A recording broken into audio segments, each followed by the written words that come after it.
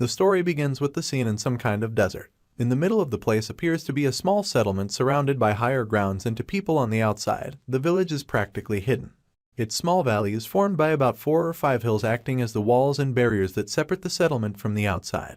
A flock of birds fly towards the place almost as if something is chasing them, and this is where our story starts. Our protagonist starts narrating at this point. He reveals that he used to be someone whose talents awakened, blossomed, and took root on the battlefield. And with this being said, the first real scene of the story is displayed.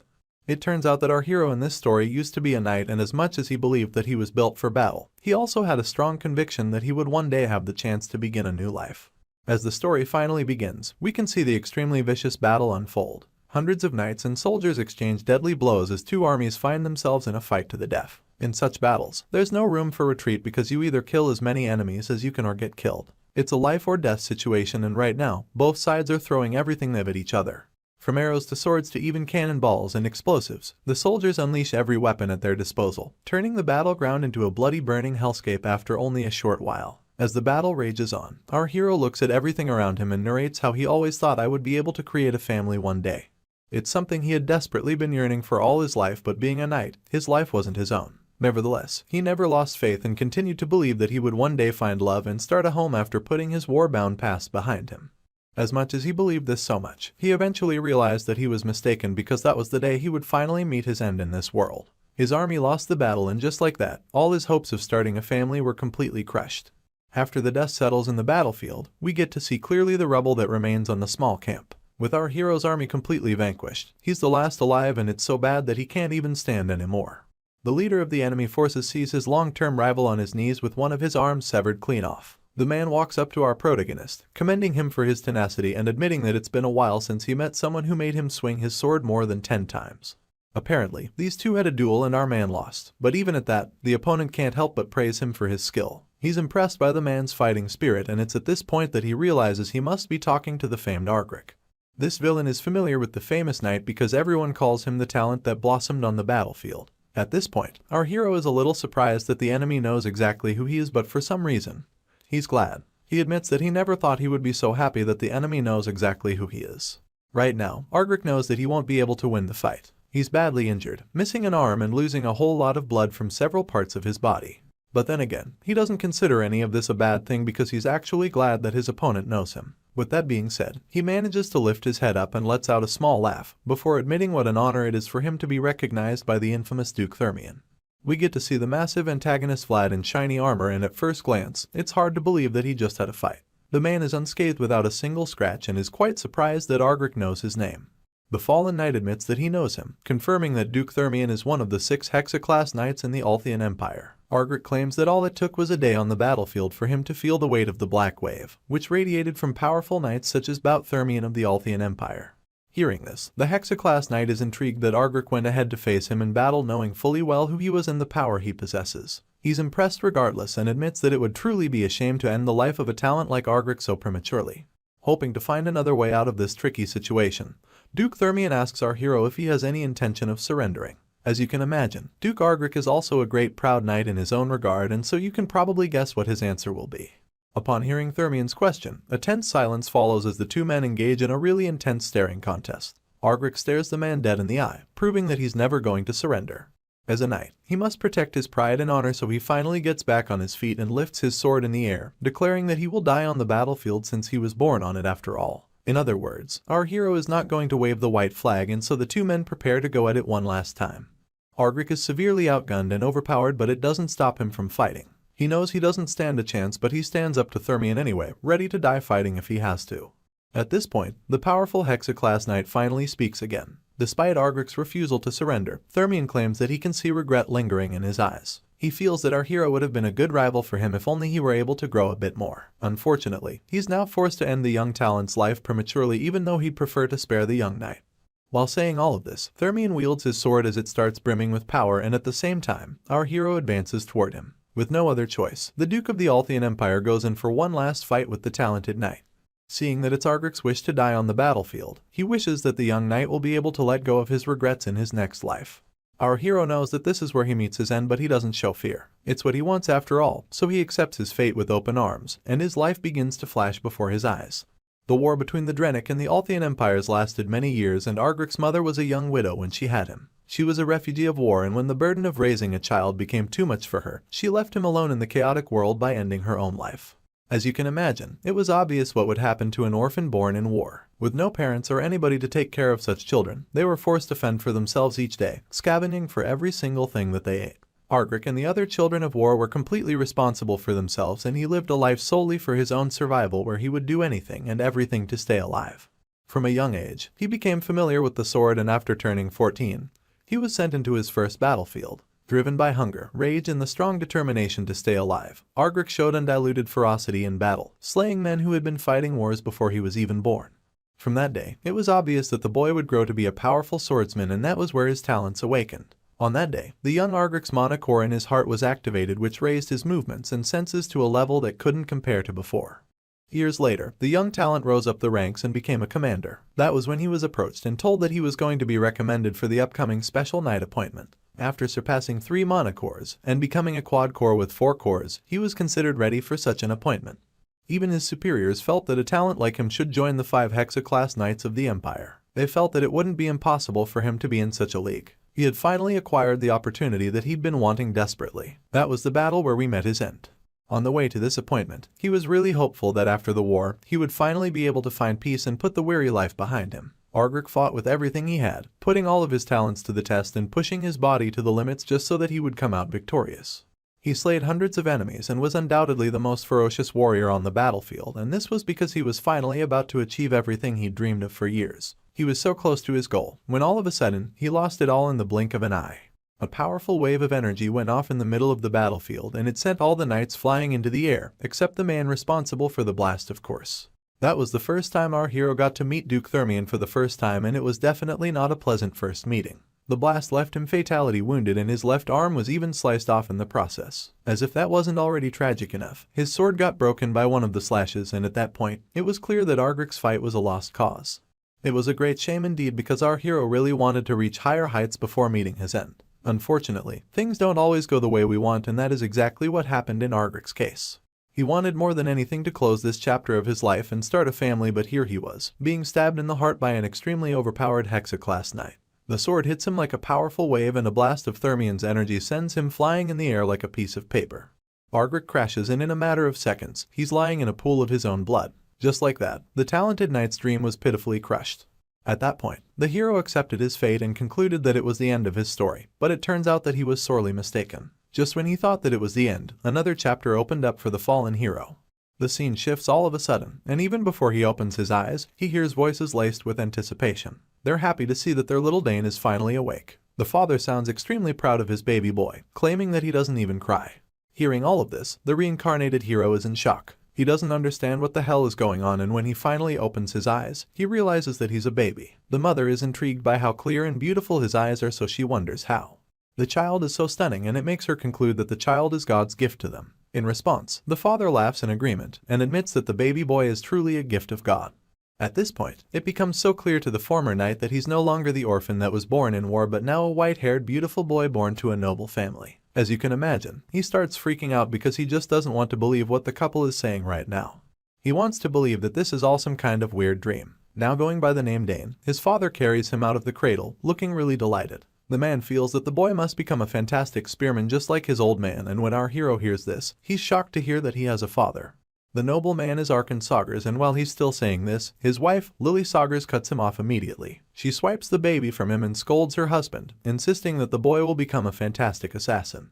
Our boy has only been in this new life for a few moments, and his new parents are already fighting over him. Apparently, he's the youngest child, and that's why the father doesn't buy the idea of him being an assassin. As far as he's concerned, such a thing would be horrifying because he feels that a man should use a spear.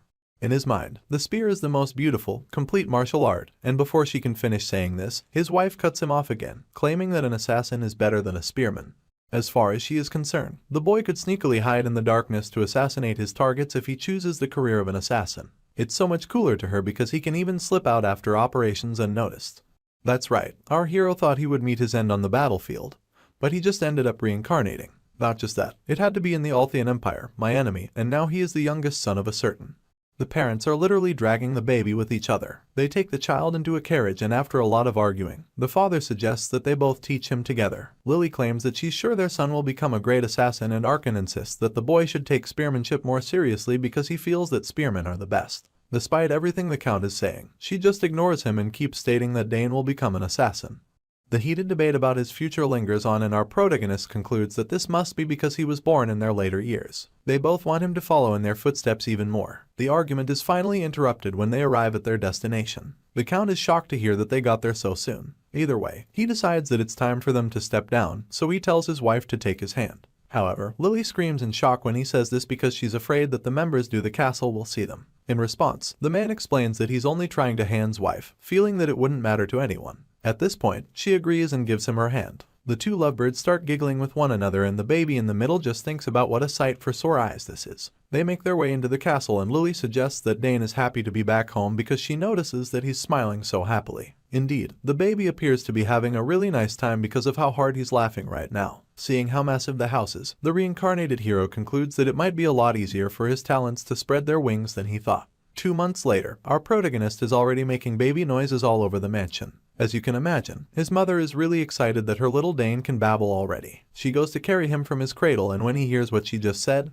he's a little surprised. To him, it's a new experience on both sides, and as much as he wishes he could express himself completely, the best he can say is a boo-boo. Speaking of new experiences, he thinks back to his former life where opportunities to meet young children were few due to his time wandering on the battlefield. The few children he did come across were those wrapped in bandages and the only noises he heard from them were loud cries because they had nowhere to go. Many cried for their parents as they slowly succumbed to the ceaseless starvation until they faded away. Compared to such harsh conditions, House Saugers is a fortunate and wealthy place so Dane is pretty certain that there's no way he'll be starving in this castle. While his mom is still playing with him, Arkan bursts into the room with something he wants to show the baby. The Count is so excited to show Dane the spear he's brought along and as you'd expect, Lily is immediately pissed off. He waves it around to get the baby's attention, knowing how much kids like pretty things. Looks like his plan is working because Dane seems to be really captivated by the spear. He already knows what it is and he's more intrigued by the fact that this man is his father in this life. It just so happens that Arkan Saugers is the strongest Hexa-class spearman in the entire empire. Despite his playfulness and friendly looks, this man is actually a very dangerous warrior. He was a war hero in his prime and was known as the Blue Whirlwind by the people, especially those who feared him. While Dane is still taking his new reality all in, his mother snaps at his father, ready to chew the man out for bringing something so sharp into the baby's room, knowing how dangerous it is. In his defense, the terrified husband explains that he just wanted to show the weapon to Dane, and while Lily keeps scolding him, the baby just keeps babbling innocently in the background. Unfortunately for Arkan, she's not going to pardon his excuse because she already warned him against any early education. Seeing how aggressive this lady is, one would wonder why she's got such a deadly aura to her and the answer is probably the fact that she used to be the best assassin in the empire. She doesn't like the fact that Arkan is rushing things so she threatens to start teaching Dane the basics of stealth even at a young age. While she's yelling, the protagonist can't help but feel that she's way too loud for an assassin. Despite her threats, Arkan doesn't see anything wrong with early training since other houses are doing the same thing. One even places a spear next to the babies the moment they are born.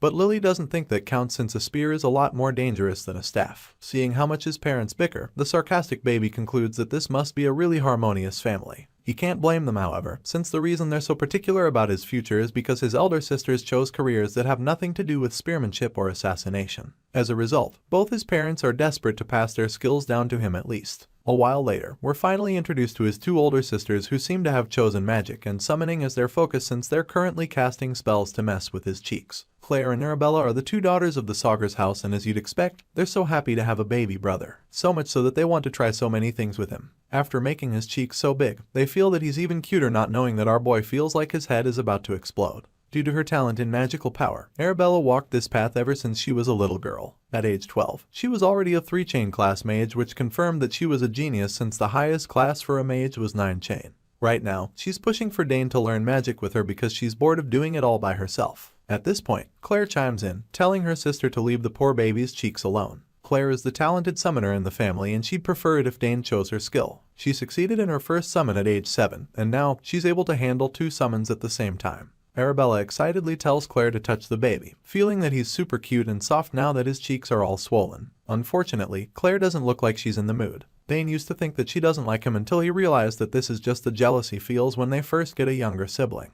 Claire slowly touches his nose and is immediately mesmerized by how soft his body is. At this point, Dane figures that she's less wary of him than she was before. Now that she's caressing his whole face, she starts to think of how cool it would be for him to learn summoning, so she promises to teach it to him later. Hearing this, the poor baby realizes that he's in for a wild ride now that everyone in the family wants to teach him their specialty. His father is a Hexa-class spearman. His mother is a former assassin who even attempted a hit on the Emperor in the past. His eldest sister is a genius mage and his other sister is a genius summoner. With all of this, it's safe to say that the house of Count Sagers is the perfect noble family, and it's certainly the ideal family he imagined for himself. Dane wonders if there's a meaning to revenge in this new life. Even though his death was regretful, he remembers that the place was a battlefield after all. To him, it's funny to even seek revenge against a man who beat him fair and square. While he's thinking about all of this, the desperate members of House Sagers continue to argue over what skill Dane will learn. Sure, they're a handful, but the hero is glad to be born into such a family. Their constant arguments are enough to make him go crazy, so he just laughs at the thought of anyone saying House Sagers is a harmonious family. It turns out that the family has a special ceremony called the choosing ceremony. When a child born into the family turns 1, many objects will be put on the table before the baby, and the people try to predict the child's future based on the object they grab from the table. Today is young Master Dane's first birthday, and as the news fills the streets, the people admit how quickly the boy is growing. They're all curious to find out what path he'll choose, so they can't wait to find out at the choosing ceremony. The guests from all over make their way into the castle for the grand event, and on the table, there are 4 objects. 2 from his parents and 2 from his sisters. People are surprised that the girls have already grown enough to even teach their brother their specialty. With all the guests inside and watching to see what the 1-year-old will choose, Lily places the boy on the table and tells him all he has to do. Dane knows that they're all hoping he picks their items, and he's so right. Arkan is currently smiling at the side, convinced that Dane will choose Dragon Tail. Dragon Tail is the spearhead made from the rare Ordukran when Mans is imbued into it. It's a mystical magical spear that becomes as sharp and heavy as the mana put into it. The Count desperately wants his boy to choose the spear since it's the same spear he spent his life with. On the other hand, Lily is confident that Dane will choose the dagger she left on the table, even though she admits that he's too handsome to be an assassin. The dagger is Nighthorn, created from the ore, Ethereal, that can hold all the world's elements while storing and combining multiple poisons. At the same time, Arabella wants her baby brother to become a great mage, so she's hoping that he picks her subspace pouch, an object that can only be used by mages or magic users. And of course, Claire wants to teach him summoning and promises to take him flying on Decarin if he chooses her summoning sign, which allows summoners to receive codes depending on their talents. Seeing the 4 objects lined up, the poor baby starts to sweat.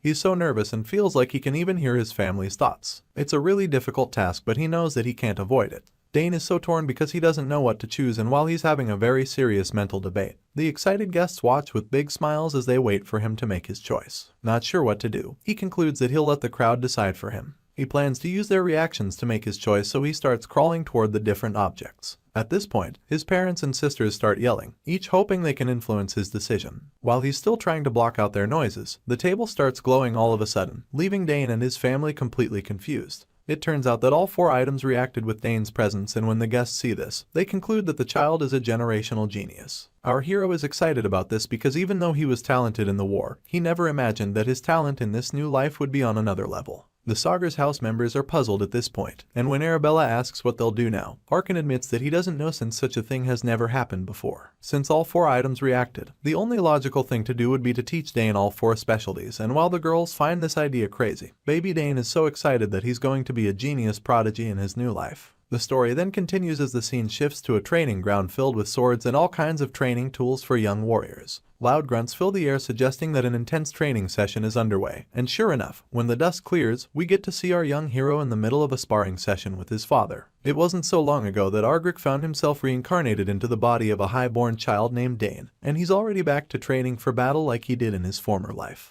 The only major difference between them and now is that now he has a loving father to teach and prepare him, and he's also not a swordsman in this new life since he's taken up the way of the spear. After an intense round, the young boy is gasping in exhaustion as he tries to catch his breath, while his old man just stares at him with a smile. The sparring session is finally over and Count Arkan Sagers is extremely delighted by the results. He commends Dane for a job well done, claiming that the white-haired spearman his training has already perfectly polished the technique he taught him earlier. Upon receiving such praise, our boy is really happy, so he thanks his father, feeling really proud and fulfilled by his progress so far. It turns out that it's already been 7 years since our hero got reincarnated, and as you already know, his father has always been insistent on the fact that his son learned spearmanship. In response, Arkan Sagers laughs in excitement, claiming that the boy is amazing and admitting that this is exactly what he expects from his son. While the 7-year-old is being patted on the head by his dad, he suddenly notices someone walking into the training ground with a spear placed on a cushion. The boy is taken aback by this since he recognizes the person as Herman, who is one of the servants in the mansion. Herman finally reaches them and informs the Count that he's arrived with the spear that was requested of him. Sagers is glad to see this, feeling that it came at exactly the right moment. Being a smart kid, Dane can clearly see that it's a spear, so he asks his old man to confirm, and his father states that the weapon is his birthday present.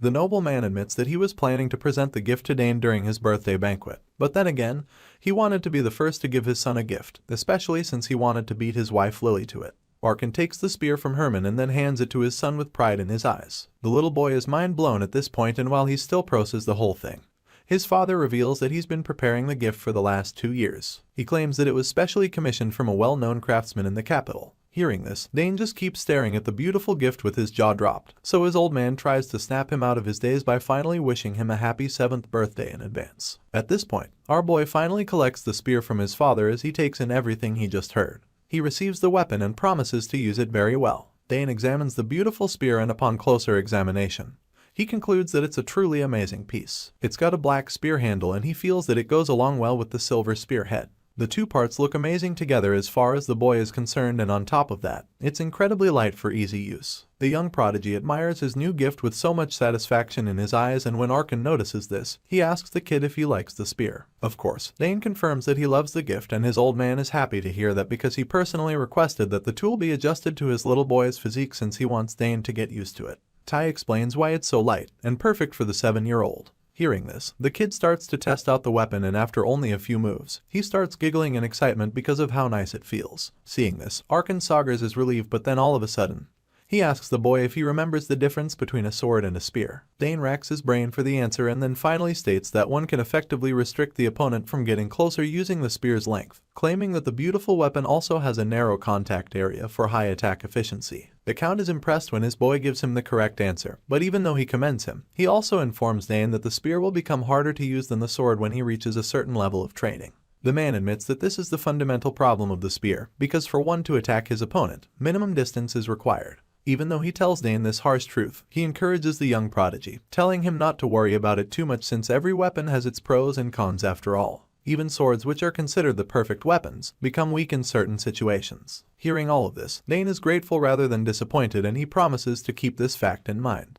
Seeing that he and his little boy are on the same page, Arkin Sagers takes his spear and starts flexing with it, claiming that he wants to show Dane an awesome skill to practice since he now has a spear of his own. By spinning the spear in a circle with one hand, the veteran spearman creates a whirlwind that leaves Dane in awe because he realizes that he's about to witness the magic power of a Hexa-class spearman. He's so amazed by this because only the magic power Arkin is emitting is overwhelming. The master spearman shits his eyes so he can focus on concentrating the magical energy inside of his body, and after a while, he transmits it into his spear and unleashes a powerful blast with blinding light. Dane has never seen anything like this, not even in his former life, so he's really terrified when Arkin unleashes the move. He's amazed by the veteran spearman because all Arkin had to do was thrust the spear in, yet he was able to produce an overwhelming wave of energy which distorted space. The master spearman explains that the reason for this distortion was because he emitted the magic power in his body at exactly the same time that he thrusted the spear. He states that this is a technique which utilizes the trait of a core that focuses magic power in one place. Hearing this, our boy admits that he's once heard about such a technique from his 2 older sisters. They told him that humans can exceed their physical ability beyond its limits because as the number of cores increases, so does their physical limit. After saying this, Dane suddenly remembers that he had a quad core in his former life, and he looks quite disappointed as he recalls this because it seems as though he's got a lot less cores than that now in this current life. Hearing him speak so well concerning the topic, Arkin is excited and commends the boy for being correct, feeling that he's been studying well. He then reveals that he has 6 mana cores himself, and this leaves Dane in shock. It's quite difficult for anyone to get to that point, but Dane remembers that he would have eventually achieved 6 mana cores if he hadn't died prematurely in his past life. He's still thinking about this when his father draws him out of his thoughts and encourages him to give the special technique a try. He wants the birthday boy to attempt the powerful technique using his new spear, and he doesn't mind that at all. Dane looks ready to try it out even though he's probably a bit nervous. Arkin Sagers can sense the nerves, so he tells the boy to relax his mind first. He wants Dane to clear his head, forget about whatever he's thinking, and then just thrust the spear. With these words of encouragement, our boy is pumped up enough to give it a try. The master spearman gives him space to make his attempt, and the 7-year-old takes a stance as he prepares for it. In his past life, he didn't have any interest in spears because after realizing his talent for swordsmanship, he decided to only ever use spearmanship as a secondary ability. Now, he's forced to make any of those secondary skills the main deal, so he takes a promising stance and pumps himself up to give this new technique his all. Dane shuts his eyes to block out all distractions in order to enable him focus, and when his father sees the approach the boy has taken, he can't help but admit that the kid has good form. He's really impressed by what he's seeing because he remembers how it took him 7 years to implement this very technique. Due to how long it took him, Arkin wonders how long it will take Dane, considering the fact that the kid is literally a prodigy. Before he can even finish this thought, he's given the shock of his life because while he's still wondering if the kid can manage, our boy unleashes an insane amount of magical energy from the spear. The new weapons blast out a wave of energy, so intense that it even distorts space a lot more than when Arkin performed the same move. It's an unbelievable sight, so when the boy is done, the starstruck father curiously asks him how he managed to do it. He's extremely impressed, so he walks up to the boy with a big smile on his face and commends the little prodigy on an excellent implementation of the skill. He's so proud of his boy but also really curious, so he asks how Dane did it, and the 7-year-old responds saying that he gathered all his magical energy and imbued it into the spearhead at the same moment he thrusted it, but then cut the flow when the magic power reached the spearhead. Dane says this with a really straight face, clueless as to how incredible what he just did is. Arkin is gobsmacked when he realizes that his 7-year-old son literally just cut the flow of magic after imbuing it into a weapon. It sounds really unbelievable, so he asks the kid if he formed a mana core, and that's when Dane reveals that he did. Our boy claims that he got lucky on his first try to create a core after reading a book about mana cores. That's what he tells his old man, but the truth is that he actually formed it while doing mana breathing. Hearing that his son formed a mana core while reading a book, Arkin finally concludes that a genius has indeed been born into the Sager's house. Because of this, he feels that Dane is a lot more special than they all thought. The Count admits that he's actually sensed something special about the boy since he was born. But now, he's confirmed it, so he tells the 7-year-old that he's destined to become an extraordinary warrior one day. Hearing this, our reincarnated hero just smiles at his father innocently, because the clueless man has no idea that there will be even more surprises in the future. At the same time, Arkin wonders if his son will truly become a mage spearman assassin summoner in the future. The sheen shifts, and as the story resumes, it's Dane's 7th birthday. He's the youngest of the Sager's family, and so no expenses are spared in throwing a grand party for him. The hall in the Sager's castle is filled with esteemed guests from far and wide, who have come to celebrate the 7th birthday of the only son of the prestigious family. They're already having a lot of fun at the big ceremony, but then things are about to get really awkward very quickly. Arkin Sagers goes around greeting his fellow high-profile colleagues in the Empire, and that's when a familiar character calls out to him. In a shocking twist, Count Arkin Sagers and Duke Thermion of all people are actually good friends. It's been a while since the two great men saw each other, so when they meet at the party, they're unable to hold back their excitement. The spearman asks Thermion how he's been, but the Hexaclass Knight just reminds him that there's no need to be all formal about it, claiming that they should just talk as usual. That's right, about Thermion, head of the Thermion Duchy, the greatest house in the Althian Empire, and the same man who killed our hero in his last life, is Arkin's good friend. As much as the knight wants them to just chat like old times, Sagers reminds him that they have to be formal because many people are looking at them right now. He promises to be less formal later, so Thermion just laughs over it, telling him to do as he pleases. He's the host after all. At this point, the Count realizes that he hasn't seen the birthday boy in a while, so he calls out for Dane, asking him to come over since he wants to introduce him to Duke Thermion. As you can imagine, just listening to the sound of that name is enough to give our boy PTSD. Scenes of that day on the battlefield flash across his mind, and he remembers how he died at the hands of the same man he's supposed to say hello to. Even though he'd prefer not to meet Duke Thermion again, he also knows that he's meant to be on his best behavior, so he sucks it up and goes to greet the esteemed guest. The Duke seems pretty chill when the birthday boy comes over, and he expresses how delighted he is to finally meet the talented Dane Sagers everyone has been talking about. Of course, our hero can't help but get angry to be meeting the Duke again, but he composes himself and greets the man politely, claiming that it's an honor to meet him. Hearing this, the excited Hexaclass Knight commends Sagers for having such a dependable son, claiming that the Count won't have to worry about him. Duke Thermion then asks to confirm if the boy is learning the spear like his father, and of course, Sagers is proud to break the news to his old friend. The little meeting is suddenly interrupted when another voice chimes in, greeting the Count, and when Arkin turns around, he realizes that it's Layla Thermion, the youngest daughter of the Thermion Duchy. She greets the Count politely and admits that it's an honor to finally meet him since it's been quite a while since Thermion and Sagers saw each other. The beautiful red-haired girl looks really friendly, and she also looks like she's about Dane's age. Soon enough, it's time for the guests to start dancing, so most of them hop on the dance floor and get right to it as the instrumentalists give them some really nice music. While those guys are at it, Arkin and Thermion finally have some time to themselves without being watched by all the guests. Now, they can be a little less formal, so the Count asks the Duke how his wife, the Baroness, is doing. Apparently, Thermian's wife is really sick and they've been searching for any and all methods to heal her, but nothing seems to be working. They're yet to make any progress and the power woman remains very ill. Sagres feels so bad for his friend when he hears this, because it's pretty clear that Thermian is going through quite an ordeal. But even though things look extremely bleak right now, Sagres still has faith that the Baroness will get better real soon. In response, the broken Duke tells the Count to understand if he suddenly disappears from the party, because it would mean that he's used the scroll to quickly return to the capital where his sick wife remains. Even though he's no longer in a particularly good mood, he would hate to ruin the birthday party by spreading bad energy, so he pulls himself together and decides to focus on the birthday boy. The Duke wonders where Dane has gone off to, because he wanted to talk to the boy some more since he seems like a really witty child.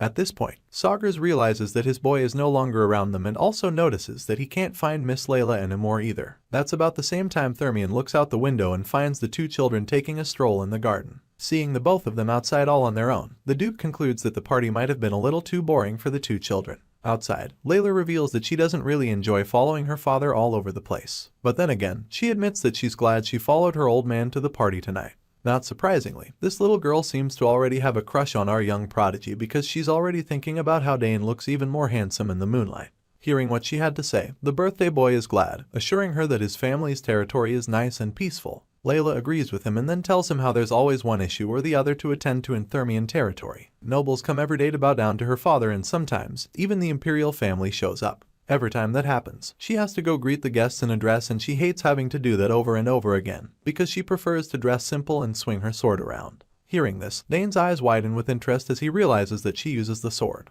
After explaining this to him, she asks what he feels, and Dane admits that he likes both as well, stating that his home isn't as lively as the capital. However, he looks forward to spear training the most every day, and for some reason, Layla is stunned to hear that he uses the spear. She suddenly remembers that Count Sagres is literally the blue whirlwind who uses the spear, since her father that's talked about how incredible the famous spearman is many times. Now that she knows Dane is training with the spear, she asks if it means that he'll be aiming for admittance into the academy. In response, he makes it clear to her that he's not training for reasons like that, so she asks him why not, because as far as she knows, joining the academy should be the obvious choice for someone spear training since getting in is incredibly difficult. At this point, Dane suddenly tells her that he's training hard so that he can do even better when he enters the academy, which leaves the girl surprised again. So, she asks what if he fails to enroll, and he confidently tells her that he'll simply have to try again. Even if he ends up failing again, he claims that it won't deter him, because he's taking it that spearmanship is his path. Layla bluntly tells him that she doesn't believe him because she feels that he should be afraid of disappointing the members of his house, but Dane tells her that he's not particularly afraid of that. Hearing this, Layla admits that she's jealous of him because failure is completely unacceptable in her house, but when she realizes what she just said, she nervously tells Dane to forget about it. After listening to her, he reveals that he had no idea nobles were worried about stuff like that. He also wonders why she's afraid that she'll fail when she looks like she's already doing pretty well. The girl is excited to receive this compliment, and it's almost like a confidence boost for her when he says it, so she asks him to take a look at her swordsmanship and state what he feels. Dane is taken aback, but when he sees the excitement on his face, he agrees to help, but only for a bit. The happy girl asks where the training ground is, so he leads the way, hoping that they don't spend too much time there. At the training ground, the red-haired girl displayed impeccable swordsmanship that leaves the former knight very impressed. He notices that she flows very smoothly between attacking and defending. Besides that, he also feels that the timing of her attacks is great. Unfortunately, there's one problem with her technique, which is the fact that she starts going slightly offbeat after a while. After demonstrating her skills, Layla anxiously asks her new friend what he thought of it, and he sincerely tells her that it was fantastic and a delight to watch. The nervous girl is really happy to hear that this is what he feels, and the look on her face is so wholesome that Dane almost doesn't want to tell her the flaw he noticed. Knowing that it wouldn't do her any good to keep his observation to himself, he decides to let her know. He informs her that it looked as if she was taking a half step more starting on her third form. That's what it looked like because the third form felt slightly out of alignment. It's only harmless constructive criticism, but it looks as though Layla is really sensitive. At this point, Dane is afraid that he might have been too blunt, so he apologizes in case his observation upset her. He's still trying to pacify her when she suddenly picks up the sword again and begins to work on improving her technique. She takes Dane's advice into consideration, and after only a short while, she's able to figure out exactly what she was doing wrong.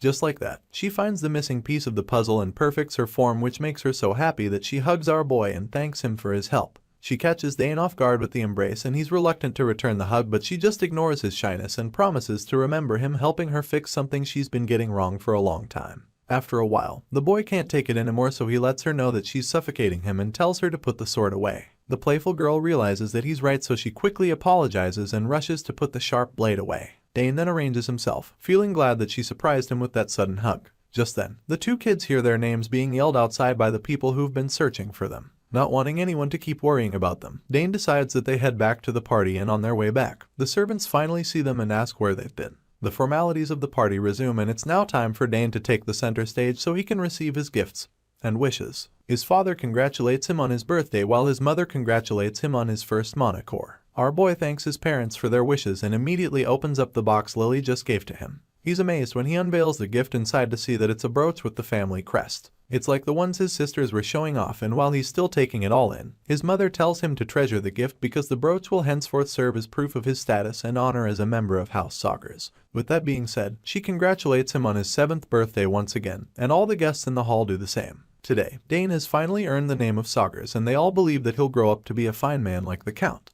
Our boy looks at the happy crowd before him and realizes that this is the first time he's receiving such a warm applause from this many people. Just when it looks like nothing can ruin this beautiful moment for our hero, an earthquake erupts all of a sudden. The entire castle shakes violently and a massive dust cloud covers everything in sight.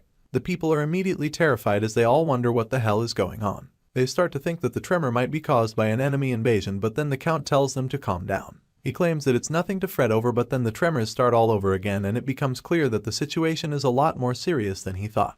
Orkan Saugers sighs in frustration, because he actually thought that Saugers might actually enjoy a quiet day. Well, he was wrong, and now everything is being messed up by the name coming down into the hall through the ceiling. Seeing the mysterious figure up there, Lily asks Dane if he can guess who is responsible for this. The little boy looks up and is seriously overwhelmed by the power of this ominous figure crashing his party. He can't believe his eyes, and neither can any of the guests present. The person responsible for the tremors finally blasts themselves down from the ceiling, and as they land in the middle of the hall, everyone watches quietly as they wait patiently for him to reveal his identity. The powerful being has got long blonde hair, and by the time she raises her head, we see that it's actually Arabella just causing a scene. The girl just wanted to make a big entrance and tries to rub it in everyone's faces that she wasn't too late for the party. The guests are absolutely stunned when they see that the person who caused so much trouble is the first daughter of the Saugers house. They're shocked at the fact that he just used teleportation magic, because one needs to be at least a 5-chain to even open a small gate. Judging by what she just did, she just solidified her status as a magical genius. While everyone is going crazy over his big sister, Dane just scoffs at how loud and flashy she is. As if one attention-craving sister wasn't enough to crash the party, Claire arrives outside the hall on a massive wyvern, which scares the shit out of most guests. Claire looks into the hall and sees that Arabella beat her to the party, so she figures that she was too late.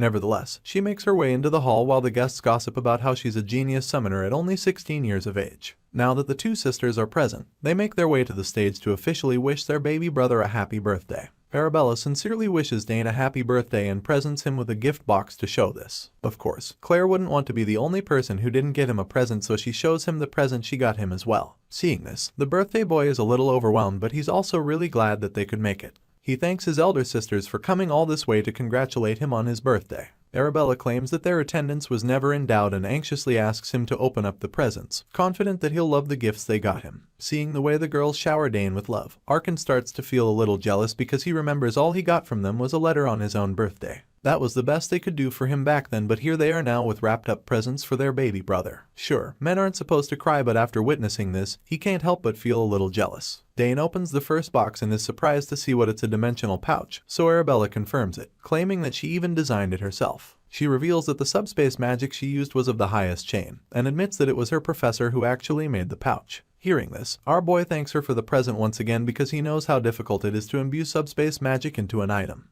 Arabella then takes out the ring and asks him to give her his hand so that she can put the ring on his finger. While she asks for his hand, he thinks about the fact that it's even more difficult to design an artifact that can be imbued with subspace magic. As Arabella puts the ring on him, she informs him that she has already applied his genetic code to it, which means that nobody else will be able to use the item except him. In other words, this ring is the only one of its kind in the entire world. Lily takes a look at the gift, and judging by the fact that there's a small wave of mana, she suggests that the big sis must have highest grade magic stones. In response, Arabella claims that if you imbue a bit of mana in the ring, it will automatically create the subspace. This means that Dane won't need to go through the hassle of opening and closing a pouch ever again. At this point, our boy realizes just how valuable the gift is, so once again, he thanks her for giving him such a beautiful present.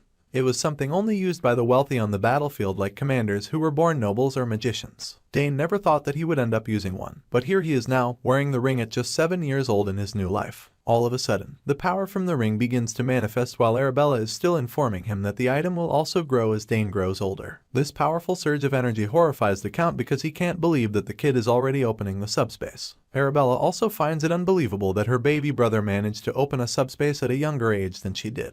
They already had a feeling that this boy is special, but after seeing stuff like this over and over, it's now pretty obvious that the kid is a certified genius. Arabella doesn't hold back with the compliments anymore. She showers the birthday boy with praise, calling him incredible because now she feels that he might even have both a monocore and a circle. Anyway, our boy is now done with Arabella's gift, so it's time for him to open Claire's present. The 7-year-old receives the box and thanks her before unwrapping it. Upon opening the box, he finds an egg with spots on it, so he picks it up carelessly, wondering what's so special about it. Claire almost freaks out when she sees how careless he's being, so she snaps at him, warning him to be more careful with it because it's not an ordinary egg. Hearing this, he gets confused, so he asks her what the item is. Everyone else is also pretty confused, so they wait patiently for Claire to explain what she's given her brother. At this point, she whispers in Dane's ear, telling him that the egg is a familiar. She reveals that she was trying to summon Dekraken once and the egg came out of the portal. She admits that she doesn't know what summon will be born of the egg, but what she does know is that everyone in the world knows how precious it is. Based on what the girl said and what the egg looks like, Dane admits that he's heard of it before. Familiars, unlike summons, are a different entity but similar to them. A familiar summoned once can remain permanently in this world, but summons cannot. She keeps whispering to him, telling him that no one knows about it yet, so she wants him to keep it a secret between the both of them until the egg hatches. Of course, he agrees to keep it between them, but then the nosy eldest sister chimes in, demanding to know what they're whispering about and why they're talking for so long. Unfortunately for Arabella, she just gets ignored and Claire continues advising him to pour mana on the egg every day so that it can recognize him as its master. Of course, he takes the advice and promises to do as she says. Just then, his mom interrupts them, pointing out how nice it is for Dane to have his sisters back home. The boy confirms her thoughts, admitting that he is really happy to have his big sisters around.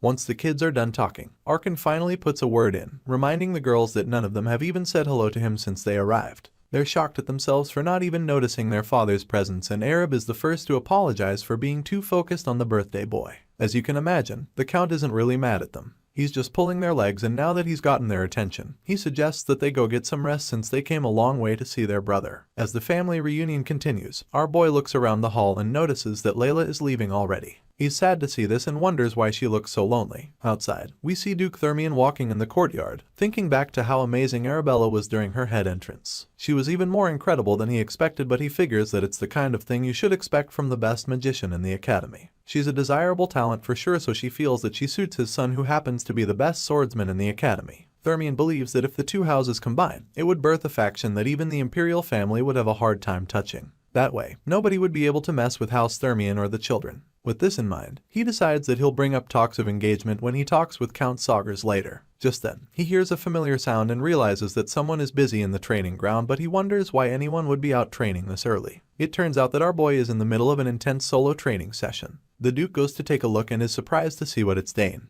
But what's even more surprising is how incredible the 7-year-old's movements are. Even his simple stabs are of such a high technique that some experienced spearmen haven't even mastered. Thermion is bewildered because he has no idea how such a young boy would possess high-level techniques like this. He'd heard the rumors of the genius born to House Sagres, but he honestly thought that they were nothing more than rumors until now. While carefully watching the boy, he notices that Dane's footwork and stance are familiar to that of a swordsman. At this point, he feels that the kid might have even picked up swordsmanship as well. All of a sudden, Dane halts his training, sensing that someone is secretly watching him, so he promises to spare the person if they come out immediately instead of hiding. At this point, Thermion knows that the jig is up, so he comes out of hiding, and that's when he realizes how strangely familiar the boy's movements are, so he's certain that he's seen them somewhere before. The Duke comes out and apologizes, admitting that he didn't mean to spy on him. As you'd expect, our boy would never have imagined that the person watching him was the Duke. So when Dane sees the Hexa-class knight standing before him, he greets him accordingly. This is the first time the both of them are being alone in the same space since our hero reincarnated into this new body. In his previous life, a vicious battle would have already ensued between them by now, but here, he's not Argric the ferocious knight. In this life, he's Dane Sagres, the genius prodigy born to a noble family, so he has to act accordingly. Duke Thermion stands before Ether Kid and admits that he was mesmerized by the fine sight of Sagres' new rising star while he was training this early morning. He claims that he just couldn't help but keep watching and apologizes to the boy, hoping that Dane can forgive him for his mistake. As you'd expect, our boy forgives the Hexa-class knight. Being the gentleman and well-trained young man he is, he boldly tells Duke Thermion that he's forgiven, and even though the old man should be happy that there isn't going to be a big deal, he also can't help but be shocked at the kid's guts. For a 7-year-old to boldly tell a mature knight that he's forgiven, you can't help but wonder where he gets his courage from. And now, the more that Duke Thermion looks at Dane, he notices that the kid is perfectly still and relaxed, as if he didn't just finish an extremely exhausting training session. He expects the boy's body to be trembling after having trained this long, but that's not the case. Besides that, the Duke also realizes that he didn't even have a monocore when he was 7 years old, so it all just makes him even more intrigued by the young prodigy standing in front of him. He can't exactly voice out everything that he's thinking, but he admits that Dane's stabbing technique was pretty excellent. He liked what he saw, and now he's certain that the boy inherited Arkan's talent. While saying this, he notices something about the spear that Dane is holding in his hand. Our boy already has an idea what the man is talking about, so he admits that he's been told the spear was painstakingly prepared for him by his father. With that being said, he's grateful that the Duke recognized it. For some reason, Thermion starts smiling after listening to Dane's response. It's almost like he's extremely impressed by what our boy just told him. It turns out that this was the best answer Dane could have given the Hexa-class knight. The Duke remembers that his own son, even when he was young, also had excellent skills and manners. However, he can't help but admit that his boy's manners were not to this extent. With this thought in mind, he begins to feel that perhaps he should also consider arranging on this side as well. He already plans for his son to marry Arabella, so it wouldn't hurt to make similar arrangements for Dane and his daughter Layla. As such, the clever man sets his little scheme in motion by informing Dane that Layla has also been training her swordsmanship. He points out how they're of similar age and suggests that they could both be good friends when they enter the academy. Hearing this, our boy smiles genuinely and promises to get along with the sweet little red-haired girl when they meet in the academy. As you'd expect, the Duke is excited when he hears this, claiming that he likes Dane's forthrightness. Now that he's gotten the young man on the same page with him, he decides that it's time to let Dane go because he's already bothered him enough during his training time. Not wanting to waste any more of his time, Thermion prepares to take his leave, but before then he suddenly decides to clear up some of his curiosities. Earlier, he noticed how similar Dane's stance was to a swordsman, so now he'd like to know if the 7-year-old has ever trained in swordsmanship.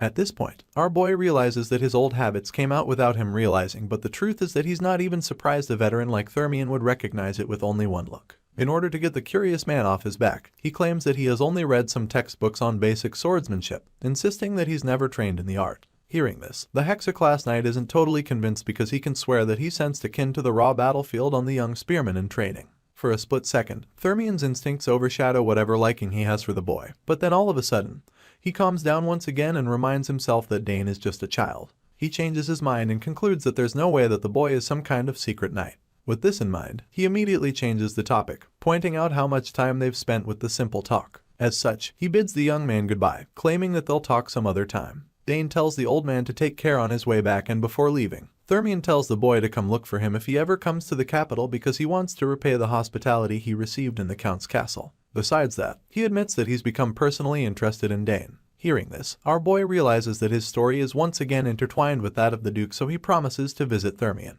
The fact that the Duke is interested in our boy makes him wonder if the Hexa Knight remembers him from the previous life. The thought of defeating the same man who ended his former life gets Dane's blood pumping. And for this reason, he's certain that he'll be able to do it if he starts preparing for it step by step. With this in mind, our boy smiles, feeling confident that he'll definitely bout Thermion in this life. Later on, we see Herman telling the young master that it's time for him to return. He's surprised that the servant has been waiting for him, so Herman reminds him that his duty is to serve from the shadows. He gives Dane a towel to wipe his sweat, and that's when he asks why everyone is so busy. At this point, Herman reveals that everyone is busy with preparation for the second banquet, and the other nobles have begun to arrive. After all, it would be difficult for more than 30 noble families to arrive on the same date. Hearing this, Dane remembers hearing something about it, so he asks about his sisters, wondering where they went. Herman responds, revealing that they opened a teleporter gate and went to the academy together. Apparently, the girls didn't have a choice because of the midterm exams coming soon, and as much as it's a shame, Dane decides that it's time for them to go back to the castle. He walks out of the training ground, deciding that he'll take a look at the gifts his sisters gave him when he has the time. Some time later, we caught up with our boy taking a little walk in the courtyard.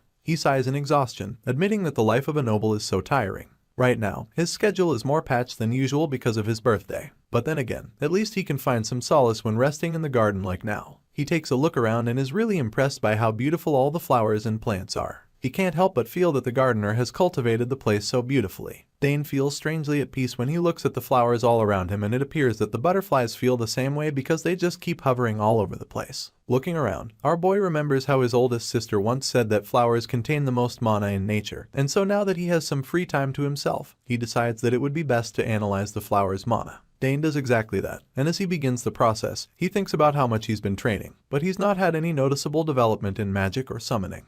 Because of this, he's not still sure what he should focus on. This makes him realize just how troublesome it can be sometimes when one has too many talents. All of a sudden, he notices something strange happening to the flowers, so he realizes that this must be the mana inside the flowers. He's taken aback by this and starts wondering how this small flower contains such a massive rushing mana flow. If one can feel the mana flow and make it their own, it can then settle into the body and become a magic circle. While touching the flower, he can't help but notice that the body's mana infinity is tremendous, so much so that he can see what others can only feel with their sixth sense. Dane is excited, because this is it, the mana which he could only faintly see before, and now it's becoming a lot clearer to him. All of a sudden, this beautiful moment is disrupted, which shocks Dane, leaving him wondering what just happened. Elsewhere in the garden, we see two siblings walking around, complaining about how bored they are since their father is too busy talking with other nobles. One of them suggests showing faces and going back to their rooms, feeling upset and neglected since everyone is just concerned about the birthday boy. With this rage, he starts walking through the garden, stomping on the flowers, and after getting lost in the garden, they find Dane standing all alone. They don't recognize him at first, so they conclude that he must be lost like them or something.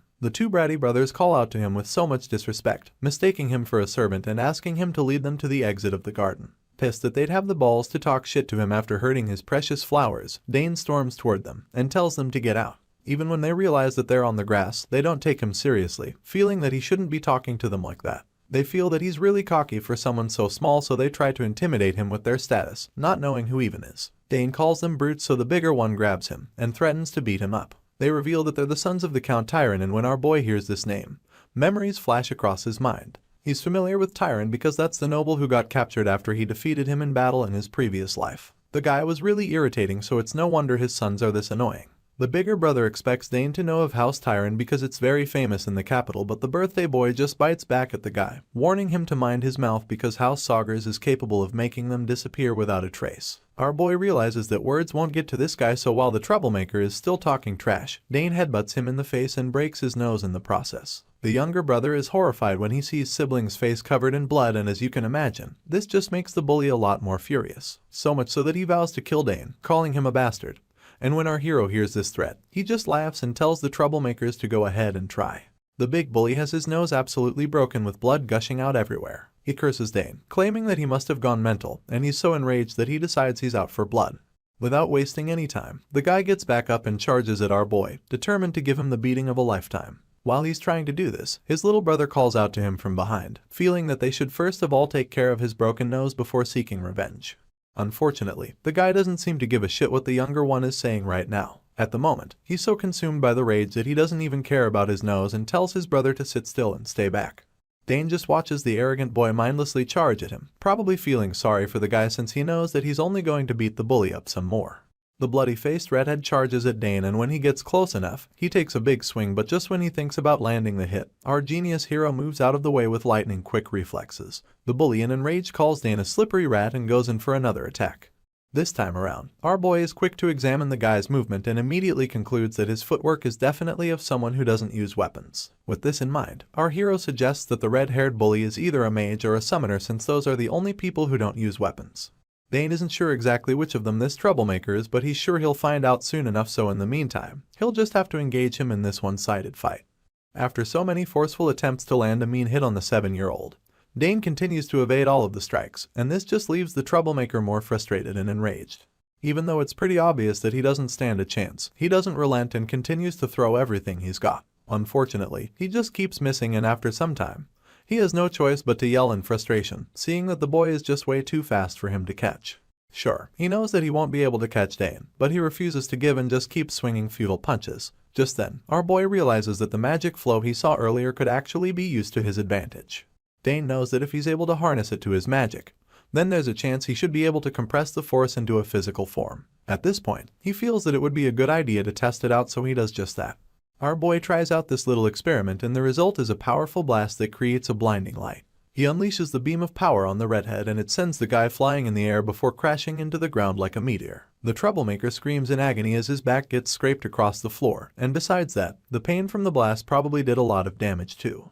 His younger brother almost bursts into tears when he sees this, but there's really nothing he can do to help since neither of them actually stands a chance against the genius prodigy. The redhead ends up crashing in the same garden that made Dane angry with him. As he lies there in pain, his little brother rushes to check up on him, and at this point, our boy realizes that his actions led to the flower bed being totally ruined. Dane feels bad about this because it clearly wasn't his intention to hurt the plants, but while he's still feeling sorry for the flowers, the relentless bully gets back up. The troublemaker completely ignores his little brother and continues throwing insults at our boy. He's surprised that the frail-looking boy can actually use magic, so he finally asks Dane who he is. The younger brother is already terrified by everything that has happened so far, so he pleads with the guy to chill out. He feels that it's time they stopped messing with the stranger because at this rate, then something bad will definitely happen. Unfortunately, the stubborn bully just ignores his little brother once again. His ego won't let him retreat because he probably feels that he'd look like a coward if he does that. With this in mind, he refuses to give up, telling his brother to get out of his way. In his mind, he's capable of beating Dane, so he makes his mind up, determined to kill the white-haired boy for humiliating him. After taking a really embarrassing beatdown over and over again, the redhead decides to pull out the big guns and show Dane the kind of power he is actually capable of. He activates his magical powers in the blink of an eye and screams out for a mysterious creature to heed his call. Seeing this, Dane immediately realizes that the guy is summoning something, and this gets him pretty worried because he knows just how powerful summoners can be. He's never gone up against one before, but if this guy is anything like his sister Claire, then our boy fears that he might be in for a really tough fight. The smug look of confidence is instantly wiped off Dane's face when he sees the ominous portal starting to form, because he knows that anything coming out of there won't be easy to beat. Sure enough, some kind of spirit wolf emerges from the portal, and judging by how ferocious it looks, it's safe to say that our little hero is about to have a hard time. And just like that, it starts to look like the tables have turned, because now the redhead bully is the one with the upper hand. He laughs confidently when his big wolf comes out, revealing that this is his summon Genpu. Now, he's certain that he'll beat the kid, so he tells Dane that he's about to see what happens when someone messes with Digron Tyrant. Yep, that's the troublemaker's name. With the introductions out of the way, Digron orders his Genpu to rip the white-haired kid to pieces. Even though the bully is so convinced that his secret weapon is the endgame, Dane doesn't look too surprised. He was initially afraid because he expected something extremely powerful and terrifying to come out of the portal, but upon closer inspection, he now realizes that it's just a mere wolf-like summon, which to him is quite lacking when compared to his sister, Claire, who can literally summon a wyvern. Hearing such a condescending comment, Digron gets even more annoyed than before. He's had enough of Dane taking him for granted, so he sends the wolf to attack the boy, ordering it to go for Dane's throat.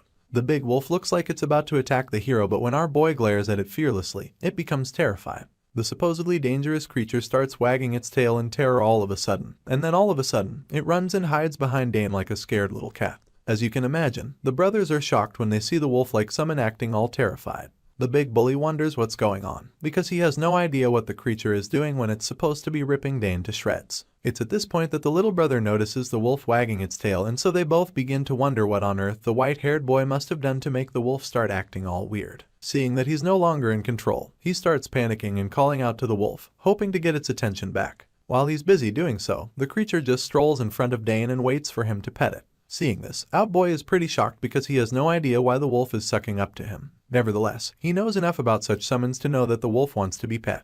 With this in mind, he swallows whatever fears he's got and stretches his hand to pet the big canine beast, calling it a good boy. He's really nervous, as you can imagine, but he calms himself and starts to wonder how on earth this even happened.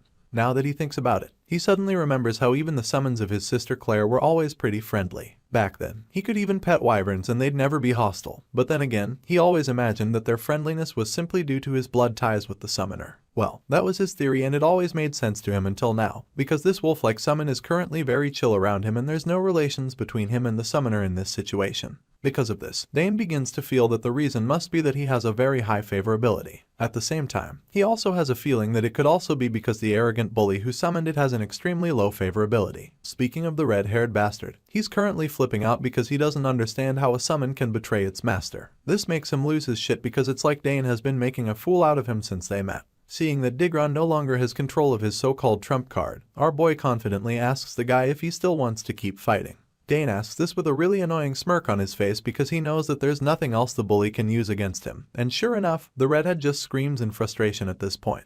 Clearly, there's no point fighting anymore, so the younger brother literally begs Digron to let it go since they've already lost. Unfortunately, the dumb big brother ignores him yet again. His ego is just so much that he can't accept defeat, so he tells the little one to shut up, claiming that Hest about to cancel his summon. The younger one is literally crying his eyes out at this point because he doesn't know how else to beg his big brother to just retreat. He's absolutely terrified to the point that he pees his pants, and when his big brother sees it, he's really upset. Enraged and embarrassed, he scolds the little boy for making such a mistake. Of course, this just makes the young boy cry even more. While the big bully is chewing out the little one, Dane just watches curiously, thinking about how the guy's pee is all over the place. Feeling sorry for them, he quickly informs them that the bathhouse is in basement level 1 of the main castle. This is pretty much when the fight comes to an end because Digron quickly drags his brother away to get him cleaned up. Before leaving, he tells Dane to wait right there, claiming that he'll be back, and our boy just watches them speechlessly until they're out of the picture. It's only after a while that he remembers that the wolf is still with him, so he nervously calls out to Digron so that the guy can take his summon with him at least.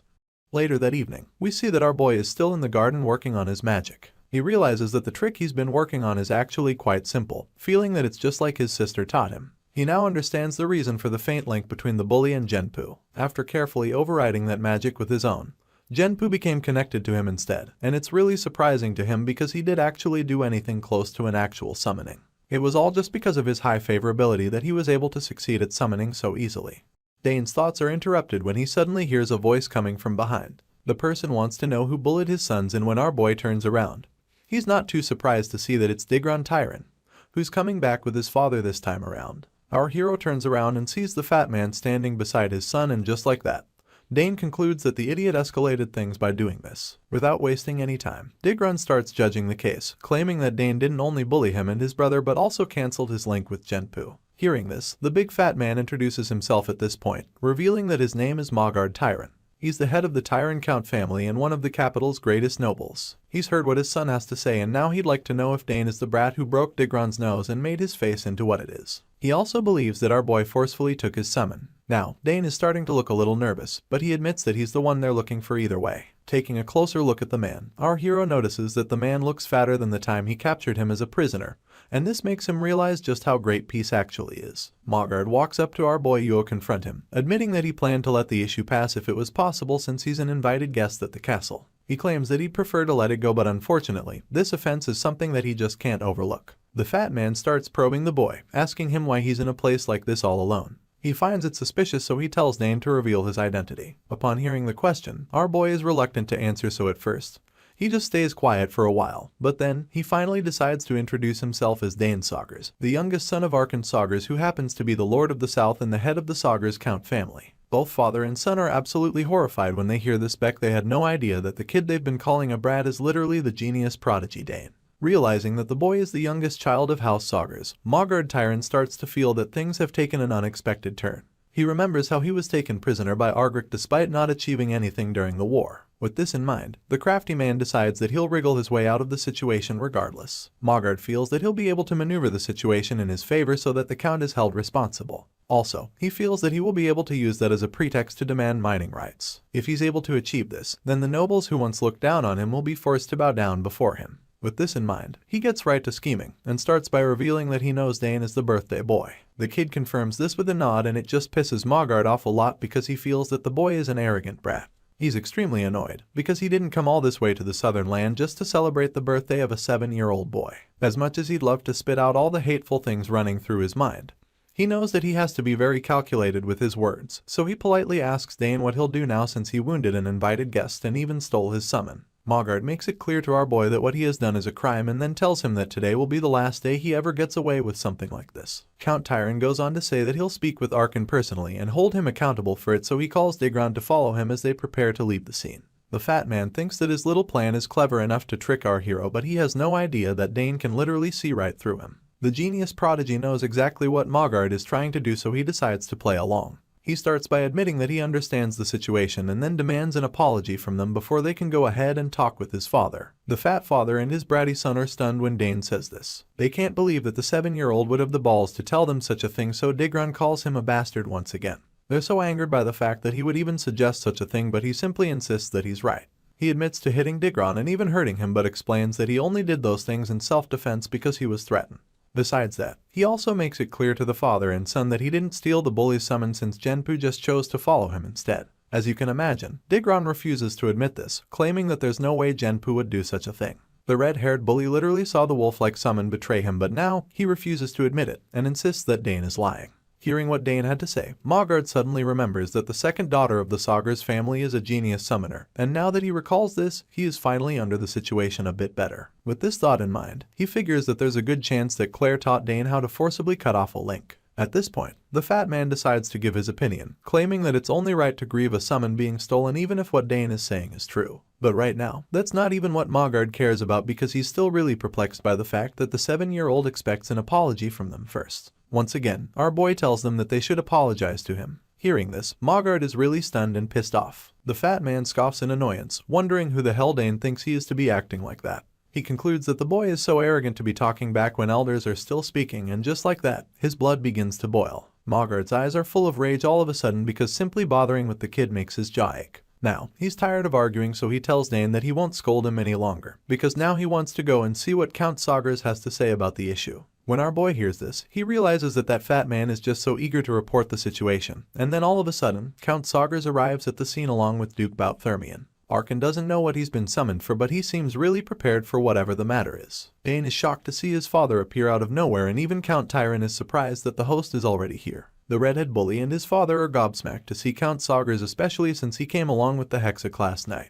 The two men have really stern looks on their faces, which make the Tyron men start to feel nervous all of a sudden. It doesn't take long for the little trial to begin, so Digron starts by telling his side of the story. He tells the Count that he and his brother got lost in the garden with his little brother and claims that he asks Dane to guide them through back to the castle. The liar continues to go on, telling the story in a way that makes him look innocent so that our boy can take all the blame. At this point, Dane just zones out and stops paying attention to the lies because everything starts to sound like rubbish to him. However, Count Arkan Sagers listens to every sentence intently, and Dane just sighs, knowing that this is just like his father. He knows that his dad would pay attention to everything Digron has to say because even though he's a man that cares deeply about his family, he's also not the type to be biased toward any one side. Even in conflicts with outsiders, Arkan is still able to tell right from wrong, and that's why our boy trusts that his dad will give the right verdict. After a while, Dane continues to pay attention to Digron's lies and listens to the part where he claims that our boy suddenly headbutted him out of the blue for no reason. He claims that Dane continued to mock him using a really weird technique. Digron claims that he only called his summon in order to scare the kid away, but unfortunately, he ended up losing the creature because Dane stole it from him. With all of this being said, the bully concludes his false story by saying that our hero tried to attack him. After listening to everything that Digron had to say, Dane just finds it amusing that the guy can lie with such a straight face, and it makes him eagerly anticipate what the future holds for the lying bully. Once Digron is done telling his lies, his father continues from where he left off. The fat man addresses Count Sagers, claiming that he only intended to give Dane a war for what he did to his son. However, he points out just how wrong it is to steal someone else's summon, so he reveals that it's something he just can't let slide. At this point, it's obviously too early to give a verdict, so the Count explains that they cannot stop at hearing only one side of the quarrel. With that being said, Arkan reveals that he'd like to hear what Dane has to say, and then after that, he'll assess the whole situation. It's only after all of that is done before he'll be able to draw a conclusion to the situation, and he hopes that Mogard agrees with him. Count Sagers knows that they might not be comfortable with him judging a situation which involves his own son, and to ensure fairness, he requests that Duke Thermian also give his opinion. The Hexa class knight smiles with pride when he hears this, since he's finally got a chance to help out his good friend.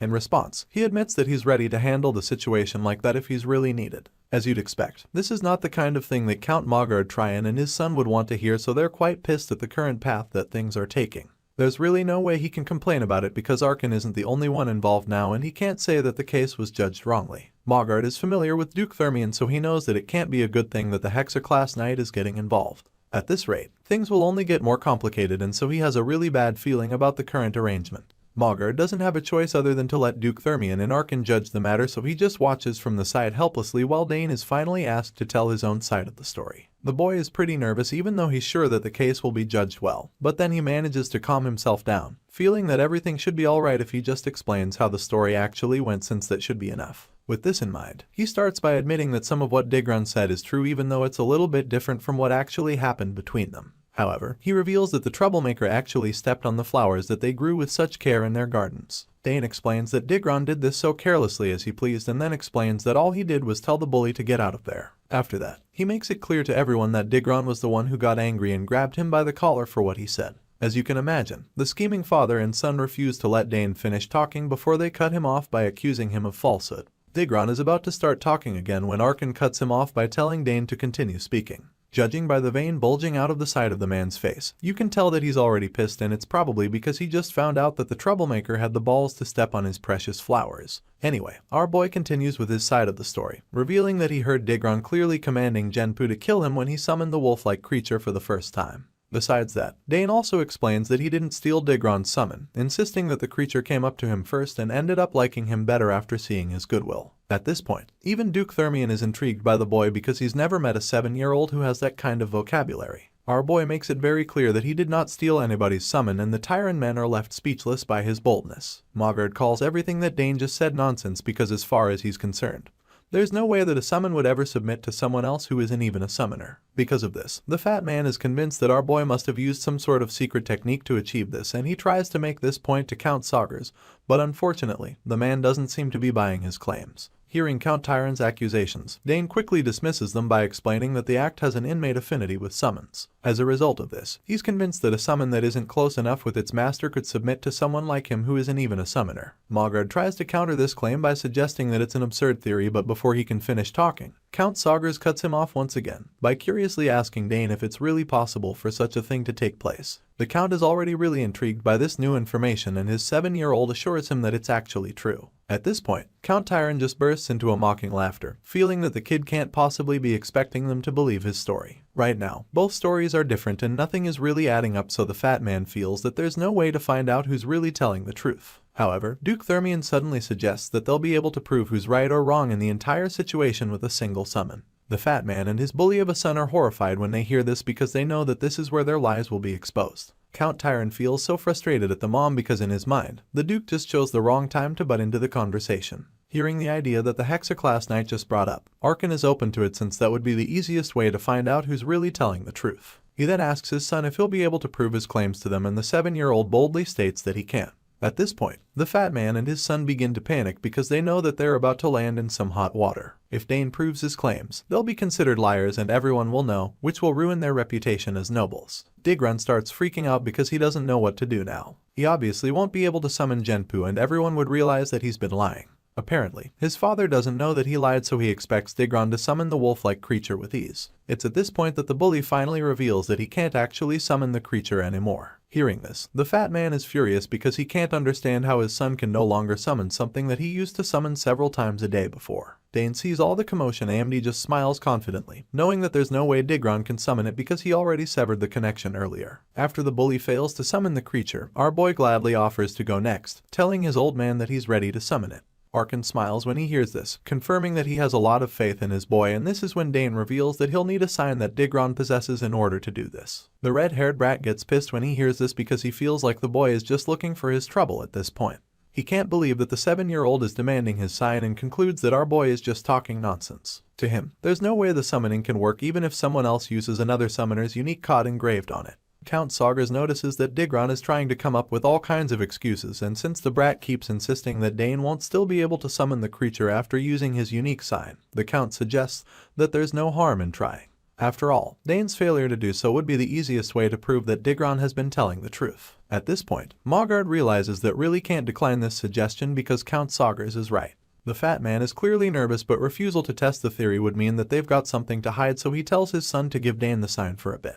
The red-haired bully almost starts crying when his father says this because he knows that he'd practically be shooting himself in the leg with this decision. Unfortunately, the fat man's pride is at stake here, so he tells his bratty son to hurry up. Sure enough, the guy has no choice but to hand the sign over, and just like that, our boy gets right to the little ritual. Since a summon sign has a summoner's unique code engraved on it, no one else is usually able to use it. However, the Genpu that Digron summoned was imbued with Dane's mana, and because of this, the summon sign is now nothing more than just a vehicle since the wolf-like summon has already connected with our boy before. Based on this theory, the young genius is certain that the Genpu will answer his call, so he takes the sign and begins the summon, confident that his connection will be strong enough. Sure enough, Dane's plan works, and in a matter of seconds, the cloudy wolf-like summon appears, looking like it's known the kid for years. To anyone who didn't know any better, they'd think that Dane was the Genpu's master since day one because of how friendly the creature is with him. It's literally licking his face and playing with him like a newborn pup. To show just how shocking it is, even Arkan and Duke Thermion are shocked by the familiarity between the creature and the 7-year-old. Sure, Count Saugers believed his son was telling the truth, but he never imagined that the connection would be this strong. It's pretty unbelievable because the boy isn't even a summoner, and that just reminds them once again how special this white-haired prodigy is. For a second time, Digron is forced to watch his own Genpu slobber all over Dane, completely ignoring him. For some reason, the guy seems surprised that his own summon would betray him like that, which is quite funny since the creature already did the same thing earlier. As for the fat man, well, he's just dazed because he's literally witnessing the impossible with his own eyes. Duke Thermion was already impressed by the birthday boy, but after seeing what just happened, he can't help but admit how amazed he is. It's such a big deal for him to see this because the last time he checked, the kid was supposed to be learning spearmanship and not summoning. So, just to be sure, he asks Arkan to confirm, and the boy's father simply explains that he has no idea what brought about this new summoning talent. While everyone is speechless watching Dane hang out with the wolf-like creature, while our boy just quietly apologizes to the Genpu for summoning it only to prove a point. After this, he pets the huge canine monster and thanks it for showing up. Realizing the gravity of the situation, Count Tyron screams in horror, because it's now clear to him that this whole scheme he started has turned into a disaster. Right now, it's not looking good for House Tyron because their integrity has been thrown out the window, and they're now all pretty much labeled liars. As you can imagine, it's time for judgment since both parties have brought forward their claims as well as their evidence. So now that they've all confirmed Dane's summon with their own eyes, Count Sagres stands before the accusers and asks them what should be done. Being a really honorable noble, Arkan remains of good conduct and continues to speak to the troublemakers in a really polite manner even though it's already evident that they're liars. He asks them if they acknowledge what they just witnessed, suggesting that his son is telling the truth. At this point, the fat man already knows that the jig is up, so there's no point fighting anymore. Unlike his son, he knows when he's been defeated, and so he agrees with Count Sagres, admitting that they were mistaken and believing that their summon was stolen. As much as they're admitting things and coming clean now, there's still some things that they just can't admit to, like the fact that Digron was actually trying to kill Dane. Mogart urges his son to tell them how he actually only meant to scare the 7-year-old a bit, and Dane just glares at them as they keep lying straight to everyone's faces. After Digron says this, Count Tyron tries to laugh over everything, making it look like no harm was intended on their part. Unfortunately, Arkan and Duke Thermion don't seem to be buying the story. They're reluctant to believe that this was the only intention Digron had for him to have summoned a Genpu. Our boy starts to get pretty upset because the fat man just keeps going on and on with the lies. At the moment, Dane is doing everything he can to stop himself from taking a swing at the lying nobleman, and just when it looks as though he's about to lose his cool, a voice cuts through the air, insisting that Count Tyron is not telling the truth. Everyone turns around to see who's got the familiar voice, and that's when they're all shocked to see that it's Layla Thermion, storming into the scene. The Duke is surprised to see his princess appearing in the middle of a really serious trial, so he asks her what brought her around. In response, the bold purple-haired girl immediately reveals that she heard their voices during her walk in the garden. As such, she decided to come around to see what's going on, and now that she's here, she greets the two counts present. The fat man returns the greetings with a really fake smile, and in the back of his mind, he's just surprised because he hasn't ever really seen the Duke's daughter before. Count Tyron tries to distract everyone by focusing on the purple-haired girl, but unfortunately for him, Count Sagres is already on his tail. Arkan hasn't forgotten what Layla said when she first arrived, and so he's curious to find out what the red-haired brat actually lied about.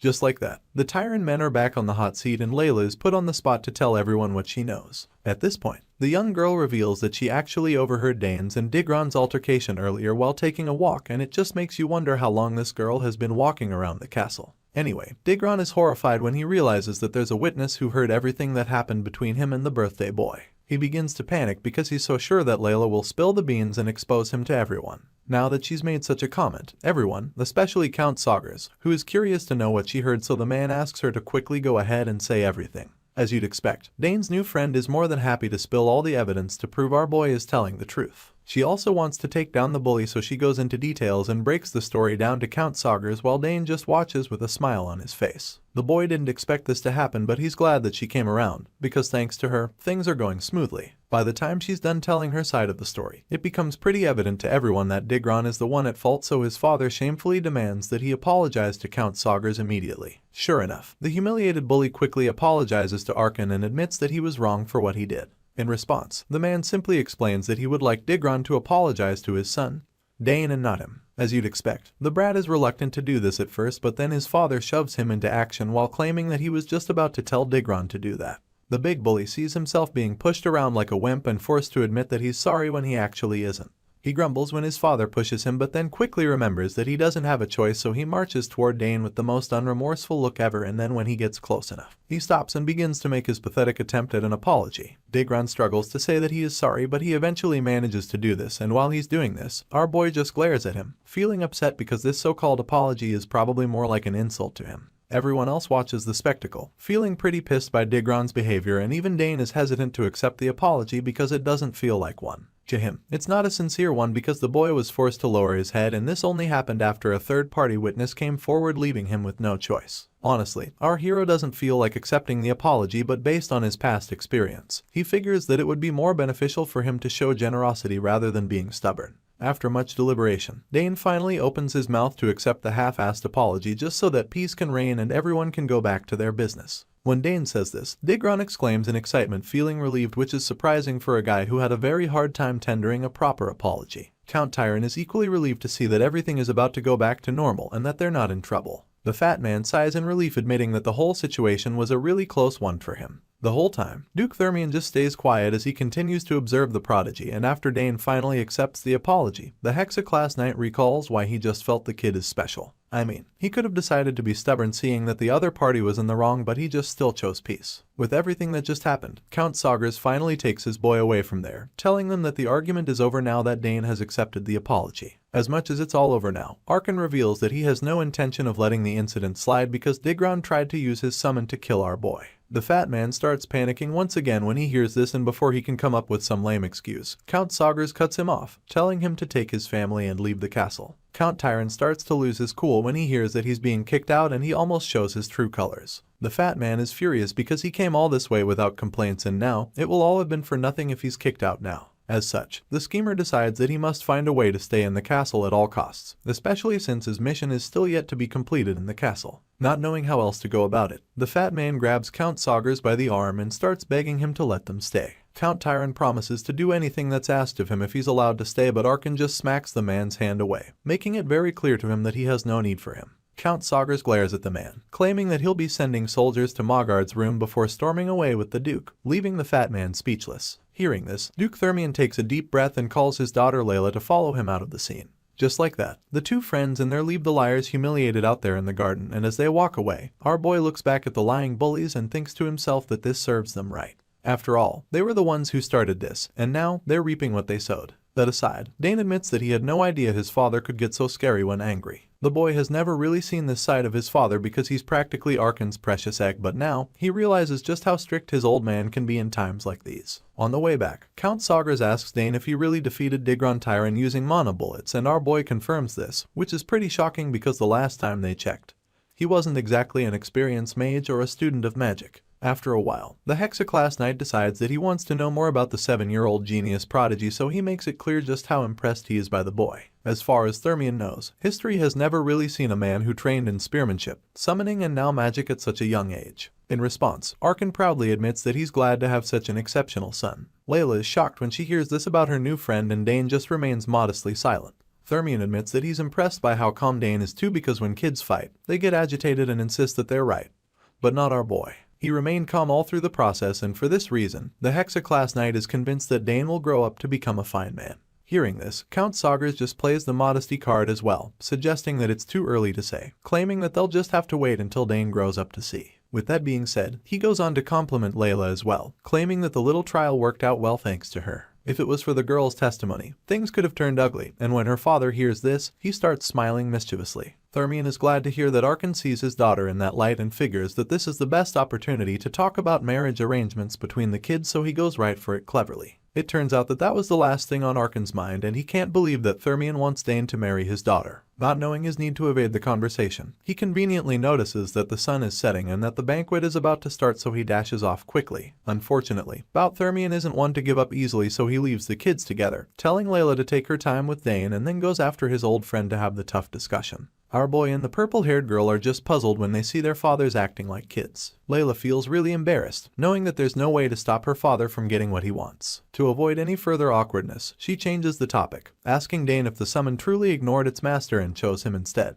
The girl admits that she's seen many summoners duel in the capital and never witnessed something like that, so our boy tells her that he's not sure it just randomly happened either. Layla starts to feel that he's hiding things from her, so she gets upset because she helped him, and that's when he reminds her how he helped with her swordsmanship in the training ground. Thinking back to this, she realizes that he's right, and Dane admits that she was a big help earlier, so he suggests that they just agree to help each other out one more time. Now that they're both owing each other favors, Layla informs him that she'll like to make her request right now, which makes Dane feel that she's impatient, wondering what she even wants from him so urgently. Layla wants him to teach her how to use mana bullets, so he asks her what she needs the skill for, and she explains that she needs it to grow quicker. The girl reveals that she wants to make at least 2 mana codes before entering the academy. Dane wonders why she's in such a hurry, and that's when she tells him that she wants to grow quickly and make her mother happy before it's too late.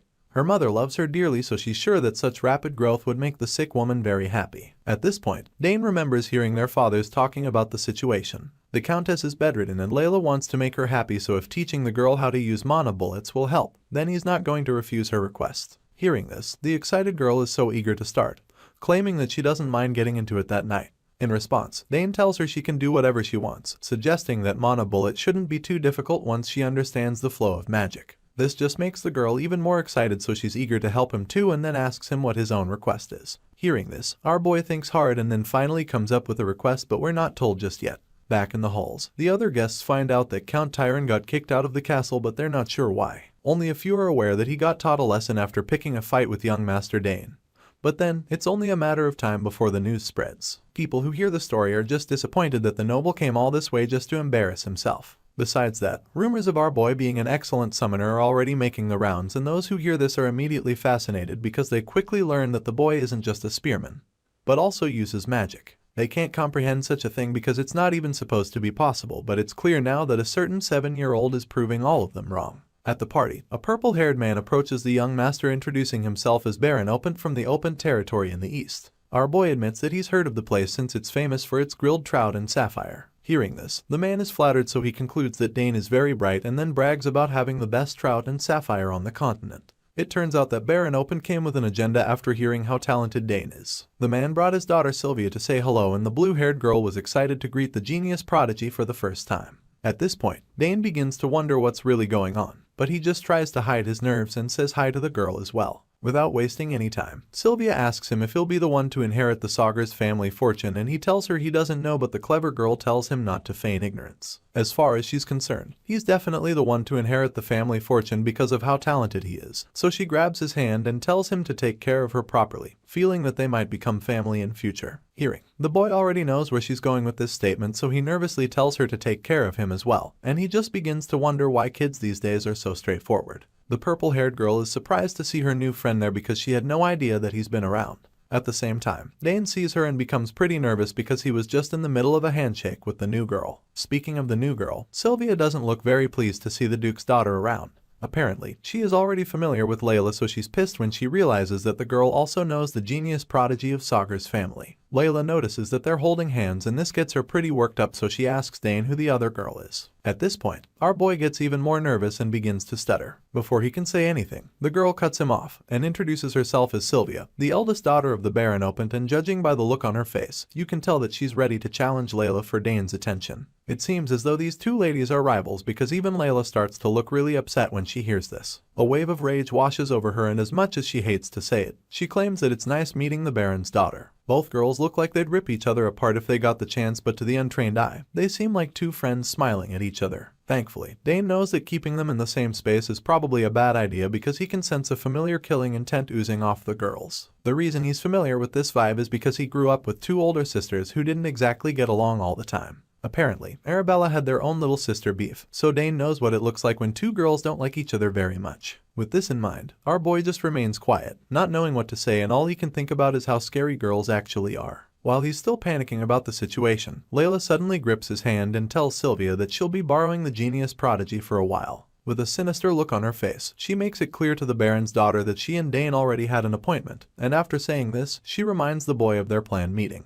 When Layla says this, our boy immediately agrees with her and quickly excuses himself from Sylvia, telling her that they'll talk later. With that being said, he follows the purple-haired girl, and he almost looks relieved now that he knows the two ladies won't be in the same space together anymore. As you can imagine, Sylvia is upset to hear that her rival is taking Dane away, but she manages to keep her cool and pretend like she's not mad. The girl grits her teeth, claiming that she's cool with the arrangement, and as the couple walk away from her, she concludes that Layla is pretty much saying that she calls dibs on the genius prodigy of House Sagars. Meanwhile, our boy nervously follows Layla to their supposed pre-arranged appointment, and along the way, he can't help but notice the mean glare in her eyes. Layla looks like she'd choose Sylvia out if she's given the chance because she can't believe that the girl would even dare to try and take Dane away. At the same time, our boy is a little overwhelmed by the fact that the darling daughter of the Duke, who holds the most power in the capital second only to the Emperor, is going up against the young lady of the Eastern Baron. And honestly, he's afraid that Sylvia is no match for the purple-haired sword user. Later that evening, Dane and Layla take a walk outside, and during their little stroll, she starts interrogating him about the Baron's daughter. She's curious to know how they both got acquainted, and wonders if the girl is someone that Dane might get engaged to. Hearing this, our boy quickly clarifies that there are no engagement plans and explains that they were just greeting each other. Layla gets so excited when she hears him say this because it's almost as if she's relieved to hear that nothing happened between them. Seeing how excited she is, Dane confirms what he just said because he noticed that her expression was instantly lightened.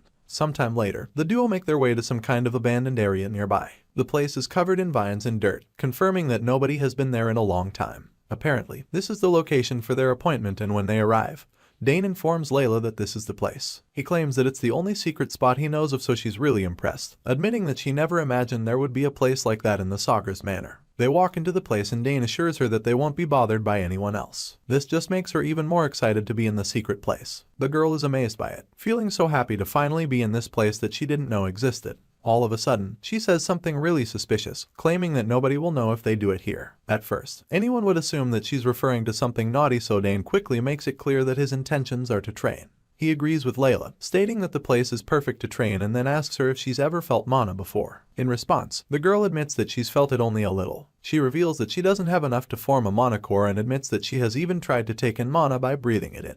At this point, Dane becomes a little worried because his plan will be more difficult than he imagined.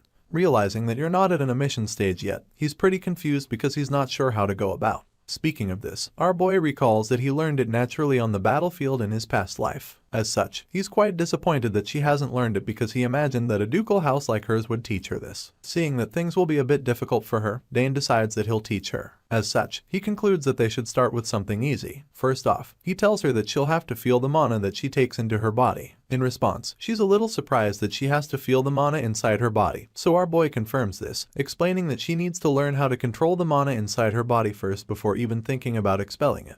Dane explains this and then lets her know that the most important thing about this is the imagination. Of course, this leaves the girl a little puzzled, but at least she gets the point. Our boy tells her to close her eyes and imagine the mana swirling all around inside her body. Dane wants Layla to picture it like blood circulating through her veins as it whirls inside her body. Determined to learn the trick, the girl quickly shuts her eyes and starts trying out what Dane just told her. She wants to have control over the mana so badly and agrees to do anything that the genius prodigy tells her. Layla closes her eyes and starts forcing the thought, but it doesn't seem to be working, and judging by her expression, Dane can tell that she doesn't get what he just explained to her. As such, he attempts to give her a little more guidance, so he makes it clear to her that the action she's about to pull off becomes the foundation for everything she will be able to do with mana. As far as Dane is concerned, this is the very basis of using mana, and since she literally has no choice but to learn it, he continues to support her, assuring her that he believes she will be able to do it. He says this to her, and just like magic, it starts to work. Layla finally calms down and focuses more. There's a lot more concentration on her face, and it's clear that she's doing a better job right now. Seeing her attempt, Dane becomes more hopeful, feeling that she's finally doing it properly. He doesn't say anything though, not wanting to distract her, and keeps waiting to see if she'll succeed. After a while, Layla opens her eyes looking quite defeated, and she laments about how the technique isn't working. Hearing this, the genius prodigy consoles her, explaining that it's normal not to get it on the first try even though it's just the basics. However, he doesn't allow her to give up, and simply insists that she focus again and give it another try. While they're in the middle of this, an unexpected figure appears to be watching them from the shadows, and it turns out to be the Count himself. Apparently, our boy was wrong about this place being completely secret and unknown by anyone else because his dad is currently spying on him and his friend. Sagars is pretty impressed when he sees what's going on, and he's so happy that he can't even hide it. The man feels so proud that his genius of a son is already teaching someone else at such a young age. The man probably wants to tell the boy how proud he is right now, but he wouldn't want to interrupt the little lesson, so he just stays behind the vines and continues to watch them in secret. The proud father remains in hiding, feeling really happy to see that his son is all grown, and just when he thinks he's the only one who found this secret spot, Duke Thermion pops up behind him, asking him what he's doing over there. Arkin is so startled when he hears the voice behind him, and he looks so shocked that it's a miracle he didn't have a heart attack or something. The Count is quite embarrassed to have been caught so red-handed by the Duke, and while he's still trying to catch his breath and get his heartbeat back to normal, the Hexaclass Knight assures him that there's nothing to be worried about. Duke Thermion claims that there's no need to be surprised, and then asks if the couple is having a late-night rendezvous. Arkin is pretty taken aback by the question because he probably doesn't like the fact that the Duke is already calling the kids a couple. The two friends aren't on the same page concerning engagements. He just changes the topic and asks Thermion how the hell he even got to the secret place. At this point, the Duke can tell that the spearman is upset, so he asks Arkan if he has intruded in any way. As much as he wouldn't want the Count to be mad at him, he can't help but point out what a sloppy show of stealth that was from Arkan. But Thermion is pretty disappointed by it because he knows that Arkan's wife is literally the Empire's legendary assassin, and yet the spearman hasn't learned a single thing from her. At this point, Arkan is pretty embarrassed, so he explains that he did his best in his own way. Hearing this, the Duke goes on to tell his friend that it's quite risky of him to be snooping around with such poor hiding skills. If the castle's owner goes around peeping on others' affairs, people will speak ill of him, and that wouldn't be a good look for him. Hearing this, the Count quickly defends himself, stating that he was only following his son and that he wasn't peeping or anything of that sort. At this point, the Duke bursts into laughter, revealing that he was also just following his daughter Layla. Arkan doesn't exactly appreciate being laughed at like that, so he accuses Thermion of being a hopeless parent, even though he's hardly one to say himself. The two friends start banting each other for a bit, and then they both work together to spy on the kids. They hide behind the rocks and vines to see what our boy has been up to, and that's when they see the impressive seal he just conjured out of nothing using his magic. Layla is surprised to see that he has a dimensional pouch like that, so he reveals that his eldest sister, Arabella, was the one who made it herself and gave it to him as a present recently. Hearing this, the girl is pretty amazed and is honestly quite jealous too, while Dane's older sisters are giving him cool magical gifts for his birthday. Her own brothers stopped paying attention to her when they left home and got accepted into the academy. While she's still thinking about how lucky our boy is, he brings out a mirror all of a sudden and turns it to face Layla. She's quite confused when she sees this and asks him why they need a mirror. In response, he explains that he only brought it along just in case it could help her out. Hearing this, the girl just stares at her reflection in the mirror, expressing how shocked she is to hear that the object can help her at all. At this point, the genius Prodigy explains that it's easier to picture something in the mind while looking at a mirror instead of relying on imagination alone. Layla is pretty surprised to hear of this theory, but she's willing to do anything she can to learn what he's trying to teach her, so she keeps an open mind. Dane tells her to stand in front of the mirror until she gets a full view of herself in the reflection. Without hesitation, she does exactly what he says, claiming that she's willing to give it a try. The girl stands in front of the mirror, feeling pretty positive this time around as she closes her eyes and begins to imagine the mana moving inside her a second time. Seeing this, Dane smiles with pride because he's happy to see that she's being quite serious with the attempt. While the girl is trying out what Dane told her to do, the fathers hiding at the back have a little conversation. Duke Thermion is still determined to make Arkan agree with his idea of letting their kids get married. He claims that his daughter seems to have taken a liking to the young master, but Count Sagres suggests that he doesn't see it that way. He probably prefers to believe that the Duke is just seeing what he wants to see, but the next class night reveals that his daughter isn't one to open up to anyone the way she does with Dane. The Duke is certain that Layla really likes Arkan's boy, and at this point, the Count feels pretty concerned about the girl because he just hears that she doesn't open up a lot. He wonders if something happened to her because from what he's seen in her, she's a really bright young girl. Hearing this, the Duke just stays quiet for a moment, before revealing that Layla only seems bright on the outside. As for what she feels on the inside when she's by herself, the Hexa-class knight worries that he can't say for sure. After her brothers left for the academy, it didn't take long before her mother got bedridden, and because of this, they haven't been able to be together like before. Because of this, Layla hasn't been able to open up to others since her closest confidant was no longer in the picture. The Count feels bad when he realizes that this is what happened to the poor girl. This makes him wonder why the Duke continues to act so cold toward his own daughter when he already understands the girl's situation. At this point, Thermion starts to feel a little nervous and quite guilty too, because he's surprised that even Arkan noticed he hasn't exactly been the nicest father to Layla. The Hexa-class knight shuts his eyes all of a sudden like he's about to make some big revelation, and sure enough, when he opens his eyes, he reveals that he's doing it on purpose. The Duke explains that when he raised his sons, he showered them with attention, and unfortunately, this led to them growing up to be spoiled and rotten. Apparently, he's being cold toward Layla because he doesn't want her to turn out the same way, but Count Sagres tells him that he shouldn't just assume the girl will also be like that. He knows that she'll be hurt if this continues, and Arkan finally realizes why the girl prefers to ask Dane for guidance when her own father is a veteran swordsman. Right now, the Count is really mad at his friend, and he looks like he's ready to chew the Duke out for the way he has been treating his daughter. As much as Thermion feels bad about what he's done, he's not in the mood to be judged, so he bites back at the spearman, telling him that he still nags like the old days. This allegation strikes a nerve in Arkan's head, so he quickly defends himself, telling the Duke that he doesn't nag. Anyway, Thermion doesn't really want to argue right now, so he changes the topic quickly and asks the Count if he'll be sending his son to the academy in the capital. The Duke is asking this because he would like Dane to stay at the ducal castle if House Sagres allows their genius prodigy to go to the academy. Hearing this, Arkan's mood changes all of a sudden because he is not actually sure what he wants for his only son.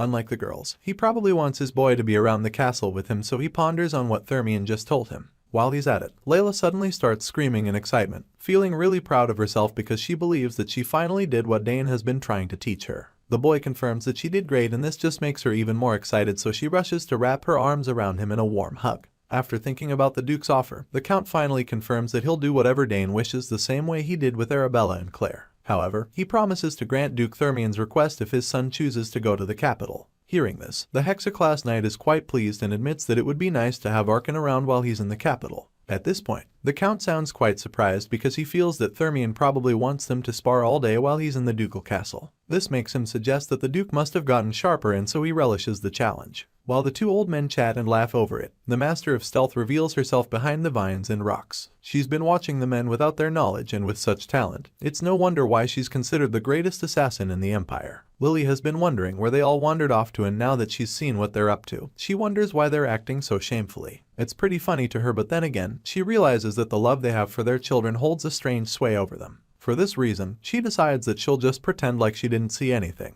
Later on, the two kids make their way out of the secret place. On the way home, Layla thanks Dane once again for helping her out and tells him that she thinks he's a real genius. At this point, she admits that she's heard people call her a genius a lot, but claims that she doesn't even think she is compared to him. Hearing this, Dane reminds her that this is only the beginning, assuring her that she'll definitely grow. While talking, he looks back and notices that their fathers are no longer around, so he figures that they left quietly after spying on them. Layla interrupts his thoughts at this point, asking him if he's going to the academy. She informs him that the academy is where all the geniuses in the Empire gather, and you can tell that she already hopes he'll say yes. In response, our boy claims that he doesn't know if he'll be going to the capital yet. He's not sure what he'll do, and he asks if he even has to go there. Dane doesn't really feel the need to attend because as far as he's concerned, he can get pretty strong just by training alone. Hearing this, Layla gets a little upset that he's coming up with excuses, so she stomps her foot on the ground, reminding him that studying isn't everything.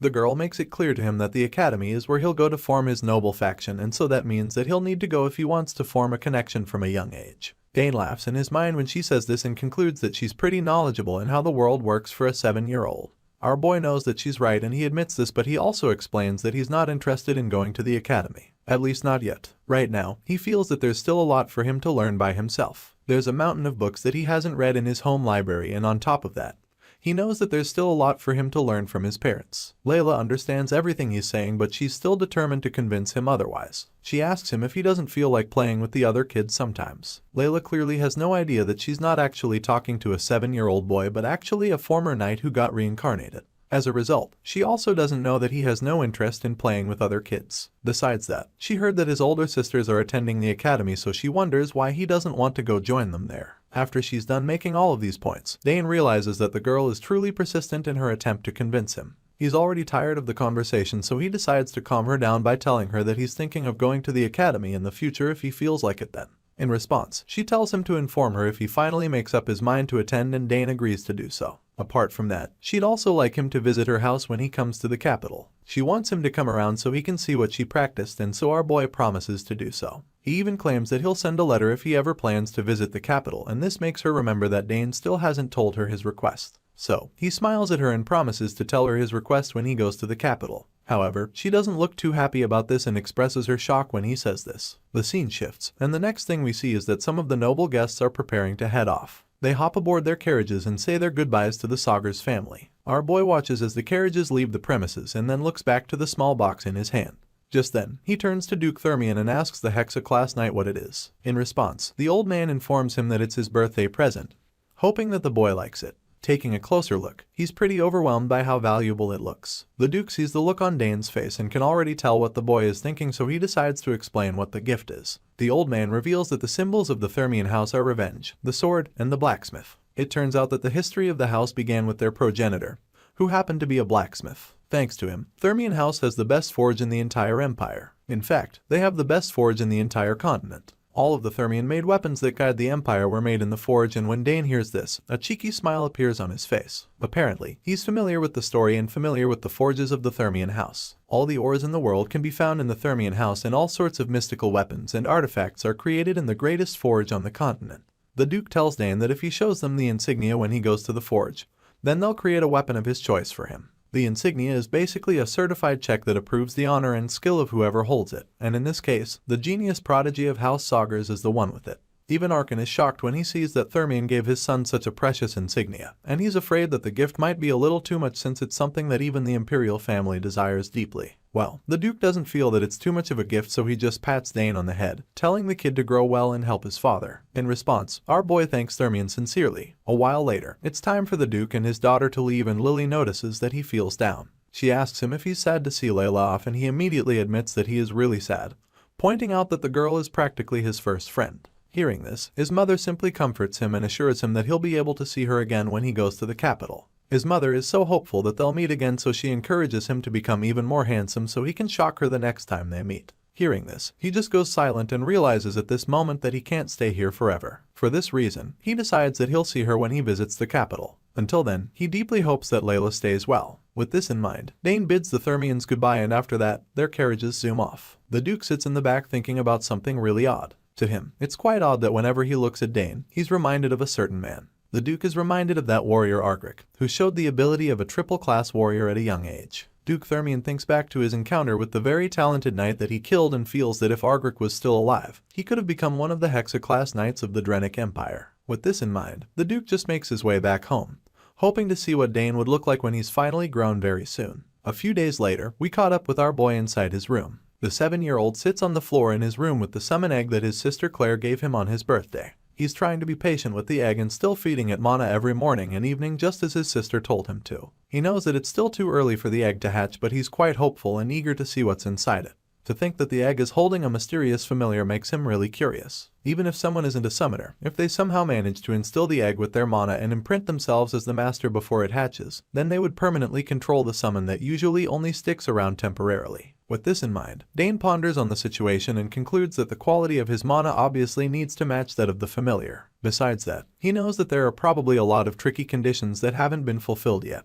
Dane heard that there are eggs that never get to hatch because their conditions are never met. As such, he really hopes that this won't be the case for his own egg. With this in mind, he touches the egg once again and Condi to feed it with mana. He carries it, and as the energy from his magic flows into it, the egg begins to glow. Even if he changes the flow and strength of his mana, there's no reaction. Or at least that's what he feels. After doing his little daily ritual, he takes the egg back to the top of his shelf and places it in the same box it was when Claire presented it to him. Clearly, that's where he always keeps the egg so that he can easily keep an eye on it and spot any changes on it. Sure, he knew that it's still pretty early for it to hatch, but he's also pretty disappointed that it didn't happen after all the mana he imbued in it, and so he figures that it was probably greedy of him to think that he'd be able to succeed in one go. While he's keeping the egg back, someone calls out to him, asking him if he's ready. It turns out that our boy has a little appointment to attend to and it's time for him to head out. The person calling out for him is none other than Herman, so when he recognizes the voice, he already knows what business he's being called for, and as such, he assures the servant that he's coming. He grabs his spear and turns around to head out, but then the egg glows all of a sudden and he senses this strange occurrence. Dane rushes back to the egg to observe it because he's so sure that he definitely just heard a crack. He stares at the egg to examine it properly, and while he's watching it, Herman gets concerned, so he asks what's going on.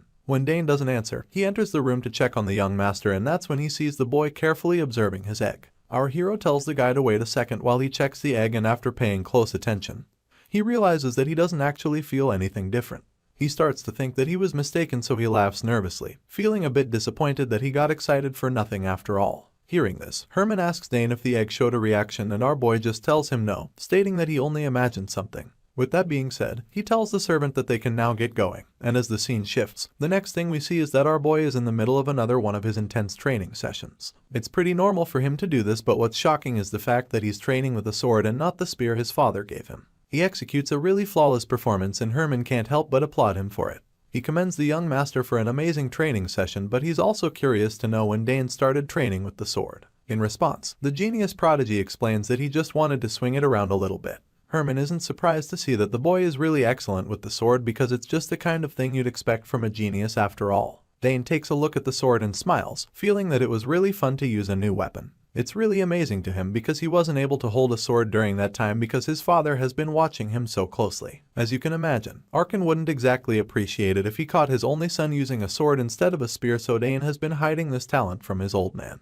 Thankfully, our boy hasn't lost his special touch after taking a really long break. At this point, Herman comes up to a tray full of snacks, telling him to have a few during his break before he goes back to training. The boy thanks his kind butler and accepts the snacks. With a big smile on his face, he takes the first one and tosses it into his mouth, thinking that it might be good to train in eating snacks as well. Later on, we catch up with Count Arkensagers, who's currently being bothered by something. The man sighs, feeling bad that the same thing every year gets pretty tiring and boring. This year, he wants something different this year, but he also admits that they gained a lot during the banquet the previous year, so right now, he's pretty torn and uncertain of what to do. The Count was able to confirm that many nobles are paying attention to the south, and that most of the nobles are hoping for a good relationship with him and the rest of his family. Since the war ended, the south, with its good climate, holds many things that the nobles covet. As such, he feels that their interests should have been obvious. However, those interests couldn't even be compared to the attention that his son Dane received during his birthday. The conflict with the eldest son of the Count Tyron was something that was way outside his expectations. But then, the boy calmly and logically explained the situation in front of the adults, and not only that, he went on to confidently prove his talents. The thought of this makes Arkan conclude that the boy is way too mature, and the old man sometimes wishes that Dane would even act a bit childish like other kids his age. This is pretty much the spearman's desire, but at the moment, it looks like it's asking for way too much. Just then, he looks over at the clock and realizes that it will soon be time to go. His gaze then shifts to Dragontail, his beloved spear that he hasn't used in a long time, and so, he decides that he'll make his baby swing a bit in the training ground today. The veteran spearman makes his way into the training ground, and from the moment he steps foot in there, he's shocked by what he sees. The old man is absolutely gobsmacked by the scenes in front of him and extremely puzzled when he sees Dane training intensely with the sword.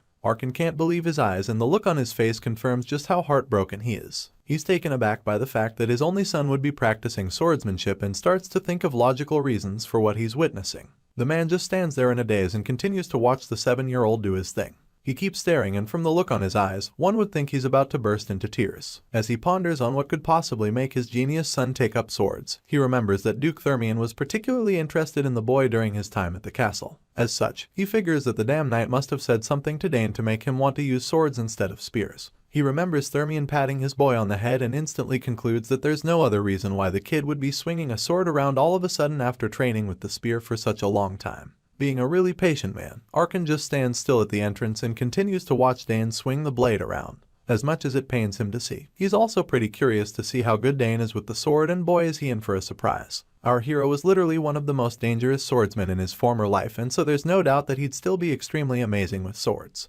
Dane swings around the training ground gracefully and effortlessly, leaving his father dumbfounded and bewildered. The old man is stunned to see that his 7-year-old appears very experienced with the sword, and puzzles him too because he has never even seen Dane lift a sword before. Watching the boy do his thing, Arkan notices that the strength he's displaying is something that even those who train with the sword their entire lives can't imitate. It's an unbelievable sight, and the old man can only wonder when the boy even had the time to learn all of this. As confused and curious as he is right now, there's one thing he's sure of, and that's the fact that Dane is definitely talented with the sword as well as the spear. After a while, the Count has finally seen enough, so he interrupts the young boy's training session by revealing that he's been watching him the whole time. And so now, he'd like to know when his 7-year-old son learned swordsmanship. He's standing right in front of our boy at this point, and the look on his face suggests that he's quite pissed because he probably feels that he's been fooled or something. Seeing the upset man standing in front of him with a really stern look on his face, Dane already knows that he's in trouble. He didn't expect his father to be in the training ground at this time, and so he's been caught red-handed. The genius knows that he's been totally exposed now, and he figures that this might actually be the best time to tell his father the truth. With this in mind, he goes ahead to spill the beans, and the first thing he says hits the old man like a bolt from the blue. Dane claims that he didn't really learn the art of swordsmanship, and this shocks the man, who starts to think that it might actually be that his son has the talent. As much as he'd like to believe that, he can't help but feel like things aren't adding up. First, it was spearmanship, then there was magic, before summoning, and now swordsmanship. He can't understand how one child would be blessed with all of these talents, so it really bothers him, and Dane starts to feel nervous now that he hears how crazy it all sounds. The worried father admits that if he was someone else, he wouldn't ever believe that one child would even show talent in all these fields, let alone excel in them. With that being said, the Count suddenly asks the boy if he's curious about the world. Our hero doesn't exactly understand what this means, so he asks to be sure, and his father confirms exactly what he was assuming. It turns out that Arkan is asking Dane if he's curious about the world outside the walls. Right now, with all these he's seen these past few years, the Count is starting to feel that maybe the country is too small for his son's talents. He feels that Dane will be the one losing out if he decides to keep staying here. At this point, the boy becomes really confused. This is a really big decision that he's being asked to make, and he's not sure, but besides that, what Dane can gather from this conversation is the fact that his father has realized that he can no longer hold on to him forever. With this thought in mind, the genius admits that he's curious about the outside world,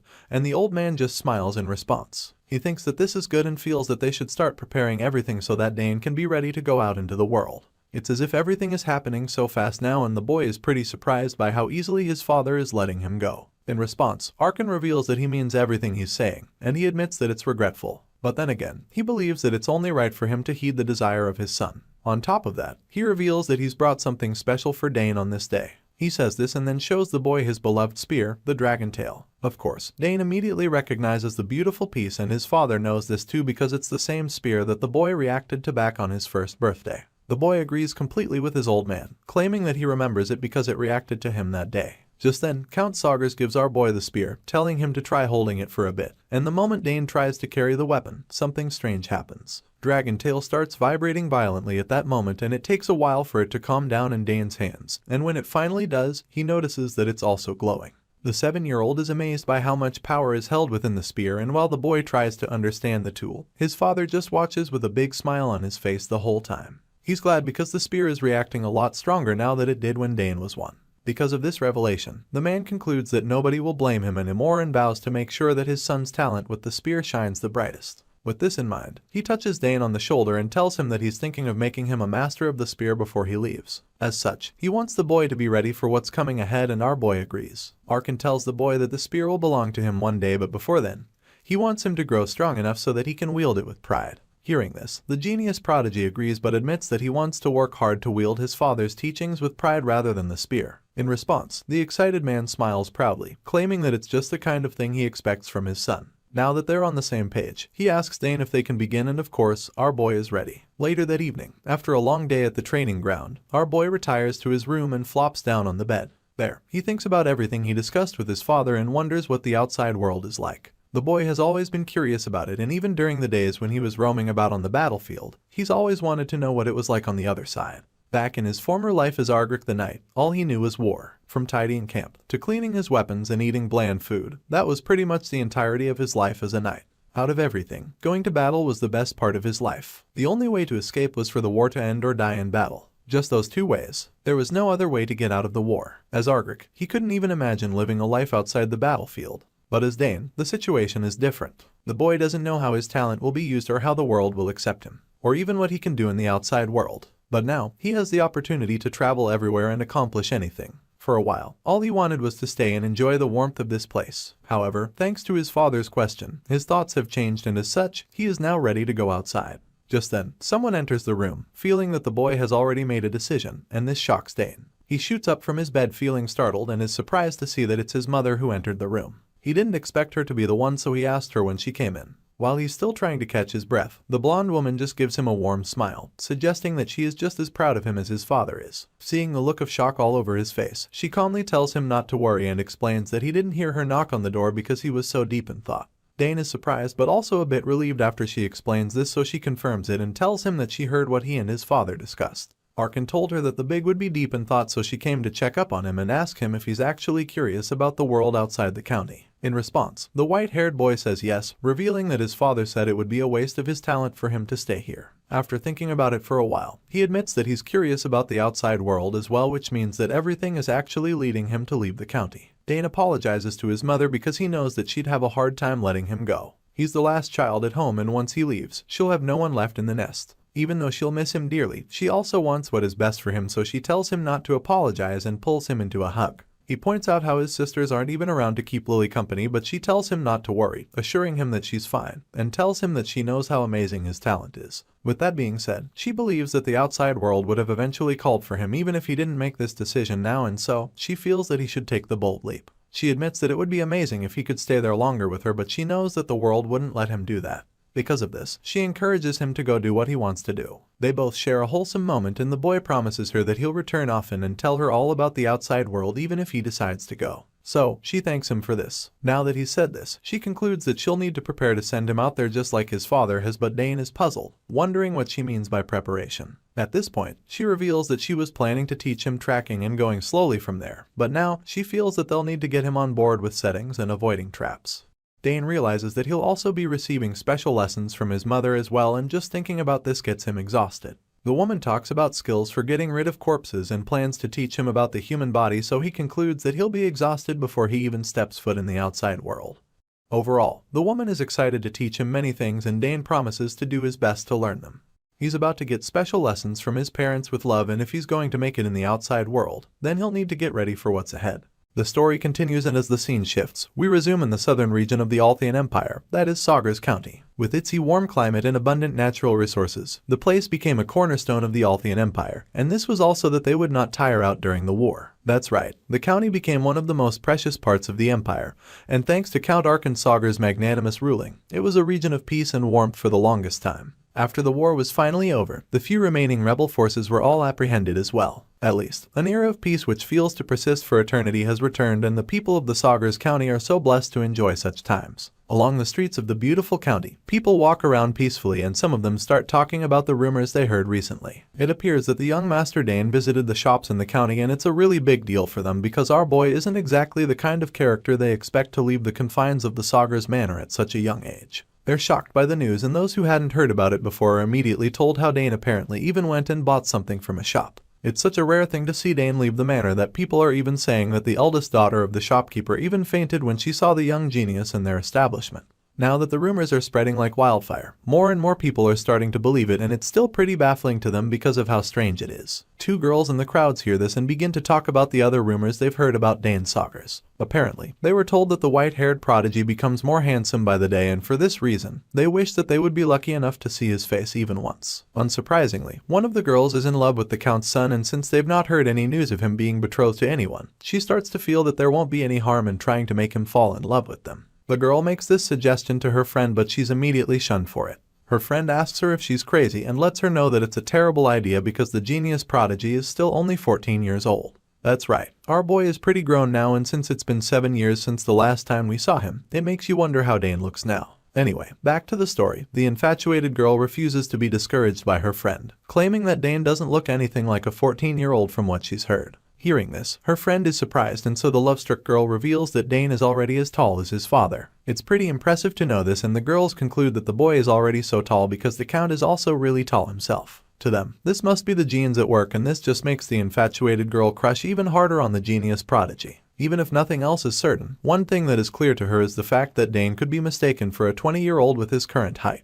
The girl is so eager to see the genius prodigy, and she's pretty confident that she'll get to meet him one day. She begins to imagine what it would be like and admits that her heart would probably stop the day she finally gets to behold his silver hair and beautiful green eyes. At this point, both girls are already crushing pretty hard, and the first one decides that she'll have to see Dane the next time he comes into the county. At this point, her friend reveals that she heard he now visits the shops in the town more frequently, and if that's the case, then her chances of seeing the beautiful boy are increased. Now that she thinks about this, she remembers it's the same thing she heard from the forest keeper. With this in mind, the love-struck girl concludes that it would be a good idea to go see the forest keeper first before going from there. And at this point, her friend realizes that she's actually serious about getting Dane to fall for her. The scene shifts all of a sudden, and we're taken to the county outskirts, which is pretty much a forest. It's an area infused with ancient magic, and it's called the Forest of the Last Days. This is where our boy is currently in right now. He's in the middle of executing the escape mission that his mother Lily Sagres gave him a while ago. That's right, our boy is now training seriously to become an assassin courtesy of his mother. It's been 7 years since his parents decided to teach him their skills together, so you can imagine how good the boy would be by now. With a spear in hand, he walks through the magical forest wearing a hood to ensure he's less conspicuous. Using a paper, he can tell that the wind is blowing in a southward direction, so now that he knows where to go, he keeps the paper back and springs back into action. Dane remembers seeing the Cheryl spider in this part of the forest before, so he knows that he'll need to go west. He looks pretty worried all of a sudden when he realizes that he has 3 more hours to complete his mission. From the look on his face, you can assume that it's not enough time because he needs to get out of the forest before the sun sets. With this sense of urgency, he picks up the pace and gets back to business. Using extremely impressive skill, the boy swings through the trees, jumping from branch to branch with insane speed. From the way he's moving up there, anyone would assume that this guy is an experienced ninja at this point.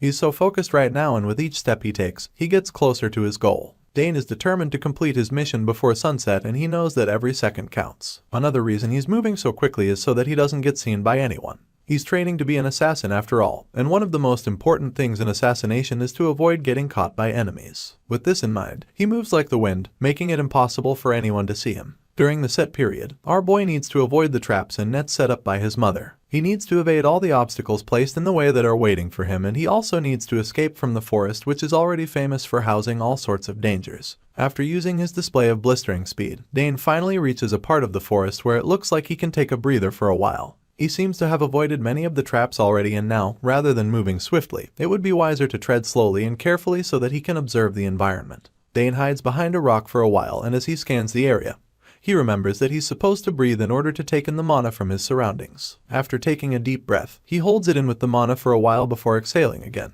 It appears that this is a new technique he's learned to help him absorb mana from the environment around him. After prioritizing stealth and assimilating with the surroundings, Dane is finally ready to finish his mission. He knows that the traps are hidden in unexpected areas, and just like that they begin to reveal themselves. All of a sudden many webs start to appear hidden in the trees. They tangled all over the place, and it's clear that he would have been caught in them if he had not seen them using his new skill. Because he has assimilated with the surroundings, he can now see all the traps that were hidden and waiting for him. The boy is pretty dazed when he sees this because he didn't imagine that there would be so many. Really think strings that are nearly transparent fill the entire area, and as our boy looks at this, he realizes that the traps will activate as soon as he touches them. Now that the prodigy knows the kind of traps his mother set up for him, he's pretty impressed because even though it's the most basic type, this is also the most dangerous mechanism for setting up traps. Of course, this is a very functional trap, but at the same time he is relieved because he knows that it's pretty easy to disarm. At this point, the boy starts rolling up his sleeves as he prepares to take on the deadly trap before him. Just when he thinks he's about to easily disarm the trap, he's horrified by what he sees in front of him. His eyes widen in shock as he sees the gigantic rodent monsters coming out of the forest, and these angry creatures don't look like they came out to play. They emerge from the shadows like bandits, and the moment our boy sees them, he knows that he's in a lot of trouble. Our hero didn't expect to see them here. These creatures are the last thing expected to meet at this part of the forest. While the white-haired boy is still trying to figure out what's going on, the deadly-looking giant rats pounce on him. Dane is so confused when he sees them coming at him, and as these big monsters come toward him, he immediately recognizes them as a Rusult pack. Apparently, that's the name of these big rodents with spikes coming out of their bodies. The prodigy admits that he didn't expect them to appear here, and he knows that these creatures are going to cause him a lot of trouble because he doesn't have much time left in the forest. The boy is in the mission and he has very little time left, so the fact that these creatures are charging at him with crazy speed makes him pretty scared. These monster rats are not part of his mission, and so concludes that he needs to deal with them quickly. With this in mind, he quickly grabs his spear and prepares to battle them. But just when he's about to take his weapon into action, remembers that he's literally surrounded by tiny dangerous strings, waiting to be triggered by his movement. Our boy realizes it will be more dangerous if he touches the traps by accident in the process of fighting the monsters. As much as he would prefer not to trigger traps, these red-eyed rats don't seem to be thinking in the same way he is, and so he knows that he needs to defend himself. He doesn't have a choice right now, and his situation can't be helped, so he's forced to take on the Rusult pack. In a matter of seconds, the extremely fast creatures closing on him. At this point, he concludes that the wisest thing to do would be to retreat because he needs to get out of here, at least for now. The red-eyed monsters pursue him as he runs through the forest. Even after running a really long distance, they don't seem to be slowing down even a little. Every once in a while, he glances back and starts to feel worried because not only are they extremely fast, but they also seem to become more numerous each time he looks back. Running through the magical forest, our boy still tries his best not to accidentally trigger tiny strings on go all over the place. The traps are still very much waiting for him to accidentally activate them, so he knows that has to be really careful even though he's running for his life. However, these ferocious rodents that are currently after him don't seem to care about that until one accidentally runs through the string web. As you can imagine, the strings immediately activate the trap, and all of a sudden, hundreds of spikes shoot out of nowhere, impaling the giant red-eye rats, killing them on the spot. Before the monsters even know what's going on, the spikes shoot right through them, and they all fall down wincing in agony as they slowly die. At this point, our boy turns around with a smile on his face. He's got to see that he fell for it, and turns out that he actually ran away to lead them into the traps. As the mindless creatures that they are, they fell for it and ended up meeting their death, and this makes our boy really proud of himself because he literally dealt with them without having to do anything. Dane is still in the middle of celebrating when all of a sudden he turns around, sees even more of the giant rat monsters coming at him. Just when he thought that he had won, a second wave of relentless rodents charge at him. His eyes widen in shock when he sees the creatures running towards him. Here he was, thinking that he was finally safe, only for him to realize that he's at this point way more number than he could imagine. The boy just stands there in the daze, not knowing what else to do and why he is still trying to think of a plan. One of the big rats jumps on him. The creature almost pounces on our boy, but just when it looks like it's all over for him, he manages to swiftly evade the attack. As the big rat slides past him, he takes a closer look at it and is pretty overwhelmed by how fast it actually is. The giant rodent suddenly turns around, but then rather than run toward him again, it stands still, opening its mouth wide, and in a shocking twist, it shoots out an unknown substance. Our white-haired hero doesn't know what this chemical is, but he's really certain that whatever it is, it's actually going to be dangerous. With this in mind, he starts spinning his spear around, allowing the force generated from it to push back the strange substance being spat at him. While he's spinning his spear around, the look on his face suggests that he cannot do this any longer. Dan looks pretty frustrated right now because he knows that he's supposed to be finishing his mission. But here he is, fighting off big rats that are spitting strange stuff at him. The boy sighs in exhaustion and frustration, realizing that he can't waste his time here any longer. Next line, he needs to be somewhere else, so the earlier he's done with these big rats, the better for him. With this in mind, he decides that it's finally time for him to fight the monsters. So far, running hasn't worked out properly for him, so he concludes he's gonna have to beat the shit out of these rats so that he can get back to his important mission. That being said, Dane grabs his spear and charges it up with his magical energy, and then he leaps into action, driving the spear into each and every one of the rodent monsters in his path. Our boy slices through all of the monsters with his spear, splitting them in half as he runs through them like a steam train, and with each slice, the monsters vanish, allowing him to escape until he makes his way to safety. The scene changes, and the story continues later that evening, where we find our white-headed prodigy lying on the floor in the outer part of the forest. It's almost sunset and it's beginning to get dark, which means that Dan should probably be done with his mission. The boy is currently lying down in exhaustion, with his trusty spear lying next to him. He's so tired and feels like he's about to throw up because of how stressed out he is. Gasps for air as he tries to catch his breath after running several miles within the magical forest. Thankfully, you made it out of life, and he's grateful that he safely escaped the place. However, just when it looks like he's finally safe and sound, he sent you something strange again. The strange aura fills the air and he groans at the sense of it, because he feels that someone is coming for him. All he wants to do right now is have some rest, but it looks as though our boy won't be able to catch a break anytime soon. With this in mind, quickly grabs the spear and gets back on his feet, as he braces himself for what's coming and prepares to face whoever is trying to sneak up on him. The boy curses out in frustration, feeling that just when he let his guard down, another problem appeared. Dane points his spear at the person trying to sneak up on him, and just when he thinks he's about to get into another fight, he takes a closer look and realizes that the person is none other than his own mother. He is shocked to see her, but clearly she has been watching him, and that's why she's able to smile right now. The woman looks really impressed with what she just saw him do in the forest. So, she commends him on a job well done and reveals that he was even faster than she was in the forest, confirming that he finished his mission in a total of 3 hours and 30 minutes. It appears that the boy didn't even know she had been watching him the whole time. So, he asks if she was, so she confirms that she was watching him and explains that she can't just leave him alone in the forest. After all, she's his mother and she's supposed to be guiding her through his assassin training. It wouldn't make sense if she had just abandoned him in the forest without any supervision. The woman admits that she knows his talent better than anyone. But then again, she's his mother, so as his mentor it's a little different for her what it would be if she was teaching anyone else. Hearing this, Dane can understand how it feels for her, so she's happy to see that they're on the same page. With a big smile on her face, she tells him that he was amazing and commend him for doing very well on his mission. She's so impressed that she couldn't even find a single fault in his performance. Now that she's done praising him, she'd like to know if he's all good or if he got hurt at all during his little mission. In response, the boy tells her that he's fine and confirms that he has no injuries. Hearing this, the proud mother pinches his cheeks and tells him that he'll end up getting scouted as an assassin if he continues at this rate. The boy laughs happily as his mother grabs his face, and then all of a sudden takes out a blade from her sleeve, and then gives it to him. Lily tells Dane to take the knife, feeling that it will fit him better than it does her now. After all, he's already on his way to becoming a great assassin. She is on our way to completely retiring from the game. Seeing this, the boy is shocked because he recognizes this life as his mother's daughter, the famous Night Horn. He knows how special it is to her, so he's afraid that he shouldn't take it. However, the woman assures him that it's fine, reminding him that she won't be using it anymore anyway. That being said, he finally accepts the gift.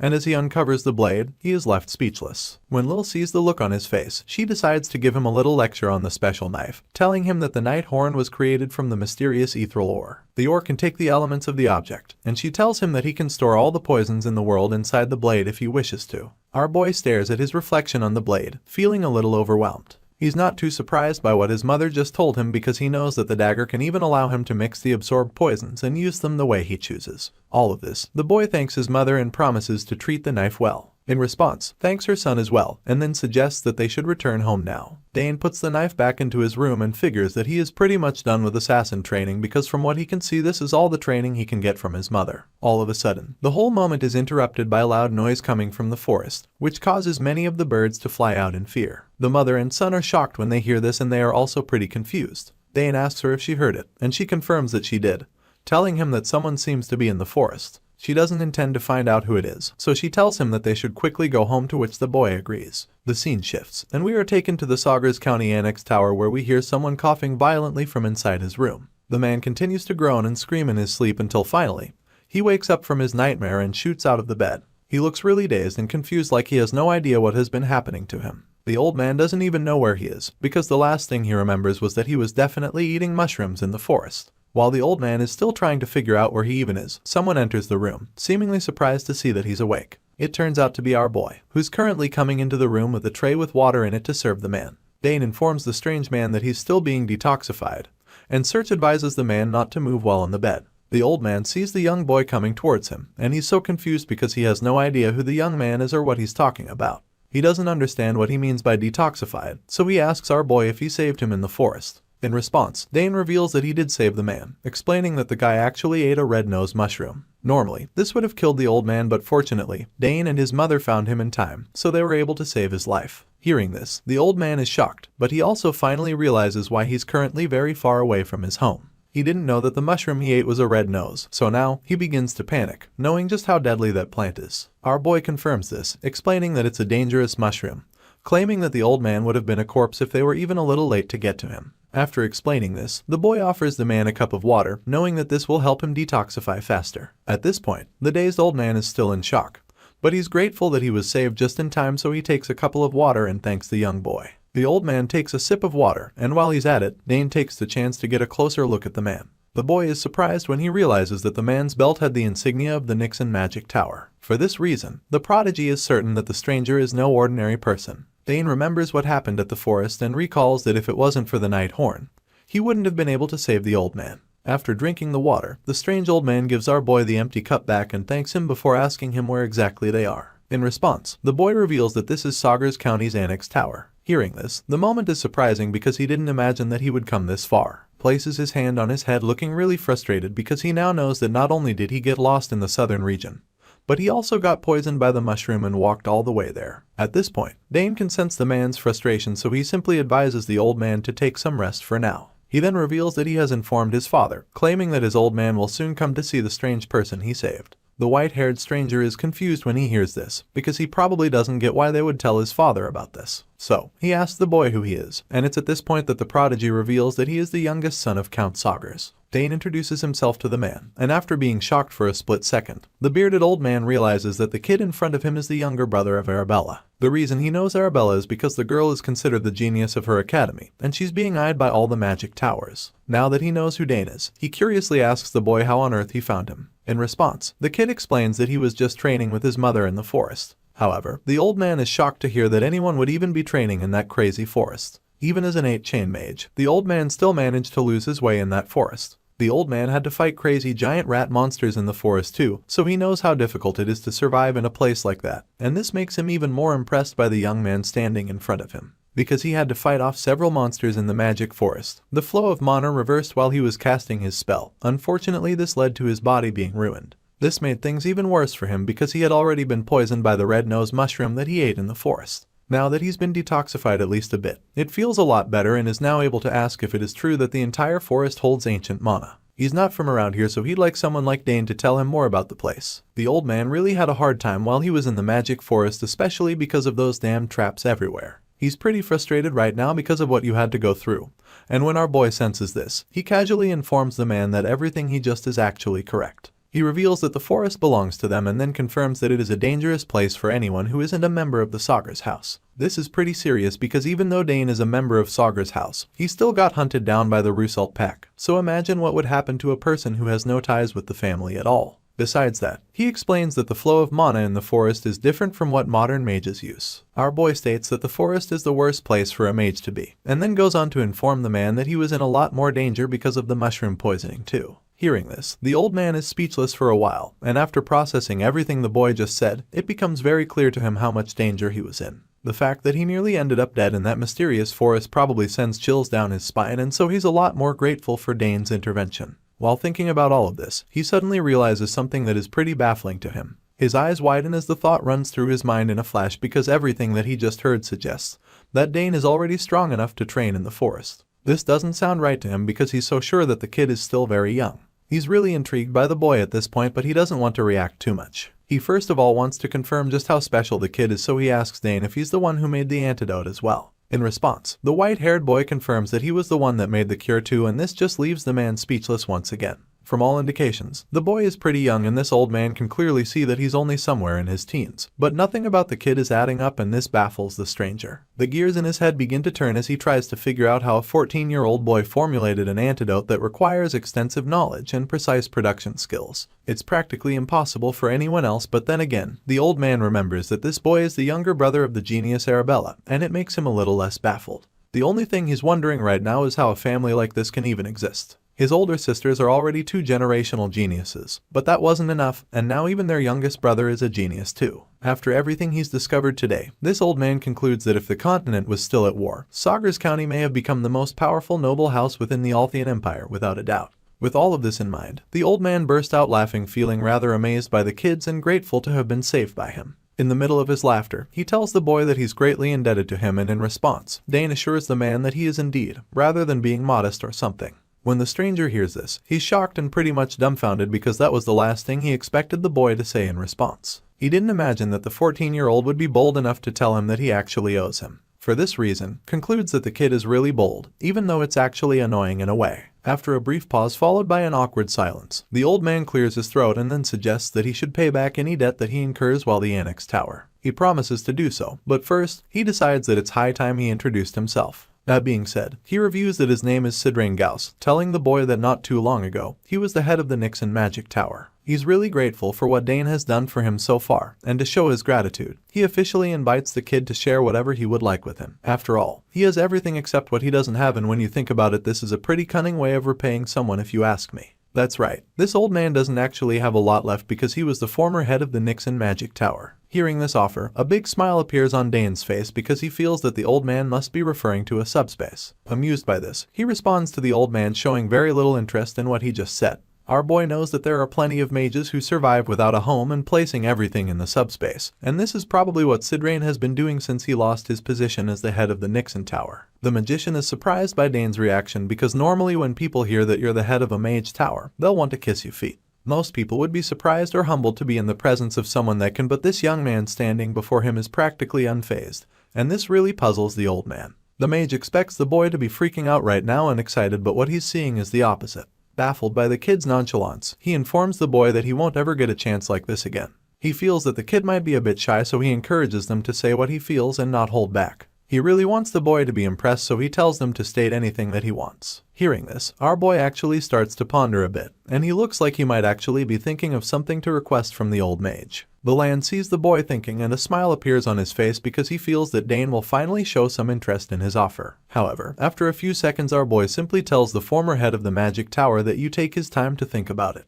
This response obviously comes off as arrogance and rude because the man knows that there are people who die for such an opportunity. However, this kid doesn't seem even a little bit moved by it. He gets frustrated at this point, and you can literally see the giant vein popping out of his head, suggesting that he's extremely mad. The boy is indifferent till the end, and it makes this old mage wonder what kind of child he even is. After Dane turns down his offer one more time, he takes back the cup, puts it on the tray, and turns around to leave the room. Before leaving though, advises the old man to get some rest, and before the mage can even respond, he walks out the room and shuts the door. Sidrain's pride disappears in that moment because he's never been underrated like that before. Most people are ready to worship him and do anything in their power to be in the same space as him. Yet, he was literally begging this 14-year-old to accept his offer. The man rubs his head in confusion, because this is the first time he's ever been treated this way. Before, he was thinking of taking his leave after staying a day or two, but after what he just saw, he realizes that leaving after such a short time will not do. Right now, this old mage is determined to find out what exactly makes this young genius prodigy the way he is. He now wants to stay longer so that he can have a closer look at the interesting fellow who saved his life. While the old man is scheming all of this inside the room, our boy cluelessly walks down the hall and makes way back to whatever he was doing before, having no idea that the mage has taken so much interest in him. The scene shifts, and as the story continues, we're taken back out to the streets of Sagar's County. It didn't take long for word to spread about the head of a magic tower who was saved by the genius prodigy. Back inside the castle, Dane is approached by Herman, who's really interested in the old man.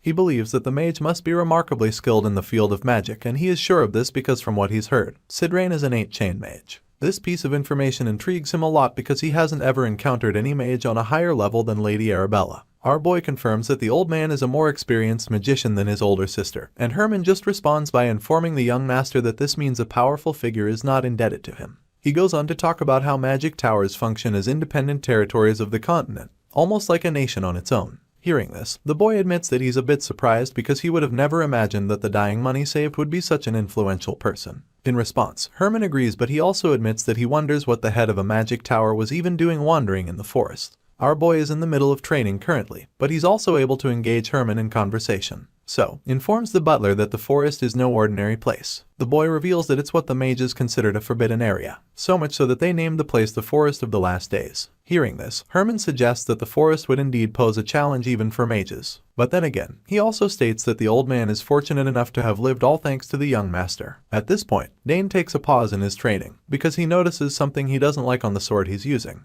The boy stares at his reflection on the blade for a while and then suddenly tells Herman to get him a new sword. The prodigy makes this request with a really stern voice, explaining that the swords he's using right now are all lightweight and short. Hearing this, Herman panics because he doesn't know how to explain that the swords there are all spoils of war that the Count brought back. There are literally no other swords, so there's nothing the butler can do right now. However, he promises to prepare a long sword for training the following day, and so our boy thanks him and decides that he'll just wrap up his training session with the current sword for the day. All of a sudden, a thought flashes across his mind and he remembers a gift that he was given years ago. Dane recalls the day that Duke Thermion gave him a crest. It's already been 7 years since the day that the Hexa-class knight gave our boy the special insignia that allows him to acquire any sword of his choice from the greatest forge in the entire empire, and he's only just remembering today that he actually has something like that. Small smile appears on Dane's face as he thinks about it, and then he makes up his mind to visit the Duke if he goes to the capital. Our boy wraps up his train for the day and on his way out of the training ground, he's approached by his father, the Count, who notices that the boy has been training incredibly hard.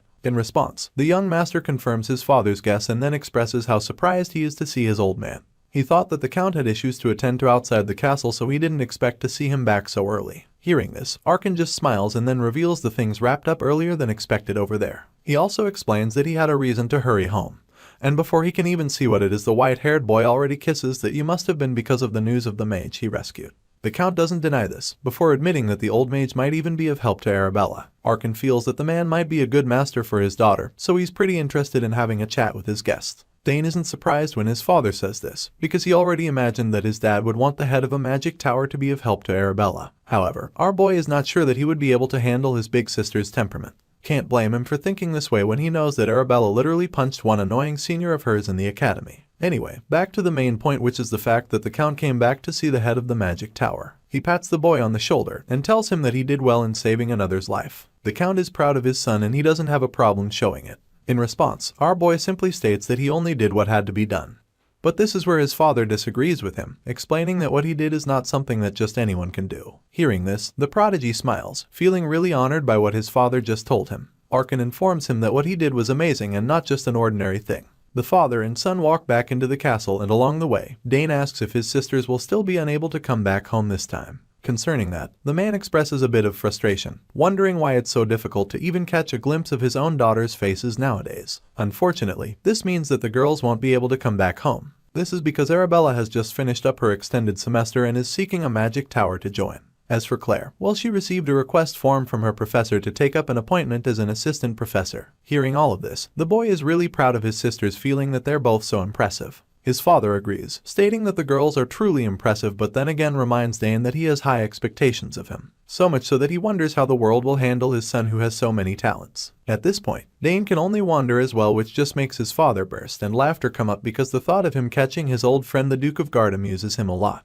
At the mention of the Duke's name, a small smile creeps up on Dane's face as he remembers the Hexa class who ended his previous life. He's no longer so desperate for revenge, but he would actually love to cross blades with that veteran again someday. In any case, do you understand how Layla is faring, because her last letter came about a year ago and he hasn't seen her in a long time? As he thinks about this, he realizes that he can just simply find out when he goes to the capital, so he makes up his mind to do that. A few days later, we are once again taken back to the Annex Tower where Sidrain is currently arguing with one of the servants. The old mage instructions when he's told that he's not fully recovered and claims he's about to go crazy from staying in the room for so long. Response, and stubborn servant simply tells him not to venture too far out and forbids him from using magic henceforth in the tower. This new rule comes as another shock to the old man. but the servant insists that he shouldn't use magic because his magic reflex has not yet been purified. In other words, the poison in his body has yet to be fully nullified and he will have to wait a bit longer in the tower. Hearing this, the former tower head concludes that he doesn't have much of a choice and accepts his fate not to be able to use magic. As much as he's willing to stay without his powers, he cannot stand being locked in the room for another minute, so he storms out and the servant just watches him leave, reminding him that he doesn't even know his way around the place. The servant does his best to convince the mage otherwise, but Sidrain is adamant, so he just lets him go even though he'll be the one who gets punished if the mage stirs up trouble. Turns out that this old man has already cut the attention of some of the castle residents. The maids are currently gossiping about him, cleaning about how he wins up and down every single floor in the tower,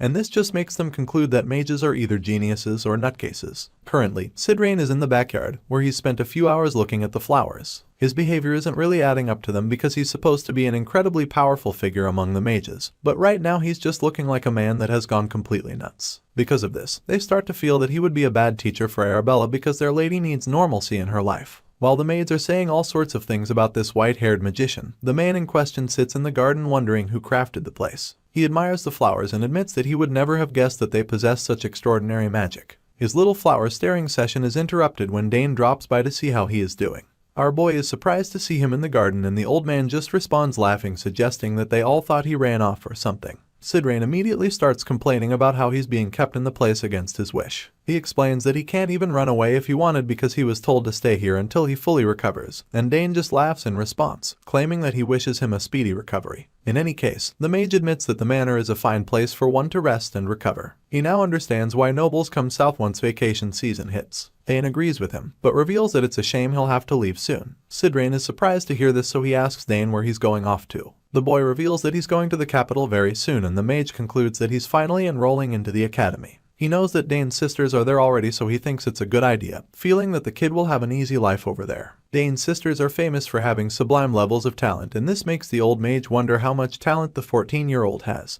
The boy is literally standing in front of him, so his curiosity gets the better of him as he decides to take a look for himself rather than wondering all the time. Using his special senses, Sidrain takes a peek and is immediately shocked by how dense Dane's mana is. It's unbelievably dense, and if geniuses his age group could be considered a stream, then he's certain that the kid must be a raging rapid. The old man is still trying to wrap his head around what he just saw, and Dane notices that he's acting weird again. Such an amount of magic would normally be so unstable that it would be bursting out, so he doesn't get how Dane's body contains it so easily. Just then, the boy warns him not to assess another person's magic without permission because it's rude, and this leaves Sidrain pretty embarrassed because he should have known better. He nervously asks how our boy could tell what he was doing and then apologizes for being so thoughtless. On the outside, he looks like he'll finally stop poking around, but deep down, he can't believe that it's possible for a boy to possess such dense mana. Dane catches the old man pondering deeply again and starts wondering what the man could have seen to make him so surprised. While our boy is still trying to figure out what the mage is thinking about, Sidrain suddenly realizes something.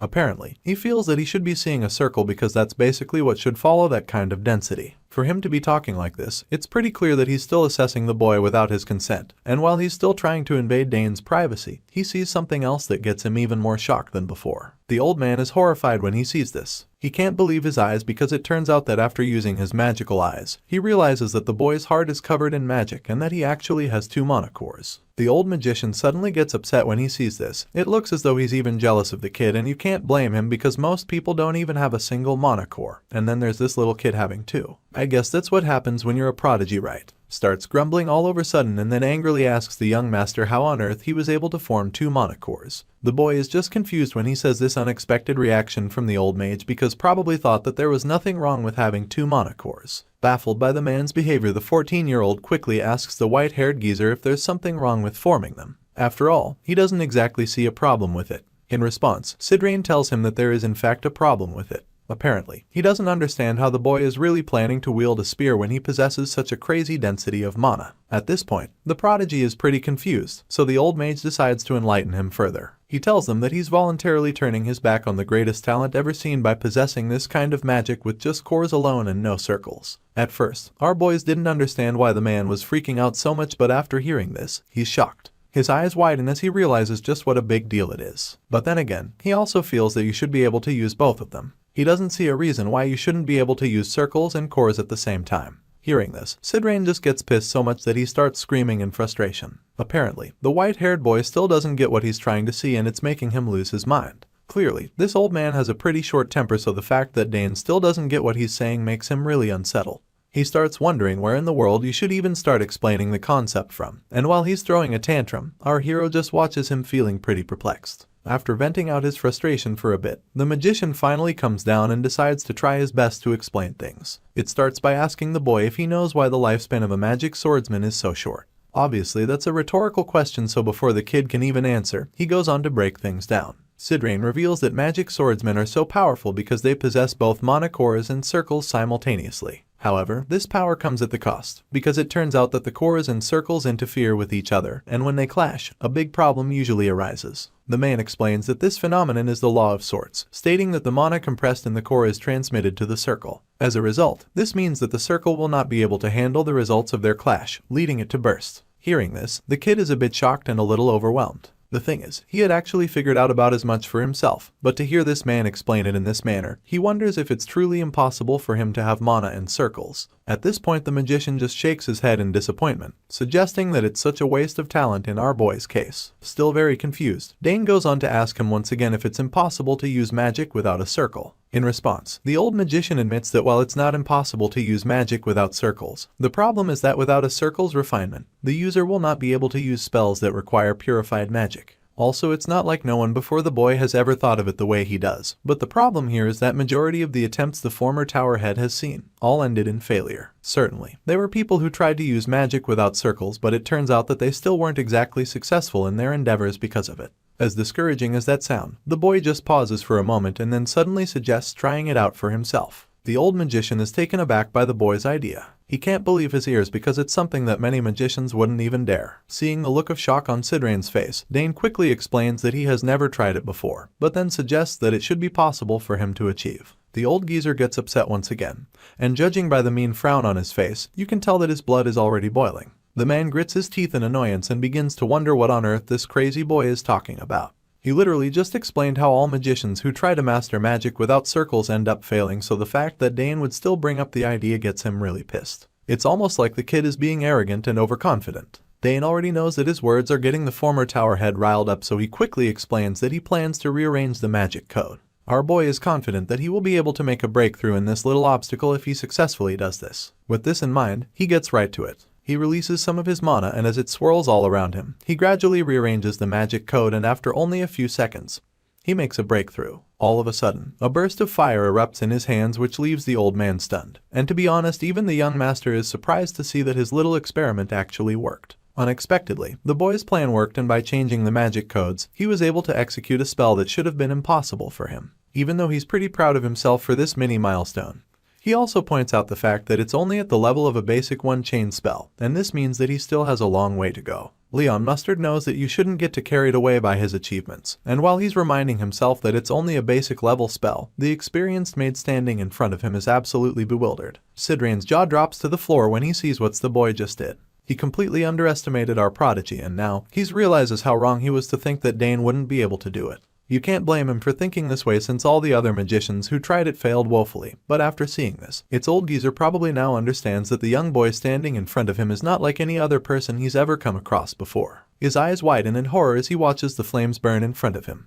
It shouldn't be possible because the kid clearly has no magic circle, so the old man can't even wrap his head around how the boy is using magic so effortlessly. It's absolutely unbelievable, and he makes his shock very evident, telling our hero that he should only be able to use raw magic through the refinement of a circle. That's literally one of the most vital rules of using magic, and yet this young boy of the Sagar's family managed to break it by altering the magic codes. After casting the spell without the need of a magic circle, he goes ahead to flex his new abilities a little more, and while he's at it, he recalls that his sister Arabella once told him that his affinity for magic is so high. He never forgot that, and so now he suggests that maybe that is the reason why he's so talented with magic even when he wasn't born to be a mage. The kid creates a magical sphere around him, which looks like a force field, and this is his way of testing out the new skills he just realized he had. While he's at it, the confused old mage standing next to him just refuses to believe what he's witnessing. As far as he's concerned, Dane having a very high affinity for magic shouldn't be enough reason for him to have so much authority over spells when he's not even supposed to be a mage. Sidrain tries to argue and come up with a reason not to believe this boy's gifts, but he suddenly realizes that the talents that Dane has might be what the commoners mean when they describe gifts that are impossible to imitate.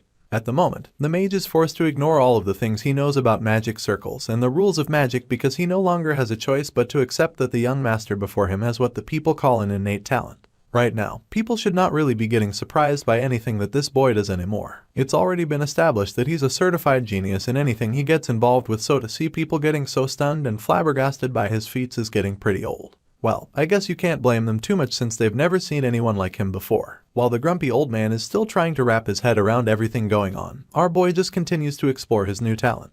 Even he is really surprised that it actually worked because he was also starting to believe that it's impossible to use magic without a circle. However, now he knows that it's not the case. This is a really big breakthrough for the kid, and it should be celebrated if you ask me. But unfortunately, the old man is so shocked that he can't even look at the bright side right now. At the moment, he's more afraid than impressed, and so rather than celebrating, he just trembles with his hands on his knees. He's obviously never seen anyone with innate mana affinity, so it would probably take him a while to get used to it. It's like he's looking at a demigod or something because all of Dane's talents and qualities are things that scare him. Not only does the kid have mana purer and denser than anyone else's in the entire world, he also has the power to break the rules of magic. As far as Sidrain is concerned, this boy is the real deal.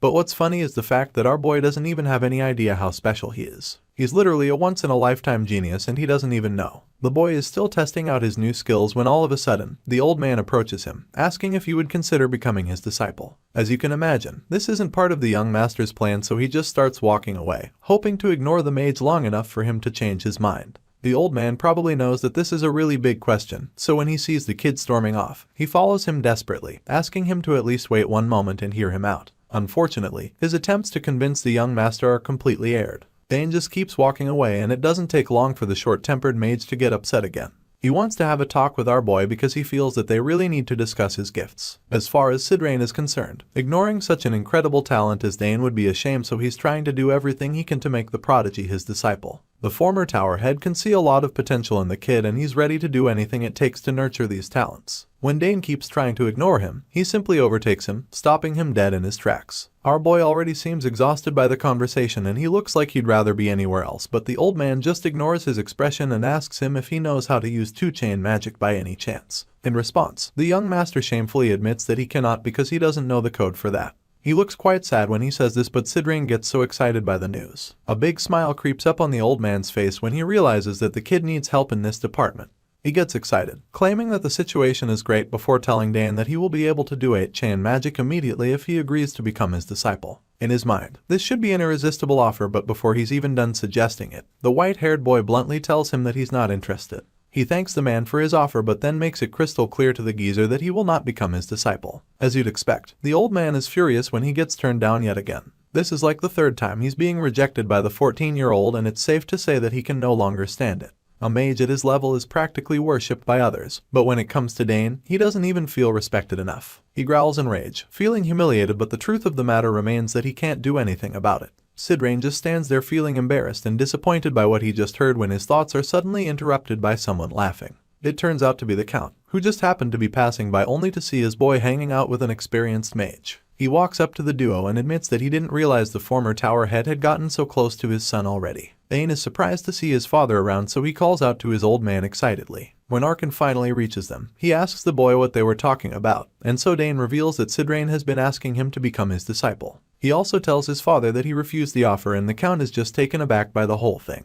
Arkan probably still has many things he'd like to teach his son before he's ready to go out to the outside world. Even Dane's mother Lily might not be done with all the assassin training she has for him, so to think that some mage from another part of the continent would want to take the boy away so suddenly is really a shock to him. Sidrain can tell that the Count was taken aback by the news from his tone, so he gets nervous and immediately starts trying to explain himself. He informs Arkan that the young master possesses the talent to become a great mage one day, hoping to get the veteran spearman on his side. Hearing this, Arkan just laughs, feeling pretty amused by what he just heard. He already knew that his son is a genius, so he's not too surprised to learn that he's got enough magical talent to become a great mage. When the Count shows a bit of interest in the conversation, the mage tries to convince him that the boy is destined for magic, claiming that Dane might end up becoming a mage greater than any of them can even imagine. He draws the boy closer while saying this, and then goes on to reveal that the young master even succeeded in using chain-level magic without possessing a circle. It's something that should be impossible, but Dane achieved it, and this is where the Count starts to express some shock. He also knows that it's impossible to use that kind of magic without a circle, so it doesn't add up when Sidrain says it.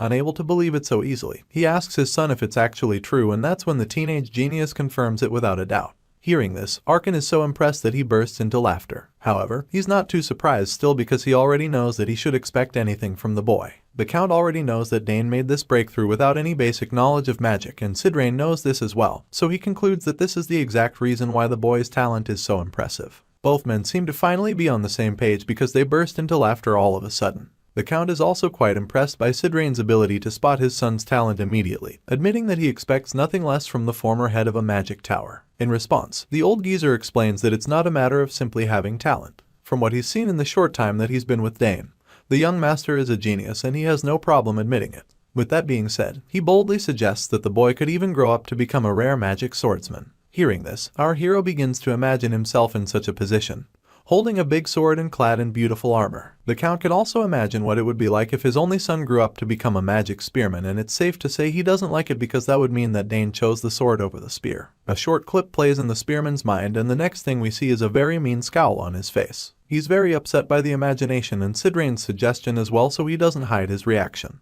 Dane sees the look on his old man's face and realizes that the mage just made a big mistake by talking about swords instead of spears. Apparently, that's one of the words that should never be mentioned in front of Count Sagres, but Sidrain has no idea that he's already offended the spearman. Right now, he thinks that they're on the same page, so he keeps rambling on about Dane becoming a magic swordsman one day. In his mind, he's said enough to convince the Count and make him interested in the offer, but he has no idea that he's done the opposite because he probably hasn't seen the look on Arkin's face yet. Sidrain promises to take full responsibility for the 14-year-old if he agrees to become his disciple and vows to groom the kid until he becomes the Empire's top magic swordsman. To any other parent, these promises should be enough to change their minds and make them accept his offer, but the mage is so unlucky because he's bringing this idea to the last person he should be saying it to. When he doesn't get a response, he finally turns to look at the Count, and when he sees the scowl on Arkin's face, chills run down his spine. Before the Count even says anything, Sidrain already knows that he's done something wrong, so he's pretty terrified and confused. At this point, the spearman finally answers him in a very angry tone, making it crystal clear to him that Dane cannot become a magic swordsman.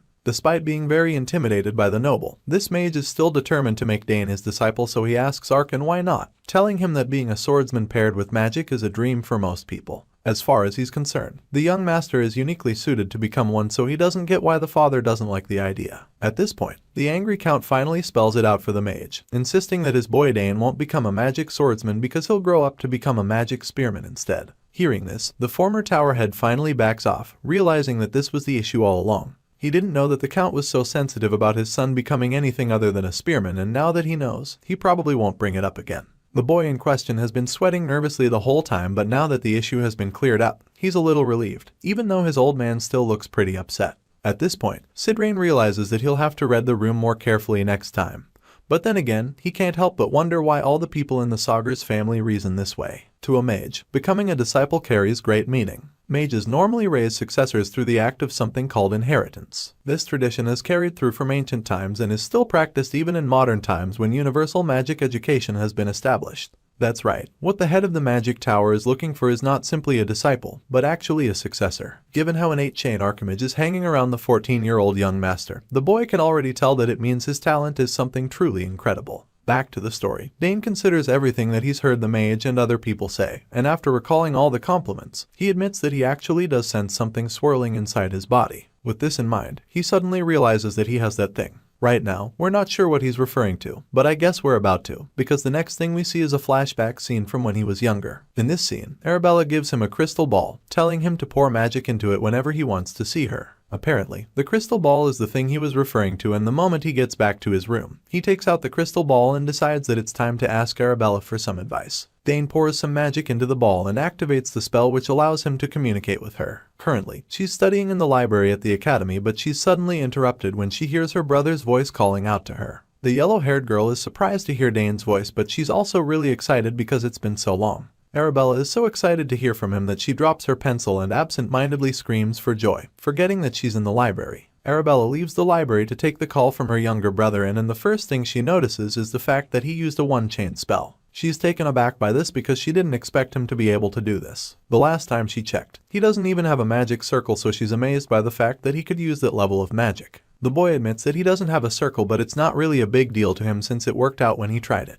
Hearing this, the girl just smiles, feeling really proud of her brother. She knew that his mana affinity was high, but she never expected it to be this great. She's still wallowing in excitement, and Dane can probably tell what she's thinking, so he decides to explain everything to her. He starts by telling her that the circle only takes care of circulation and purification. He admits that there's a chance that his mana is already pure enough, but also states that he's not sure. In response, Arabella tells him that it sounds exciting, and now that she's so intrigued, she's eager to find out more. With that being said, she decides that they'll need to test it out. The girl tells Dane that she'll send a mana stone to the transmission machine in his room. Arabella asks him if he could pour a bit of mana into the stone, and of course, he tells her that he can. Dane admits that he's glad to have his older sister, who is pretty much a genius in her own rights. He wanted to learn a bit about his mana, and he doesn't regret calling her at all. She's a 6-chain mage after all, and the fact that she says she'll help him reassures him. With his hand still pumping mana into the crystal ball, he continues his conversation with Arabella. His big sister suddenly changes the topic, claiming that he'll receive a lot of attention in the academy if he is already using chain-level magic at this age. This suggestion leaves the young master horrified, because that's the last thing he would want to do. Without hesitation, he makes it very clear to her that he'd rather not draw attention to himself, but as much as this is what he wants, Arabella drops another bombshell.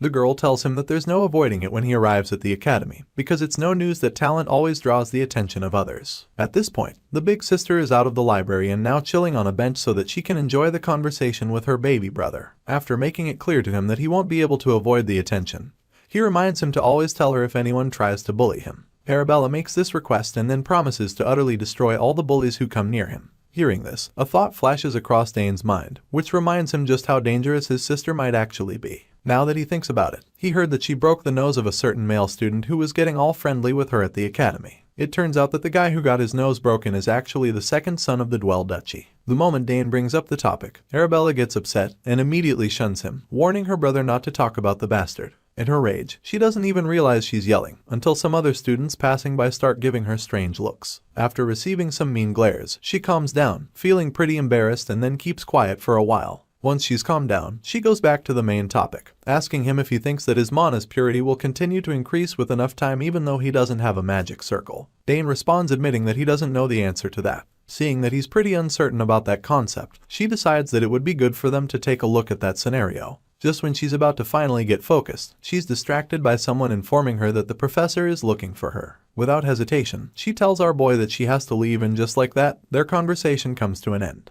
However, she promises to contact him later, and Dane assures her that he doesn't have a problem with that. They say their goodbyes, and Arabella promises to send him that magic stone soon. After this, their little call ends and silence returns to the young master's room. Once the conversation is over, Dane stares at the glowing crystal ball, and after everything that's happened in a while, he starts to think that he might be forging a path that has never existed before. He never thought that his mana was at his pure, and it makes him pretty proud of himself. So much so that he begins to wonder if he has a dragon's heart or something inside his chest. While the young master is busy feeling himself in his room, the scene shifts back to the annex tower of the county, where we catch up with the crazy old mage who is afraid that he's certainly going to die. The geezer is so sure that he'll end up dead very soon, and he's currently rethinking his life's choices. As you already know, this nosy old man couldn't wait to find out Dane's magic status, so he used mana to confirm it by himself. Unfortunately, this ended up backfiring on him because it only worsened his condition. The old man was warned not to use magic until he's fully recovered, but he didn't listen, so now he's facing the consequences and currently fearing that he will die. Sidrain thought that he would be able to leave the annex tower soon, but with the way things are going, all his hopes of a speedy recovery are gone. This just makes him more grumpy,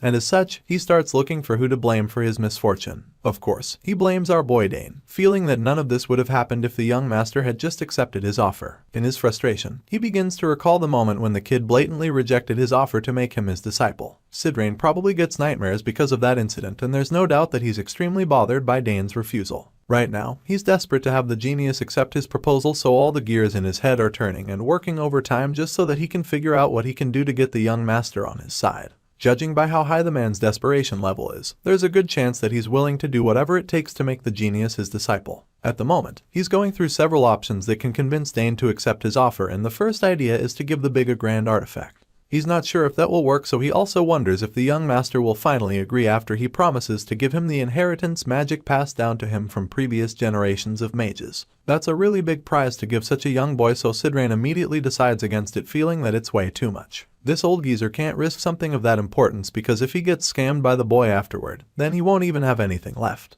After pondering for a while, the mage is still not able to come up with the perfect offer to seal the deal, so he just bows his head in frustration and continues to wallow in self-pity. After all, he already has his health to be worried about how he's made his condition worse by using mana before fully recovering. His little brooding session is suddenly interrupted when someone knocks on his door, asking him if he's in there. The person reveals that he's Sagar's, and you can already tell that it's Dane who's at the door. Hearing this, Sidrain begins to panic because he's still very confused. He hasn't been able to think of the perfect offer to convince the boy, so speaking to him now won't even help matters because he still can't change the young master's mind. Either way, the boy is already at his door, and as much as he doesn't have a proper plan, he can't help but wonder if the kid is here to apologize or if he ended up changing his mind by some miracle. Well, the only way you find it is by letting the genius prodigy in, so the mage asks Dane to come inside. The kid walks in, seemingly surprised to see that the old geezer has been in his room. Dane reveals that he came around because he has something he wants to tell Sidrain, and as you can imagine, such news raises the old man's blood pressure quite a bit. The mage is anxious to hear what news the boy has come with, so he quickly asks Dane to spill the beans. Judging by the smile on the young master's face, it's probably good news. His big green eyes look so welcoming, and it only takes a split second for the anxious old man to notice it. He's taken aback for a second because he was probably expecting some more bad news, but now that he sees the gentle smile on our boy's face, he bursts into laughter. The old geezer doesn't even wait for the prodigy to break the news to him, and immediately concludes that he was right. He's so excited right now because he feels that he already knew this would happen, stating that the boy has finally accepted to become his disciple. His little celebration is cut short in a flash when Dane bluntly breaks his heart one more time by telling him no once again. This is yet another rejection that the former tower head is forced to suffer at the hands of the annoyingly talented young man. Right now, he's probably wishing that he never got rescued by Dane in the forest, because at least he would have died with his self-respect still very much intact. Unfortunately, now he's forced to stay back in the Annex Tower, where he'll keep seeing the young master that keeps turning him down. The old man is embarrassed when Dane confirms that he still hasn't changed his mind. As much as it upsets him, he's still very curious to find out what exactly made the boy come looking for him, so he asks Dane to state his business and reveal what he came to tell him. At the moment, he's starting to get fed up with all the mixed signals, so he would like to know what the boy really wants from him. After all, he already made it clear that he has no interest in learning magic from him. They both sit at the table to have a serious conversation over some tea, and when Dane hears the man's tone, he realizes that the old mage is starting to feel really upset. As such, he decides to clear the air, and starts by explaining that he actually has interest in magic. With that fact being established, Sidrain quickly asks him why he doesn't want to become his disciple if that's the case. As far as he's concerned, anyone who actually is interested in learning magic would jump at the opportunity, and agree to become his disciple without a second thought. He doesn't get why Dane keeps rejecting him, but then he suddenly realizes that the kid might be turning him down because he already has another master. With this in mind, he asks our boy if that's the case, and the young master instantly clarifies that he doesn't have a master. Hearing this, the former tower head just gets even more pissed rather than being relieved. In his mind, the boy is playing around with him because his refusal would have been immediately validated if he actually already had a master teaching him magic. However, that's not the case, and he's still refusing to accept an experienced 8-chain mage who's willing to make him one of the greatest magicians to ever live. Now that the boy has answered his questions, he can't think of any other reason that Dane came to see him. Hence, he concludes that the young master simply came around to toy with his emotions and play around with him. With this in mind, he angrily asks the boy what exactly he came to see him for, and this is when we actually realize what Dane came for. The boy is reluctant to say anything at this point because Sidrain is already feeling offended and insulted by him. Dane doesn't know the rearrangement code for 2-chain magic yet, and it's difficult to learn this from his sister as well because she's living so far away from him.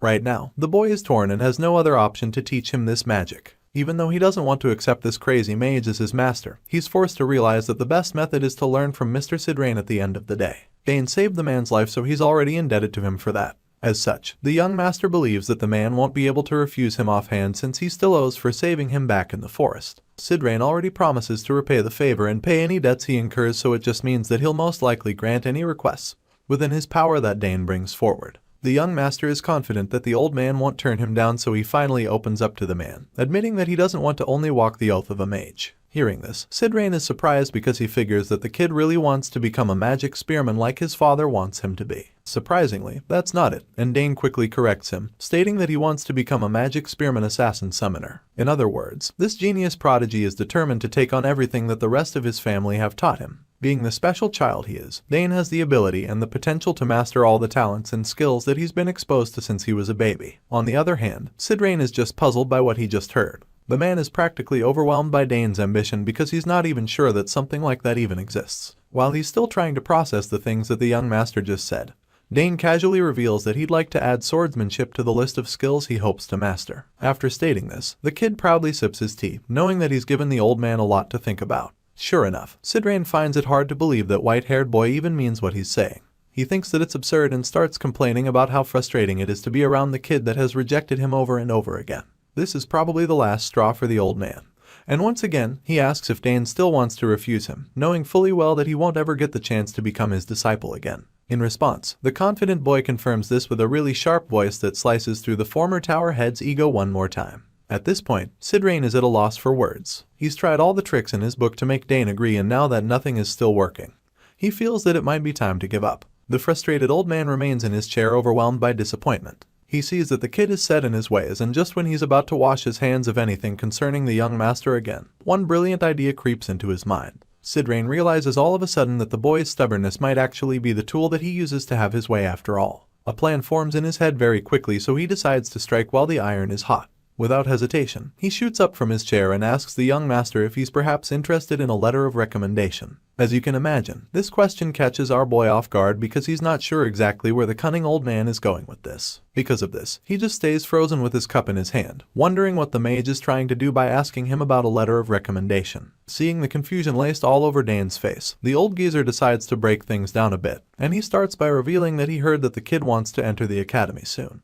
With that being said, he offers to write a recommendation letter to the academy for Dane, assuring the kid that he'll be able to start off at the new institution with a great reputation. The old man makes this offer with so much confidence, and it's almost as if he's so certain that the boy won't turn him down again. As you can imagine, this offer either, since the only way Dane can win the letter of recommendation from him is if he agrees to become his disciple. With this enticing offer served to him on a platter of gold, the young master finally starts to consider it. After thinking about it for a short while, he quickly agrees to it, claiming that he'll accept the recommendation letter from this reputable mage. Hearing this, Sidrain is finally a little satisfied because he didn't get rejected this time around. The boy still hasn't accepted to become his disciple yet, but at least he's making a little bit of progress now. Feeling good about the whole thing, the mage sits back down, claiming that they can now have a conversation, and that's about when Dane asks if he can make another request. Hearing this, the old man lets out a laugh, feeling that the boy has finally changed sides. A wide grin creeps up on his face, because he's happy to see that the kid is no longer rejecting his offers or proposals. But then again, he still hasn't been able to make the young master agree to be his disciple. Nevertheless, he's confident that he'll achieve this, because at least the boy is now coming around, and it's just a matter of time before he gets what he wants. The old mage is okay with whatever quest the boy wants to make, because he feels that you just start with this and then secure his grip on the talented young man by doing favors for him and making him indebted. With this thought in mind, the excited old geezer gets some from his chair and loudly assures our boy that he can ask anything.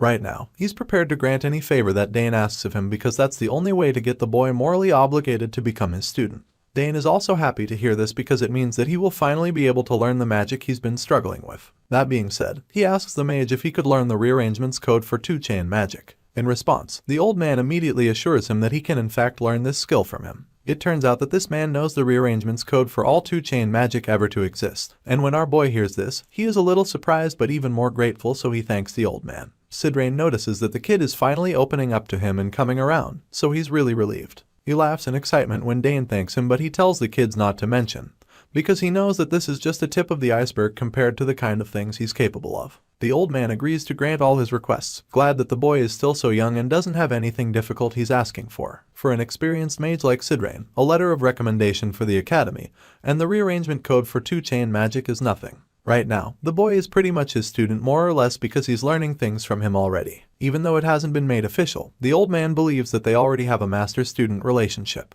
He asks the boy if they can begin their first lesson, but then admits that he's not in the best condition right now. In response, Dane agrees with him, claiming that it's probably for the best. When this little exchange is over, the old man gets excited, feeling that he just reeled in a big catch. But then all of a sudden, our boy suggests that Sidrain just repaid him for saving his life in the forest. The old man is taken aback when he hears this, because he never would have guessed that this was the boy's plan all along. While he was planning to make the boy indebted to him by granting these requests, he didn't know that he was only just repaying Dane what he owed. He's shocked when he realizes that he's been played, but our boy just reminds him that he literally said it himself when he told him that he could ask for anything since he owed him. That being said, then explains that he simply asked for what he wanted, and so now they're even. As you can imagine, the old man is furious. But just to confirm, he asks the young master what happens to their unofficial agreement to become master and disciple. Without hesitation, our boy bluntly states that it won't be happening, since all they just did was settle the former score. At this point, the mage finally confirms that he was tricked and he's so pained that he almost starts crying. What's worse is that he got played by a child who's only 14 years old. Sidrain refuses to take this loss just like that, so he suggests that the exchange is imbalanced, claiming that Dane asked for 2 things when he is owed only 1 favor. As you can imagine, our clever hero is already way ahead of the mage in this. He's certainly thought everything through, so he confidently states that it's not the case. Sidrain doesn't understand why he would disagree, so the young master carefully breaks it down to him so he can understand.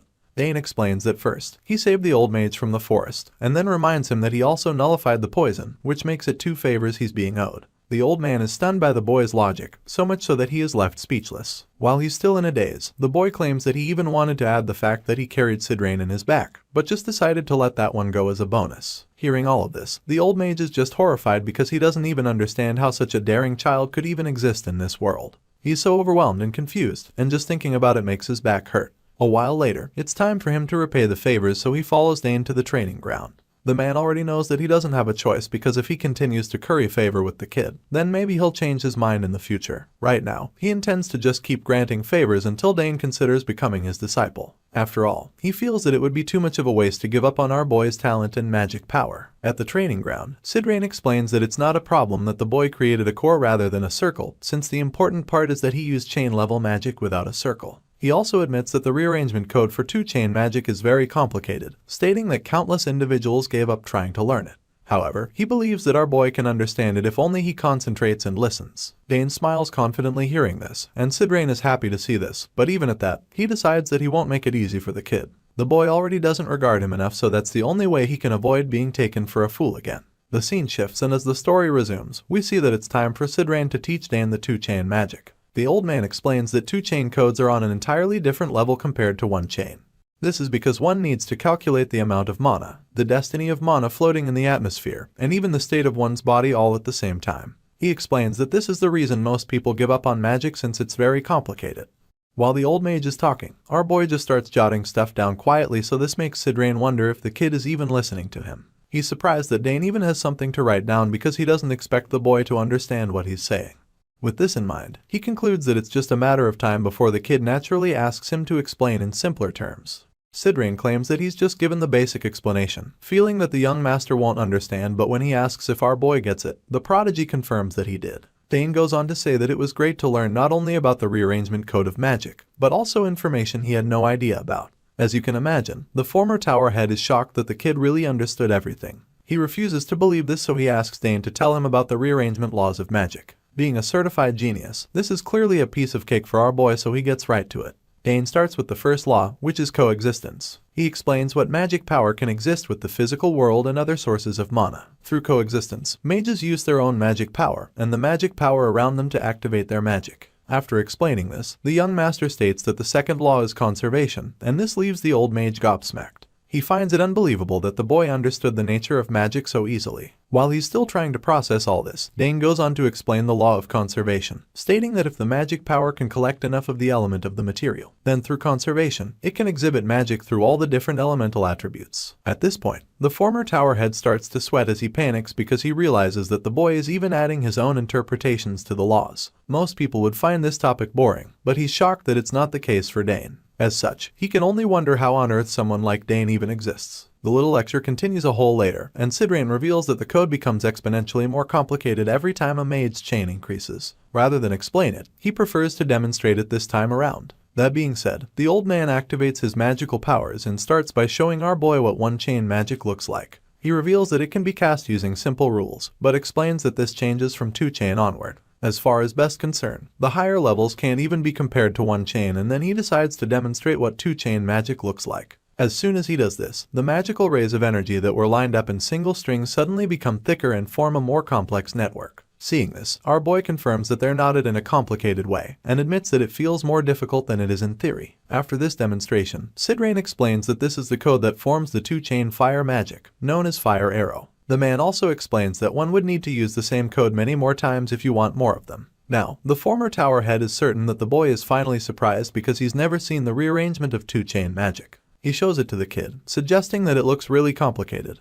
and then claims that most people take at least a year after learning one-chain magic, before they even try to start using two-chain codes. As such, Sidrain is confident that the boy will only be able to understand a portion of the codes no matter how brilliant he is. But then again, the important thing here is the rule, since nothing else matters if he can't figure that out. With this in mind, he decides to observe the young master for a week and slowly teach him the technique. But to his surprise, the bold young man wants to give it a try right away. The man is taken aback by this, but allows our boy to try even though it would be difficult for him. Now that Dane has permission, he takes a good starting stance and gets right in the activation. Sidrain can't believe his eyes when he sees this because he didn't know that the boy's one-chain magic was this good. Dane sets up the whole thing and shows it to the old mage when he's done. The former tower head confirms that this is one-chain magic, but he's impressed by the fact that the young master can create the lines at a set width and length. With all that's on display, he realizes that one-chain magic is certainly easy for the boy, but it's not such a big deal since that's the beginner stage. However, the young master is flabbergasted when he sees the boy demonstrate the same technique he just showed him. At this point, the man can't believe his eyes because he perfectly replicated the rearrangement code for two-chain magic.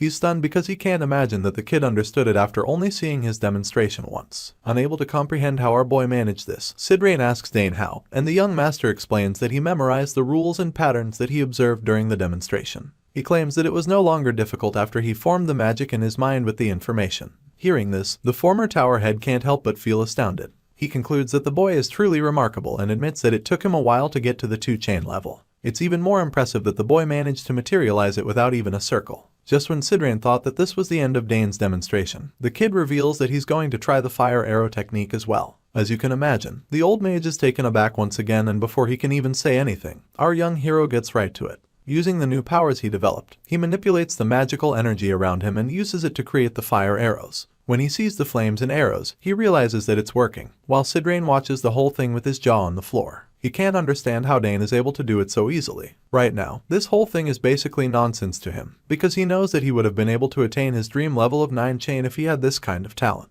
Our boy continues to mess around with the flaming arrows and asks the old man if he's doing it right, so Sidrain confirms this, stating that the boy is a very fast learner. In response, the young master admits that it surprised him too that he was able to do it in one go, and this whole thing makes Sidrain feel that the world will flip when they discover that there's a young mage out there without a circle. With this in mind, the former tower head feels that he needs to thoroughly hide Dane's talent until he becomes his disciple at least. Anyway, now that he's seen how brilliant the boy is, he suggests arranging another code, and the young master is down for it. With everything that he's seen today, Sidrain feels that he just probably thinks of how he'll write that recommendation letter to the academy. Later that evening, Dane returns to his room, feeling that the magic lessons were more fun than he expected. While laying in his bed, he concludes that he'll need to learn theory and practice together since he can use magic. The young master thinks back to his previous life and remembers how he was in a position where he had no choice but to forego magic. In circumstances where he didn't even know when he would die, trying to make time to learn magic was a luxury he couldn't afford. Back then, the only way he could survive was by swinging his sword, since magic, up to a certain point, prioritizes theoretical learning over practical spell casting. Dane looks forward to this new life even more. Combining the theories he learned from his older sister with his born talent, he believes that he's able to show explosive growth with even just simple guidance. And considering the fact that he's also being taught by a former tower master, our boy is pretty confident that he'll excel, so while he's still in bed, he already starts wondering what magic he will learn the next day. Half a month later, Dane and Sidrain visit the Count with a request, but the man seems to find it a bit too much. They want to make a magic reagent, and since they don't have the materials, they'll need to source them outside the territory. As you can imagine, Arkan isn't too comfortable with this arrangement, but the old mage tells the Count not to worry, stating that the boy has already learned 4 rearrangement codes. Of course, Dane's father is shocked to hear this since it usually takes a month at least to learn 1 code. Besides that, information about magic reagents aren't easy to come by, so he asks his son where he learned about them. In response, Dane claims that he learned about them when reading books on magic in the library, stating that they caught his interest. Sidrain just laughs in excitement when he hears this, suggesting that geniuses are indeed always different. He never expected the young master to be curious about magic reagents since most people find them boring. That being said, he guarantees that Dane will have fun picking up the reagent materials as well since he likes reading about them so much. At this point, the Count is dumbfounded for a moment. But then after processing everything he just heard, he figures that it would be a good experience for his son. So he gives Dane permission to go out, encouraging him to check out their territory as well. And of course, our boy agrees to do this with a big smile on his face. The story continues on the streets of Sagres County. We get a bird's eye view of the area, from young children to elderly women and men. The people of the city are delighted when the young Master Dane rides on his horse. Right now, our boy isn't actually alone because he's out here with the white-haired mage and his loyal butler Herman. As they rise through the streets, some children call out to him telling him to take some of their snacks with him because it's a new product that they're trying to get into the market. While some are busy advertising their new products, others are just staring in awe as they are mesmerized by the handsome prodigy of their county. Many of them can't help but notice that the people of the Sagar's manor have their silver hair flowing beautifully on this day. When our boy realizes that the people that will come up to see him, he decides that it's time to address them a bit. The boy trusts that everyone is doing well, and then it turns to the kids telling them that he'll come back later for the snacks. While Dane is busy talking to the people of his county, the former tower head just watches and observes everything carefully. From what you can see in the streets of the city and how happy the people are to see the young master, he realizes that it doesn't look like the count is a cruel lord. The people love the boy and are very happy to see him, so this must mean that they love the count as well. Besides that, he can also tell that Arkan is a really good and loved leader, judging by how he's been treated since he has been in Sagar's county. The place looks really prosperous, and it's no wonder why the county is considered the most peaceful place in the entire continent.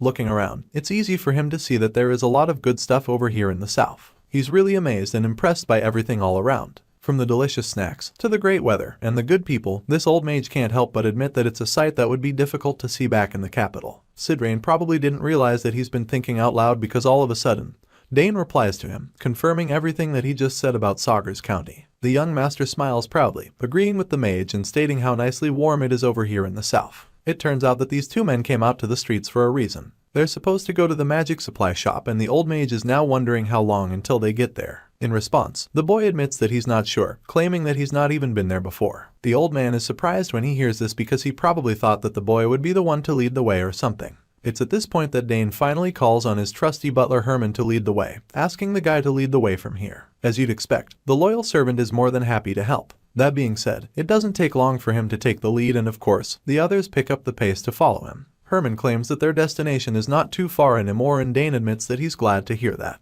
Soon enough, the trio arrives at the magic supply shop, and there, the people are really surprised to see that it's Dane. They can't believe that the young master and the shop owner quickly welcomes them into the shop. They enter the place, and just like the rumors, she notices that the boy's silver hair and emerald eyes are stunning.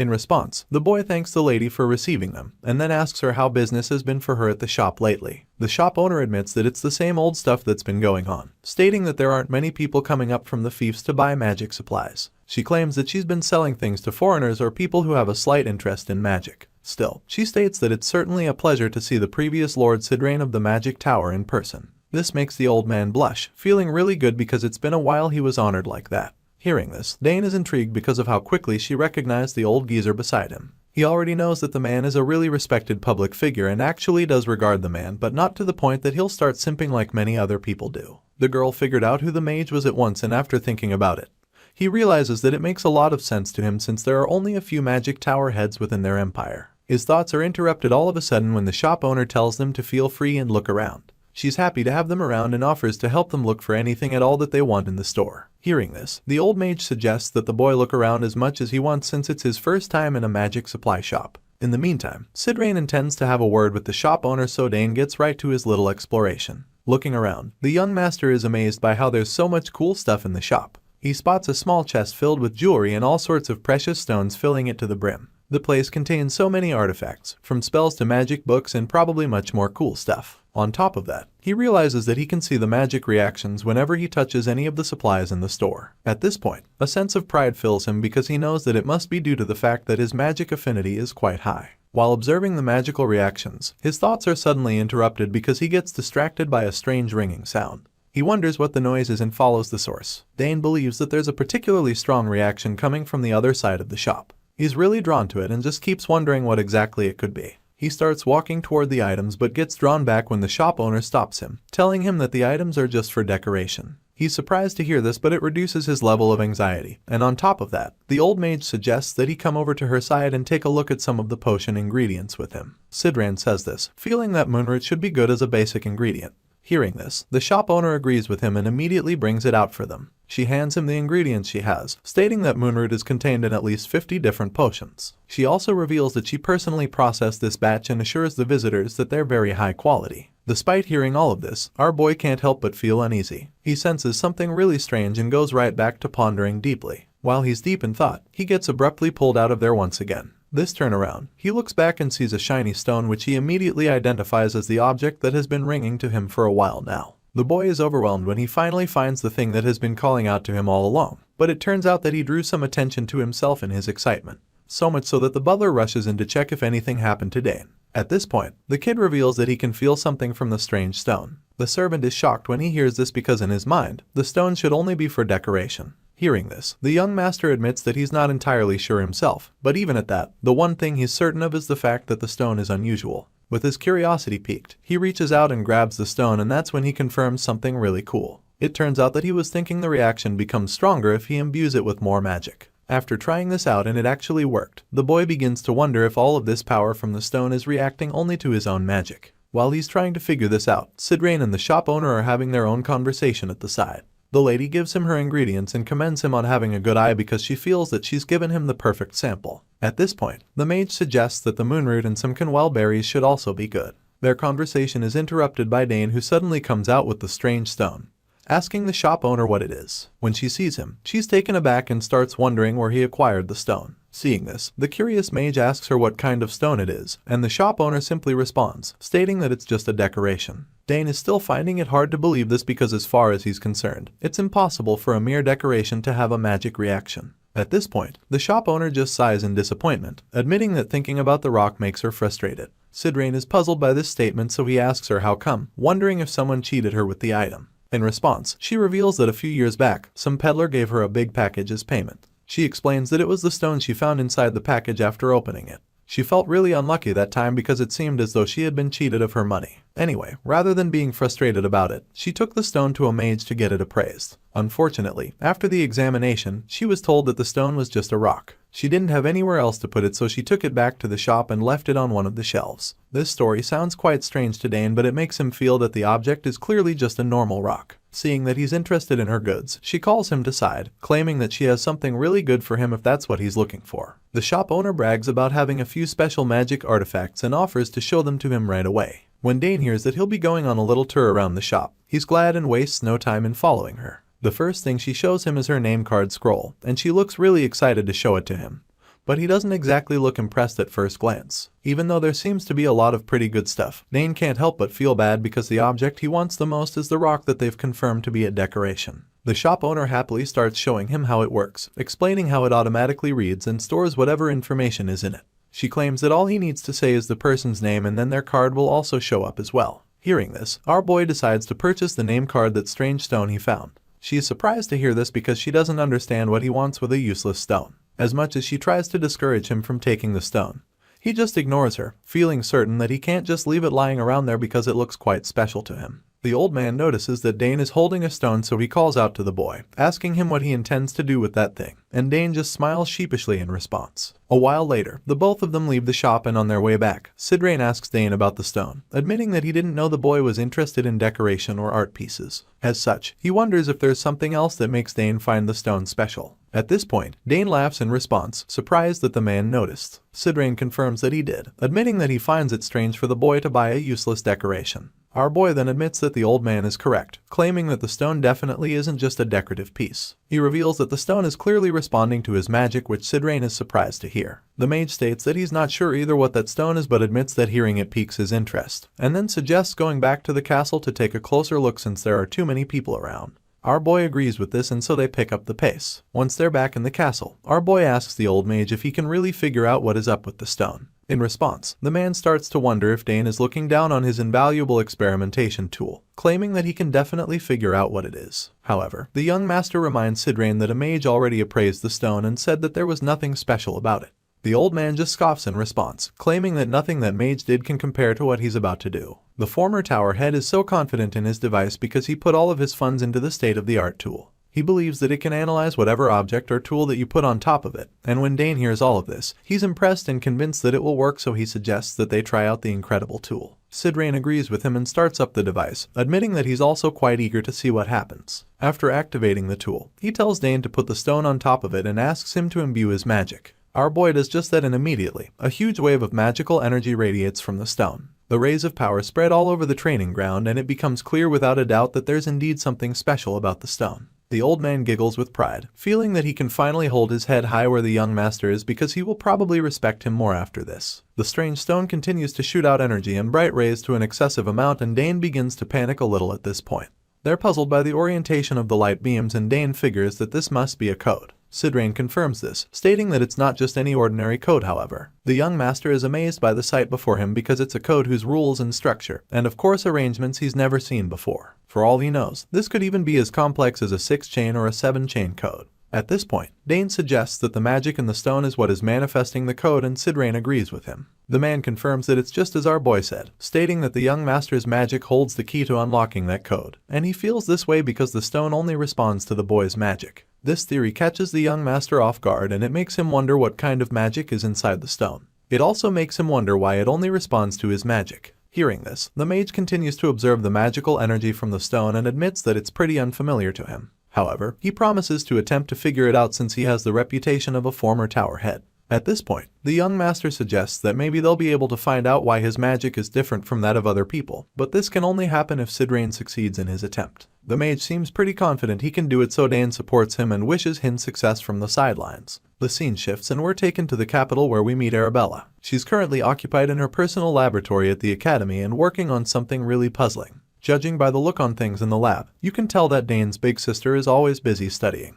She has everything she needs in the room, and other than the fact that she's a certified genius among her peers, it's easy to see why she excels so much in the academy. The girl stands in front of a wall where she's pasted a log of papers, and realizes that she was right about her earlier guess. It turns out that she's been in the middle of some kind of investigation, and that's why she's been so busy recently. Thankfully, she's now made a break in the case and the answer is just as she expected. It's only been a guess for a while, but now she's certain that her brother's magic is clearly different from normal magic. Looking at the papers pasted on the wall, Arabella continues to examine them closely, and after a while, she reaches a conclusion, feeling that there is a special characteristic of the magic code that Dane shared with her. The magic she sensed is so rare and special that even a magical genius like her doesn't possess this kind of magic code, and as you can imagine, this kind of thing baffles her a lot. She's stumped at this point because even the field of magic that is appropriate for the code isn't even being revealed in all the results she's come up with. From magic reagents to magic gates to magic engineering, Arabella knows that her brother's magic is none of these. It's something they've never seen before, and so she can only wonder what it could be.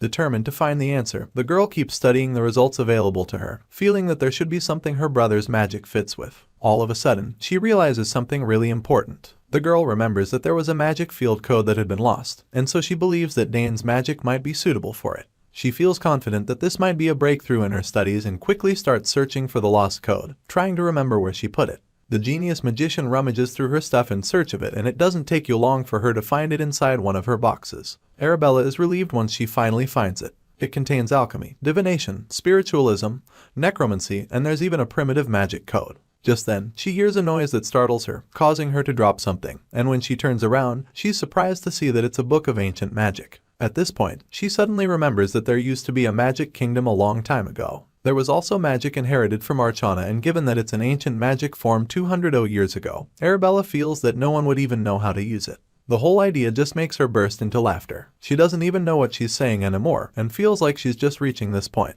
Everyone knows that ancient magic disappeared over 2,000 years ago, so there's no way that Dane's magic would be suited for it. Even though her theory is pretty flawed logically, she's still willing to give it a shot, knowing that she's got nothing to lose after all. For now, it wouldn't hurt to give it a try, so that's exactly what she does. The magical genius gets right to it, and it takes only a few seconds for her entire laboratory to be filled with magical energy. The bright blue beams whirl around the room as well as her body. She examines the energy deeply, and after a while, she can feel the magic on a much deeper level. It's starting to show something, so she pays close attention, and that's when the blue beams flow toward one of the papers in her room. It's one of the results she got earlier, so she checks it out again, wondering what it could be that the magic is trying to tell her. She's curious to see if it could be alchemy, divination, or even something else. Arabella feels that it would be great if the suitable match turns out to be anything but necromancy. Anyway, she picks up the paper and starts to read through it once again. The girl anxiously checks the paper, and all of a sudden, a wave of horror washes over her. The magical genius is horrified by what she discovers, and it's pretty unbelievable to her. She has no idea what in the world she's even looking at. While the girl is receiving a big shock in the capital, the scene shifts and we catch up with the guys back in the Sagar's Manhwa training ground. There, the magical energy is still as potent as ever, and they seem to have also made a breakthrough in this side as well. The old mage gets excited all of a sudden when he sees that the seal of the strange stone has finally been broken, and Dane just feels a little nervous because he knows that there has to be something inside. Sidrain confirms this, and then offers to take out whatever object is lying in there. just as the old man predicted. His invaluable experimentation tool did the job, and now that he's proven just how efficient it is, he feels even more confident than he did before. With this in mind, the old man reaches for the item under the rocks with excitement while the young master just watches closely with a worried look on his face. Thankfully, he has no reason to be afraid because Sidrain easily takes out the item in there and then hands it to him. The mage shows it to our boy, who realizes that it's a silver bracelet. He's pretty confused when he sees this, and the former tower head suggests that it looks just like a plain bracelet anyone can buy off the streets. He's pretty disappointed because he thought there would be something more special about its material. Unfortunately, he doesn't feel anything special about the bracelet.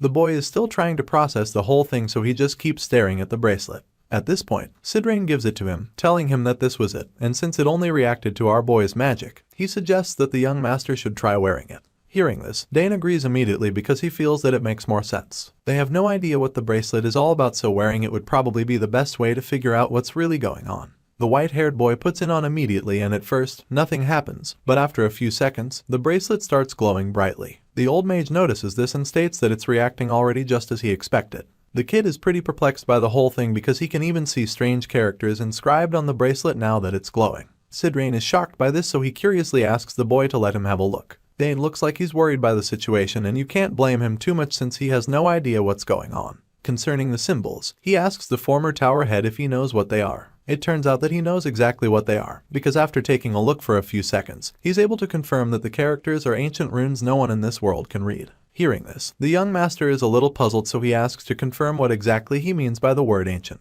In response, the old man confirms that they are characters the ancient magic kingdom of Archana used in their time. Hearing this, the boy is so astounded because he knows all about the ancient kingdom. He heard about Archana from Arabella when he was really young. Back then, she said that it was an age when every little thing originated from magic. But then one day, that age suddenly ended and nobody knows exactly why. The only things that remain from that time are a few relics and stories passed down the generations. For a long time, that was all people had to take away from the Archana kingdom.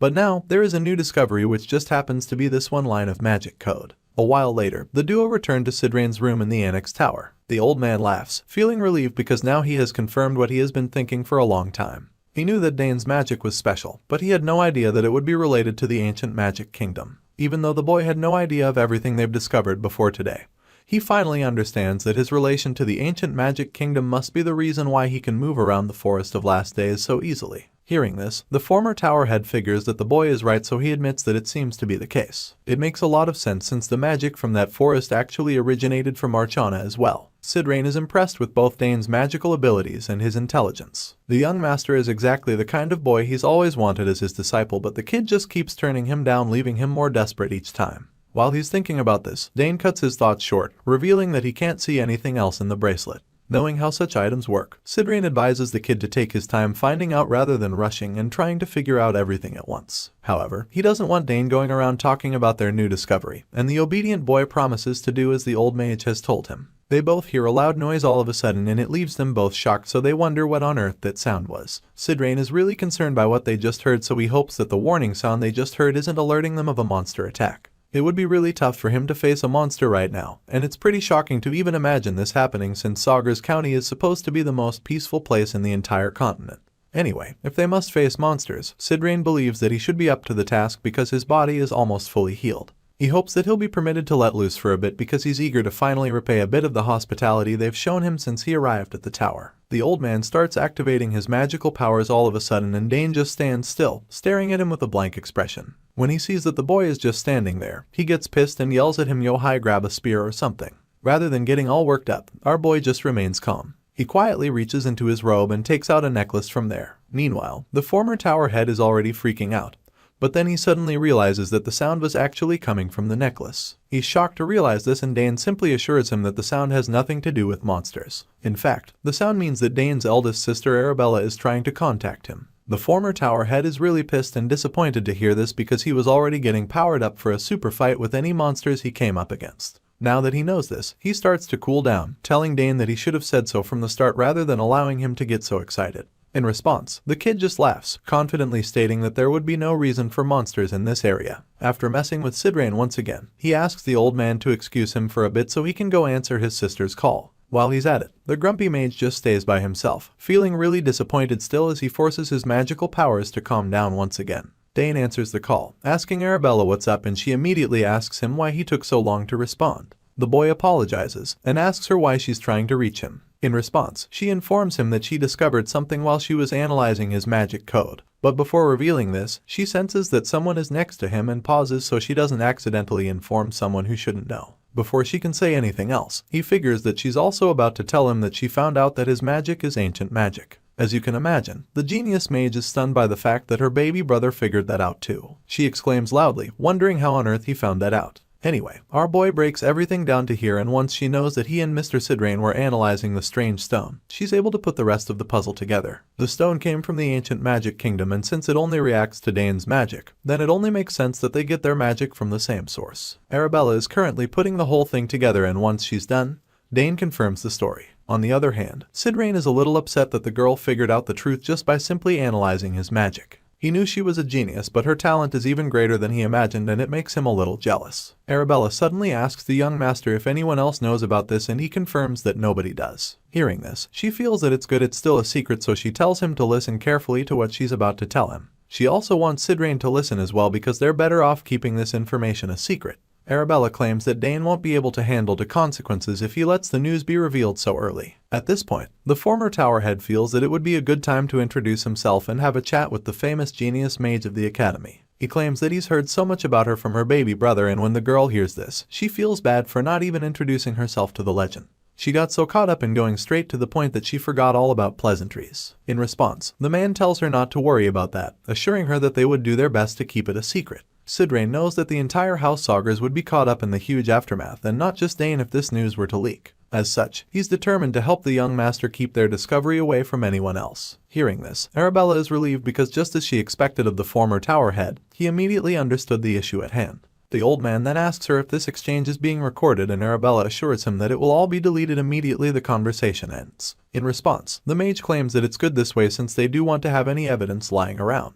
Also, he plans on returning to the magic tower so that he can investigate this matter. The girl thanks him for helping out with their little issue and modestly tells her not to bother, because as a mage, he is doing this out of his sense of duty. That being said, he doesn't expect her to be concerned. Anyway, now that he's gotten a chance to speak with the genius mage of the academy, he points out the fact that he heard she was looking for a magic tower to join. He's interested in her, so he would like to know if she's made her choice yet, since he'd prefer she joined his tower. This question gets Arabella nervous immediately and reluctantly admits that she has not decided yet. However, she makes it clear to him that she is not considering the Nixon Magic Tower. This is because she doesn't specialize in the field she is interested in, and the moment she says this, she knows that he would get pissed. As usual, Sidrain is upset that she would be so blunt while turning down his tower. He was wondering where Dane's decisiveness came from, and now that he's had a chat with the boy's eldest sister, he starts to think that the attitude must have come from Arabella. Even though he's clearly disappointed, he does his best to hide the pain, and bursts into laughter. He tells her that she doesn't have to come to the Nixon Magic Tower after all, and he says this so it doesn't seem like he's desperate to have her or something. Dane just listens to the exchange and is pretty surprised about how straightforward his big sister is as well. Anyway, Arabella responds to the old mage, assuring him that there are many talented people out there who would want to join his tower. Either way, that's not the reason she called, so after talking with Sidrain for a while, she tells Dane that they'll talk about the details of their conversation later. Our boy agrees with this and says goodbye, telling her to stay safe, before ending the call. Just like that, the conversation comes to an end, and after that, Sidrain can't help but admit that Arabella has become quite a great person. Dane responds, confirming this with certainty, and then informs the man that the artifact in his hand was made by her too. Arabella says that the compact crystal ball is trendy among young mages rather than having to use a huge round crystal ball. The jealous old man is really impressed by all of this, but he can't even hide the envy on his face. As much as the crystal pendant thing is cool, he bluntly states that he has no need for such an item. After all, when one reaches 8-chain level magic, contact with people isn't exactly something you would want. As far as he's concerned, anyone who actually has anything important to tell him would just come find him directly. As you'd expect, our boy just respects the man's opinion and smiles at him, feeling that the old geezer probably doesn't have any friends. Not long after, we see that Dane is having a conversation with his parents. He tells them everything that happened between him, Arabella and Sidrain, which leaves them really surprised. Lily claims that she's worried when she hears this because she's not exactly familiar with ancient magic. However, Arkan just laughs, telling her that she has no reason to worry because if anyone targets Dane, he'll personally make them pay. The concerned mother is a little relieved when she hears this and decides that she'll also silence the culprits in her own way if they try to hurt her son. The young master just smiles when he hears these words from his parents. Sure, he feels really protected by them, but also can't help the thought of how murderous they sound most of the time. Anyway, the Count continues to ponder on the news, and that's when he suggests that their lineage probably holds latent ancient magic if what Dane found out is true. This is a good question as far as the mother is concerned, but the problem here is that they don't know if any of their ancestors had it. She points this out and then offers to check her side of the family to see where this is coming from. What could be unearthed if both sides of the family dug into this is not really important, but they all can't help but wonder what the truth actually is. Nevertheless, it looks like they have reached the limit in more ways than one, and Lily tells Dane that staying back in the county may interfere with his growth. She suggests that he should consider slowly making his way to the capital. The boy is nervous when she says this, but she seems really serious about it, stating that the minimum age for enrollment is 14. Arkin mentions that this is Dane's exact age right now, and even though he wanted the kid to stay back another year or two, he admits that it does look like there's nothing left for Dane to learn in the county. As much as they want what's best for him, the most they can do is advise him, so Lily lets the boy know that he can still leave whenever he wants. Dane is taken aback by all this because he had no idea that they were having such thoughts all this while. The Count is confident that his boy will do very well in the capital. As such, he encourages the young master to go there and indulge his talents to his heart's content. These words of encouragement make the kid really proud, and so he informs his parents that he understands what they're saying. That being said, he decides that he'll finally prepare to enter the academy, and the proud looks on their faces are enough to make any child fulfilled. His father tells him that he's made a good choice, and he's happy to hear this coming from his old man. Once that phase of the journey is over, our hero decides that it's time for him to move on to the next level. Later on, he returns to the Annex Tower where he breaks the news to the former Tower Mage. Sidrain is surprised that this is the choice he made, but admits that it's a good one even though it's a lot sooner than he expected. He believes that Dane having his talent restricted to the country alone would be such a waste, so he encourages the boy to go ahead with his plan. Also, he gives Dane a word of advice, telling him not to reveal too much of his talents at once. Sure, the academy is a place that welcomes talent.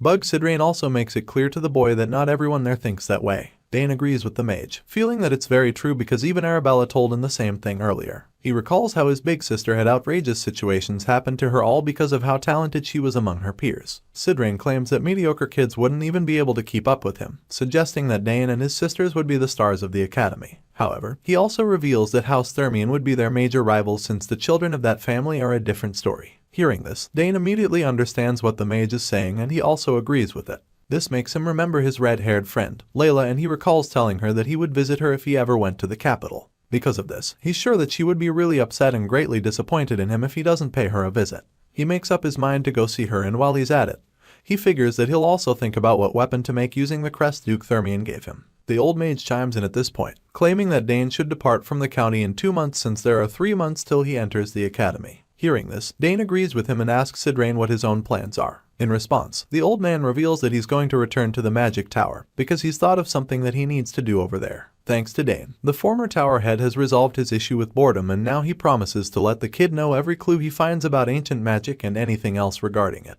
Our boy is excited when he hears this and tells the man that he would greatly appreciate that. At this point, Sidrain suggests that the only problem left would be the little time they have to finish up the boys' lessons. That being said, he suggests accelerating the lessons, even though 3-chain is incomparably more difficult than 2-chain. Hearing this, our boy agrees, knowing that it's true, but then again, he promises to study hard. That aside, he reveals that he prepared a gift for the old mage, who is surprised to hear this. Dane confirms this and then hands the former tower head a box, explaining that he received it the previous form from his sister using teleport magic. It's a very hot item and Sidrain can see that, so our boy reveals that it is the new compact crystal ball that hasn't even come out yet. Arabella developed this new product and Dane pulled strings to get it from her as a favor. The former tower head is excited when he sees the gift. He notices how it's so small and pretty, and even though he insists that he doesn't need something like that, he graciously accepts the gift that the young master prepared for him. Hearing this, our boy asks the mage to contact him using the crystal ball, and then Sidrain realizes that it's a structure he can register his code in. At the same time, Dane notices how excited the man looks even though he keeps claiming that he does need the crystal ball. It doesn't take Dane too long to teach the man how to use the item, and when Sidrain realizes how easy it is to use, the boy starts hoping that the nosy man won't be contacting him too frequently. Later that night, our boy returns to his room. He stands alone in his room as he thinks about the journey ahead, and he realizes that he needs to seriously make preparations for the remaining 2 months he has left to stay with his family in the county. He ponders deeply on the whole thing and then admits that his interest lies in summoning to some extent.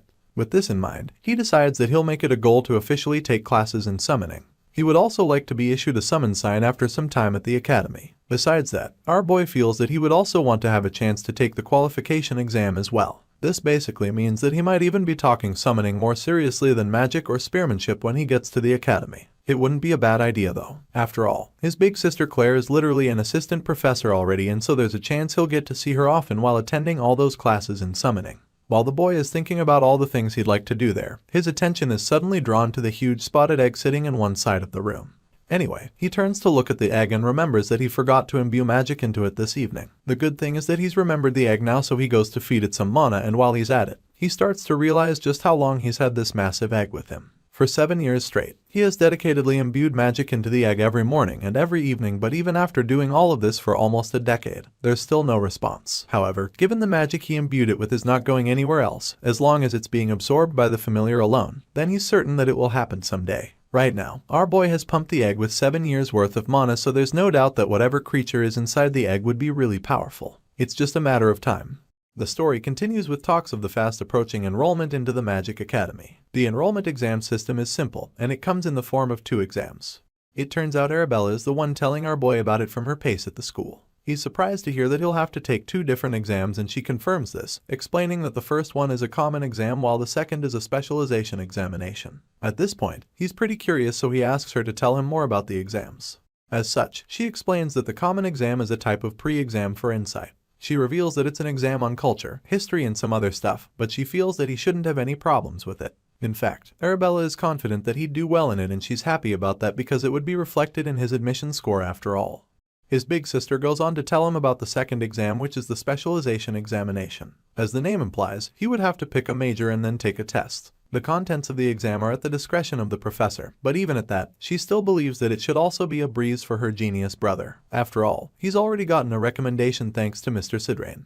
Hearing this, Dane immediately remembers that Arabella breezed through the specialization examination. He heard that she passed it pretty easily, and the big sister smugly confirms this, stating that it was indeed a piece of cake for her.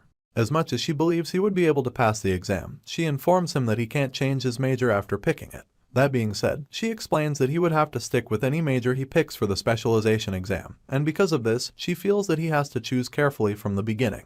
At this point, we get to see our boy Dane, who's currently in the middle of an intense training session. He's been talking with her over their special communication device while swinging his sword around in the training ground. She admits that she would prefer it if he chose magic as his major, and when he hears this, he just smiles coyly, realizing that his big sister still hasn't given up in her quest to make him a full-time mage like her.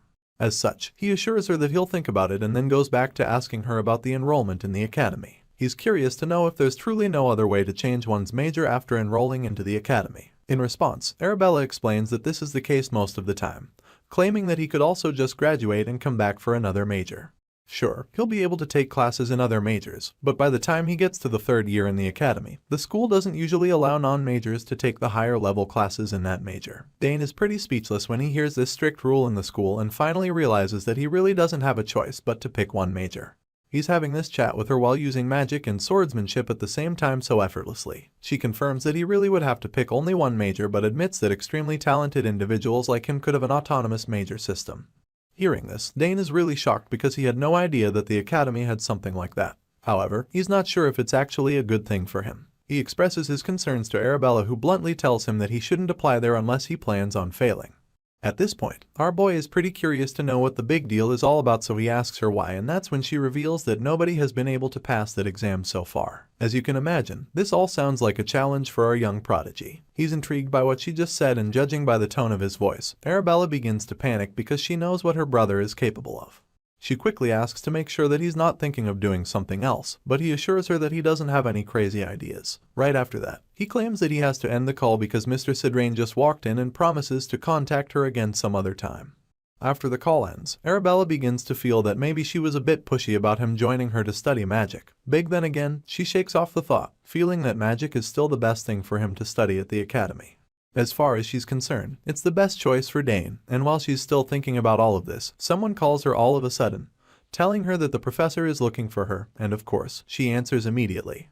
The scene shifts back to the Sagar's manor, where we catch up with our boy and the white-haired geezer. Mr. Sidrain hands him a sealed envelope, revealing that it's the recommendation he promised him, and Dane excitedly accepts it, seemingly really surprised that the old man actually wrote it. In response, the former towerhead reveals that he was as deliberate with the content of the letter as he was with the appearance. He claims that he's written recommendations before, but admits that this is the first time he has ever been sincere about what he wrote in the letters. That being said, Mr. Sidrain tells Dane that he should feel honored. As you can imagine, our boy is extremely grateful for the recommendation and also pretty excited about this advantage he's got, so he promises to live up to the old man's expectations. At this point, the old geezer just sighs, claiming that it would have been much better for him if Dane just agreed to become his disciple. But then again, he also feels that the kid won't even treat him properly as a master even if he took him in as a disciple. Hearing this, our boy just laughs nervously, knowing that what Sidrain says is absolutely true. He probably won't give the old man enough respect and wonders how the geezer already knows. Anyway, Sidrain changes the topic suddenly and asks Dane if he finished getting ready to leave yet.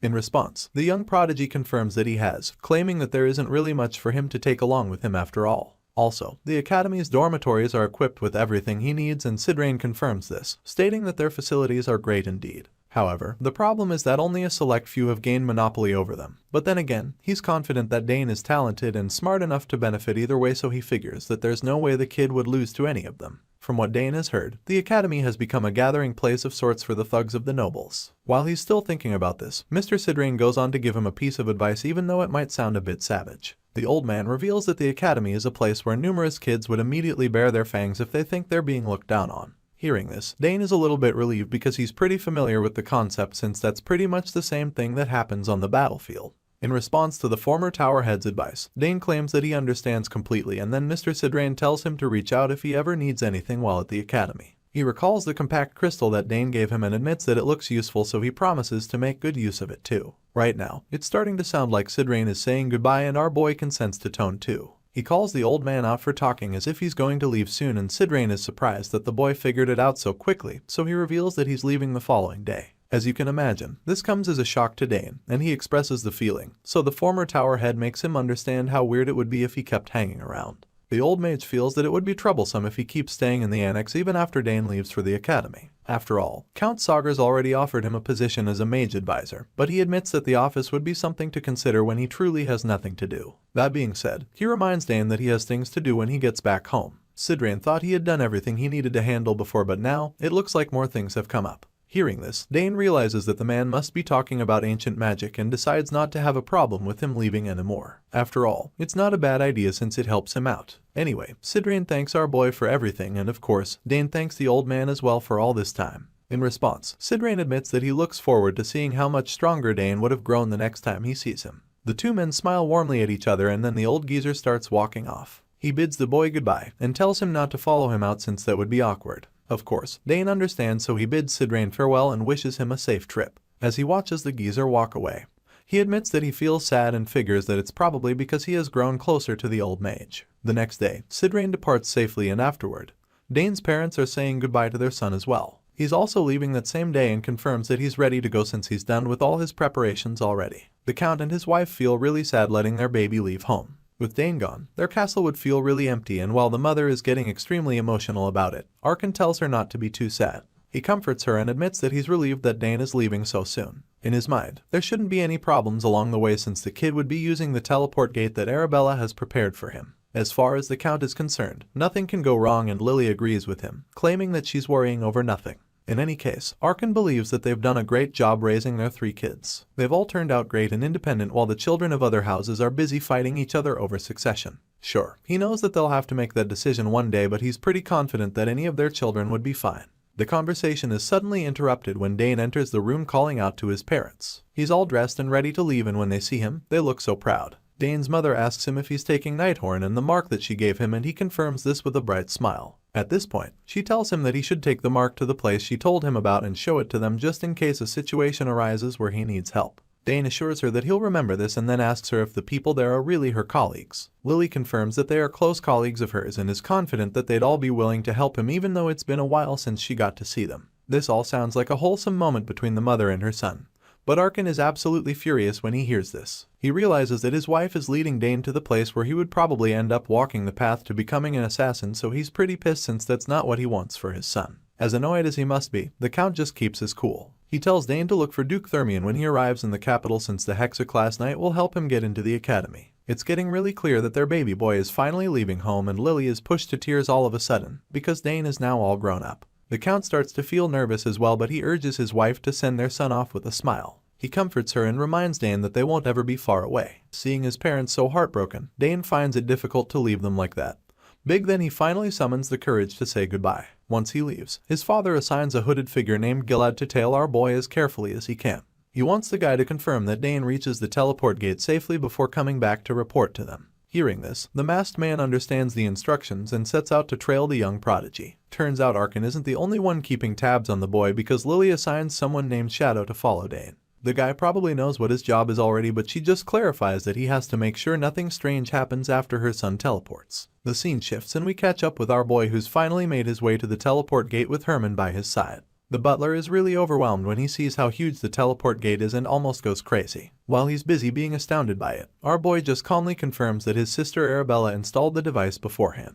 As they walk closer to the massive teleport gate, Herman suggests that Lady Arabella must be a really amazing person. Of course, Dane confirms that she is and then finally starts to understand why it took her a whole year to set up the teleportation device. The curious butler asks Dane if the device will be activated the moment he walks in. Our boy confirms this with a smile, and it just makes him wonder how much effort it would have taken her to set up something as amazing as this. Teleportation, like other magic, can only be used by arranging code properly. The magic has to be continuously imbued into it while the code is rearranged before casting finally becomes possible. With all of that being considered, the teleport gate Arabella installed is a perfect device where all the teleportation conditions have been met. While our boy is admiring the machine, Herman starts bidding him farewell. This is where they part ways finally, and the butler is getting really emotional because of it. He looks like he's about to cry as he tells Dane to take care of himself, and our boy can feel it, so he pats the guy on the shoulder and tells him to take care too. After that, he starts walking into the teleport gate and then stands in the middle of the device. Once he's there, he remembers what Arabella told him. She said that he just needs to pour magic into the gate for it to activate, and so he does just that. Of course, it works, and the moment he imbues magic into the device, the whole place starts glowing, confirming the activation. Dane closes his eyes as the magical energy surrounds him, and after a few seconds, the teleportation starts to take place, and that's when he opens his eyes all of a sudden. A bright light shines from the middle of the woods, and it's clear that the teleportation has finally taken place. Next thing we see is a white flash, and right after that, the scene changes once again. Not long after that, our boy finds himself at the entrance of a really busy city with people walking all over the place. Dane is on a horse right now, and by the time he gets to this point, he figures that this must be the entrance to the capital city Artenia. He's so excited to be here because of how long he's been waiting to see this place with his own eyes. Just when he's about to enter the city, some unknown knight walks up to him and stands in his way. The man knows exactly who he is, and this leaves the young master pretty confused. The scar-faced knight quickly introduces himself, claiming that his name is Luik Asmar, captain of the first corps of knights for House Thermion. At this point, Dane already understands what exactly is going on. He figures that this guy was sent by the Duke, but even though he's grateful for it, he also feels that it's a bit too much pressure for him to have the captain of the knights personally come out to greet him. Captain Luik Asmar informs Dane that he'll be escorted by them into the city from this point, and with that being said, the scar-faced knight orders his subordinates to secure the route. These guys clearly mean business, and Dane is a little overwhelmed by how serious they are. The captain claims that they'll depart immediately, and when our boy realizes that he'll be in their care, he becomes a little uncomfortable. He was so excited to reach the capital, but now that he's here, he feels a bit strange. He never would have thought that he would enter the heart of the very Althian Empire that he hated so much in his previous life. And what's even crazier is that he's coming in here as the most promising person and not just some random visitor. As they travel through the city, Dane feeds his eyes and is blown away by all the sights. On one side, there's people advertising magic that they claim can't be seen on a normal day. And on the other side, extra cheap parfaits frozen by magic are being sold for only 1 bronze crown. Dane looks around and admits that they really do have everything in the capital. He had no idea that the place was so bustling, and while he's still observing his surroundings, the captain informs him that they're almost at House Thermion's estate. The guy shows him the castle from afar, and when Dane lays his eyes on the massive building, his jaw drops. The estate is magnificent in size and he's absolutely blown away by it. But there's something strange. Dane feels like he's been watched by someone, but he's not sure yet, so he starts to think that he might just be imagining things. Right now, he can't be sure, so he decides to shake off the thought for some time so he can focus on what's happening right in front of him. Soon enough, they get to the Thermion estate, and the moment he enters the place, he's welcomed specially by numerous servants. Our boy thanks them for the grand welcome and is just overwhelmed by the flawless lineup of workers. He's also really impressed by their etiquette and adherence to their rules, which seems quite perfect and natural. As far as he is concerned, it's like a stark contrast to what can be seen in the southern region he's from. Anyway, it doesn't take too long for the Hexer-class knight to come outside and welcome our boy. Dane is so excited to see Duke Thermion again, so he greets the veteran and goes down on one knee to show his respect. In response, Duke Thermion greets the kid as well and admits that it's been a while since they last saw each other. He'd like to know if the kid has been doing alright and suggests that they head inside since he knows that the journey must have been a difficult one. That being said, he takes a closer look at the prodigy and realizes just how much Dane has changed since the last time they saw each other. It's been 7 years since the Duke saw our boy last, so he notices a lot of major changes in the young man's features. He's really impressed to say the least, claiming that kids who are a year or 2 years older than Dane wouldn't even be able to compare to him. With this in mind, he is certain that Count Sagres must be really proud of his only son, and our boy just waves the compliments off, suggesting that the Duke is flattering him a lot. The humble Duke encourages Dane to enjoy himself during his stay in the Thermian estate, even though it doesn't measure up to the Sagres family castle. He modestly urges the kid to feel at home while he's preparing for the academy's entrance examination. Other than that, he assures Dane that he'll be stationing a servant to take care of his needs, and then asks the boy to let him know if he needs anything at all. In response, our boy thanks the Duke and promises to do as he's asked before immediately asking after Layla. He's really anxious to reunite with his old friend and asks the Duke if his daughter has been alright. The Hexaclass Knight confirms that Layla is fine, but then he asks Dane if he and the girl in question had a fight by any chance. As you can imagine, Dane has no idea what the Duke is talking about, so he expresses his confusion, and that is when Thermian suddenly opens up. The old man reveals that Layla has been looking quite unhappy these days whenever Dane's name is mentioned. Of course, our boy is really puzzled by this, so he admits that he really has no idea what could be wrong. At this point, the knight understands and suggests that it might be due to the pressure she's feeling from the entrance examination. He doesn't think there's anything to worry about though, since he feels that someone like his daughter would easily pass the exam. Hearing this, our boy kindly offers to talk to the girl and ask her about all of this when he sees her. He gives the Duke a really warm and soothing smile, but deep down, he's nervous and wondering what the problem could be. He even asks himself if the girl is acting up because of puberty. Anyway, the Hexaclass Knight likes his idea and suggests that they do just that. He wants them to take their time to talk more in depth, and then suddenly drops another bombshell. Out of the blue, the old man claims that he's just giving Dane this heads up so that he can be gentle with the girl. Of course, our boy doesn't understand what this means, so he asks, and the Duke simply assures him that he'll understand soon enough. This is still a pretty vague response, so he just keeps wondering what the old man is talking about. While he's still pondering on it, Thermian suddenly suggests that he retire to his room and have some rest. But first, he's informed that a servant will lead him to his room, and sure enough, someone is assigned to him. The person takes him to the room, and once he's inside, the man encourages him to have a good rest. Dane thanks the guy, but the timid servant immediately slams the door so hard that it's all as if they're trying to keep our boy indoors. The young master looks around and finally accepts that this is where he'll be staying for a week until he takes the entrance examination. It's all pretty cool and comfortable, but Dane has this feeling that all of this might be a bit too extravagant for a guest room. With this in mind, he figures that he should unpack and find the training grounds first, so he drops his backpack on the floor and prepares to go exploring, but this plan is foiled when an unexpected visitor enters his room all of a sudden. The person catches him off guard and offers to take him to the training grounds, which leaves him in a state of shock for a second. Not just because his privacy was violated, but because of how familiar the voice is. Without giving it too much thought, you can already guess that this person is none other than his old friend Layla. Just like her father said, she really does seem pissed and starts scolding Dane before he can even confirm that it's her. She snaps at him, asking why it took him so long to come to the capital, and claims that he made her wait so long, wondering when he'd finally show up. Our boy turns around and finally realizes that it's Layla. He's surprised but also really delighted, so he excitedly asks her how she's been doing, and she responds coyly, telling him that she's been doing super well. She makes this statement and then suddenly starts walking up to Dane, reminding him that there's something he should be saying to her right then. Of course, our boy is just puzzled once again because he has no idea what she is talking about. He wonders why she would think he has something to say to him, and that's when she snaps at him even more, reminding him of the letter he was supposed to write her. But even then, he still doesn't understand what she's talking about. At this point, he's absolutely confused, so he doesn't mind showing it, and the girl just keeps yelling at him, asking him why he didn't write her a letter all this time. He didn't even tell her that he was coming ahead of time, and this really upset her. Hearing all of this, Dane realizes that he messed up, so he apologizes for his mistakes, explaining that he completely forgot after saying that he'd reply. Unfortunately, this simple apology is not enough to pacify Layla right now, so she asks him if that's all he has to say to her. Now, our boy gets really nervous because it's clear that she's extremely mad at him. He smiles nervously, pointing out the fact that he even came eventually despite being very busy with his preparations to come to the capital. As such, he asks her to just let this one slide, knowing that there's no way to justify his actions. Layla just shakes her head in response, and he can see just how peeved she is. She huffs in rage, suggesting that he hasn't done enough to appease her, so Dane nervously asks her what he has to do to make up for what he's done.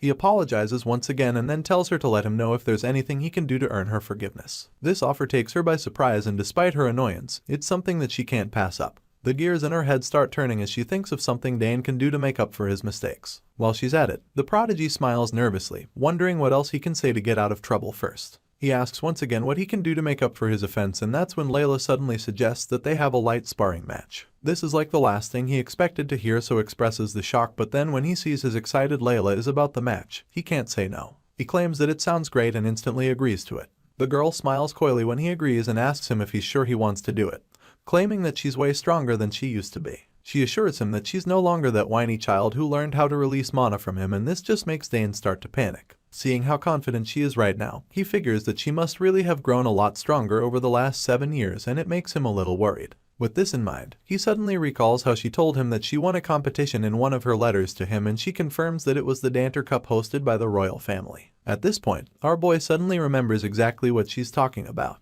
It was a tournament for girls and boys under the age of 15, and Layla came out on top despite it being a really fierce and tough competition in that tournament. The girl claims that he would have gotten to the finals if he had participated in that tournament and admits that it's a shame he wasn't there with her. However, Dane feels that they can make up for it now, and even though she's down for it, she wants to make sure that he's okay with it too. He came here to prepare for his entrance exam, so she wouldn't want him to get hurt while he's staying with them. This makes Dane laugh because he's wondering who told the girl that she'd be able to hurt him. With this in mind, he assures Layla that she doesn't have anything to worry about, and a very excited look appears on her face. You can literally see the hunger for a fight laced in her eyes. Layla feels that it's already late today to have the duel, so she suggests that they have the sparring match as soon as they get up the following morning. And of course, Dane doesn't mind at all. The next day, they're not outside and ready for it. Layla asks him if he has a practice weapon, hoping that he's not still using a bladeless weapon like he used to. Dane then responds, claiming that it's normal to use practice weapons since they're having a light match. Our boy informs her that she can't handle every situation no matter how much she has trained as a warrior. That being said, he asks her what she would do if she were to get hurt while sparring intensely with him, and once again, she simply tells him not to worry about her, claiming that they have the best healer in the Empire living in their estate.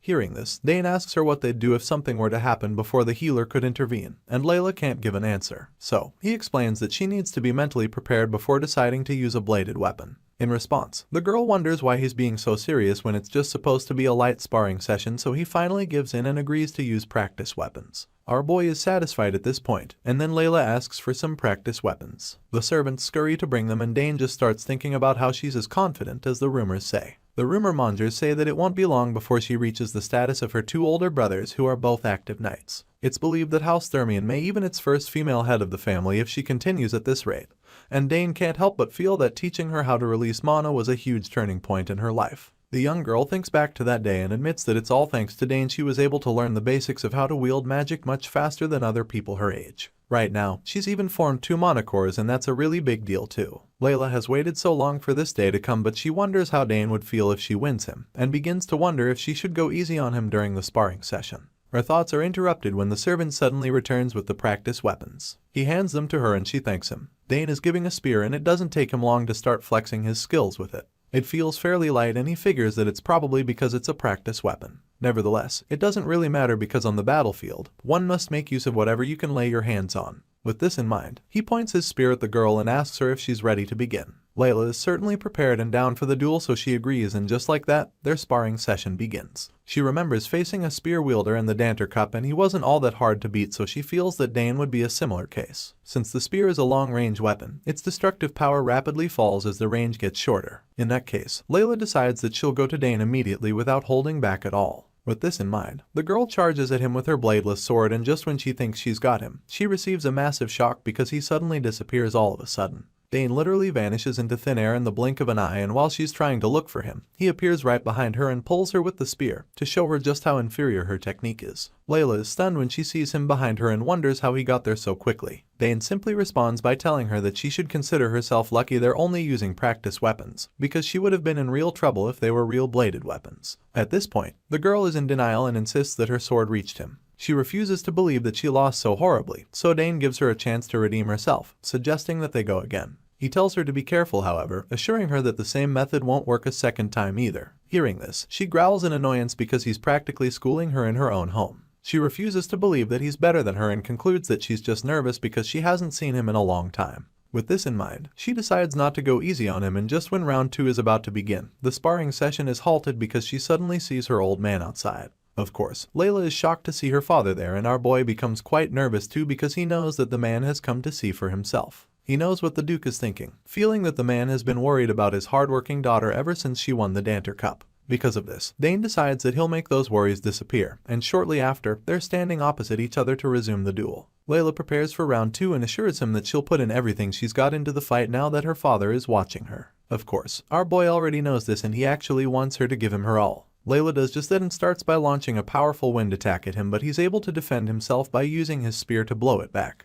While he's holding back the first attack, Layla follows up with a second strike to show him that she's not that easy to beat. Right now, Dane is the one holding back. He's casually containing her strikes and waiting for her to actually throw something dangerous at him, so he encourages her to use her full strength. Meanwhile, Duke Thermion watches from the sidelines in amusement. The two kids have always seemed evenly matched, so he's curious to see who comes out on top today. He seems to be enjoying the sparring session until he suddenly gets a strange feeling when he notices that the smile on Dane's face is gone. From what the Duke can see, the boy no longer looks like a young man sparring and now looks more like a warrior fighting in the war. The intense sparring session resumes and it's starting to look like the two fighters are throwing everything they've got at each other. Layla is fighting with all the skills at her disposal, determined to beat Dane so she can impress her father, while our boy is doing his best to contain Jur and hold her off over and over without actually hurting her. The fight goes on like this for a while longer, and as they both continue to cancel each other out, it gets to a point when Layla finally gets what appears to be her lucky break. She spots an opening in Dane's defense and goes in for the kill. She drives her wooden sword with as much power and force she can muster, but the young master sees her intention and swiftly evades the attack.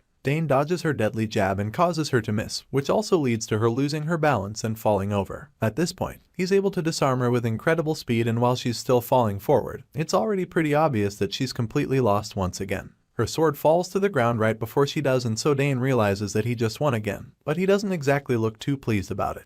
He's not the only one seemingly disappointed by what just happened, because the Duke, who is watching their duel, is also really concerned that his daughter lost a second time. At this point, he asks his trusty knight Captain Asmar what he thinks about the situation. He asks the knight if he thinks that this will help curb Layla's arrogance slightly. Hearing this, the scar-faced captain is taken aback because he didn't think that the Duke already knew about his daughter's attitude. He expresses his shock, so Thermion assures him that he knows his own child better than anyone. He reveals that he saw the signs even before the Danter Cup, but after she won, it got even worse and she completely changed. The Duke reveals that he thought about having a stern word with her to try and change her, but after some contemplating, he decided that it would be better to let her figure things out by herself. Hearing this, Asmar claims that it was a wise decision from the Duke. Anyway, now, he's confident that she'll learn a lesson or two by the time Dane is done with her. This makes him curious about the boy too, because of how skilled he is at such a young age. He's really anxious, so he asks the captain how many mana cores he thinks Dane would have by now. While the men are having this conversation, another intense round of sparring begins, and this time around, Layla is extremely desperate to win. She's fighting like a person determined to kill her opponent,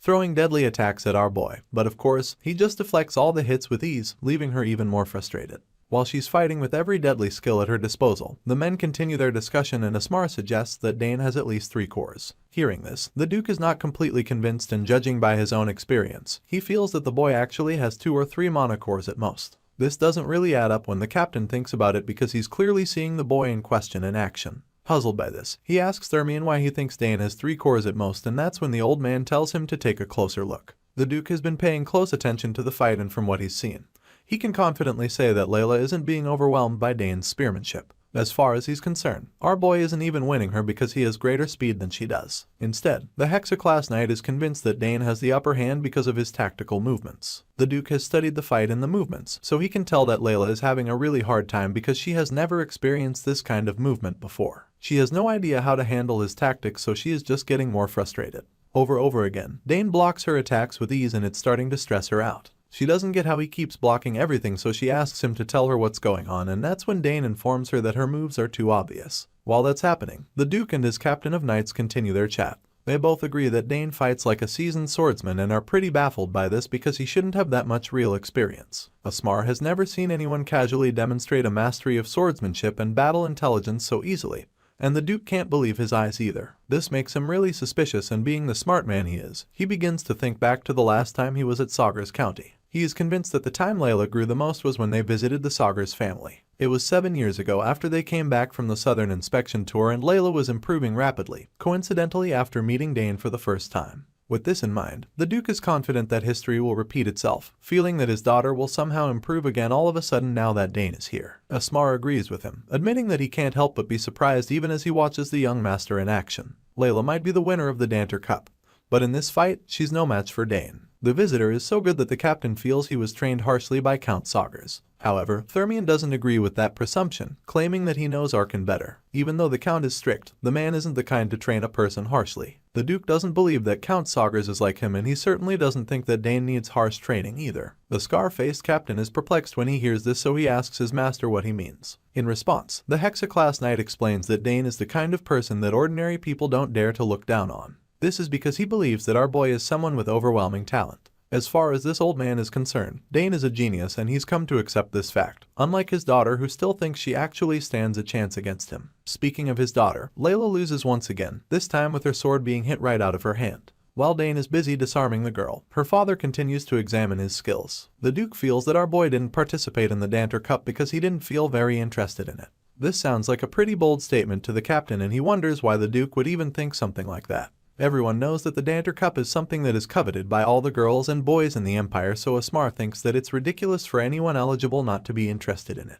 That just doesn't make any sense to him, so he is really baffled at the moment. Currently, there is no one his age who can go against such skills, but here he is, giving the reigning champion of the Danter Cup a very tough time. Layla is panting in exhaustion and gasping for air at the moment, because she's tried everything she can and used all the energy she can muster. It's all futile, and now she's finally starting to accept that she's no match for Dane. Her father watches her repeated defeat and hopes that she would finally realize her shortcomings after this spar. He feels that she'll be able to completely surpass her brothers if only she can throw away that arrogance and become more skilled with the sword. The Duke is very confident about this, and while he's pondering on it, we catch up with the two duelers once again. Layla is still on her knees, breathing heavily after multiple humiliating defeats, and finally admits that this is the kind of thing she expects from Dane.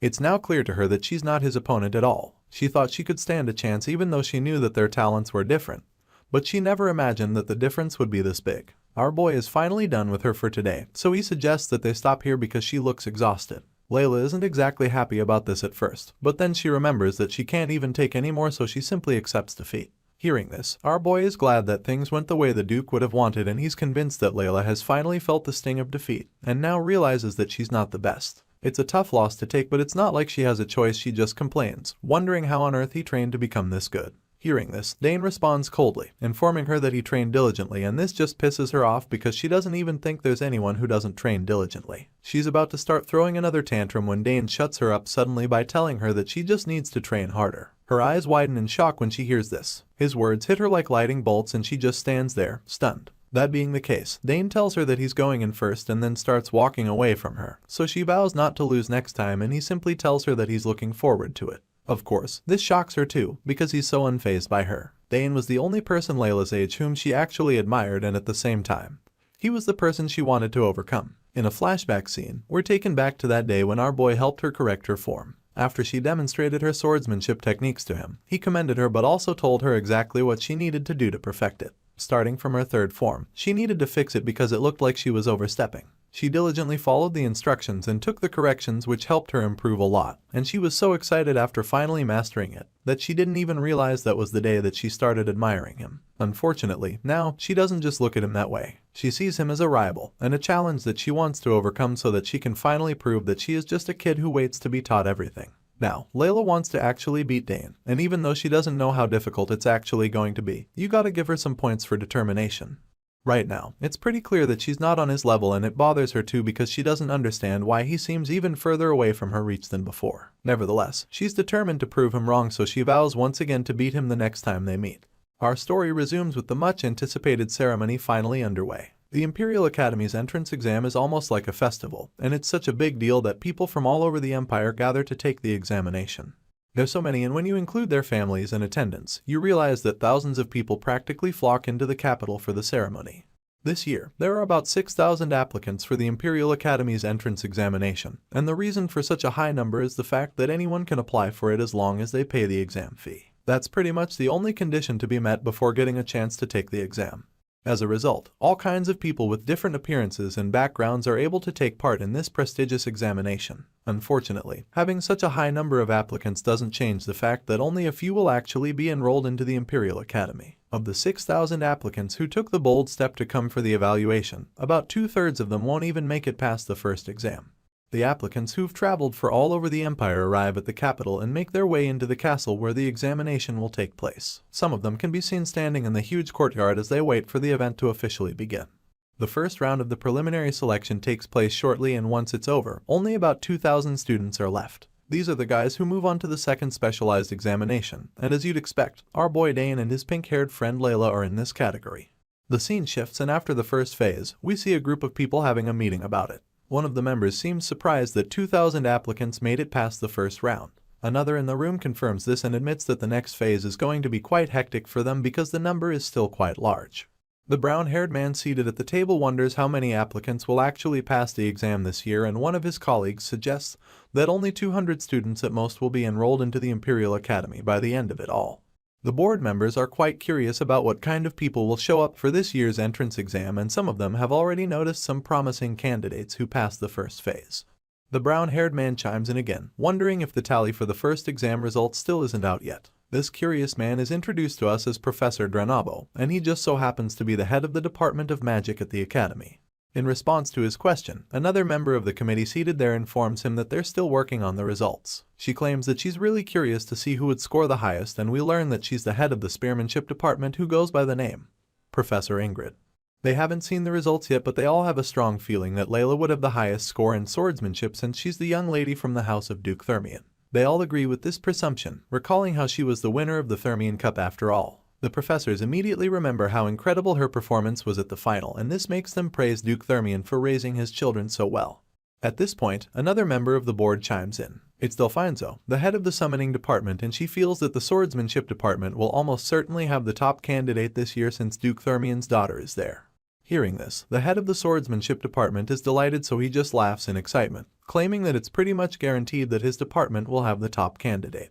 The ginger-haired professor goes by the name Esterand, and he's pretty confident that Layla Thermion will be the highest-ranked applicant when the results finally come out. As far as he's concerned, there's absolutely no competition on that front, but Professor Drenabo doesn't look like he completely agrees. The other department heads wonder when they'll get a student of that caliber, feeling like Layla might be the only star this year, but the head of the magic department just feels that they're all wrong. After some hesitation, he finally airs his opinion and informs the rest of the board that he thinks differently. Professor Drenabo opens an envelope on the table while the other department heads become curious. Professor Ingrid is the one who asks him what he's talking about, and that's when he reveals that he received a recommendation letter from Sidrain. Drenabo informs them that the letter even has the magical seal of the Nixian Magic Tower, and this is enough to prove that it's legit. Hearing this, Ingrid is really shocked because she can't believe that Sidrain actually recommended someone for the entrance examination. It's starting to look really threatening for the swordsmanship department, so Professor Esterand gets nervous and insists that there's no way this recommended applicant can beat the Thermion Cup winner. As far as he's concerned, Layla will be the star applicant in this year's exam, but everyone else in the room is starting to have second thoughts about it. They start murmuring because it's clear that the daughter of the legendary Duke Thermion won't be the only rare talent in the list of candidates this year. Sidrain is famous for not taking any disciples, so the fact that he would send a recommendation letter for an applicant is pretty unbelievable. With the whispers in the room increasing, Professor Drenabo reveals that the person in the letter is already a three-circle mage at the age of 14. As you can imagine, this is pretty shocking news, and Delfinzo exclaims before asking who exactly this kid is. At this point, the head of the magic department reveals that the person is Dane Saugers. The others at the table are shocked, and Esterand is particularly horrified by the news. Professor Drenabo confirms this and then informs them that the boy is actually the son of Count Saugers, but it's pretty obvious that they already knew this. The house of Count Saugers already has two geniuses being trained in magic and summoning at the Imperial Academy, so the department heads are all shocked to find out that they'll be having yet another prodigy from the same prestigious family. Now, even the youngest son of the Saugers family even has Sidrain's recommendation, so they're quite concerned about the whole thing.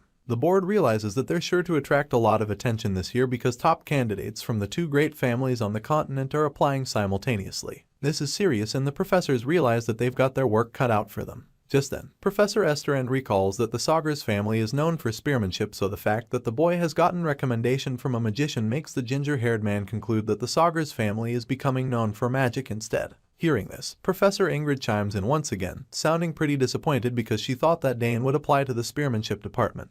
Drabano can't say that he's not happy about having a student like Dane, but he tries not to sound too annoying by reminding the others that the beau would make a strong pair with his sister Arabella if he joins the magic department. The man is pretty confident that he'll get Dane to join him and feels that it makes a lot more sense too, since the Imperial Academy is all about magic after all. The discussion is suddenly interrupted when a lady barges into the room to inform the board that the applicants' exams have just been concluded. Hearing this, the professors figure that it's a good idea to bring up the data so they can know the next course of action. Sure enough, a large blue screen pops upon instantly and the details are displayed. On the screen, they see that the swordsmanship department has the highest number of applicants, which is 1,367. The second highest is the magic department with 227 candidates there, and next is the summoning department, having 152 applicants. After the figures are ready out for everyone to hear, some people in the room appear quite shocked. The news is pretty crazy, but some people expected something like this because it appears that there's always a huge gap between the swordsmanship and magic departments. As you can imagine, Esterand is pretty excited that he has the highest number of candidates, and he's even more delighted when he sees that Layla Thermian's name is right at the top of the list of applicants. Professor Drabano, on the other hand, is shocked when he scrolls the entire page and discovers that Dane Sagar's name isn't on the list. The magic department head is so confused, so he checks frantically a second time but then gives up when he still doesn't find the name.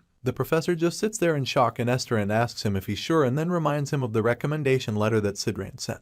Professor Ingrid reveals that the name isn't on her list either, and this just makes the situation even more confusing. With no other option, they ask the lady who just came in if there are any applicants who weren't listed. In response, the lady reveals that there is in fact one applicant who was listed in the independent major. The 4 department heads are shocked to hear this because it's an extremely rare thing for anyone to apply there. They find it hard to believe, and all the other staff in the room just wait anxiously to find out who this person is. As you'd expect, it turns out to be our boy, and not only is he the independent major applicant, but he's also the person who scored the highest out of the 6,000 candidates who came in the first exam. This piece of information comes as horrifying news to the head of the swordsmanship department because he was so convinced that Layla would be the star of the show. Unfortunately, that's not the case, and it instantly becomes clear as day that Dun Sagars is the candidate who came in first place. The scene shifts after that, and the rest of the meeting is pretty much history because the next thing we see is that our boy is in the middle of training. Dane is currently in a training ground welding his spear, and he thinks about how it's already been a month since he arrived at the school. In his mind, time flies, because it feels like it was only just yesterday that he was training with Layla. Now, he's already taken the first exam and is waiting for the results. He thinks back to that day when they were all seated and given the papers, and is grateful that the exam wasn't that difficult. His thoughts are interrupted when his pink-haired rival barks at him, asking him if he's gotten his results back.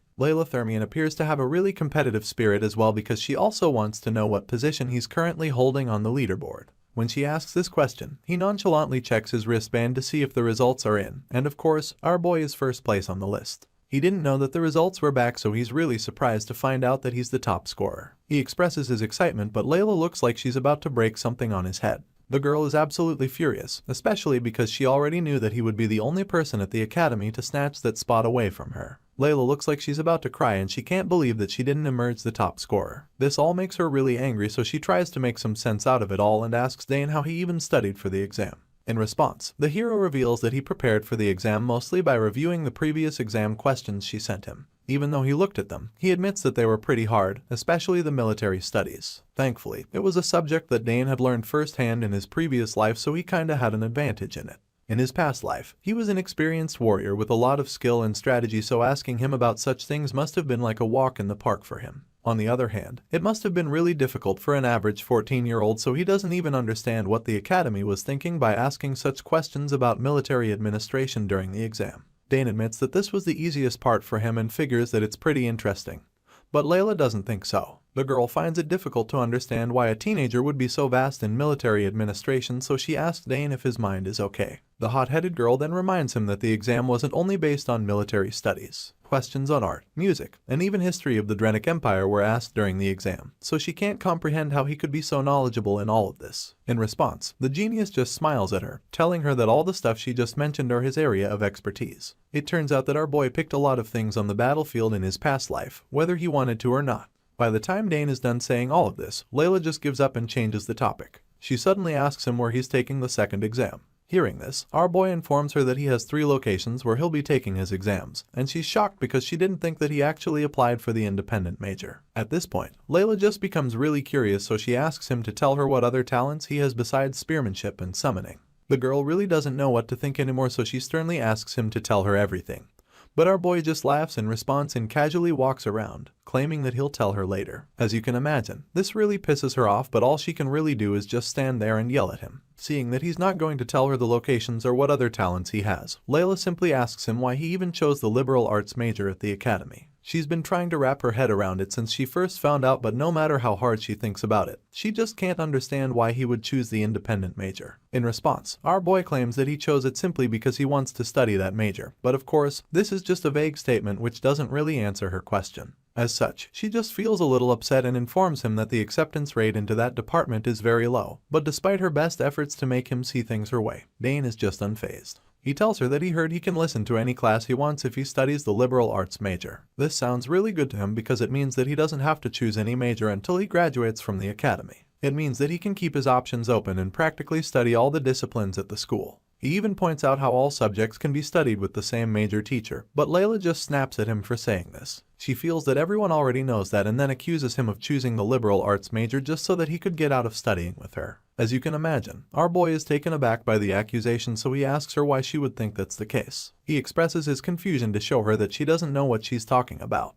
Seeing this, Layla asks him if he actually thought about passing the liberal arts major, and it makes her realize that he really has some more secret talents he doesn't want her to know. Enraged by this, she asks him to tell her what other things he can do besides spear techniques and summoning. At this point, she can't hide her desperation, so she starts yelling at him again, and even though he tries to laugh it off at first, he gets really nervous and starts contemplating whether or not he should tell her. We don't get to see what decision he makes because the scene shifts at this point, and the next place we're taken to is one of the halls in the academy. Here, it appears that the department heads have gathered again to discuss the future of the candidates who took the exam. At the meeting, it was confirmed that the liberal arts major exam requires passing 3 rounds. That's the only way that our boy can actually pass to become a student of the independent major. Dane will have to take 3 different exams, but first, the professors make it clear that spear magic and summoning magic core and circles are opposite. That being the case, it would be almost impossible for one person to pass the 2 different exams. The 3 department heads present find this to be a really tricky situation, so they're looking for a way around it. Delfinzo is convinced that most people can't pass the final round of the exam, even though most were able to pass the 2 rounds at first. Professor Drenabo agrees with her, confirming that the last phase of the exam is the most difficult part. As such, he feels that it would be better for Dane to go with spear magic or summoning magic, claiming that it would be better if the boy applied for the 2. Hearing this, Delfinzo just recalls how the liberal arts major was established 200 years ago. It's been 2 centuries, but almost no one has passed it, as pointed out by Professor Ingrid. Hearing what the ladies have to say, Professor Drenabo chimes in, reminding them that it wasn't always this difficult at first. Unlike now, hundreds of years ago, the academy was in great need of talent. At the time, it was a period of conquest, so all the talent had to be utilized, and very few people were rejected by the academy. Back then, if there was talent, then it had to be trained first before any kind of rejection. However, that's no longer the case today, and as a result, the standards are getting higher. This simply means that the candidates will also want to choose the best disciplines to study so they can increase their chances. Hearing this, Professor Ingrid is speechless for a second, but then she asks what the point of leaving the independent major was. Nobody has applied for it in a long time, and nobody has certainly been able to pass it either, so she feels that there's no point leaving the major. In response, the head of the magic department tells the ladies that the major is still there because it is symbolic. Drenabo claims that it's a symbol to show that only the best talents of the empire can enter. When he says this, Delfinzo ponders on it for a second and then admits that it's actually important. However, she feels that the major has now faded and only maintains its name. At this point, Professor Drenabo slides a piece of paper on the table towards the ladies, telling them that he did some research and found the only 2 people who passed the liberal arts major in the last 100 years. According to his research, one of them dropped out and the other went on to become a former emperor. Based on this information, the spearmanship department head figures that only geniuses should even think of applying to the major. Basically, if you aren't a genius, then you don't stand a chance of passing the liberal arts major. That's pretty much the conclusion, but Delfinzo has a feeling that Dane has a shot. In her mind, if it's the son of the war hero Arkan Sagars, then there's hope. She admits that she's looking forward to seeing how it all plays out because the Sagars family is certainly not an ordinary family. As far as they're concerned, the boy might either be the once-in-a-lifetime genius they've been waiting for, or he could just end up being a cocky brat. Regardless of all this, Professor Drenabo reminds them that they can't be careless with any decision they make because they have a certain position they must honor at the Imperial Academy. The 2 ladies in the room agree with him, so after a brief pause, he picks up his cup of tea to take a sip. He feels that the best they can do right now is watch and see how everything plays out. These professors want to see if our boy is confident enough to try his hand at symbolism. The scene shifts once again, and next, we see that it's time for the second examination. We find ourselves in the hall for this exam, and the 3 professors involved with the young candidate are equally present. Drabano, Ingrid, and Delfinzo are all seated at the table while Dane stands before them to take his exam. Our boy introduces himself to them as Dane Sagars and then makes it clear that he's applying for the liberal arts major at the Royal Academy. Hearing this, Professor Drenabo is the first to respond to him. The head of the magic department asks the young master if he knows what it means to apply for this major. The man wants to make sure that the kid is sure of what he wants and that he knows what he's getting into. Our boy responds, claiming that he's aware of everything involved, and then reveals that he heard he has to pass all 3 rounds to be accepted into the major. The hero is probably very confident in himself, but the look on his face almost makes it look like he's afraid of what he's about to do. The professors still don't think that anyone can actually pass the liberal arts major, especially Ingrid, so she tells Dane that he can still change his mind now before it's too late. She reveals how much she respects Count Arkensagers and claims that he's even the best in the Empire. For this reason, she doesn't want to see Dane get hurt. She would hate to be one of the reasons that the son of someone she admires so much gets eliminated, so she gives Dane one last chance to change his mind and his major. However, our boy has no intention of changing his mind. The hero is determined to pass the liberal arts major exam, so he thanks Professor Ingrid for her kind words right before informing her that he came for the exam with the intention of doing his best. He has no plan to back down or chicken out at this point, so he makes it clear that he's not going anywhere. Hearing these words, the judges aren't too surprised, because if Dane was the kind of person that gave up so easily, then he wouldn't even have applied for the liberal arts major in the first place. Once it's pretty clear that the boy is not going back on his decision, Professor Drenabo suggests that there's nothing else they can do except start the exam. So, he starts by informing the candidate once again that the exam will have 3 different rounds according to the chosen major. As he already knows, this is a very strict exam, which means that our boy will be eliminated instantly if he fails any round at the test. The young master reveals that he completely understands the terms and conditions, so once they're all on the same page, Drenabo turns to Delphinzo and suggests that she take over. They already agreed that the 3-part exam would start from the summoning round. Hearing this, the purple-haired professor in glasses just gives them a knowing look right before the scene shifts. Next, we find Dane and the teacher alone in another part of the woods, which is presumably the location for the first exam. Dane recognizes the professor and seems to be quite familiar with her already. From what he's heard, Delphinzo is the highest-ranking summoner in the Althian Empire, and he also heard that the lady in front of him set a record for maintaining 3 summons of level 2 or higher at the same time. His thoughts are interrupted when the professor speaks to him. She claims that the summoning department exam method is quite simple and then politely asks him to satisfy her in any way related to summoning. This is pretty much what the summoning exam is about, and Dane isn't surprised at all. He already expected something like this, because the first round is always like a free trial according to one's preferences without any standards or formalities. This is definitely the easiest stage of the 3-part exam, since he's allowed to choose how he does it. Surprisingly, he suddenly asks the lady if she can call a summoner for him, and this leaves her pretty confused. She expresses her shock and quickly becomes nervous, but Dane nonchalantly informs her that she can call any summon at all for him. The other professors are watching the whole thing and are equally dumbfounded when he makes this crazy request. The head of the spearmanship department is particularly shocked at what just happened. She can't believe that Dane actually just asked the professor to do the summoning when he's the contestant. Apparently, this request he just made isn't against the rules, so they can't even tell him no, and this makes all of them really worried about what he's trying to do. Professor Drenabo wonders what exactly the boy's intentions are. Since there is no definite form, Delphinzo feels that it can be explained theoretically, and she also wonders if he wants to meet the summoner directly. After some hesitation and contemplating, she finally gives in and decides to play along with his game. The purple-haired professor takes a while to think and then decides that it's fine. Even though what he just did is very daring, she finds it interesting, so she's ready to play along and see where he is going with it. It's also pretty annoying since she didn't know that any of this was allowed. Anyway, now that Dane has somehow managed to twist the exam in his favor, she leads him back to where her colleagues are and then starts casting her summoning spells. A strange and powerful energy glows around her body as she continues to chant the incantations. It doesn't take long for everything to be done, and by the time she can feel the spell is strong enough, she calls on the summons on last time. This strange but impressive aura fills the air and surrounds everything around to show just how powerful this department head is. A loud rumble can be heard all over the place due to this summoning spell, and the lady's aura pretty much overwhelms the whole place. Shortly after, we see 2 men appearing out of a distorted portal, and they both look like they're unconscious. Professor Ingrid and Drenabo witness this as well, and they're absolutely horrified by the scenes in front of them. Apparently, the 2 men that suddenly popped up aren't even the ones that made the spearmanship department head gasp in horror, because when they take a closer look, they both see the massive wolf creature being summoned out of the portal. The 2 teachers seated at the table look like they're about to shit their pants when they see the terrifying face of the werewolf that just appeared.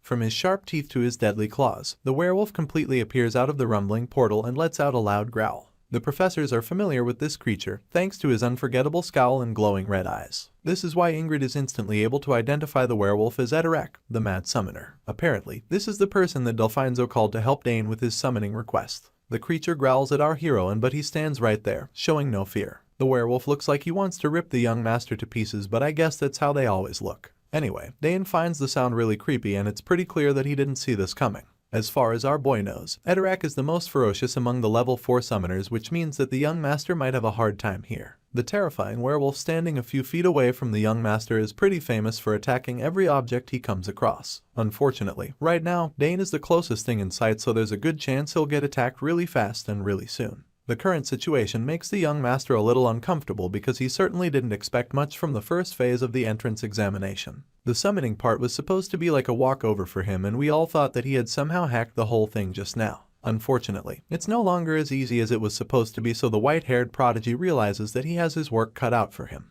At this point, it's pretty clear that the exam is going to be very interesting this time around. Dane seemed like he had seen everything that was going to happen, but now there's a twist. But it doesn't make him any less determined to prove himself and pass the independent major. For some reason, Dane starts stomping his feet on the ground. We're not sure why he's doing it, but that's the next thing we see. Apparently, the purple-haired professor didn't think about the negatives either. It is almost as if she didn't intend to summon the werewolf because the look on her face smacks of horror and fear. It appears that our boy might be doing something also pretty unexpected because Delfinzo quickly cautions him, asking him what the hell he thinks he's doing. She tells him you stop it immediately, and warns him that IG would only get Edorak agitated. Sure enough, the massive werewolf gets pissed when he sees Dane pounding on the floor with his feet, so he charges at the young master with his teeth-filled mouth and a very terrifying scowl on his face. Our boy walks up to the crazy summoner as well and then looks him dead in the eye before asking him if all he needs to do is prove his summoning talent by any means. Hearing this, Edorak just responds coldly, asking him why he thought he could prove it by jumping into a pit of fire. Basically, this big canine monster considers himself a terrible fire and is somehow convinced that he will be the reason why our boy fails this exam.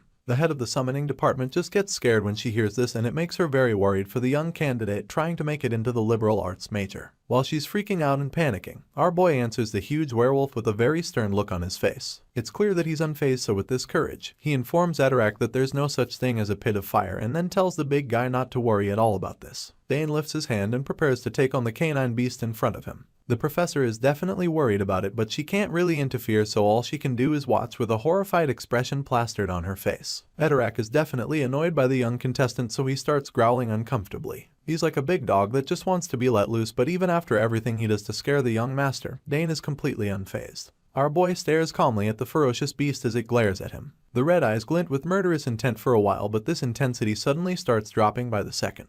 The staring contest goes on for some time, but then all of a sudden, the werewolf's tail suddenly stops wagging and collapses to the ground. Once this happens, the massive beast stops growling at Dane and simply just bows to him like a pet dog. The huge canine monster pants like a house dog and moves closer to surrender. Seeing this, the young master stretches out his hand confidently and concludes that this is a very good behavior from the werewolf. As you can imagine, the professors are absolutely bewildered by what they just saw.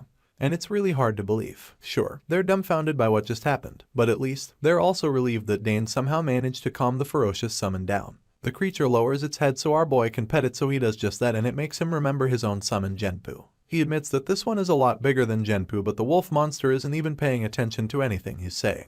The creature is just more concerned with enjoying the head rubs and taking a nap right on the spot. The young master just keeps petting the beast so he can put it to sleep, and while he's at it, Professor Delfinzo walks up to him. The purple-haired lady finds the whole thing impossible because she can't believe that the evil Edorak can be so obedient to anyone at all. As if calming the beast wasn't shocking enough, Dane does something else that leaves the summoning department head absolutely speechless. She's still walking up to him when she notices that there's a magical thread attached to Edorak. Her eyes widen in shock as she tries to be sure that her mind isn't playing tricks on her. The professor is taken aback by the glowing thread attached to the monster like a leash. Judging by the light color of the thread, she can tell that it is not only going to make the beast obedient all of a sudden, but it's also going to erase Eradak's hostility completely. By the time Dane is done with this wild beast, there's not going to be a lot of aggression in the creature anymore because he'd have sucked out all the hostility in it, turning it into a domestic house dog. The other professors watch the whole thing from their table, and it's almost like a dream to them. The head of the spearmanship department is so stunned by everything that she just saw that she had to stand up from her seat to make some sense out of it. She looks so gobsmacked by the fact that Dane somehow managed to tame the beast, so she wonders if the boy is using innate empathy. On the other hand, Drabano just lets out a crazy laugh, refusing to believe any of it even though he's witnessing everything with his own eyes. Remember those two men that were summoned by Delfinzo the first time? Well, it turns out that they weren't unconscious. They're wide awake but probably feel like they're still in a dream because they just witnessed the impossible. Everyone else is still overwhelmed by what the young master just did, but the summoning department head feels that she needs to get closer so she can analyze that magic thread. She wonders if it's possible to create a similar magic thread and connect it to herself. Apparently, she has intentions of taking the wild beast and making it her pet. The professor in glasses feels that this might be the best way to fight against the summon because there are no traces. As far as the professor is concerned, this magic thread that the young master used is an ability that surpasses even her, who has long been praised by her teacher since she was a little girl. Even meeting someone with talent like this is extremely rare, so the professor really looks forward to the future of the prodigy. After taming the uncontrollable beast that everyone else was terrified of, our boy walks up to the purple-haired professor and she immediately informs him that his ability has been confirmed. They were probably looking down on him before, but after seeing what he just managed, the summoning department head acknowledges him. She gives him a nod of approval and commends him for having strong courage and calm judgment, as well as solid fundamentals. Delfinzo is so impressed that she can't even pretend to keep him in suspense, so he quickly realizes that he passed this first round without a doubt. The moment he says this, the other department heads seated at the table agree with him at the same exact time. They're all in awe of the young man standing there, and they can't even act all tough and mysterious anymore, so the young master just smiles in satisfaction, knowing that he's one step closer to getting accepted into the liberal arts major. With this in mind, he smiles at the teachers and then thanks them. The scene shifts once again, and this time around, the story continues later that night. We see that our boy is done with that phase of the exam, and of course, Layla is extremely curious about all the details. She's surprised when he informs her that the whole thing was over in 30 minutes, and she almost doesn't believe him. She figures that this means he must be a senior, but he doesn't think so. Besides, he's aware that she was also first place in the swordsmanship department. Unfortunately, that's not really enough for her because Dane seems to be doing wonders already. The girl feels intimidated and isn't really happy with her performance so far, so she's pretty sad, and our boy just cheers her up. He reminds her that she threw a banquet to celebrate their passing, hoping that the thought of food would make her feel better. Unfortunately, Layla prefers to brood and wallow in self-pity, so she tells him that she doesn't have an appetite anymore. She tells him that he should go ahead and eat more. It's really clear that she doesn't feel good at all. The girl looks like she's about to start crying because the difference in talent between her and Dane is just so much now. She can't even describe the feeling, but she certainly knows that she doesn't like it, so she just turns around with her head down and walks away from him. Our boy senses that she's not feeling okay, so he calls out to her, hoping he can help her feel better, but just when he tries to follow her, the Duke Thermian himself comes out. The old man stands in the way and tells Dane that Layla wants to be alone right now. He suggests that the young master let her be, and when Dane tries to protest, the Duke just assures him that his daughter will be fine. The Hexaclass Knight tells our boy not to worry too much about Layla and then asks the young talent if he's contacted his father yet. The Duke chuckles at the thought, knowing that his friend Arkensagers must be very proud that his son passed the entrance exam into the Imperial Academy. In response, our boy reveals that he's already informed his old man of everything. He admits that everyone was very happy when he broke the news to them, and the Duke reveals that everyone in the mansion was surprised too, considering the fact that he got accepted into the liberal arts major. Now that the exams are over, Duke Thermian encourages Dane to take a good rest and wait for the admissions. In response, our boy just thanked the old man for his concern, and after having this chat, the Hexaclass Knight changed the topic. He asks the young master if he has thought about the items he wants to request from the blacksmith at the Thermian Forge. Hearing this, our boy reveals that he thought about a sword but admits that he hasn't made any plans yet. In response, the old man feels that there might be something wrong, so he asks what's up, and Dane explains that the reason he hasn't made any plans is because his body is still in the process of maturing. As a result, he doesn't know what kind of sword he should even make. Even though this is the case right now, the young master definitely wants to think about it, so he feels that this is a good opportunity for that. Duke Thermian lets out a small laugh in response and assures Dane that there's no rush. He encourages the boy to make his decision in his own time, and the two men share a wholesome moment together. The conversation is interrupted when the butler suddenly arrives. The man suggests that Duke Thermian would probably go see his wife now, and the Hexaclass Knight claims that he will. He knows that he should go be with his sick wife right now, so he does just that and leaves Dane Sagers outside. As the Duke goes inside with the butler, our boy just watches him and figures that the Duchess's illness still hasn't fully recovered yet. That's pretty sad, and our boy can't help but feel sorry for the family. As if she was reading his mind, Layla suddenly appears again, telling him that the symptoms of her mother's illness haven't gotten worse. They're thankful for this, but it doesn't change the fact that the poor Duchess hasn't gotten any better either. Layla reveals that this is how it's been for several years now, and Dane just looks at her with so much sympathy laced on his face. He feels so sorry for the poor girl and her family who have had to deal with this for years now. Dane thinks about how he's never even seen a member of his family sick, so he knows that it's a feeling he cannot understand. This whole thing puts him in a pretty sad mood, and if he can feel this way, it makes him wonder how Layla must be feeling right now. As such, he decides that it's time to go comfort his dear friend. The scene shifts once again, and the next time we see our boy, it's 2 days later. The current location is the Imperial Academy, and different people are walking and chatting in the school. A while later, the newly admitted students are arranged and attend their first assembly in the courtyard. They're addressed by the principal of the academy, who goes by the name Aniclimax. He claims that it's a pleasure to finally meet the new students of the Royal Academy and commends them for overcoming the fierce competition this year. There were definitely a lot of applicants, but these are the few who made it to the end, and the fact that they were able to do this makes him really happy to see them in his school. It makes him proud, and so he feels that the future of the empire is very bright as well. We see all the students lined up on the assembly ground, all wearing their new uniforms. The principal assures them that every one of them standing there is a top talent of the empire. As far as he's concerned, they're all treasures, so it gives him great pride to have them in his school. From what he heard, he can confirm that there are many outstanding talents, especially among the new students that got enrolled this year. Most of the newly admitted students smile with pride as they hear the principal speak about them. They're really honored and very proud of themselves for making it this far. The head of the Royal Academy continues his speech, and that's when he reveals that one of the new students even passed the liberal arts major. The principal reveals that only 2 people have ever managed this feat in the last 100 years, which is absolutely crazy. The old man confirms that this student is the second person to do it ever and informs the rest at the assembly that this person has been approved by 3 department heads from the spearmanship, magic, and summoning departments. As you can imagine, such news is a really big deal for anyone in the Imperial Academy. The other newly admitted students are surprised to hear that one of them actually got accepted into the liberal arts major. It's absolutely unbelievable, and it makes them all wonder what kind of ability this mysterious student has. While they're all wonderful, the principal continues his announcement and confidently informs them that this new genius is set to become the freshman representative. That being said, the head of the school reveals that this genius is valedictorian Dane Saugers, while the hero in question just stands still, showing no emotion at all. The story continues with our boy activating all the traps in the room to take them all at the same time. He dashes across the room, dodging all the projectiles launched at him, and still somehow manages to avoid getting hit by the poles that suddenly shoot out from the ground all the way to the ceiling. He beats these 2 waves of traps and then pauses to scan the area while the students who set up the hazing just watch in awe. They're not too surprised because it's just the kind of performance they expect from House Saugers. One of them reveals that he heard Dane's older sisters were treated badly at their initiation ceremonies. However, while the other students are busy talking about all that stuff, the ginger-haired mastermind suddenly freaks out because it becomes clear that Dane seems to know what the traps are and where they'll come out of. This is pretty frustrating, as you can imagine, because Arnold spent so much effort to hide the traps, but Dane found them so easily. The master nerd is pretty disappointed for sure, but at the same time, he feels that it's way too early to give up. He refuses to let the new kid ruin his mood and decides to remain positive, feeling that there's no way Dane will be able to avoid the last trap he planted.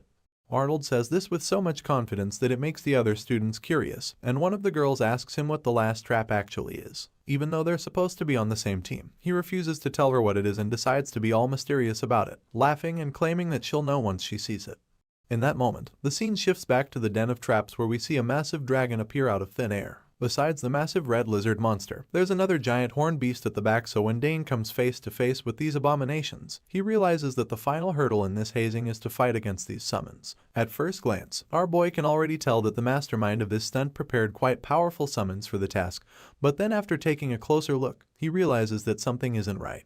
Dane notices something weird about the dragon's feet and tail, which immediately makes him realize that these monstrosities aren't actually here. It turns out that the summons are just illusions set up to terrify him, but now that he knows that, he has the upper hand. It makes sense to him because it's so noisy, and yet he could only see 2 powerful summons in the room with him. Even though they're not real monsters, Dane admits that it's still a clever trick because an ordinary student would have fled straight away after seeing them. Thankfully, there's nothing ordinary about Dane Saugers, so as the illusions charge at him, he just remains unfazed and waits for the attack, knowing that there's no need to dodge or run away. Rather, he decides that all he has to do is adjust the flow of mana and make it so that the illusions can't fulfill their purpose. With this plan in mind, he gets right to it, and when the hazing master sees what's going on, he begins to panic. Arnold is so confused when he realizes that Dane isn't running away and is actually quite relaxed instead. Some of the other students notice this too and immediately figure that he's planning to do something because they see that he's gathering mana too. As soon as Arnold hears this, his jaw drops in shock because he can't believe that the white-haired newbie managed to detect his illusion in such a short amount of time. It's absolutely ridiculous to think that anyone can manage that, so he refuses to accept defeat. Unfortunately, his colleagues are already convinced that it's game over, so they make it clear to the ginger-haired nerd. They're absolutely right about this too, because our boy suddenly unleashes the ball of mana that he gathered and shoots it at the illusions. The bright light from the blast fills the room, and the fake monsters can only screech as they get wiped away by Dane's powerful strike. After the dust settles, our boy just looks at the fake summons with a smug look on his face, thinking about how boring the whole trap was. Now that he's ruined the hazing for the bullies, he figures that it's time to go find the creator of the illusions. Just then, we see the older students running out of a room, looking absolutely terrified of something. They're currently running from the huge wolf summon called Eterarch, and they have no idea why the monster is here. Not knowing what else to do, they yell at Arnold to do something since he was the mastermind of the whole plan after all. Unfortunately, the ginger-haired nerd is just as scared and confused as the rest, so he makes a run for it too, claiming that he doesn't know what to do either. This comes as a shock to the other students because he was literally the one who prepared the monster that's now attacking them for some reason. The students quickly realize that they can't escape the giant beast, so they give up at the dead end and wait to see what happens to them. Just when it looks like they're about to be executed by the terrifying summon, our boy Dane reveals himself, feeling really smug that he figured out where they were hiding. The students are shocked when they see him, and Arnold almost can't believe that the freshman just made a fool of him. Annoyed by the current situation, he asks Dane to do something about the giant wolf summon threatening their lives if he's the one responsible for it, claiming that they'll apologize for messing with him if that's what it would take to get the creature away from them. Hearing this, our boy decides to spare them and uses his summoning talent to send the Eterarch away. Just like he did with the fake summons, he gets rid of the giant wolf creature in the blink of an eye, leaving the students pretty dumbfounded. They're shocked at how quickly it disappeared and begin to feel that Dane used an illusion to make them shit their pants. After showing them who the boss is, our boy finally speaks up and makes it clear to them that they failed at the initiation ceremony. Seeing that they were absolutely humiliated by the new guy, the students decide to give Dane a proper welcome. One of them walks up to our boy and introduces himself as Dragon Valentine, who happens to be a fifth-year alchemy student at the school. He reveals that he's the only direct descendant of Marquess Valentine. At first, you'd assume that this nerd on glasses is just trying to welcome Dane into the academy, but he begins to act like a creep all of a sudden, talking about how well-built and handsome our boy is. Dragon makes this observation and admits that it's only natural for Dane to look this good since both his sisters are very beautiful. He eventually takes a break from all the weird talk and shakes Dane's hand. Our boy returns the gesture, but of course, he's a little creeped out by the guy because he doesn't get what he's yapping about. Unfortunately, Dragon isn't done tooting our boy's horn just yet. He starts praising Dane, talking about how amazing his ability to dodge traps is. He reveals that he heard about our boy entering the autonomous department and begins to wonder if that's why the initiation ceremony failed. This talkative kid just keeps blabbering on, revealing that Arnold was very disappointed by the failed hazing. As you can imagine, the ginger-haired boy doesn't appreciate his name being mentioned because he's already faced enough embarrassment for one day. However, Dragon doesn't seem to care about his feelings, so he just keeps talking, telling Dane how Arnold is the heir of the Cullard house, who are famous for being hunters. He even goes on to tell our boy that Arnold was the one who created all those traps. Hearing this, a cheeky grin creeps up on our boy's face because he's quite intrigued by the fact that one student managed to install all those traps. After practically telling Dane all about Arnold's life history, Dragon finally figures that it's time to call the others over so that they can introduce themselves to the freshmen as well. For some of them, this is a good idea, so they hurry over, but Arnold is particularly reluctant to do so. The blonde girl in the group is Priscilla, and she's a fourth-year theology student. Dragon claims that it's best not to bother her because she dreams of becoming a cleric, but while he's still talking, she shoves him aside to speak directly with Dane.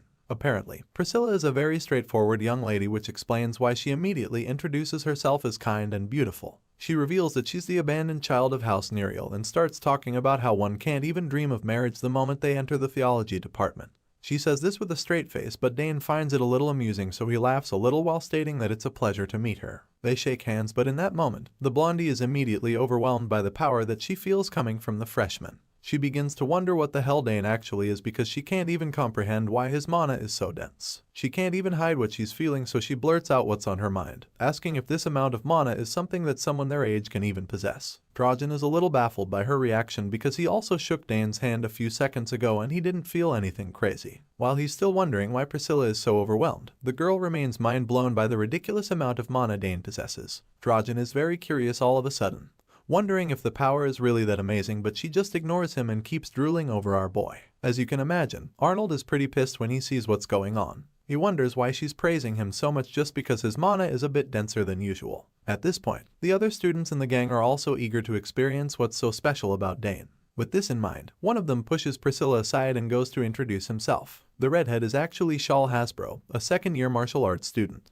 He's also a bit arrogant too because he immediately starts talking about how he's different from the disgusting pests in the physical beauty club and how he doesn't want to be compared to them. Hearing this, our boy immediately recalls the obsessed gym bros that were trying to get him to join their club earlier. Hasbro clearly doesn't like them, but he admits that muscles are pretty important. However, he explains how martial arts isn't just about growing showy muscles. That being said, he tells Dane to let him know if he's interested, promising to tell him all about true martial arts. After this little chat, our boy realizes that there's only one person in the room who hasn't approached him yet, and of course, it's none other than Arnold. The others notice this, so they call out to him, informing him that it's his turn to introduce himself, but this guy literally turns his back to them and refuses to say anything. They're all pretty smart here, so they can tell that he's still sulking because his traps didn't work, and of course, they tease him for it, claiming that it's really petty of him. Apparently, the mockery gets to him and sets him straight, so he turns around all of a sudden and introduces himself to Dane. They shake hands, and our boy can instantly tell that the guy is still upset because all the traps he prepared were destroyed.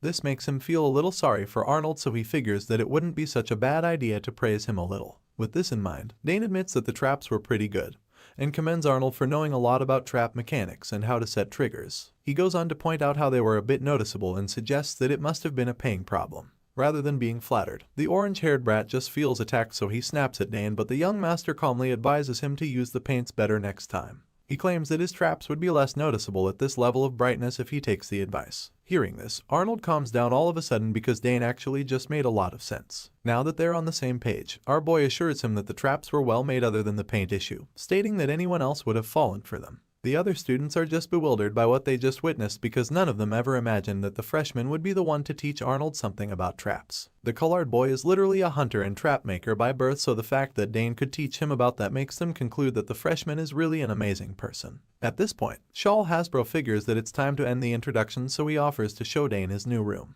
They all follow the redhead, and as our boy walks behind, he realizes that these guys actually seem fun. Even though they almost started out as jerks, he now has a good feeling about them and thinks that he might just have gained some really good friends. He takes a look at them and sees Arnold bragging about his traps while the rest try to humble him, and this makes our boy pretty confident that his stay at this school is going to get a lot more interesting.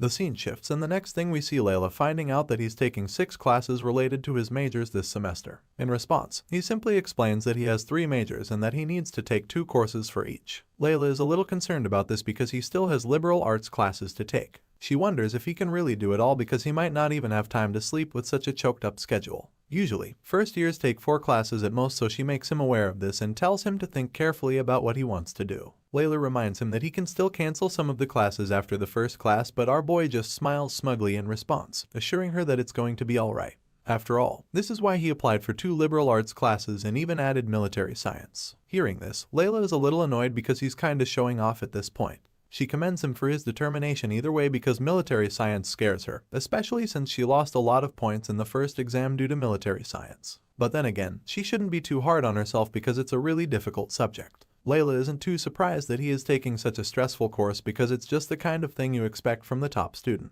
Unfortunately, their little chat has to end now because she has to go to her liberal arts class. She figures that they'll catch up in swordsmanship class later, but before she can run off, Dane curiously asks what class she's taking in the liberal arts department. In response, she proudly shows him her book and reveals that she's in the understanding cosmetics and skin class, which our boy isn't shocked by since she's a girl after all. At this point, it's time for them to really part ways, so Dane tells her that they'll see each other later. The scene shifts and we catch up with our boy who just made a shocking appearance at one of the liberal arts classes. They're really taken aback when they see Dane Saugers taking one of their classes, and all they can do is wonder what he's doing there. Seeing that he's the top student in the school, most of the other kids are really nervous around him, so they don't even know if they should try talking to him. They don't really know what the young master is like. All they know is that he's from a county, so they don't think that he'll be cold and distant.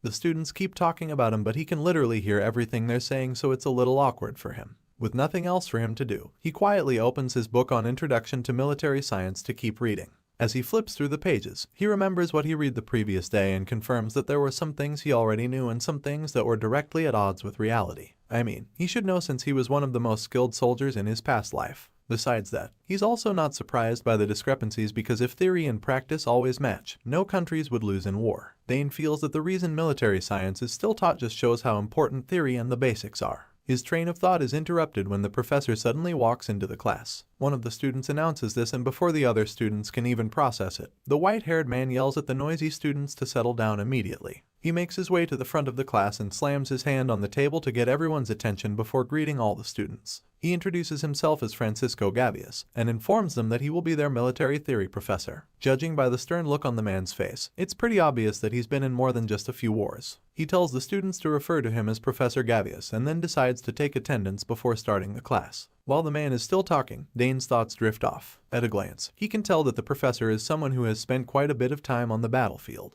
This is just the kind of teacher he was hoping for, so a little smile appears on his face as he's already looking forward to this class. Professor Gavious bluntly tells the class that nothing will work on the battlefield no matter how much they study military theory. That's a really discouraging thing to tell students in the first class, but I guess the man is just being brutally honest with them. He states that soldiers have their own will and that commanders always have to balance the lives of their soldiers against victory. Despite saying all of this, he also makes it clear that theory is still pretty important, but only when they have the theory as their foundation, because that's the only time they can truly understand the field, correct their mistakes, and see the true usefulness of military science on the battlefield. After stating all of this, the professor thinks aloud, wondering how many people in this lecture will grow into elites in the future, and then asks the students what they think is the most important thing in war. Of course, none of these noobs have any idea what the answer is, and even if they wanted to take a guess, they're probably too scared of the scar-faced man to raise their hands, so they just sit there and mope. However, there's one of them who seems to have the answer, and he doesn't even hesitate to raise his hand. Professor Gavious almost looks shocked to see that there's a hand up, but he doesn't show it too much and then tells the students to speak. Sure enough, the one with his hand up is none other than our boy, Dane Saugers, who seems to be so interested in this class already. Without even thinking twice, our boy reveals that the most important thing in war is actually the supply lines. The professor and the rest of the class are surprised by this response because it's actually correct. Gavious claims that this is an excellent answer before elaborating on it. He reveals that victory and triumphant returns from battle are only possible if supply lines are secured. The man is still really blown away by the fact that the correct answer came from the first student to try, because it wasn't exactly an easy question either. Eager to test this bold white-haired boy some more, the professor asks him if he knows the 3 most important things regarding supply lines. Without even wasting a second, Dane begins listing the answers. He reveals that the first is strict military management. He explains that the supply line from the capital to the front lines is not only stretched out over a long distance, but that the system involved is also long and complicated. Because of this, if even one person in the process is of a different mind, corruption can easily occur, which will likely lead to supply shortages. Sure, all of this basically sounds like gibberish to the other students in the class because they have very little knowledge about war. However, our boy is extremely vast on the topic, especially because of his experience. In his previous life, most supply problems occurred because of people in the middle who were embezzling when the supplies were properly packaged and delivered. After listening to this very detailed answer, Professor Gavious immediately confirms that it's correct and then asks our boy to keep going. At this point, our boy is on a roll, and since the teacher is deeply engrossed, he decides to just keep going. Dane explains that the second most important factor is the standardization of supplies. He elaborates on the answer, stating that if the specific actions of the supplies, such as quantity, weight, length, and width, are the same, then it has the advantage of being easy to mass produce. Our boy claims that this is of great help in rapid supply, and at the same time, it does not cause confusion in the front-line units or reduce their combat effectiveness. By the time Dane is done talking about the second factor, all his classmates are pretty overwhelmed. They begin to wonder what is up with him, because some of the answers he's giving weren't even in the books they read for the course. Even the professor is astounded by Dane's vast knowledge on war. His mind is blown, but he does his best to make sure that nobody notices, so he just confirms that the answer is correct and then asks Dane to tell him what the last most important factor is. Once again, the answer rolls off our boy's tongue as he reveals that it's local procurement. Just like he did before, he immediately starts elaborating the answer, explaining that the longer a war drags on, and the more the first 2 factors are violated, then the quality of supplies will continue to deteriorate even more. Dane states that local procurement can enable soldiers to achieve at least minimal self-sufficiency. He admits that the quantity and quality might not be the best, but at least it would be more than enough as an emergency food supply. After giving his answers, a confident smile creeps up on his face because he experienced all these things firsthand in his previous life. He's not talking from the perspective of a student who crammed all of these from a book, but from a soldier who has seen and felt all of these things on the battlefield. The entire class becomes as quiet as a graveyard by the time Dane is done talking, because all his classmates still have their jaws dropped to the floor. They can't believe that their colleague knows so much already, so they're pretty dumbfounded. As for the professor, well, he's most likely in love with Dane already. He confirms that our boy's answer was absolutely amazing, and as you can imagine, he's extremely curious about the student. Professor Gavious asks Dane what year he is in, and our boy reveals that he's a first-year student. The scar-faced man is absolutely shocked to hear this because he can't even fathom the possibility of a freshman knowing so much already. As far as he's concerned, it should be impossible for a newly enrolled first-year student to know this much, and all of his classmates feel the same way. As amazed as he is by the white-haired boy, the class has to continue, so he goes over the answers one last time and admits that Dane's response reminds him of soldiers and officials who have actually been on the battlefield. But then again, he's convinced that there's no way a freshman like him has any battle experience, so he's extremely perplexed. It's starting to get a little awkward for our boy because Professor Gavious seems to be a little too intrigued and curious about him. He wouldn't want the former military man to start getting any funny ideas, so he decides to give the man a believable explanation for why he's so knowledgeable. Dane claims that he often heard stories from his father and of course, the professor is curious to know who his old man is. At this point, our hero introduces himself as Dane Saugers and it only takes the professor a second to realize that he is talking to the son of House Saugers. The man is a little nervous when he realizes that the son of the Blue Whirlwind is a student in his class and everything else begins to make a lot more sense because he knows a lot about Dane's father. Now that he knows the boy is Dane Saugers, he thinks back to all the other rumors he heard recently, like the one about the student who passed the autonomous major exam in one go. With this idea now at the back of his mind, he's no longer surprised that the boy seems different from all the other freshmen.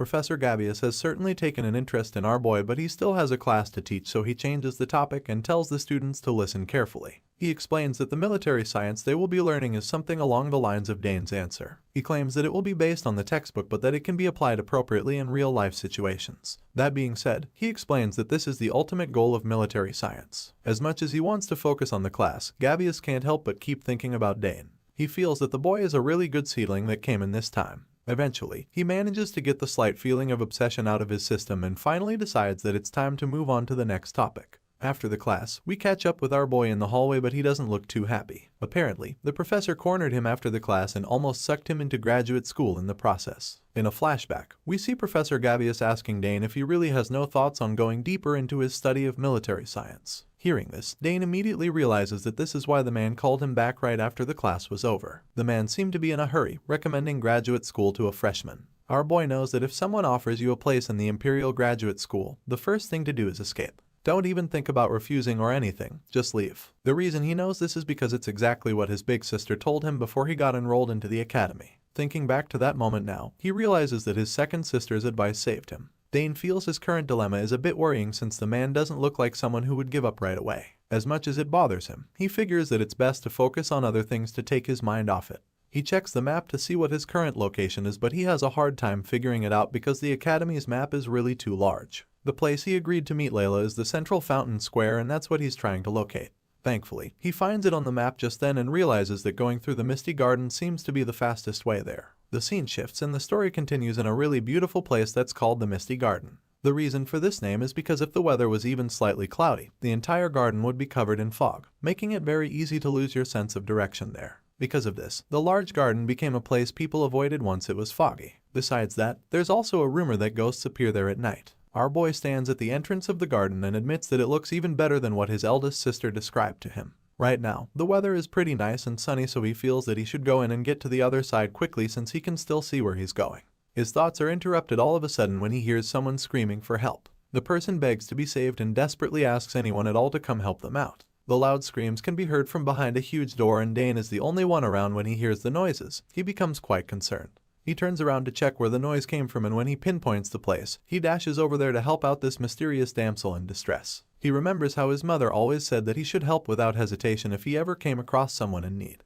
There's still a lot of time before his next class, so he feels that he should be able to bring the person out with him and still meet up with Layla. Without thinking twice about it, Dane dashes into the deeper parts of the Misty Garden, following the cries for help, determined to save this person, whoever they are. Our boy blazes through everything in his path and eventually finds the person that was calling out to him. Surprisingly, it's not exactly a damsel, but of course, Dane doesn't care about that. The young man he just rescued thanks him, and admits that he already thought he was stranded there, so our boy asks him if he got hurt or something. The guy claims that he isn't hurt, explaining that he's just a bit tired. Now that they've gotten all that out of the way, the guy introduces himself as Ernest Dillon, who happens to be a first-year exploration student. As you can imagine, our boy finds it pretty ironic that an exploration student somehow managed to get stranded in the Misty Garden. In Ernest's defense, he just got a bit excited and got too into exploring.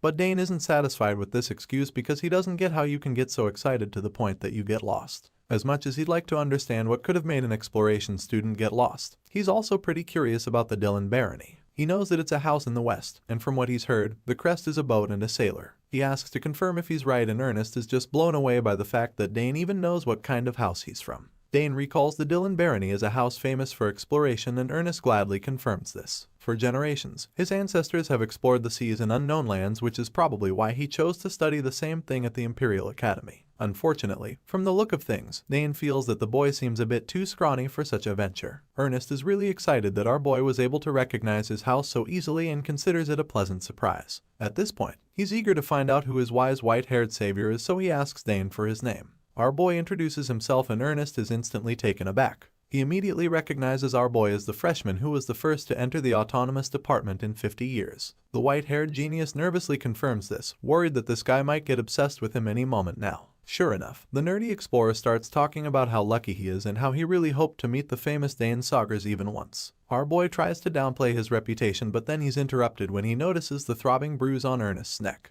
The boy said that he wasn't hurt anywhere, so what's with those bruises? The boy even seems to have a few scars as well, which Dane finds suspicious because they're very different from the kind of injuries sustained during exploration. Our boy is very curious and a few ideas come to mind, but he can't be sure, so he decides to spend some more time with Ernest. He asks the kid if he was exploring in the garden and he confirms that he was, stating that exploration excites him. Apparently, it's not just the garden, but everything new that Ernest encounters is an adventure to him. From people to things in places like this labyrinth garden. He shows Dane his bag full of strange stuff and our boy asks if it's his exploration equipment. Ernest explains that they are and then reveals that his goal is to explore the whole academy. To him, this misty garden is the same and he's certain that there's something special here. It doesn't make sense that it always becomes foggy just because the weather is a bit cloudy. At this point, Dane is starting to get a little overwhelmed because the boy is definitely a conspiracy theorist. Either way, he's still curious, so he asks Ernest if he found anything yet. The scrawny boy admits that he hasn't found anything yet, but he's certain that there's some kind of force at work in the garden that causes the mist. No one has figured it out, but he feels that this might be because no one ever thought to look, or they tried, but something prevented them from finding it. Ernest is convinced that there's a reason those who tried couldn't find anything, and even though the reason is unknown right now, he believes that it might be due to an unknown element, such as a legacy from a lost ancient kingdom or summons from beyond the horizon. Right now, this kid managed to go from 0 to 100 with his theory, but it still sounds pretty interesting to Dane that a legacy from an ancient kingdom could be responsible for the thick fogs. Hearing this, Ernest is even more motivated to find the answers because he truly believes that he is onto something with his theory. Just when the boy is about to start going all crazy, Dane remembers that he was on his way to class before all this, so he makes this clear to Ernest, and they get moving. It looks as though everything is going to be alright, but as soon as they attempt to get out of the garden, it starts to rain, and as you already know, that's the last thing they need right now. Ernest begins to panic, telling Dane that this is very bad for them because the place fills with fog much faster when it rains. Hearing this, our boy also becomes concerned because it means that it would be very difficult for them to get out of there. The scrawny kid confirms this, stating that they'll lose their sense of direction very quickly. He takes out a compass and attempts to navigate through the misty garden, but just as he feared, it's futile. The compass starts malfunctioning all of a sudden, and all that talk about forces no longer sounds so crazy. Ernest informs Dane that his compass isn't working anymore, and this means that they won't even be able to move from this spot at all. Hearing such disturbing news, our boy becomes pretty worried too, so he asks the Dylan boy if he can't use his exploration skills to find a way out. Unfortunately, the boy's skills aren't potent enough to do anything tangible in the misty garden. He's practically paralyzed now that it's raining, claiming that there might have been a way out if they were any other place. Here, he's convinced that unknown forces are at work, and so there's very little he can do to change their fate. As soon as Dane hears this, he becomes extremely worried. He's heard some scary stuff about the misty garden, but he never imagined that he would find himself right in the eye of the storm, at least not so early. To think that unknown forces are against them, he figures that they're basically trapped here. The thick fogs appear and obstruct their vision in seconds. As the mist fills the garden, Ernest claims that his body is starting to feel heavy. He's scared and confused, so he asks Dane what they should do. At the moment, they're in a lot of trouble and the scrawny boy can't help but feel responsible for it. He apologizes to Dane, blaming himself, but our boy tells him not to worry too much, claiming that they should just wait and see what happens. As much as he would like to keep his cool in this situation, he can't help but feel something really fishy about this fog. It's oddly familiar, and it's like he's imagining things at this point. As the mist rises up to his face, he suddenly realizes that he feels more energized for some strange reason. While he's still thinking about this, something even more shocking happens which leaves him stunned. As for Ernest, the poor kid feels so bad about the situation. He feels that it's all his fault, and he is afraid that Dane will end up in danger all because of him. While he's busy sobbing in a corner, a bright light starts shining next to him, and when he takes a closer look, he is astounded to see that Dane is the one causing it. His eyes widen in shock as he sees the bright blue waves of energy swirling all around his new friend. While he's still trying to wrap his head around the whole thing, the concentrated flow of mana piles up and literally blows him away. He grunts as he finds himself being tossed to the side. It's a lot of mana, and he's probably never seen so much of it come from one person. By the time he's getting back up on his feet, he is even more surprised to see that all the fog around Dane is quickly dissipating. Ernest can't even comprehend what he just saw, so he asks Dane what on earth is going on. Our boy quietly does his thing, and continues to disperse the fog around them to clear the path for them. After a while, he finally answers the scrawny boy, telling him that it's time for them to get out of the garden. He says this with a lot of confidence, which leaves Ernest a little taken aback at first. But then our hero tells the boy that he thinks he knows a way out of the garden. As you can imagine, the boy is still very curious, so he asks him how he knows a way out. Dane doesn't really say anything in response. Instead, he just keeps dispersing the fog around them even as the rain keeps pouring. A small smile appears on his face as he realizes that he might actually figure out the secret of this place that Ernest has been so obsessed with. The scrawny boy follows Dane's lead without hesitation, but wondering what the hell is going on. So many mages were unable to figure out this mysterious fog, so he's really blown away by the fact that Dane is going deeper without any signs of difficulty. Besides that, he also notices that the fog clears up everywhere that Dane passes. All of these things just makes Ernest adore the white-haired genius even more. He's convinced that our boy really is an amazing guy, and so he's ready to follow him anywhere. After a while, they eventually make it to a part of the confusing garden, and Dane casually informs Ernest that they're there. As soon as the kid steps in there, he is shocked because he never would have imagined that they'd find a way out.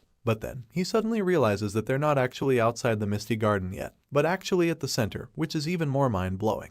The story resumes in the middle of the misty garden where the scrawny explorer remains in awe of the fountain in front of him. His mind is absolutely blown because he probably didn't think it would look this amazing. On the other hand, Dane is just pretty curious about the whole thing, so he asks Ernest if there's actually something special about the fountain. In response, the boy confirms this, explaining that the goal of most students who enter the misty garden is to reach this place. Seeing the look of confusion on Dane's face, Ernest immediately realizes that the white-haired prodigy probably doesn't even know the legend of this place. Sure enough, our boy has no idea, so he becomes even more confused when he hears this. He asks the scrawny kid what he's talking about, so Ernest tells him how legend says that those who reach the fountain before the fog clears will end up with the person they want. Basically, this is a love fountain that helps people end up with those they love. As soon as Dane pieces this together, he figures that this legend is probably one of those common romance tales. Even though he doesn't necessarily care about those love powers of the fountain, he's pretty curious about how it maintains its magic. The fountain is located in a place that's difficult to even reach, so he doesn't get how it can keep running since there's most likely nobody maintaining it.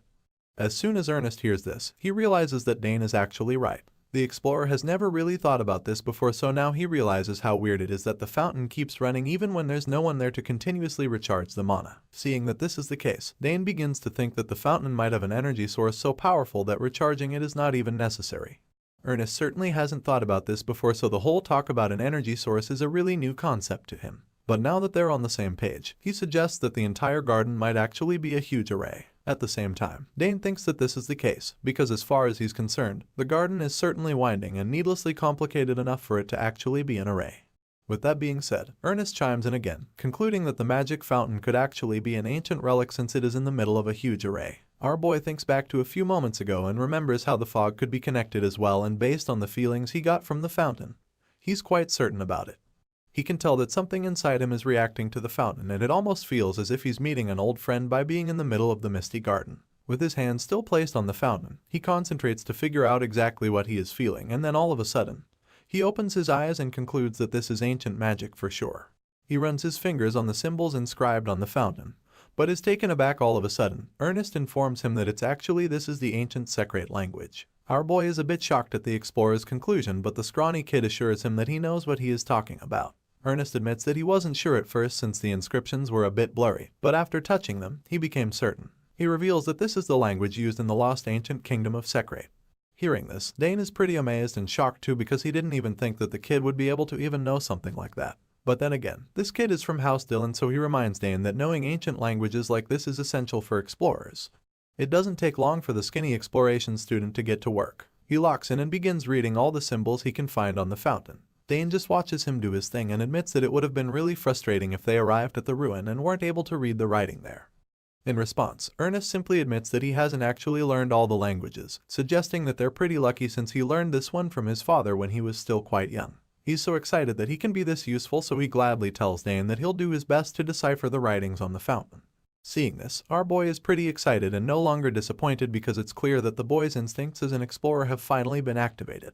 Ernest locks in and begins deciding the first few words with razor-sharp focus. He takes out his little note and writes down all the words he interprets, and after a while, he's finally able to make sense of it. Feeling really excited, he immediately informs Dane that he deciphered it, so the young prodigy curiously asks him what the inscription says. That's when he turns the book for Dane to see the writings, saying that they should prove their strength if they are qualified. These words are not exactly the kind that Dane expected from a love fountain, so it takes him a while to process what he just read. He is a little puzzled, wondering if being qualified refers to ancient magic in this situation. As confusing as all this might be right now, our boy is sure of one thing, which is the fact that he did feel something was familiar as he got closer to the center. Ernest seems to be thinking on the same wavelength as Dane because he also feels that the qualification mentioned here must be an ancient power. The kid is sure that there's no way anyone with such power is even at their school, but while he's still talking, Dane cuts him off by thanking him, and then our hero proceeds to demonstrate some mind-blowing magical abilities. Seeing it with his own eyes, Ernest is stunned, so he asks Dane what he even is. Meanwhile, the prodigy in question just thinks about how runes hold a power to themselves. He remembers Master Sidrain giving him a bracelet, and so he figures that it might react with the fountain if he uses it.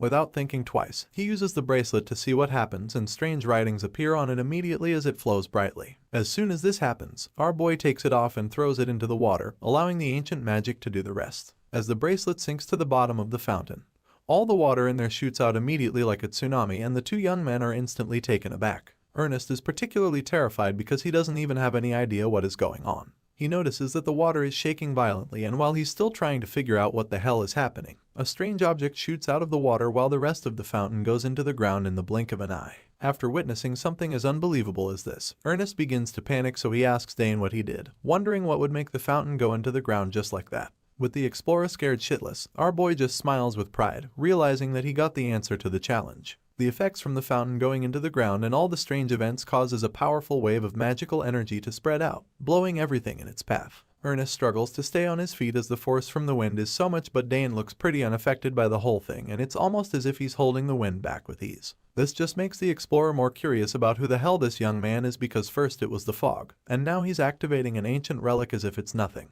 As the magical energy flows all around our boy, his body practically starts glowing, and when Ernest notices this too, he realizes that Dane is actually the person who is qualified to be here. Just then, that strange diamond-shaped object starts shining in the middle, so our boy points this out to his explorer friend. Both boys are stunned when the large object starts shining like a diamond, and at this point, it resembles a pretty gem, so they figure that it must be the fountain's energy source. With this in mind, our boy suggests that this glowing object might actually be the source of all the strange happenings in this garden. As you can imagine, Ernest is absolutely fascinated by what is in front of him. He finds the whole thing so amazing and can't even take his eyes off it. Meanwhile, now that our boy knows the source of the garden's strange traits, he decides that it's time to take a look at that ancient power within it.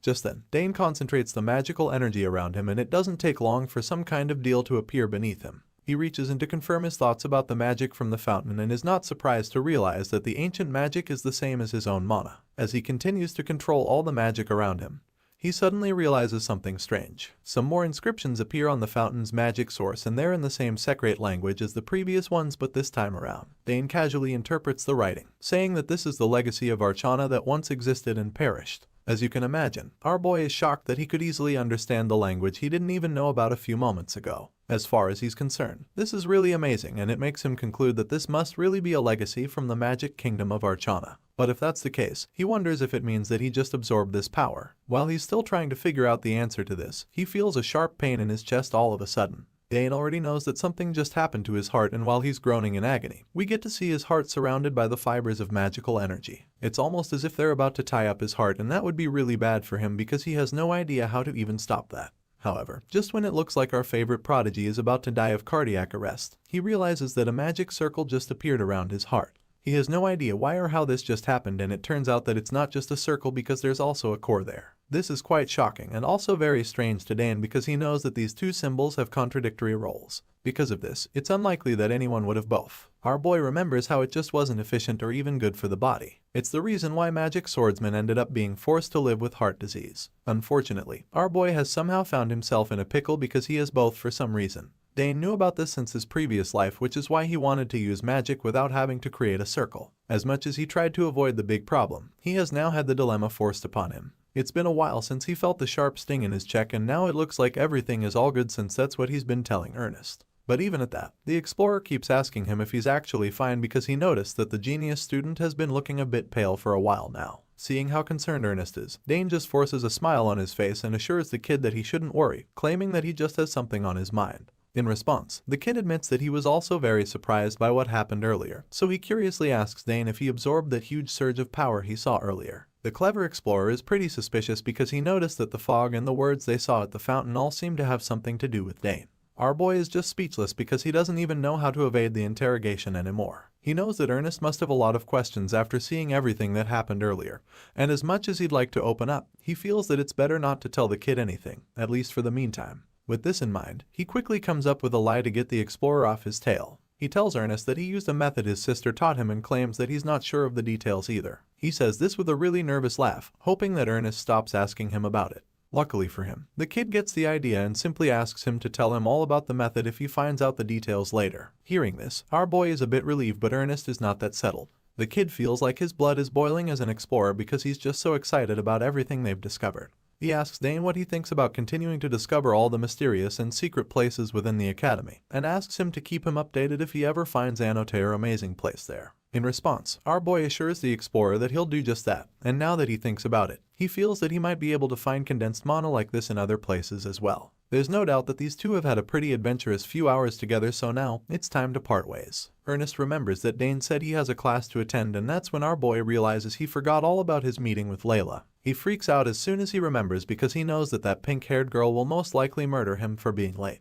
With this in mind, he apologizes to Ernest for leaving him all alone and promises to see him later, before dashing out of the garden to meet Layla. As the young genius runs off, Ernest just watches him with all laced all over his face and thinks about what an interesting person he just met. He feels that many amazing things will happen if he keeps exploring with Dane, and even though they only just met, he's already looking forward to many more adventures with our boy. While the explorer is busy daydreaming, our boy blazes through the academy in a race against time. He's literally running like the Flash, which is surprising for even him, so he wonders why it's so easy to move this fast. Sure, he knows that a circle and a core are coexisting within him, but he doesn't sense any incongruity, which is strange. Usually, a circle interferes with a core's mana lowering efficiency, but that's not the case right now. No matter how much mana Dane uses, he still doesn't feel anything different. In fact, it's actually the other way around judging by what he's feeling, and this is absolutely great for him. You can tell by the wide smile on his face that he's enjoying his current state. The reason for this enhancement is the fact that his mana has been filtered through the circle and then gathered again in the core. On top of that, the mana gathered in the core is purer than it was before, so there's practically all-round improvement.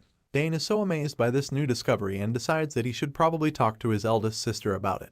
The scene shifts, and the next place we're taken to is somewhere called Hangston Hall. Apparently, our boy has met up with Layla, and since his head is still on his shoulders, it's clear that he made it just in time. The pink-haired girl is so excited to be at the academy, and since her best friend is here with her, she's more than happy to give him a tour, which starts at the famous Hangston Hall. Layla admits that she has only ever heard about it and never actually entered, but now that they're here, she can't wait to explore it. She takes a closer look and spots the entrance, so she points Dane's attention to it. They both turn to it, and Layla claims that this must be the famous mana curtain. As you can imagine, Dane has no idea what she's talking about since he's never been there either. Hearing the tone in his voice, she figures that he's clueless, so she explains that the mana curtain was made by Saul Hangston, a legendary mage who graduated from the academy. She reveals that the curtain is only used once a year for new students who show a talent for magic. She tells Dane that different colors appear depending on the quality or level of one's magic power when they pass through the curtain. Hearing this, our boy is pretty intrigued by the whole thing. Layla resumes her little lecture, revealing that the curtain was originally created to filter out dark mages who secretly infiltrated the academy, but seems to have changed to this function after dark mages became extinct. After listening to everything she just told him, our boy is extremely curious about the magic curtain, so he asks her what color corresponds with what level when one passes through. Thankfully, she knows the answer, so she wastes no time in breaking it down for him. Layla explains that those who have no talent at all will not notice any color change in the curtain. If one has decent magic talent and passes through the curtain, then they'll see a yellow color. Those who have considerable talent will observe that the curtain changes to blue. And finally, those who possess overwhelming talent in magic will cause the curtains to turn red when they pass through. Our boy is really impressed with her response and how easily she broke it down for him, so he commends her, suggesting that she's studied a lot. In response, Layla winks at him, feeling really proud of herself, claiming that she just wanted to know everything about the academy. Just then, she remembers that both of Dane's older sisters were red when they passed through the curtain, so she lets him know. After all the chit-chat and history lessons, Layla figures that it's time to see what her magical power is like, so she steps forward, telling Dane that she'd like to go first. Unsurprisingly, when Layla walks through the mana curtain, the red color appears, confirming that she has overwhelming talent, which makes her really excited. She's so glad to see that it's red, and our boy is equally happy for her, admitting that it's really great. The cheery girl giggles with pride, claiming that she expected it, and at this point, our boy is even more curious to see what color he'll be. So, he asks if he can try it out, and without hesitation, he struts toward the mana curtain. With each step, he wonders if the color should also be red for him because he just absorbed ancient magic not too long ago. He's afraid that he might be stronger than usual because of that, but there's only one way to find out, so he walks through the mana curtain and to their surprise, an unexpected green color appears. They're both confused, especially Layla, who studied the mana curtain deeply and never saw anything like green on the list of colors. At this point, she's a little pissed because it's not the first time Dane is doing something like this. He always manages to be different when it comes to stuff like this, and she's starting to get sick of it, but while she's fuming, he just laughs because he also doesn't know why it's always like this for him. The story continues as the scene shifts to the orientation ceremony, where we see a few of the students complaining about something. Apparently, the person taking the class is from the finance department, so the students don't get why he's the one handling the class. Some feel that it's not such a bad thing since their undergraduate classes have always been so popular, while some just feel that the guy will probably disappear after the orientation anyway. The ginger-haired student at the front of the group confronts the senior, Alter, asking him why he's here, but before he can finish his question, the big guy cuts him off. Alter claims that he has something to inform them about after the class. It turns out that his main reason for coming is because he is interested in Dane's sagas. However, the young genius in question is not around right now, so there's no point talking about it. This big guy who came looking for our boy is a 5th-year magic student, Alter Diamet, and he has been obsessed with meeting the genius prodigy who passed the autonomous major exam. Realizing Alter's reason for coming, the ginger-haired boy confirms that Dane will be taking this class with them, but also admits that he hasn't seen the top student either. Hearing this, the desperate senior concludes that Dane must be taking his precious time to get to class, and for that reason, Alter tells them to bring Dane to him whenever he finally arrives. He gives them the impression that he wants to help Dane, claiming that he has to take special care of the boy since he's Senior Arabella's younger brother. The nervous ginger just agrees with Alter, not wanting to get into trouble with the big guy. After passing the message, Alter decides to take his leave, but just when he is about to step out, he hears whispers that catch his attention. The big guy stops in his tracks when he hears some of the freshman girls talking about how handsome someone is, with his eyes that look like emeralds. They also acknowledge the young lady standing next to him, who is none other than Layla Thermian. As soon as Dane enters the room, he can tell that they're all staring at him, and he already knows that they're talking about him. A wave of shyness washes over him instantly, since he's not exactly one who likes to be the center of attention.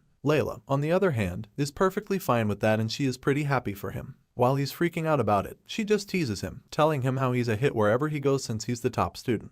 As soon as Alter realizes that the one who just entered the room is Dane, a mischievous smile creeps up on his face. He's glad that the top student finally came and can't wait to set his plan in motion. Without wasting a second, he walks up to our boy and politely greets him, admitting that it's truly a pleasure to meet him. Dane is quite confused since he has no idea who this guy is, but Alter just keeps flattering him, admitting that he left quite the impression during the entrance ceremony. Our boy just stands there confused, wondering who this guy is. Seeing how mature the student is, he can tell that he's an upperclassman, but what he doesn't get is why the guy is acting so familiar. Eventually, he gets tired of the weirdness, so he bluntly asks Alter who he is, leaving the senior dumbfounded by his boldness. Dane then reminds him that he's supposed to introduce himself when talking to someone for the first time, since the magic department probably teaches that too. As you can imagine, Alter feels insulted, so he snaps at the young genius, but Dane is unfazed, so he tells Alter to introduce himself first if he has anything to say to him. At this point, the big blondie is boiling with rage. He concludes that Dane is an insolent bastard, and even the other freshmen can't believe that he talked to a senior like that.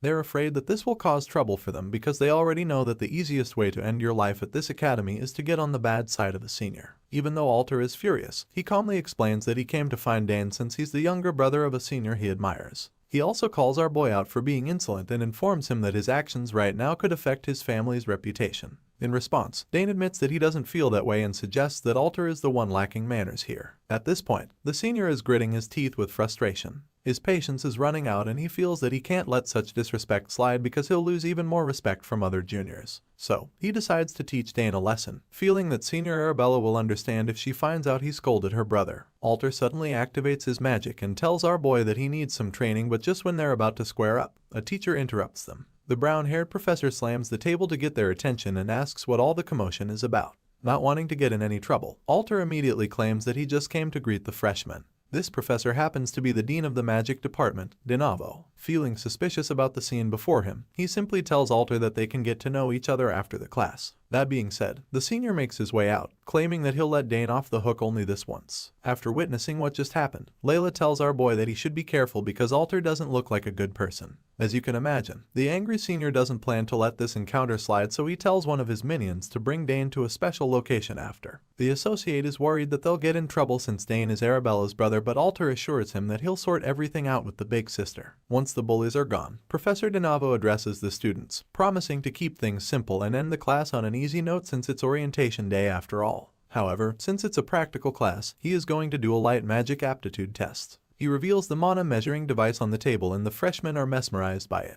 DeNavo explains that they just have to put their hands on the machine and pour their magic power into it for the test, claiming that the device will show how many circles each of them have. The professor is the first to demonstrate and the device measures 8 circles for him, which impresses all the students. DeNavo explains that the darkness of the circles also determines how much more powerful the individual is, even though they may have the same number of circles. He also reveals that there are cases where no circles will be seen, but he assures them that not having circles doesn't mean they don't have talent for magic. This is because there are people who haven't formed their circles yet, which is also why they can't test for circles alone. Professor DeNavo explains that taking this class in the first place means they should already know how to do basic introductory magic, so he informs them that they'll be using some special marbles to test their mana more precisely. Dane is a little taken aback by the marbles since he's not exactly familiar with this test. On the other hand, the professor explains that the students will need to move as many marbles as they can to form a shape using telekinesis. He is the first to demonstrate and of course, he manages to create a shape that leaves the class amazed because he literally writes runes with the marbles. To these freshmen, what he just did should even be impossible because it's extremely difficult to move something so delicately with telekinesis. Layla just watches the professor's display feeling intimidated because she knows that even the power of basic magic is different depending on the user. They need to infuse each marble with mana to make them move, so she's afraid that the best they'll be able to do at their level is move 3 marbles. However, she's confident that our boy will probably do better than all the others in the class, but then again,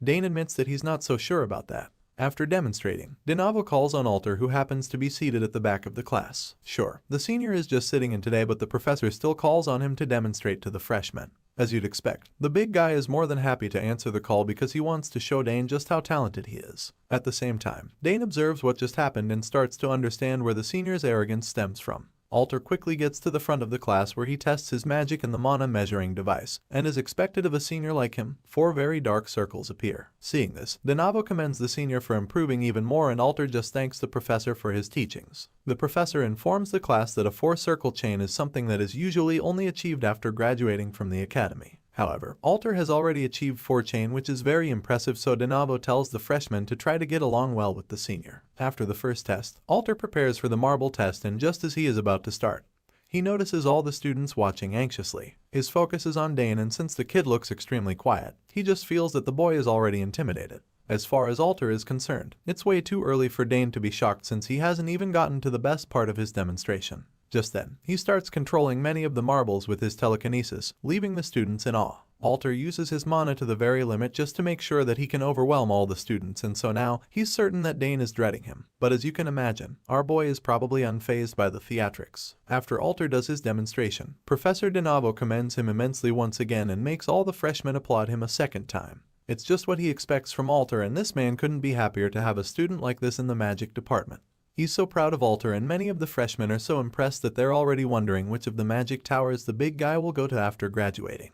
Professor DeNavo finally tells Alter to return to his seat after doing such a good job. He goes back to his seat feeling so accomplished, and now he can't wait to see how great Dane's aptitude test will be because he's certain that there's no way the kid is going to outshine him. But we already know that our genius has got many surprises up his sleeves. After Alter returns to his seat, DeNavo reminds the class that nothing will come out for those with no magic power at all when they take the mana measuring test. That being said, he tells them to not bother taking the test and leave if they're worried about that. Thankfully, nobody gets up to walk out, so the professor gladly informs them that they can go ahead with the test. He decides to start with those sitting in the front, but just as the test is about to start, Layla expresses her displeasure because even though this is just an orientation, it's starting to feel like a show and tell of all their magical abilities. In response, Dane just confirms this, telling that the academy is just the kind of place for that. One by one, the freshmen line up to take turns for the first test. The first guy does it and is amazed when he sees a single circle. Unfortunately, some others don't have any circles, and from there, we see some of the other students struggle with the marbles. It doesn't take long for the whole thing to become chaotic, and the arrogant seniors just feel irritated by the test, especially Alter, who thinks it's a total mess. Just then, one of his minions informs him that Dane is about to take the test, and of course, this is what he's been waiting for. He wants to see how far the kid's arrogance will take him, and just as our boy reaches for the device, he realizes that he's also very curious about what his power is now like.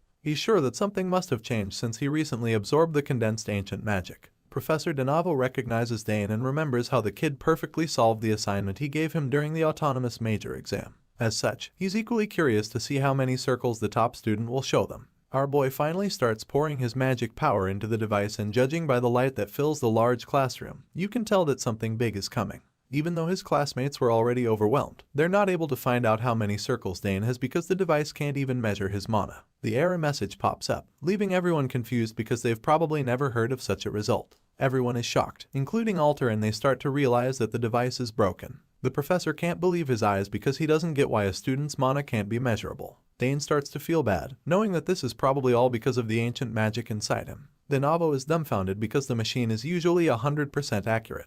He's never seen a result like this, and so he informs the class that the machine seems to have been overloaded. That's the only explanation he can give for what just happened, so he decides that they just move on to Dane's marble test. Even though it's pretty clear that the machine was overloaded, Alter refuses to believe that and chooses to think that Dane didn't have any circles. Our boy moves on to the marble test, feeling disappointed that his mana and magic circles couldn't be measured. He's hopeful for a better result this time around, so he steps up to give it a try, even though he's not sure if it will work well. He can't find out if he doesn't try, so he closes his eyes to focus and starts by activating his telekinetic powers. Our boy locks in for this second test, determined to do a better job, and luckily, the marbles start moving instantly. Dane uses his telekinesis to carry many of the marbles just like the professor did, and when his classmates see this, they're so shocked that it's scary. Our boy doesn't just lift many marbles, but actually all of them. They all start floating in no time, and even though they're seeing it with their eyes, it's just still too unbelievable because none of them in the class have been able to float more than 5 marbles until now. It's an incredible sight for sure, and it's way too obvious that Dane is extremely talented.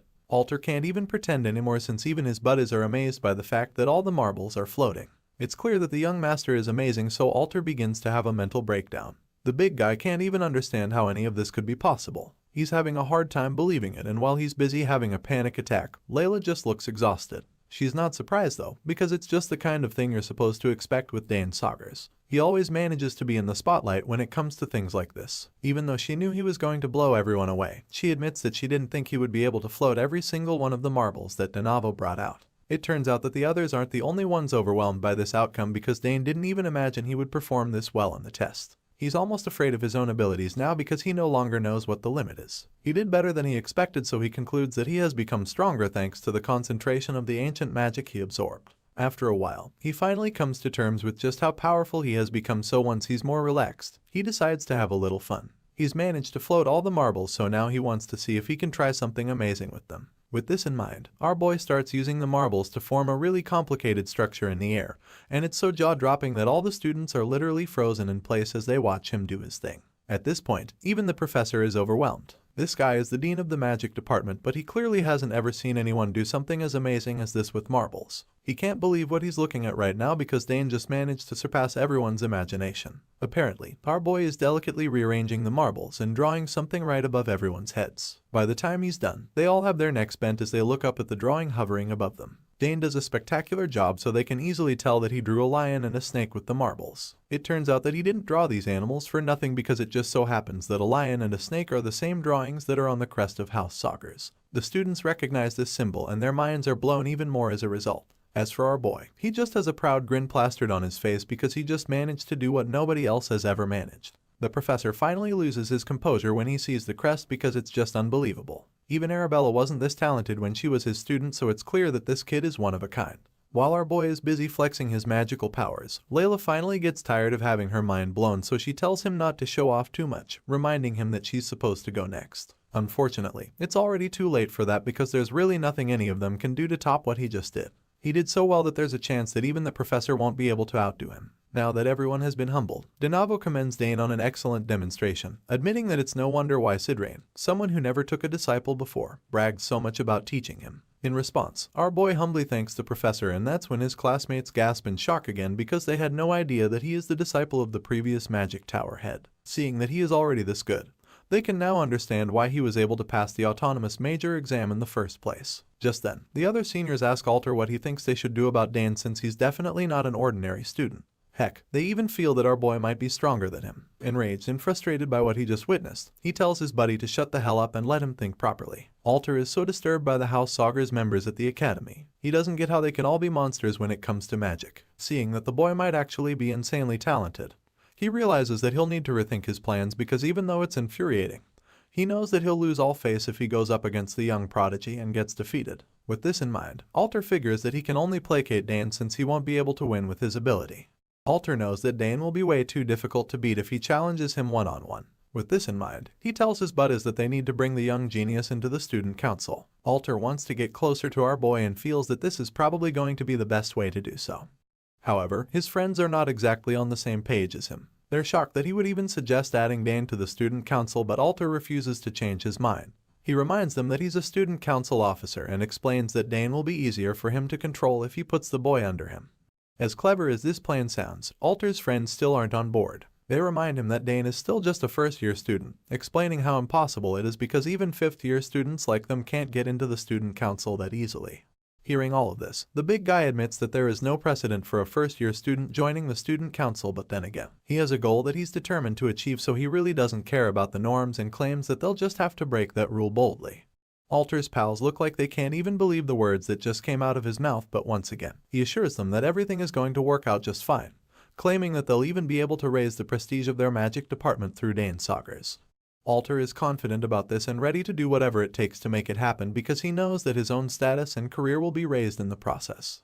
After that little sidebar among the seniors comes to an end, the professor commends Dane on an excellent job once again and our boy thanks him once more. Denavo is so impressed and fascinated by the kid that he claims that he would have fought the other professors to make sure Dane got into the magic department if he knew that the boy was this talented. In response, our boy just promises to do his best in magic even though he's currently in another department. Hearing this, the dean is even more impressed, so he turns to the other students in the class and informs all the magic department students that they should be on guard now that someone like Dane is in the picture.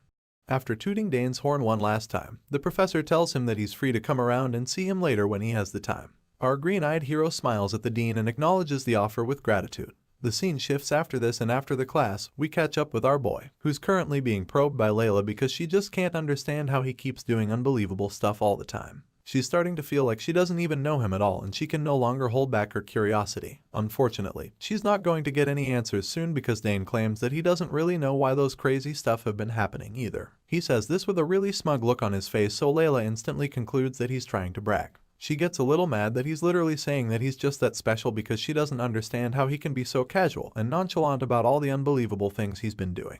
At this point, Dane reminds her that she was also able to make 5 of those marbles float too, which is pretty impressive for a first-year student. Unfortunately, even though this is supposed to be a compliment, Layla makes it clear that hearing it from him doesn't make her happy at all, since it almost sounds like he's mocking her. Seeing how annoyed she is, Dane just keeps quiet to avoid saying something to piss her off even more. He didn't expect that she'd be sulking this much, so he has to be careful with the next thing he says to her. While he's still thinking of a way to pacify the sensitive girl, he's approached by Alter and his minions. This time around, the big guy is a lot more friendly than before. He doesn't look like he came looking for a fight because the first thing he does is commend our boy for his skills during the test. As you can imagine, our boy isn't exactly pleased to see the guy who tried to bully him not too long ago. Alter knows that Dane probably dislikes him by now, so he quickly admits that he was being too hasty before and politely asks if they can talk for a moment. Dane is taken aback by Alter's new countenance, but he's not exactly surprised because he knows that this guy is changing his attitude only because he saw his abilities. The scene shifts, and after the two young men talk for a while, Dane expresses how shocked he is that Alter wants him to join the student council. He knows that it's a pretty big deal to join such a group, and the senior goes on to confirm that he really wants Dane as one of them. He reveals that the student council decides academy policies and manages the budget. They even hold enormous influence, including various privileges. For example, the student council can discuss disciplinary actions against students or even approve academic department events. It's a really big deal to be in the council, and Alter is currently trying his best to convince Dane to join. Our boy is quite familiar with the body too, since he's heard about it from his eldest sister. He's aware that it's an extremely powerful group that only a few students can join. After giving his pitch, Alter asks Dane what he thinks about joining the council, claiming that he can recommend our boy as an officer. After all, he's the top student, which more than qualifies him for the job since he exceeds the requirements. Dane doesn't say anything in response at first, so the senior keeps trying to get him on board, informing him that he will automatically become a part of the Dantera Hall if he agrees to become a student council officer. In response, Dane informs Alter that he's already a part of Dantera Hall, but the senior just reminds him that he might not be able to stay there till he graduates, unlike if he joins the council. Besides that, he informs the young genius that there are some immunity privileges that come with being a student council officer. Hearing this, and how confident Alter sounds about the whole thing, Dane begins to wonder just how many privileges they even have, because it's starting to look like the student could have extraterritorial rights or something. He's still trying to work this out in his head when the desperate senior gets in his face again, anxiously asking him if he's finally interested now. Unfortunately, our boy bluntly declines the offer, claiming that he's not really interested in joining them. As you'd imagine, this response is like a low blow to Alter, who can't believe what he just heard. He's so disappointed and concludes that Dane must be a bastard. On the other hand, the young genius calmly explains that even if he joins the council, he won't be interested unless it's by his own strength and not some recommendation. Besides, he already knows that privileges without reason always come with a price at the end of the day. As soon as he makes this point, the other seniors begin to panic because they didn't expect a freshman to be this sharp. He literally figured out Alter's true intentions very quickly. Enraged by Dane's choice, the senior asks the boy if he knows what he just turned down, explaining that everyone in the academy dreams of getting into the student council. That being said, he concludes that Dane will probably realize how incredible this offer was once he spends some time in the academy. Even though Alter is acting all tough right now, deep down, he still wants Dane to join the council, so he calmly asks the boy to think it over again. Hearing this, our boy is a little weirded out because he doesn't get why the senior is being so persistent about it. At the same time, Layla looks like she's getting frustrated, and then she suddenly snaps, grabbing Dane's hand and dragging him away from there. Apparently, she was fed up with the conversation, so she cleverly gets our boy out of there, claiming that they need to get to lunch quickly because all the tarts will be gone if they're late. Of course, Alter isn't happy to see Dane walking out on him in the middle of their conversation, so he tries to call the young genius back, but our boy casually tells him that he's got a prior engagement to attend to and laughs as he evades any further questions. He sighs in relief as they walk away, mentally thanking Layla for her perfectly timed intervention. As for Alter, he just stands there and watches the duo as they leave. Despite being really annoyed, he informs his pals that he hasn't given up yet. As far as he is concerned, he just needs more details on Dane's sagas to be able to set his master plan in motion. Elsewhere, we catch up with Dane and Layla, who talk about the awkward encounter not too long ago. Layla confirms that Alter is such an annoying guy and points out how hard he was trying to get Dane into the student council. Even though she's just a first-year student, she already has an idea how things work at the academy, so she informs Dane that Alter would have just used it as an excuse to make her friend his pawn if he has accepted the offer. Hearing this, our boy is even more certain that she was trying to protect him by dragging him away from the hungry seniors, so he thanks her for saving him, but she doesn't even hear this because she's too busy being offended by the fact that Alt didn't even ask her if she wanted to join the student council. It's as if he doesn't even rate her at all, and when our boy hears her complaining about this, he realizes that it was what made her so angry. Seeing that Dane finds her lamenting amusing, she lashes out at him a little, blaming him for it because his talent is absolutely ridiculous. She was somehow aware of this before, but now, their test earlier that day confirmed it for sure. Hearing this, our boy asks her if this means that she has finally decided to accept it gracefully, so she just huffs and admits that she doesn't really have a choice. Once that awkward chat is out of the way, Dane asks her if they really do have tarts at the school, which she confirms in a heartbeat. Layla reminds him that he's in the Imperial Academy, claiming that they have every single dessert that exists in the Empire. Our boy is happy to hear this, so he can't wait to get to the dining hall. While the duo make their way to go stuff their bellies, the scene changes and we see Alter in a private meeting with Denavo. The professor asks the senior if he saw Dane's display earlier, and Alter confirms this, stating that the kid was truly amazing. Denavo looks like he's already in love with the young talent because he feels that the boy might even be above his eldest sister Arabella in terms of magic. Alter is taken aback by this assumption because even though he knows that Dane is a genius prodigy, he never imagined that the kid would already be at that level. In response, the professor explains that magic is such a vast field and admits that it's hard to say for sure right now. However, he's convinced that this is probably the case in terms of raw magical talent. Hearing this, Alter begins to panic a little because it would mean that Dane is even more talented in magic than the only senior he admires. It's a really crazy thing to think about, so he spends some time processing it. While he's at it, the professor tells him to keep a close eye on Dane. Apparently, Denavo wants Alter to persuade Dane until he transfers to the magic department, and this just makes the senior really uncomfortable. It's clear that everyone can see the potential in that kid, and it's like they're all enchanted by his talent. Alter knows how difficult it would be to convince Dane to do anything since he already tried so hard to make him join the student council but fail. He tells the professor what happened and the man is shocked by it. Denavo begins to panic all of a sudden, wondering if Arabella already told Dane something to make him decline such an offer. The dean of the magic department is so desperate to keep the prodigy around because he knows that Dane's talent is way too precious to give away. An awkward silence follows after this because neither of them know what to do about Dane. Once the conversation fizzles out, Alter reminds Professor Denavo of a recommendation letter he asked for earlier, but the man admits that such an arrangement won't be easy. The fifth-year student is shocked and disappointed to hear this, but the professor tells him to be patient.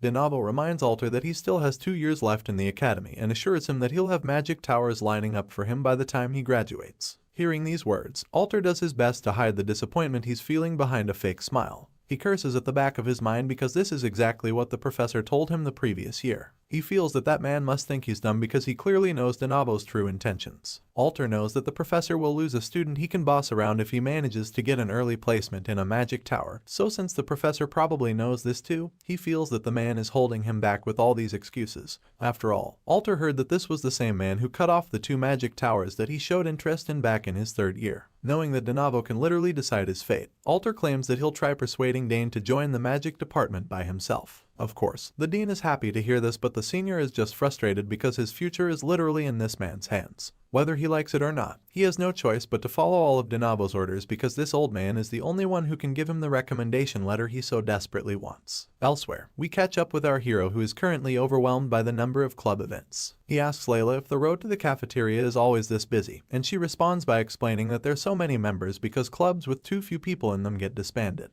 Hearing this, Dane reveals that this is the first time he's participated in so many events, so Layla just suggests that he should be happy about that because he got to win a lot of prizes in return. They got 20 mana storage stones, 15 lunch coupons, 5 general meal tickets, 8 convenience store vouchers, and even a treasure map. It appears that even Layla doesn't know what the map is for, so Dane reveals that the senior running the event said it was bought from a blind auction at the Arkender auction house. As soon as she hears this, her eyes pop with excitement because she feels that it must be a real treasure since it has something to do with Arkender. Dane is equally aware of how special the map must be because his father already told him about it before. The Arkender auction house gathers rare and beautiful items from across the entire empire. The best appraisers in the country thoroughly examine everything, ensuring only authentic items are sold. Layla takes a closer look at the map and notices that the seal is still intact. Dane confirms that it's indeed an academy treasure map, and she admits that she's heard about a lot of secret places and mysteries in the school. While she's still talking, our boy just zones out and thinks about how much Ernest would love to see something like this. The story continues in the famous Dantera Hall, a place where general education lectures are mostly held. Dane is really excited to see the place for the first time, and he's amazed that this is the place where the Imperial History class is held. Before coming here, he was taught by the head butler, so he already knows most of the material here, which makes this new chapter reassuring. His thoughts are interrupted all of a sudden when Ernest comes around. The explorer greets him and starts walking up to him, which leaves our boy stunned because he didn't know that the guy takes this class too. In response, the kid reveals that the lecture is required for all freshmen. Since that's the case, he came, knowing that Dane would probably be here. Ernest is glad that they ran into each other and curious as to how the genius is feeling now. Hearing this, our boy claims that nothing seems too different, and promises to explain later since it's a bit complicated. Of course, Ernest doesn't have a problem with that, so he chills out with all the questions. Just then, our boy remembers that there was something he wanted to tell him. Unfortunately, before Dane can get to it, they're both interrupted by another student who came looking for the explorer. The brown-haired student stops them, determined to confirm that he's talking to Ernest. At the same time, the explorer seems to be familiar with him. Dane is a little confused by this encounter, and then he notices that Ernest's eyes just changed. The scrawny kid is trembling so much, and it's clear that he's terrified of this other student.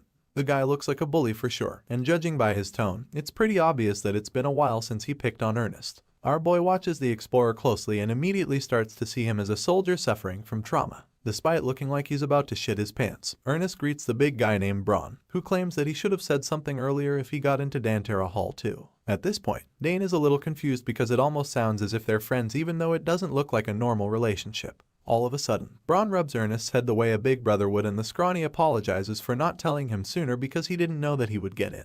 Braun seems surprised that Ernest even managed to get in because he thought that the boy wouldn't make it since he was shaking like a leaf every time they talked about it.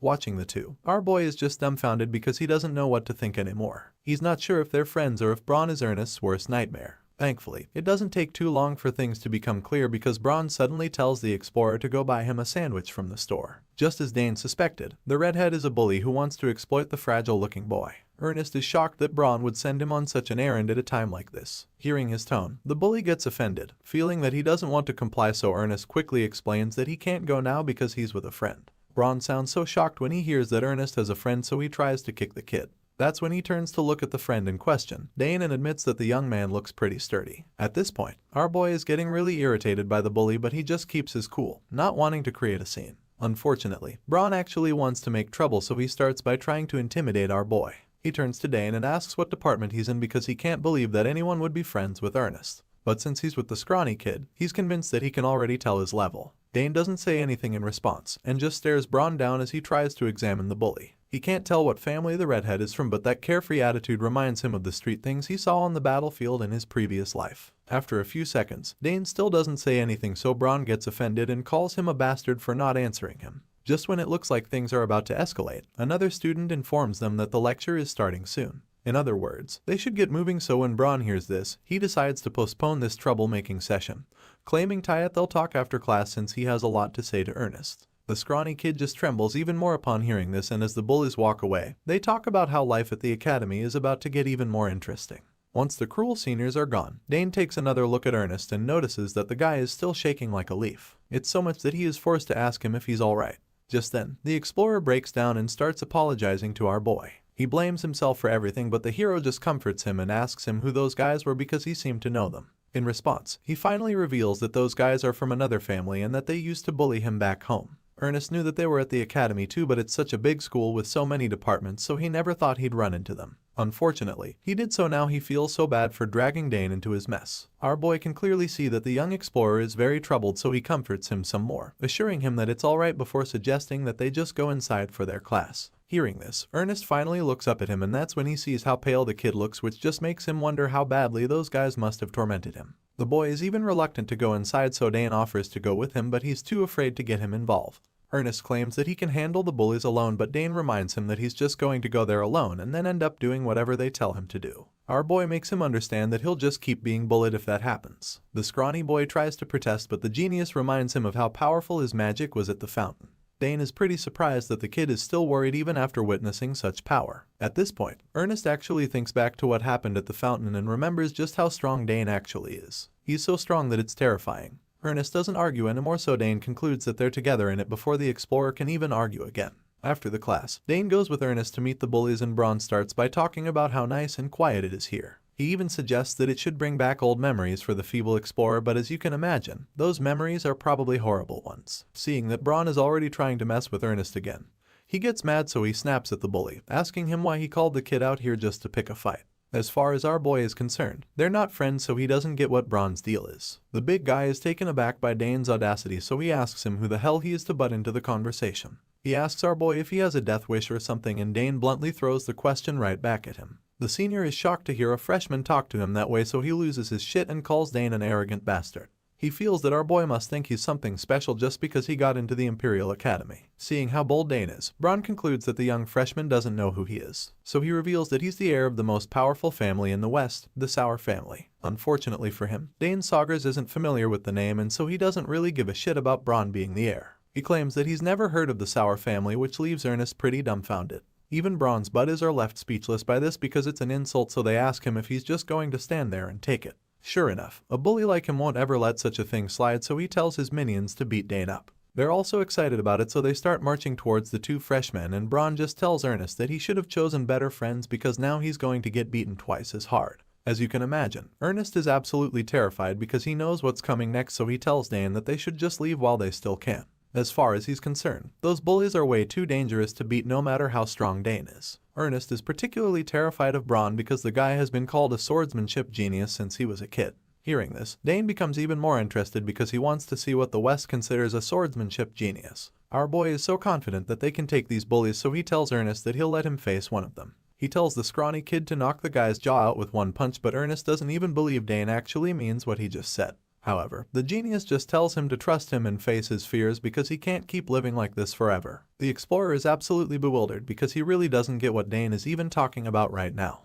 Ernest stands there frozen in fear as the first bully charges at Dane. The guy lunges at our boy, but he doesn't even move a muscle, so Ernest calls out to him so he can defend himself. He's taken aback by how calm the white-haired student is being right now, but Dane still doesn't move. The first bully balls his fist and takes a big swing to land a mean blow on Dane's face. The punch looks really heavy, but our boy doesn't even react. The overconfident seniors start laughing at this point, feeling that they're putting Dane in his place. He's motivated to land another blow, but it doesn't work out this time because our boy blocks his attempt with ease, which leaves him in disbelief. Dane informs the bully that he clearly threw the first punch, and for that reason, everything else will have to be self-defense from now on. The dumb goon is so confused because he doesn't even know what Dane is talking about. Enraged by the freshman's guts, he tries to land another punch, but our boy casually sweeps him off the ground with ease. The guy falls hard to the ground with the back of his head making first contact. The second scumbag is surprised when he sees this because he didn't think that Dane would be this good. He attempts to take out the freshman, but our boy gives him a mean palm to the face from under his jaw, which sends him falling back.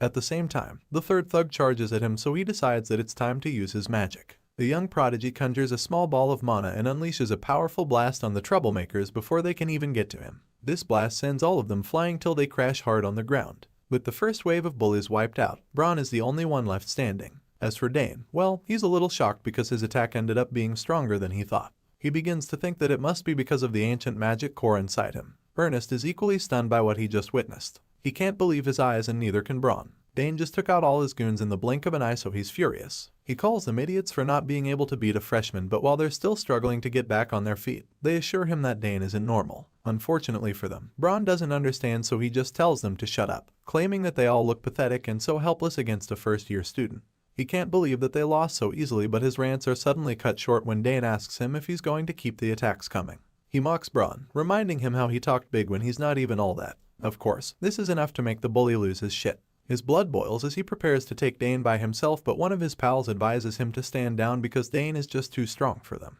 I mean, the kid is literally shooting magic bullets out of his hands, so they're convinced that they can't win against him. Braun, on the other hand, refuses to give up. His ego just won't let him. Enraged by his colleague, he shoves the guy out of the way, calling him a coward and accuses him of being pathetic. Since all his guys have proven useless to him, he decides that he'll just do it himself. Right after saying this, Braun creates a huge magic portal right in front of him, and judging by the sinister smile on his face, you can tell that he's got something crazy in store for them. Ernest knows Braun, so he's not surprised when he knows that the magic portal is never a good thing. Sure enough, the mean redhead pulls out a huge sword, confirming that he's prepared for an insane battle. The scrawny kid is really terrified, while the bully is extremely delighted because he feels that he can do what he wants since no one is around this remote place. He tells Dane that he just made a mistake for making him draw his sword. Seeing the blade, our boy admits that it's a pretty good sword, while Ernest complains about how bad the situation is because he knows nothing good comes after Braun draws his sword. While the explorer is busy dreading the bully, Dane just thinks about how reckless Braun is because he doesn't even care about academy rules. Braun suddenly informs Dane that a very thick fog appears in the aura when the weather gets cloudy. It's the kind of thick fog where no one can find a missing person, so the fact that Braun just pointed this out, it's clear that he's ready to do something that's seriously against the rules. Even his buddy is worried when he says this because it's almost like he's comfortable doing something that could get them expelled. Even though the guy is trying to make him see reason, he's not interested. He tells the guy to shut up and orders him to go beat Ernest up before bringing him over. Despite not wanting to get in so much trouble, he also doesn't want to get Braun mad, so he agrees to do as he says, and they both charge at the freshman. Ernest just stands there, shaking in fear because he still isn't sure he can take the other guy even if Dane takes care of Braun. However, our boy tells him not to worry and assures him that they can't win. Dane feels that the seniors aren't that strong, so he tells Ernest that he'll do great if it's one-on-one. He's surprised that Dane has so much faith in him, but the prodigy just says it once again. He feels that Ernest's lower body strength should be great because he's done a lot of exploring. That being said, he tells the scrawny kid to just squeeze in and land a solid hit. He has so much faith in Ernest, but the kid just doesn't feel confident at all. The bullies charge at them and close in with each step. Surprisingly, Dane starts running away all of a sudden, so Braun pursues him, realizing that he actually has some combat experience for following him. In response, our boy just tells the guy to shut up and follow him. While our boy draws the bigger threat away, Ernest finally starts to develop a bit of courage. He realizes that Dane is right and admits that he can't keep living like this forever. With this in mind, he decides to face his fears and stand up to the other bully. The guy is surprised to see that the little explorer didn't run away. He's surprised that Ernest is even clenching his fist with his eyes looking extremely fierce. For this reason, he decides that he'll go easy on the little explorer, telling him that he'll only take a few hits. Ernest is actually still quite terrified, but he doesn't want to be a coward anymore, so he calms himself down and decides not to panic but actually think about what Dane would do in a situation like this. He recalls how the young genius took out the first wave of bullies with finesse, and while he's still thinking, the guy in front of him leans in to land a mean blow on his face. Of course, Ernest sees it coming, so he braces himself for it, and just when the guy is about to hit his face, he ducks in a flash and slips under to land a direct punch to his face. As his knuckles make contact with the guy's jaw, he makes it clear that the scared kid they knew before isn't him anymore. The bully probably never expected such a powerful hit to come from Ernest, so it's a big shock for him. He falls to the ground from the pain and just keeps groaning in agony for a while. The adrenaline rush in the little explorer's body is still very much so, he's literally shaking in the knees even though he was the one that knocked someone down. He breathes heavily as he looks at the fallen opponent, and after a while, it dawns on him that he actually did it. He can't believe that he really just managed to knock someone down. While he's busy struggling to wrap his head around the situation, we catch up with our boy, who's currently making life really difficult for Braun. He taunts the bully, informing him that his subordinate just went down. The bully is in the middle of an attack when he hears this, so he turns around to confirm it. A wave of horror washes over him when he sees that his buddy got knocked out. He can't even believe his eyes because it shouldn't even be possible. Braun is so annoyed because now he's also losing to Ernest, who he considers a pathetic loser. While he's busy nagging, Dane scans the area and notices 2 brooms that he feels he can use to his advantage. Apparently, he's come up with a plan and we're about to see what he's got in mind. Without wasting any time, our boy quickly grabs one of the brooms and takes a stance to face Braun. Seeing this, the bully is so amused because he doesn't understand how Dane can think he can take him with a broom. In response, our boy simply tells him that the broom should just be enough for him. Braun feels insulted by this, so he calls Dane an arrogant bastard and promises to crush him properly. With a determined look on his face, he charges at our boy with insane speed. He promises not to kill him, telling him that he won't worry too much. He grips his sword tightly, claiming that he'll just leave a small scar on his face so that every time he sees it, he'll remember to fear him next time. Braun unleashes an onslaught on our boy, but Dane defends himself over and over, and this makes the bully even more furious. He calls Dane a bastard once again, and admits that he is tougher than he thought. After taking all of Braun's attacks, Dane teases him, claiming that his sword path is way too predictable. Of course, these words manage to get the redhead even more. He yells in anger, offended by what he just said about his swordsmanship. He's so irritated by Dane's confidence because as far as he's concerned, only the son of Duke Thermion should have that level of confidence in terms of handling the sword. Braun can tell that the white-haired boy is holding his own just because he's infusing his staff with mana. But as far as he's concerned, Dane won't last much longer like this. He keeps trying to intimidate Dane, telling him that he's just a rat trapped in a cage. He feels that the boy can't possibly do anything meaningful with that stupid stick. He launches himself at Dane, yelling like a maniac the whole time. As for our boy, he just smiles confidently, knowing that the bully is falling right into his trap. He stands his ground and waits for Braun to make the next move or even slip up. Sure enough, the hasty bully rushes in, and this gives Dane a perfect opening to land a mean hit with his stick. He stretches the broom and infuses it with even more mana to intensify the power in his next swing. He flicks the stick at Braun, leaving the guy very confused for a split moment. Dane lands a powerful jab right in his gut, and the effect is lethal, of course. Braun's eyes widen in shock as he realizes just how dangerous his opponent is. Now, it's clear that he underestimated Dane because he can't even comprehend how something as basic as just a wooden staff can contain this much power in it.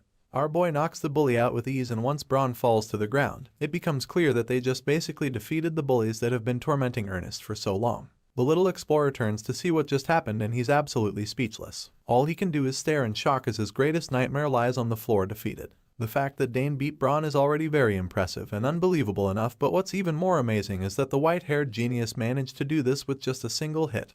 And with a broomstick for that matter. As the dust clears, we can see our hero looking absolutely majestic with the staff firmly in his hand. Ernest doesn't even know what to say because it's a really crazy sight. He knew that Dane was strong, but he didn't expect anything like this. He's a freshman too, but he just managed to beat the toughest bully he's not for a long time, and he did it without even breaking a sweat. Braun remains on the floor, groaning in pain, and that's when our boy comes up standing over him. Dane can clearly see that the bully can't fight anymore, but he tells him to get up and draw his blade. He's not willing to give this guy a break, so he tells him that he has to get up and see this fight through till the end. At this point, Braun is probably wishing he never picked on the strange student because it's turning out to be the worst mistake he's made since he arrived at the academy. Not only did our boy humiliate him by beating him with a single blow, but now he's adding insult to the injury by giving Braun a little lecture. Dane talks about how his father told him that drawing a weapon outside a fair duel means that you're ready to see things to the end. Braun was the first to draw the sword, of course, so our boy expects that he should have been ready to fight till the end. However, that's not the case because Braun desperately wants a break. He can't fight anymore, and even if he had the power to, he's not ready to go up against Dane a second time because the kid is clearly on a completely different level. He's terrified of this overpowered freshman, but he wants to lose face any more than he already has, so he puts on a tough demeanor. He yells at Dane, asking him who the hell he is, so the young genius decides that it's time to introduce himself. He reveals that he's the one and only Dane Saugers, the eldest son of the Saugers Count family and a first year in the autonomous department. The bull's eyes widen in shock when he hears this very detailed introduction. Apparently, the main reason he's horrified is because he had no idea that the kid he was facing all this time was actually a member of the Saugers Count family. Now that he's learning of this, he begins to put the pieces together and figures that Dane must be the new student who recently got into the autonomous department after 50 years of no one being able to get in. Braun can't believe that he's been talking to the rumored genius youngest son of the Saugers family that got into the academy. Seeing that Braun already has a good idea who he is, our boy makes a light joke, suggesting that he might have introduced himself a little late. Braun just groans even more, feeling helpless and ashamed of himself. If he had known who Dane really was, he would never have challenged him. Now, he's paying the price for underestimating him, and it's starting to make a lot more sense why Dane was so confident from the start. As much as he's in pain, he's still very curious as to why a guy as powerful as Dane would be hanging around with someone like Ernest, who he considers an idiot. While he's busy trying to wrap his head around that, Dane interrupts him and asks what he should do now. He reminds Braun that he was the one who drew his sword and ended up losing, so now, according to the law, Dane should probably take his life since he lost. Of course, this is quite extreme and even Braun is taken aback by such a drastic conclusion to their fight. He definitely doesn't want to die here, so he asks Dane what the hell he's talking about. In response, our boy explains that this wasn't exactly a fair duel from his perspective. After all, the bully literally drew a real sword with the capacity to kill someone. For that, he should be ready to face the consequences of losing in a real life or death type of situation. Dane makes his point very clear and Braun begins to tremble in fear because he can tell that the Sager's boy seriously looks like he wants to kill him. Not wanting things to escalate even further, he immediately surrenders. He gets on his knees and apologizes to our boy, swearing that he never knew he was Dane Sager's. He vows to never do anything this stupid again, hoping that this will get the young master to spare him, but Dane doesn't intend to let him off the hook that easily. Despite his heartfelt apology, our boy just scoffs and suggests that Braun doesn't even know what he's gotten himself into. He tells the bully that he really does get it and then informs him that he's apologizing to the wrong person. That being said, he points to Ernest, who's standing not too far away, and informs Braun that the explorer is the one who he should be apologizing to. For a bully of this size and ego, you'd think Braun would protest and refuse to beg Ernest for mercy. After all, it's a kid that he's been stepping on for years. However, that's not the case because Braun cares way too much about staying alive than his pride, which is a wise choice in this situation. Without even thinking twice, he falls at Ernest's feet and apologizes for everything he's done to him. The explorer is even taken aback when he sees his greatest nightmare kneeling before him and begging for mercy. He begins to think back to all the things Braun did to him for many years. This is the person he feared the most, who is now groveling on the ground like a pathetic coward.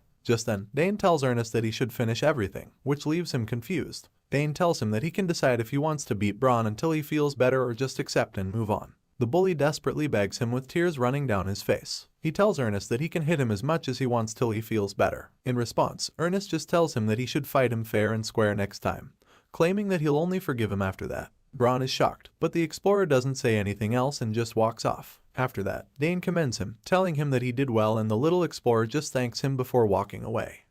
The story continues back in school, when Dane and Ernest return from their little adventure with Braun and his bullies. On their way back, Layla spots them and immediately calls Dane out for not meeting up with her like they planned. She claims that she was waiting for him for a long time, but he never showed up, and so she decided to come looking for him. She notices that they look kinda rough, and since she was already worried about him, she immediately asks him if he got into a fight or something. Of course, it wasn't much of a fight since our boy absolutely wiped the floor with Braun and his goons. Either way, he admits that someone actually picked a fight with him instead, and the pink-haired girl is immediately curious to find out who it was. In response, our green-eyed hero just looks back at Braun, who's still trembling at the back, instead of actually calling any names. Layla quickly gets the hint, and when she sees how scared the troublemakers are, she just finds it amusing that Braun chose to mess with Dane Sagers out of all the students in the whole school. The brown-haired troublemaker is stunned when he sees Layla talking to Dane because he probably never imagined that the boy would know such a highly reputable noble. Braun is dumbfounded when he sees Layla because she's the daughter of the legendary Duke Thermion. Our boy already heard that Braun is in the same swordsmanship department as Layla, so he asks the girl if she knows him or at least crossed paths with the brat before. In response, Layla reveals that she doesn't know Braun and admits that she's not really interested in getting to know him either. After all, the guy has already proven to be a douchebag by picking a fight with her best friend, so she definitely won't have anything to do with him now. Moving on from Braun and his trouble, Layla suddenly notices that there's another unfamiliar face right in front of her. She definitely doesn't know the white-haired nerd that Dane has been walking with, so she asks him who the guy is. At this point, our boy figures that it's the best time to introduce Layla to Ernest Dillon. He informs her that the guy is also a freshman who happens to be in the exploration department. The boy is extremely nervous, as you can imagine, but he manages to pull himself and greets the young lady. He admits that it's a pleasure to finally meet her, but the modest girl immediately assures him that there's no need to refer to her with titles. Layla tells Ernest to just treat her like a friend and not call her lady every time he sees her. Even though it will probably take some getting used to, Ernest agrees to do away with the formalities. Now that they've gotten the pleasantries out of the way, Layla asks Ernest what exactly it is that they learn in the exploration department of the academy. In response, the scrawny kid reveals that they usually deal with stuff like ruins, secret locations, and generally explorations. He's still quite nervous at this time, so our boy deems it fit to help him out. With this in mind, he tells Layla all about how Ernest's family is famous for their expeditions. Upon hearing this, the young lady figures that it would be a good idea to show him the map they got earlier. As far as she's concerned, Ernest might actually know something about the map or even know how to read it. Dane just winks at her when she says this because she's got a point.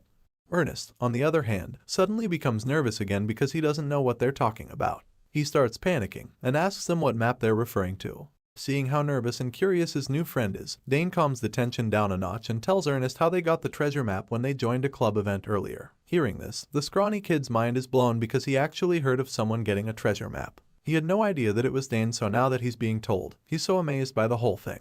The look of nervousness immediately disappears from his face and is replaced with an incredibly excited expression. Ernest's face lights up when he learns that they have the treasure map, and even Layla is surprised by how much his countenance changed in a split second.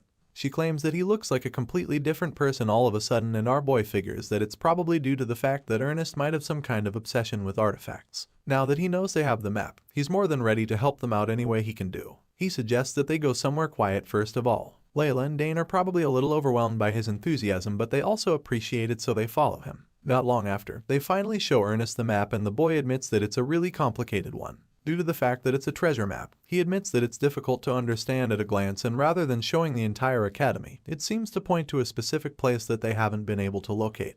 After staring at the map for a while, Ernest notices something that catches his attention. He observes that there are a lot of strange writings all over the map. Even though he can read it, he admits that this doesn't mean that he can connect them. As such, he begins to wonder if there's some kind of pattern. After a while, they're still not able to get a breakthrough, and Layla begins to wonder what they'll do now at this point. Hearing this, Ernest reveals that he already has a plan. The first step of this plan is to find out who made the map, because there's no standard format for things like this. But by just knowing the creator, then they will actually be able to have a rough idea of what to expect and what exactly to be looking for in the map. Upon hearing all of this, Dane concludes that Ernest is trying to say that decoding the map right away will be too difficult. In response, Ernest simply tells them that the one thing he knows for certain is that the map is within the academy. He knows this because the architectural patterns on the map were only used when the academy was built. As soon as he says this, Dane and Layla get the same idea simultaneously, and then they both suggest that the treasure is somewhere nearby. They're excited about this deduction because it's like the first piece of good news they've gotten regarding the map. Unfortunately, Ernest isn't as excited as they are because he knows that there is still a major problem regarding the whole thing. It turns out that this architectural style uses a secret magic that is unique to Saul Hankston. This alone makes their treasure hunt a little more difficult because Saul Hankston was the Academy's founder and a legendary magician. Layla is blown away when she hears this, while Dane immediately understands where the problem is. Our boy is aware that the magic Saul Hankston used can't be used anymore in this present age because the founder didn't leave behind any disciples. Upon hearing Dane's statement, Ernest is even more impressed with his new friend because our boy seems to know a lot. While Ernest is busy praising our Dane, the reality of the situation dawns on Layla and it upsets her quite a bit. Sure, she expected the treasure hunt to be quite difficult, but not to this extent. At the moment, they're kinda stuck at this point, and even though it's really annoying, Ernest reminds them that the key at the end of the day is figuring out who made the map. If they manage to do this, then that way, they'll be able to find clues to decipher the code and finally interpret the map. This is really exciting for Dane, probably because of how challenging it is, and he can't wait to decide the map so they can all go treasure hunting together. Hearing this, the scrawny kid immediately indicates his interest to join, and Layla can already imagine how fun it's going to be. Before coming to the academy, she only did things with her family, so to be going on a treasure hunt with her new friends is definitely a first for her. Dane can tell that his two closest friends seem really excited about the whole thing, and this makes him glad. Right now, Ernest is all in with them, so he's ready for whatever it takes. He admits that it might take some time to decode the map and suggests that they investigate slowly so they don't make too many mistakes. He offers to look more into it too in his free time and then gives them back the map. Of course, Dane is surprised when the kid hands him the map, so he doesn't take it. Ernest is now part of the team and he's the exploration expert among them, so Dane figures that it would be better for him to keep it and have it with him while deciphering. That's a great idea and all, but Ernest assures them that they don't have to worry because he has already memorized the map. As you can imagine, Dane and Layla are stunned when he says this because it is a very complicated map. They are blown away by him and both wonder how good his memory must be to have been able to do that. In response, the scrawny kid reveals that he always remembers things like codes and maps really well for some reason he still hasn't figured out. Hearing this, Dane concludes that the boy has an incredible talent in certain areas, and Layla is already a little jealous because she knows that must be very useful for tests. Seeing that the kid doesn't need the map anymore, Dane finally agrees to take it off his hands and keep it. He also tells Ernest to let him know if there's anything he can help with. In response, the nerdy explorer thanks Dane for everything. He admits that this is his first time searching for something with someone other than his father, and for this, he's really happy. Layla is equally excited to be doing something like this with her friends, so she suggests that they go eat now so they can celebrate becoming a team. The boys smile when she says this and both agree that it's a good idea. Just like this, the duo becomes a trio and they all make their way to the cafeteria to stuff their bellies after all that brainstorming. Later that night, at the dormitory, our boy retires to his room and recalls everything that happened earlier. Obviously, a lot happened today, but his room is still kind of a mess, so he figures that he should take some time to organize his stuff. He starts with the books lying around and decides to keep the important things his family gave him somewhere visible. With this in mind, he picks up the summon egg his big sister gave him. He holds the massive egg for a while, wondering where he should put it. He remembers people telling him that living beings shouldn't be placed in a subspace, and while he's still pondering on this, the egg begins to vibrate violently, which startles him. The egg doesn't stop shaking, and Dane becomes really worried because he has no idea why this is happening all of a sudden. Something like this hasn't happened with the familiar's egg since the first time about 7 years ago, so he is so confused. Dane wonders if it's happening again because he moved to the academy, but that doesn't seem likely because even though the academy is a mysterious place, the mana distribution here isn't different from what's in his room back home. Since that can't be the reason, Dane suddenly realizes that this could be happening because of the ancient mana that he absorbed in the Misty Garden. This seems to be a more likely reason for why the egg would be acting out around him, and he's really amazed by the whole thing.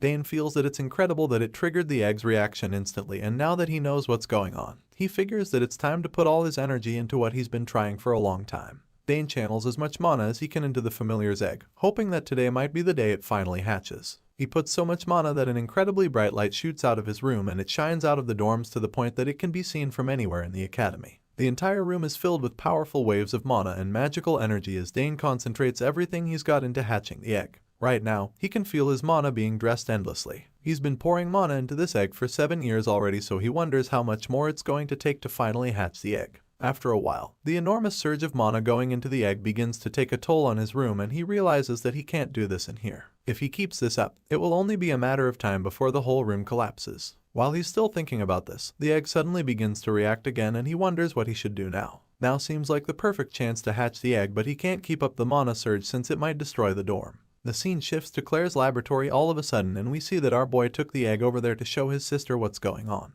When she sees the state of the egg, she is amazed by how much it's reacting, and it makes her wonder what the hell the genius boy must have done this time around. In response, Dane simply explains that the egg is still vibrating immensely even though he stopped pouring mana into it a while ago. She doesn't seem to be familiar with this situation, and despite being really unsettled, she still manages to remember that this is probably time for a dormitory roll call. She informs him that skipping roll calls won't be good for him in the long run, but he just smiles cheekily in response and assures her that he already has a way to handle that.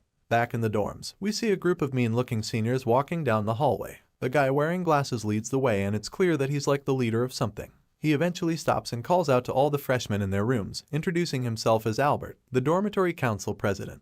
That being said, he informs them that he's about to begin the roll call for Dantera Hall. The moment Albert announces this, all the students in the dorm come out of their rooms to make themselves for the roll call. So, you might be wondering why this is such a big deal in this school. Well, it turns out that roll call is for all dormitories in the Imperial Academy and is conducted uniformly and regularly. As such, all students are expected to make themselves available for the roll call. This is why other students are a little worried when they notice Dane and Priscilla haven't come out for it. Arnold even wonders if they know how serious roll call is in the school. Apparently, if one is late for the monthly roll call, they get 1 penalty point, and if you're absent, that's 2 points instead. If you're late more than 3 times in a semester, it's disciplinary actions or service duty that will be meted on the offenders. And if one is absent more than twice, then they get demoted from the dorm. Another student in the dorm claims that he saw Dane cleaning his room earlier, but now that he's not here, they're worried that he might miss roll call. Judging by the angry look on Albert's faces, it's clear that he is not the kind of council president to show mercy or pardon any defaulters. He sternly tells all the students to stay still and keep quiet, claiming that he doesn't want to hear any chattering anymore. This is the 9th floor of Dantera Hall, and even though Albert just got here, he assures the students that they won't get through roll call easily today. He seems to have beef with them or something, and Arnold is pissed when he hears the council president make such a statement. He doesn't get why the guy is so serious today and wonders what he even means by saying that they won't get through easily. Just then, he reveals that there's a newly installed mana surveillance system which captured some interesting footage. At this point, you can see why he's so pissed with the students on the 9th floor. In the surveillance footage, there's footage of the dorm resident Priscilla sneaking out, and they confirm that she went completely off the dorm premises after tracking her. President Albert confirms that all that happened 5 minutes ago, but for some reason, the surveillance system is showing that Priscilla is currently in her room, which doesn't add up at all. As such, Albert is convinced that there's foul play somewhere, so he's determined to investigate and get to the bottom of it. At this point, the other students on the floor begin to panic because they kinda know what's going on already. They feel that they're doomed now that Albert has figured out the trick, but all they can do is hope that by some miracle, Priscilla is actually in her room. Without wasting another second, President Albert barges into Priscilla's room to confirm that she's not in there. A wicked smile creeps up on his face all of a sudden, claiming that they're going to change some rules. Normally, council members aren't supposed to check if the defaulters are in their rooms, but starting today, he figures that it's time for that to change. As soon as he says this, it's like a big blow to the Dantera Hall residents because they know that this means a storm of penalty points is coming their way. Albert inspects Priscilla's room to confirm that she's not in there, and once he's sure about that, he comes back out to the hallway. He admits that the remaining factors besides skipping roll call are generally fine. For instance, the cleanliness in their hall is okay. Anyway, back to the business of the evening. President Albert decides that Priscilla will get 2 penalty points as expected for unexcused absence from the dormitory premises. He tells the others to make sure they announce it and inform her when she gets back. They acknowledge the information, and right after that, Arnold quickly approaches Albert regarding Dane to make an excuse for the white-haired boy. He informs the council president that Dane is a new student, but Albert doesn't seem to care about that. The only thing he is concerned with right now is what reason the boy has for not being visible. At this point, Albert realizes that he really hasn't seen Dane's sagas, so he begins to imagine that the boy must have missed his first roll call ever. The other students try to defend him, stating that there's no way Dane is not in his room even though they're not sure about this. They tell Albert that he seemed really busy organizing things earlier,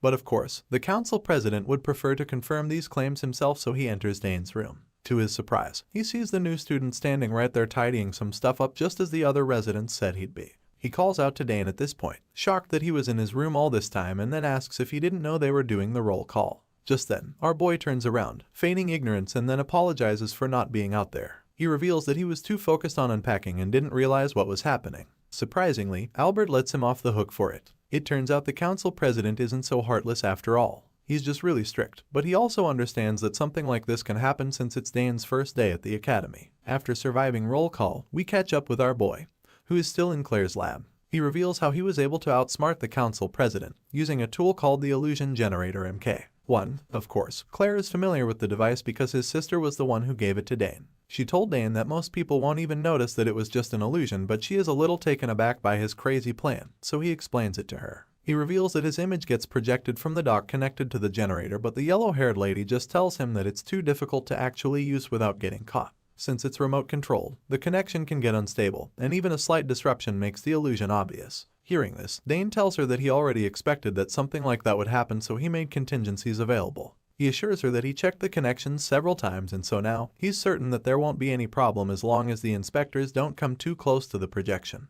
After he reveals his daring plan to her, she's really surprised because she didn't know that he had so much guts. Anyway, that's by the way, because his major concern at the moment is the familiar's egg that still hasn't hatched. He asks her how the egg is, and she confirms that it's definitely still reacting to his mana. At least, that's a good thing because it means that the chances of it hatching soon are pretty high. However, she lets him know not to get his hopes up too much because there are plenty of eggs that react like this and still don't hatch. Even getting this kind of reaction is very rare, so the fact that it happens makes her confident that there's a good chance. After all, it's progress compared to when the egg was just sitting dormant in his room. At this point, Dane is quite confused because he doesn't know what to do next. He asks what they should do now and wonders if he should just keep pouring mana into the egg. Hearing this suggestion, the yellow-haired lady ponders on it for a while, feeling that there's still so much unknown about familiar eggs. That being said, she feels that putting it straight into a mana stabilizer would be too risky. However, she doesn't think that they should just stop here now that the egg is reacting non-stop. She feels that the lab is the best place for the egg to hatch, and since there's already a mana barrier for secrecy in there, it's a no-brainer. Dane agrees with her, stating that the egg might hatch anytime and anywhere if they leave it alone. With all of this in mind, his yellow-haired senior decides that they will put the egg in a mana barrier so they can watch it. She claims that his mana is pure, but still, she would like to install a man filter first just in case. After coming up with this plan, our boy proceeds to pump more means into the egg, even though it's starting to take a toll on him. He pours so much mana, but the egg just keeps sucking it all, which leaves him really baffled because he doesn't get how it is still hungry enough to be absorbing this much. At this point, he's really curious to find out what in the world is even inside that egg because he never came across something that absorbs so much mana before now. His yellow hair lady is equally intrigued by this familiar egg. Normally, anyone can buy one if they have the money, but hatching the egg always proves to be a different story. The hatching conditions aren't even known, and the only thing most summoners actually know is that the mana of the user must match the mana frequency of the familiar inside the egg, whatever it even is in there. That being established, the truth of the matter is that you basically need a ton of luck too if you want to hatch a familiar egg. Our boy continues to do his best, and she's even starting to get worried because he has been groaning for a while now. She knew he was amazing before, but after seeing it with her own eyes, she's absolutely speechless. All of a sudden, several cracks appear on the egg, and Dane gets so excited that he calls out to his sister, asking if she just saw that.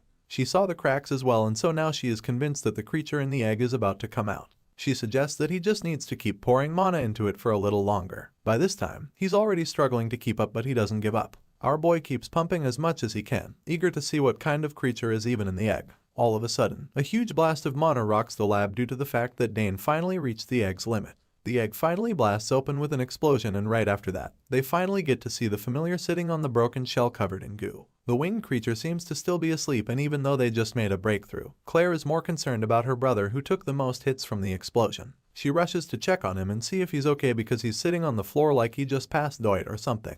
By the time she gets to him, he assures her that he's fine, claiming that he's just a little dizzy. Since he's fine, he points to the more important thing at the moment, which is the familiar that they finally hatched. Dane points to the creature and Claire turns to check it out for herself as well. He shows her that something actually came out of the egg, and as the remaining smoke clears, they see the baby creature with wings and horns. It looks like some sort of baby wyvern. It doesn't seem as weak as a newborn though, because shortly after hatching, it starts flying all over the lab. The familiar hovers about, and then the Sagra's siblings immediately realize that it must be an actual wyvern. They're not sure at first, but then the creature starts breathing fire and then becomes a little bit more obvious. At first, Dane tries to observe the familiar from afar, but his sister urges him to go meet the creature. She gives him a push, telling him to approach it instead of just standing there like he wasn't the one who pumped it with mana for the last 7 years. Claire reveals that there have been cases where familiars recognize the first person they see as their master. That being said, Dane has to go over to it quickly so it can register him as its owner. After all, it's his familiar. As you can imagine, the young master is a little nervous about going to meet the creature because he's never really had such a close encounter with a wyvern. Regardless, he overcomes the fear and slowly walks over to it. As he closes the space between them, he begins to realize that the familiar is actually kinda cut up close. The baby wyvern looks confused when it sees him coming over, so it gets nervous as well. However, it doesn't run away, and Dane tries to make it comfortable around him too. He gives the familiar a gentle smile and then greets it before stretching out his hand to introduce himself. He tells the wyvern that his name is Dane, which is the first step to registering as its master. The baby wyvern makes a few sounds that our boy probably can't understand, but since it doesn't run away or attack him, Claire concludes that he's already bonded with the familiar. Hearing this, even our boy feels like she's right about it because he also finds the little guy really cute. The familiar flies over to his hand and lands there the way a pet bird would. It makes a bunch of noises that seem friendly, so Claire figures that it's okay to go closer to it now. She tells Dane that he's amazing after seeing this because she can't even imagine how he managed to do it so easily. The baby wyvern is so cute that she also wants to spend some time with it. She tells Dane that she'd like to have a look and see how it is, but just when she takes a closer look at the familiar, she realizes something shocking. Claire expresses the shock and Dane notices it, so he asks her what's wrong. That's when she tells him that this creature on his hand might actually be a summon from beyond the horizon. Our boy is amazed when he hears this because he knows how rare such creatures are. He finds it hard to believe at first though, but his big sister confirms this, and then reveals that only a handful of chosen summoners can do this. Claire is a genius summoner that's highly respected in the academy, but even she can barely summon part of a spirit.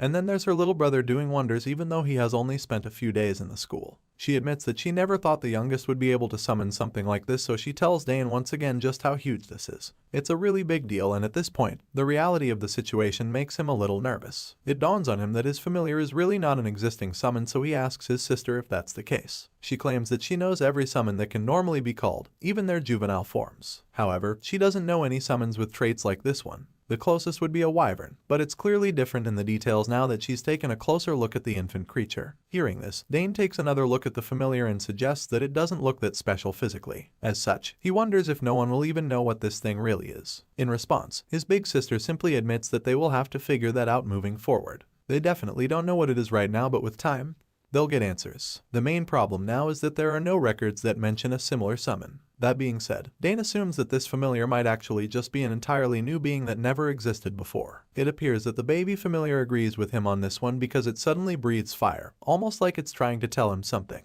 At this point, our boy can only wonder who something like this would come to him. It's an entirely new creature, but he doesn't get why it had to be his own summon. While pondering on this, he can't help but think back to the Misty Garden where he absorbed the ancient magic. It's starting to look like a lot of weird stuff has been happening ever since that incident, so he can't be entirely sure that these new events aren't connected in any way. He's drawn out of his thoughts suddenly when Claire tells him to keep the broken pieces of the eggshell safe. She claims that some species that hatch from eggs eat the shell for nutrients, so he takes the advice. Now that they've finally hatched the familiar, our boy isn't exactly sure what the next step is. Should he show the creature to the world? Should he keep it hidden in his room at all times? How is he supposed to cater for the creature when they know nothing about it? He's not sure what happens from here, so his sister tells him to approach with caution first. at least for the meantime. Claire advises him to try to record everything regarding the creature constantly. Stuff like what it likes and what it doesn't like, how long it sleeps, and whether it shows aggression. His big sister also tells him to observe stuff like how much it grows and how quickly each day. Basically, he has to keep an eye of the familiar at all times, and after realizing this, he admits that it's a lot of work, especially for someone who still needs to attend all his classes as an independent major student. His schedule is about to get tighter than it already is, and just thinking about this puts him under a lot of pressure. He stares at the familiar, probably foreseeing his new life, but even though it's going to be extremely stressful, he feels that it's worth it. Right now, Dane doesn't know exactly what it is about the familiar, but he is already starting to feel like he needs to protect this little one. After all, it's the baby that he's been nurturing for almost a decade now. Before he leaves the lab, Claire asks him if he's planning to keep the summon with him. She knows that people might freak out if they see him with an unknown creature like that, so she suggests that he leaves it in her laboratory, which is safe and private. In response, Dane simply assures her that everything will be fine. Obviously, he intends to keep the creature hidden from other students, but even if he gets caught, he still has his sisters and he's sure that they'll have his back when the time comes. Besides, he believes that the familiar will feel trapped if it's stuck in the lab all the time. Hearing this, Claire admits that he's made a fair point, but since he wants to take it out and be completely responsible for it, she suggests that they use this chance to get him officially registered with a mark. Our boy is taken aback when he hears this, but then he quickly realizes that she's probably talking about a summoner's mark. She confirms this and explains that even though he's still a beginner, his talent is clear. Claire also knows that it will be tough juggling everything all by himself. However, now that he has a summon, this is his chance to get registered early. As you can imagine, it's a really tempting offer, and our boy ponders on it for a second before agreeing to do it because it sounds about right. After hearing that he's on board, his sister asks to confirm if he indeed signed up for the summoning course. He did, and since orientation is the following day, she has something in mind. She figures that the professor in charge of that will be Tamarik's piano, and she's familiar with the teacher, so she thinks that the conditions are perfect for her brother. Claire explains that people will definitely start talking about special admission for him if he is able to show his talent in class. Dane tries to protest, but before he can get a word in, Claire admits that she knows it's not going to be easy. Normally, it's hard to even meet the requirements, but she knows that her brother is different. He's special, so she's confident that he'll smash it. Of course, the department will need to approve it, but she's sure that he will qualify and get in through special admissions. All this talk about special admissions is probably sounding pretty intriguing to our boy, and he's not completely against it. Even the familiar on his shoulder seems interested in the topic, which Dane notices. He doesn't mind trying out what Claire just told him, but for now, he needs to come up with a name for the little guy that just hatched. Back in the dorm, the other Dantera residents start asking him where he was. They notice that he wasn't in his room after the roll call, and since he doesn't need them finding out about his familiar just yet, he tells them that he had to take care of something real quick afterwards. The purple-haired one especially is particularly curious about how Dane even managed to be there for the roll call. He left and nobody knew on time, but Priscilla got caught straight away, so it's really baffling.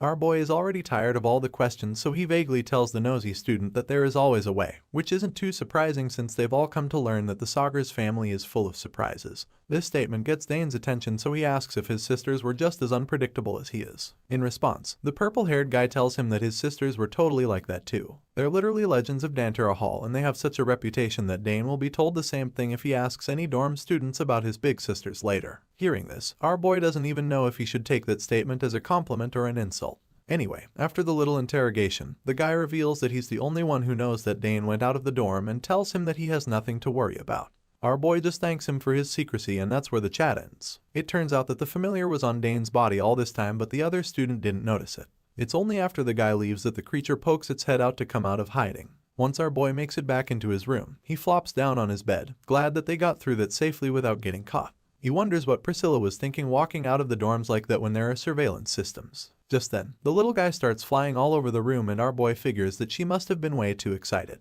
Well, she's not the only one, because his familiar is currently going crazy in his room, breathing fire and flapping its wings non-stop. He watches the little guy mess around, and all he can think about is how amazing it is. Later, he shows the familiar the secret passage that his sister told him about. Right now, the entrance is closed, so this is the only way back out to the lab. He tries to pass but receives an error message from the dorm council, denying him access and threatening to punish him with penalty points for violations. Seeing this, he realizes that the council wrapped the entire dorm in a mana barrier, so he's really confused right now because he has no idea how he's supposed to break through that. Even though it looks like a dead end, he's determined to find a way through, so he starts by trying to send the mana flow so he can find a weak point in the barrier. While he's carefully trying to find it, the little familiar shoots fire at the barrier, which immediately creates an exit point for them. Our boy is stunned when he sees this because he can't even comprehend how the little guy was able to do that. The creature simply flies, so our boy realizes that it must have used fire that nullifies mana temporarily. He's amazed by this incredible ability and realizes that this is really an extraordinary summon he's acquired.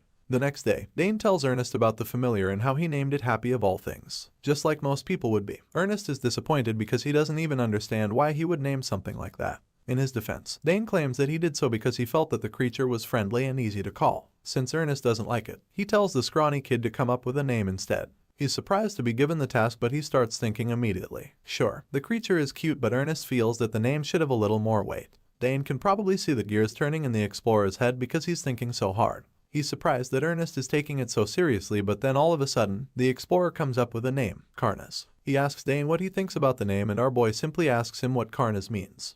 So, Ernest reveals that the name means mystery and suggests that it's a pretty fitting name since they don't know anything about the familiar. Hearing this, our boy agrees that it's the perfect name, and as soon as he tells Karnas his new name, the little guy is equally excited. The story continues in Bermuda's Hall of the Imperial Academy. This place happens to be named after the scholar Bermudez, and it's where summoning department lectures are held at the school.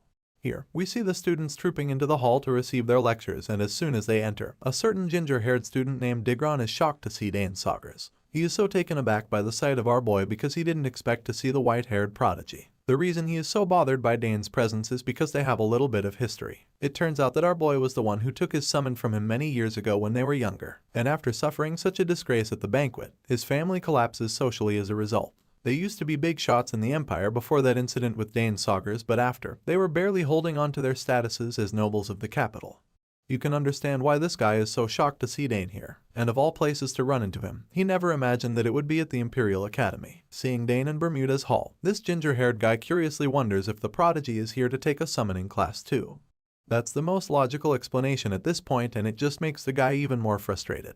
It was already bad enough that he had to retake this course, but now that he'll be forced to be in the same space as a person he clearly dislikes, it just makes the whole thing more difficult for him. This guy doesn't want anything to do with Dane right now, so he concludes to do everything in his power to avoid coming in contact with him. While he's thinking about this, he's suddenly startled by one of his buddies who calls out to him. He asks Digron if this is the first time he's retaking a class, and the ginger-haired guy flinches in shock. He's surprised to see the senior because it appears that this big guy is another person he would prefer to avoid until the course is over. Digron is so nervous all of a sudden, and the senior can see this, so he assures him that it's not a big deal, claiming that everyone retakes a course at least once. As far as he's concerned, it's pretty normal to fail classes because this is literally his second time retaking the summoning class. With this in mind, he tells Digron not to feel bad or scared, and encourages him to think of it as an easy A, because this way, he gets to outshine the newbies in the class. At this point, Digron is clearly uncomfortable and would rather be anywhere else, so he quickly starts thinking of a plan to get away from this underachieving senior of his. Luckily for him, the professor taking the class walks into the hall right at that moment.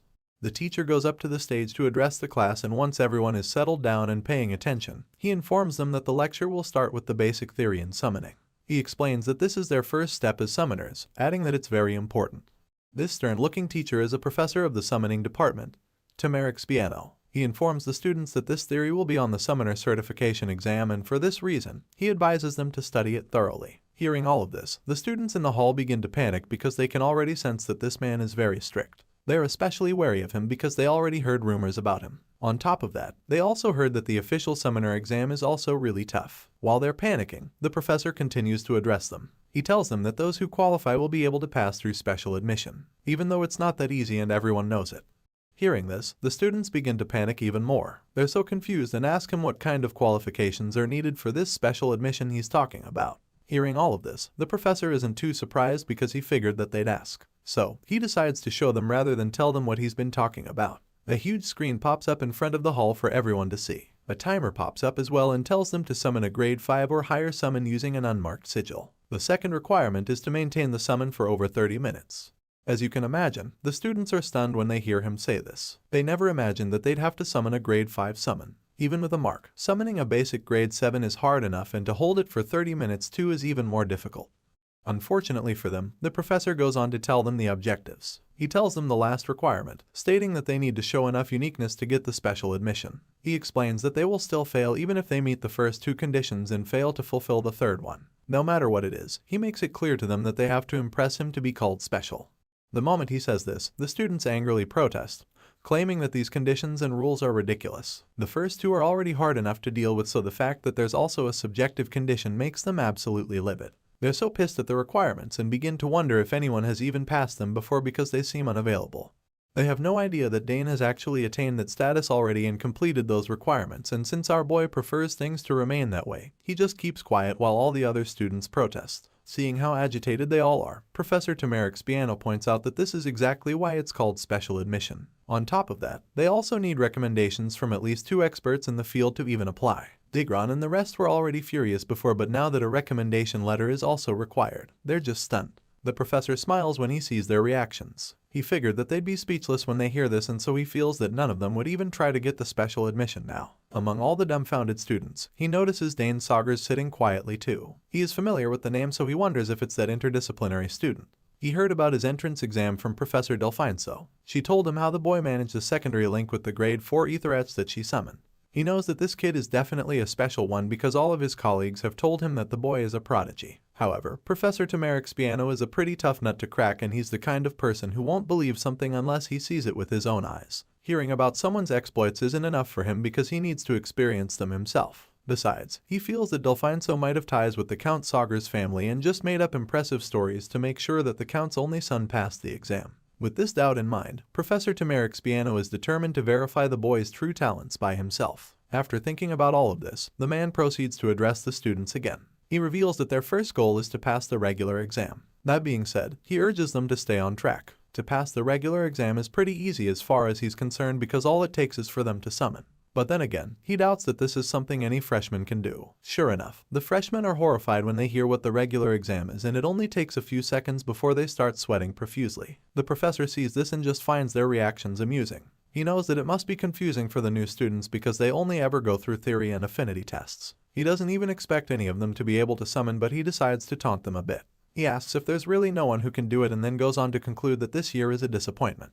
Even though Professor Spiano makes it sound like he doesn't expect anyone to step up, Dane can clearly see the man sneaking glances at him. The professor keeps staring at him and he can see this, so he figures that the man probably wants to see his abilities for himself. Seeing that this is the situation, our boy boldly gets up from his seat and loudly announces that he'll do what the professor is asking. Of course, Spiano isn't surprised that Dane stepped up, but he just pretends so it doesn't look so orchestrated. He even asks Dane for his name and the department he belongs to. In response, our boy introduces himself as a first-year interdisciplinary studies student. The other students just remain shocked as Dane offers to do what none of them even imagined they could do. At this point, Professor Spiano admits that he heard about Dane from the department head, and how he is said to have been incredible. Hearing this, our boy doesn't even feign modesty and simply confirms that this is exactly how the department head assessed him. Hearing this response, Professor Spiano is taken aback. He finds Dane quite interesting because he knows that most people in his shoes would either act humble or be full of pride. However, that's not the case here. The professor goes on to state that there are plenty of rumors about Dane. He also makes it clear that he's not one of the people who believes them. As far as he's concerned, the kind of talent that Dane is said to have doesn't make sense in the usual way. It's strange and unbelievable to him, and our boy finds it interesting that the man would feel this way. Professor Spiano confirms his doubts and gives Dane the opportunity to prove that the rumors are true by asking him to show everyone right here and now what he's really capable of. Our boy is actually surprised by how direct the man is. He didn't expect the professor to call him out like this, but since that's how he wants to play, Dane figures that he has no choice to play along. After all, he's confident that he can do what the man is asking without much trouble. However, he doesn't want to give Spiano what he wants without getting anything in return. So, he makes a proposition, stating that he'd like a recommendation letter from Professor Spiano for the special admission exam if he is able to prove himself right here and now. The man is stunned by Dane's confidence and has a bit of trouble picking his jaw from the ground. All the students in the hall are equally blown away by our boy's audacity, but Dane doesn't really care what anyone thinks about him right now because he has already been put on the spot. The professor is taken aback at first, but then asks Dane if he really knows what he's saying.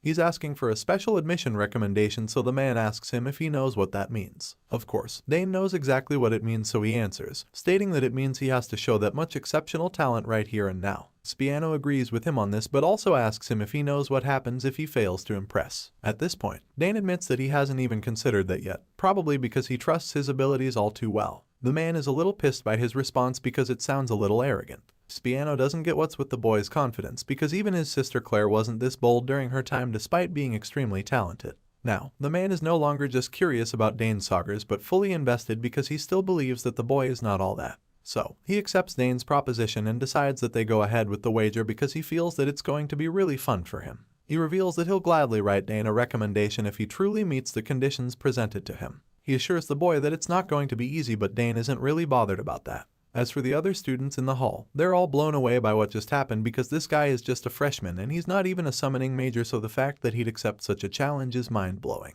They heard all the rumors that have been going round about our boy, but after seeing him in person, they finally begin to understand that he's indeed Claire's brother after all. They knew that the Sagar's family was special, but now it's turning into something else. Anyway, back to the bet. Professor Spiano tells Dane that he'll have to accept the consequences, whatever they may be. After making this clear, he asks Dane if he's still going to try, and after silence fills the hall as they all wait for him to answer. Sure enough, our boy confidently states that he's still up for the challenge, and this gets Spiano very excited. Hearing this, he calls Dane to come down to the stage to prove himself. The teacher just happens to have a blank sigil ready with him, so he's more than happy to welcome our boy. Without any hesitation, Dane Sagers walks down the steps to the stage, feeling a little weird. This isn't how he planned for his first class to go, but since this is how it's going, he figures that he might as well get all that he can from the circumstances. So, he picks up the sigil, and it only takes a few seconds for it to start glowing as he pumps power into it. He begins to summon the creature and urges it to answer his call. Sure enough, our boy calls upon a powerful summon and the wolf creature shoots out of the portal that just appeared. The entire class is blown away when they see it because they really didn't expect it to work out. They all underestimated Dane, so when they see an actual grade 5 summon appear in the hall, they're dumbfounded. They don't get how that's even possible with an unmarked sigil. Even though most of them don't know what this creature is, Digran clearly recognizes the wolf summon because that's literally his Genpu. Meanwhile, Dane informs the professor that he summoned Genpu. At this point, Spiano is quite furious because he doesn't even get how the boy managed to do it with a blank sigil. He's confused because it makes him wonder if he already made an official contract or if it was someone else. Even so, Dane only just managed to summon it, so the man is still quite confident that there's no way the boy can maintain it for 30 minutes. Despite being quite pissed, the professor admits that Leo really is as impressive as they said. However, he also reminds him that the second condition won't be easy. Hearing this, our boy can already tell that the man still doesn't trust him. He knows that he still has to prove himself, so he decides that he'll just show him something else in the meantime, since he can't just waste the lecture time. The professor is taken aback when he hears this because he certainly wasn't expecting that there would be something else. The rest of the class is also shocked when they hear this. They all begin to wonder what he's planning this time around. Right now, they feel that the Sagers family is terrifying.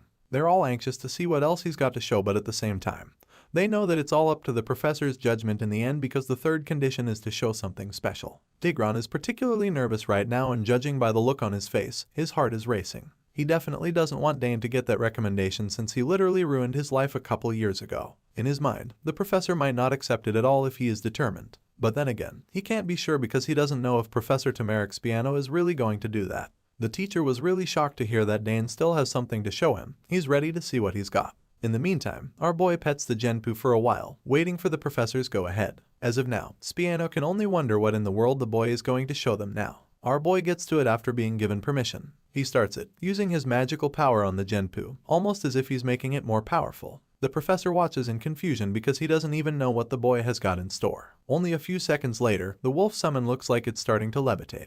The professor watches, feeling overwhelmed because what he's witnessing is the power of ancient magic. The students equally realize that he's using summoning enhancement, and it's so shocking because they thought that this was only something that 5th years can do. It's really baffling for them, especially since he's not even in the summoning department.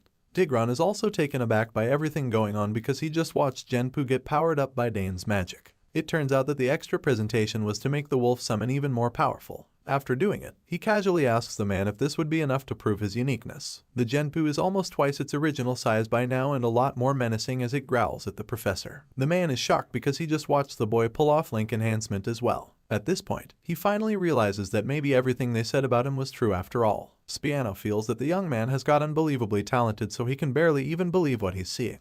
Our boy notices the look on the man's face and realizes that it's like he's shocked at what he's seeing. He can't believe it, and our boy doesn't even blame him because he's also impressed. At this point, the professor is forced to admit that what Dane has shown is definitely special. For this reason, the man decides that he'll discuss a letter of recommendation later. Our boy is pretty excited to hear this and acknowledges the man's decision. Just like all the students in the hall, Digran is equally blown away. He feels that Dane has grown so much since before, and right now, all he can think about is what a scary kid he is. After the little commotion, the class resumes and Professor Spiano keeps teaching, but the whole time, he can't help but sneak glances at the boy. At the same time, our boy can feel the man's eyes on him the whole time, but he doesn't bother to react. He stares at Dane so much that he gets distracted and ends up mixing up everything. Our boy quickly notices this, but he can't blame the man for making mistakes in class. He has this flustered charm sometimes as far as our boy is concerned.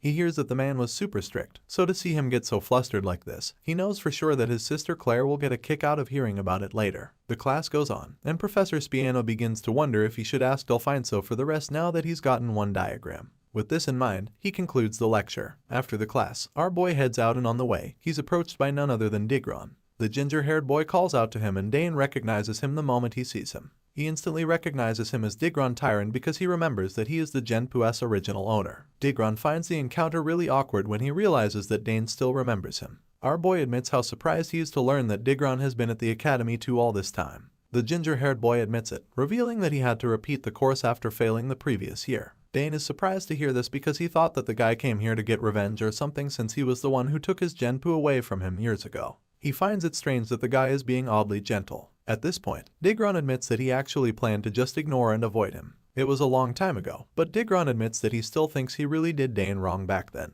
That being said, he reveals that he came to apologize, and then proceeds to say how sorry he is about what happened. After that, he asks Dane to forgive him. He does it in a pretty dramatic manner that makes it quite suspicious. Our boy simply tells him that it was years ago and tells him not to worry about it. Digron is surprised to hear that Dane is all cool with him now and excited because it means that he can keep attending the academy. The ginger-haired boy assures Dane that he won't cause any more trouble or get in his way, but our boy can't seem to get what he means. He kinda feels bad for Digron because the guy actually thought he'd report him and get him expelled or something. So, he figures that it's time to reassure the guy, so he tells him that there's nothing to worry about, reminding him that it's all good now. Hearing this, Digron thanks Dane, and even offers to help him with anything he needs henceforth. Just then, something starts moving underneath our boy's clothes, and even though he's taken aback at first, he quickly realizes that Karna's probably just woke up. The little guy is going wild already, so as soon as he starts moving all over his body, he starts to think that the summon might even be hungry. The conversation continues between the two young men anyway. Dane admits that it's pretty perfect timing that Digron is in the summoning department with him. Our boy states that he needs to pick up some supplies from a store and asks Digron if he can show him the way. After all, he's a senior at the school, so he should know the place better than him. Surprisingly, the ginger-haired boy is very excited to help him out, so he immediately agrees to show him the store. It's called Yuzen Boden, and after explaining this to him, Digron admits that he'll probably go there often. He reveals that it was started by two alumni after they graduated, and it's been over 30 years since then. Just like that, the ginger-haired guy starts leading the way. When it comes to familiar food, these days the trend is something to talk about, but while Digron is rambling on about it, our boy notices how the guy seems genuinely sorry about what happened between them years ago. With this in mind, he feels that there's no need to get hostile, so he hopes that Karnas can just calm down already. The ginger-haired boy is so eager to help Leo out with all this, and as he shows him the way, all he does is keep asking what he can do to help. Digron offers to help him find whatever he's looking for. With this in mind, the ginger-haired boy talks about how he can help with school. He asks Dane to just tell him what summoning classes he's taking and offers to get everything ready for him immediately. In response, our boy simply states that all he needs right now is food for his summon. Hearing this, Digron gets all excited because he knows all about that. He reveals that he used to be in charge of affinity training, and for that reason, he's an expert on feeding the summons. Digron is more than happy to help him feed his summon, but he also wants to know what kind of summon it is exactly. In response, our boy nervously reveals that it's a wyvern. Well, that's the closest thing his summon is, since he's not exactly sure what Karnas is. The little guy looks like a wyvern, so he feels that their diet might be similar too. Digron is surprised to hear that Karnas is a wyvern. That's a grade 3 summon, so the guy is baffled that it's already grown that much. Digron expresses his confusion when this comes to mind, and he's pretty nervous about it. Seeing this, our boy figures that he might be pretty overwhelmed soon, so he assures him that Karnas is still a baby. He also tells him to keep it a secret for now, so if this gets out, he'll know exactly who spilled it. Digron knows that soft food would be best for a baby wyvern. Even as babies, wyverns have big appetites, and in a week, they're even able to eat meat. Hearing how Digron talks about summons, our boy is pretty impressed because it's clear that the ginger-haired guy really knows his stuff. He knows so much, so it makes Dane wonder how the guy even flunked in the first place. Sometime later, they arrive at a store and begin browsing the shelves in search of food. After a while, Digron picks up 2 bags and informs Dane that this is food made from 17 concentrated ingredients. Then shows him another one, a soft blend ground feed mixed with milk. So, he shows him the 2 bags and tells him to feed the baby wyvern with them. Hearing this, Dane thanks Digron a lot, and he's really grateful that he got everything without getting lost too. Hearing this, the ginger-haired boy just gets curious, wondering if there's anything else that Dane needs help with. But our boy assures him that he's done more than enough for now. Then again, since they're already at the store, Digron figures that it wouldn't hurt to look around some more. There's actually a lot of useful stuff here, so Dane agrees with him and she decides that they should keep browsing the store. After a while, they come across a really good-looking staff and they're captivated by it. They show interest in it, but another student tells them that it's not something that a rookie can handle easily. The boy claims that newbies always mess up summoning but go straight for weapons instead. So, the guy tells them not to get themselves crushed by mana, step back. It turns out the guy is right about this because there's literally a warning sign in the store telling freshmen to stay away from the staff. They're warned not to touch the Use and Bowden staff, and when they see this, Digron explains that 4th years are usually the staff here. He also warns Dane not to touch the staff because doing so even once would drain all his mana completely. As you can imagine, Dane finds this to sound a little exaggerated. He feels that it's quite dramatic and he even reaches for the staff because telling him not to touch it only makes him want to touch it even more. He finally grabs onto it and the purple-haired 4th year from earlier advises him to leave it alone. He tries to stop him so that he doesn't get hurt, but before he can finish talking, our boy wraps his fingers around the staff. He yells in shock because he just told him that it's dangerous and he still ignored him. Dane picks up the staff and it instantly starts absorbing mana from him. He can tell because the crystal ball on top is brimming with power. It's clearly craving mana, and for some reason, our boy is confident that he has enough to give it. He's not afraid that he'll get all his mana drained out, and the 4th year in charge of this section is absolutely stunned.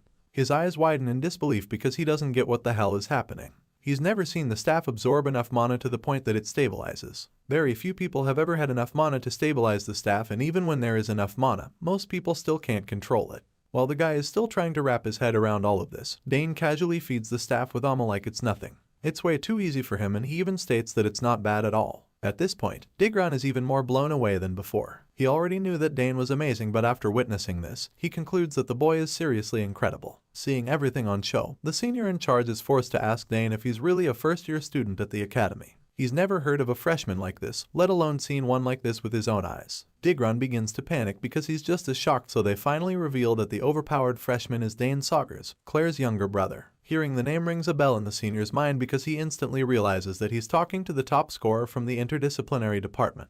It's really mind-blowing to meet someone like this because even Claire couldn't wield a staff as a freshman. Now that it's clear, he realizes that he totally misjudged the boy with the staff, claiming that he would have even recommended him something if he had introduced himself earlier. Our boy just laughs when he hears this because the guy's switch in attitude is really amusing. Anyway, now that they're on a more friendly level, the senior asks Dane if he's sure that he really is going to buy the staff. Surprisingly, he reveals that he's not going to purchase it, which shocks everyone present.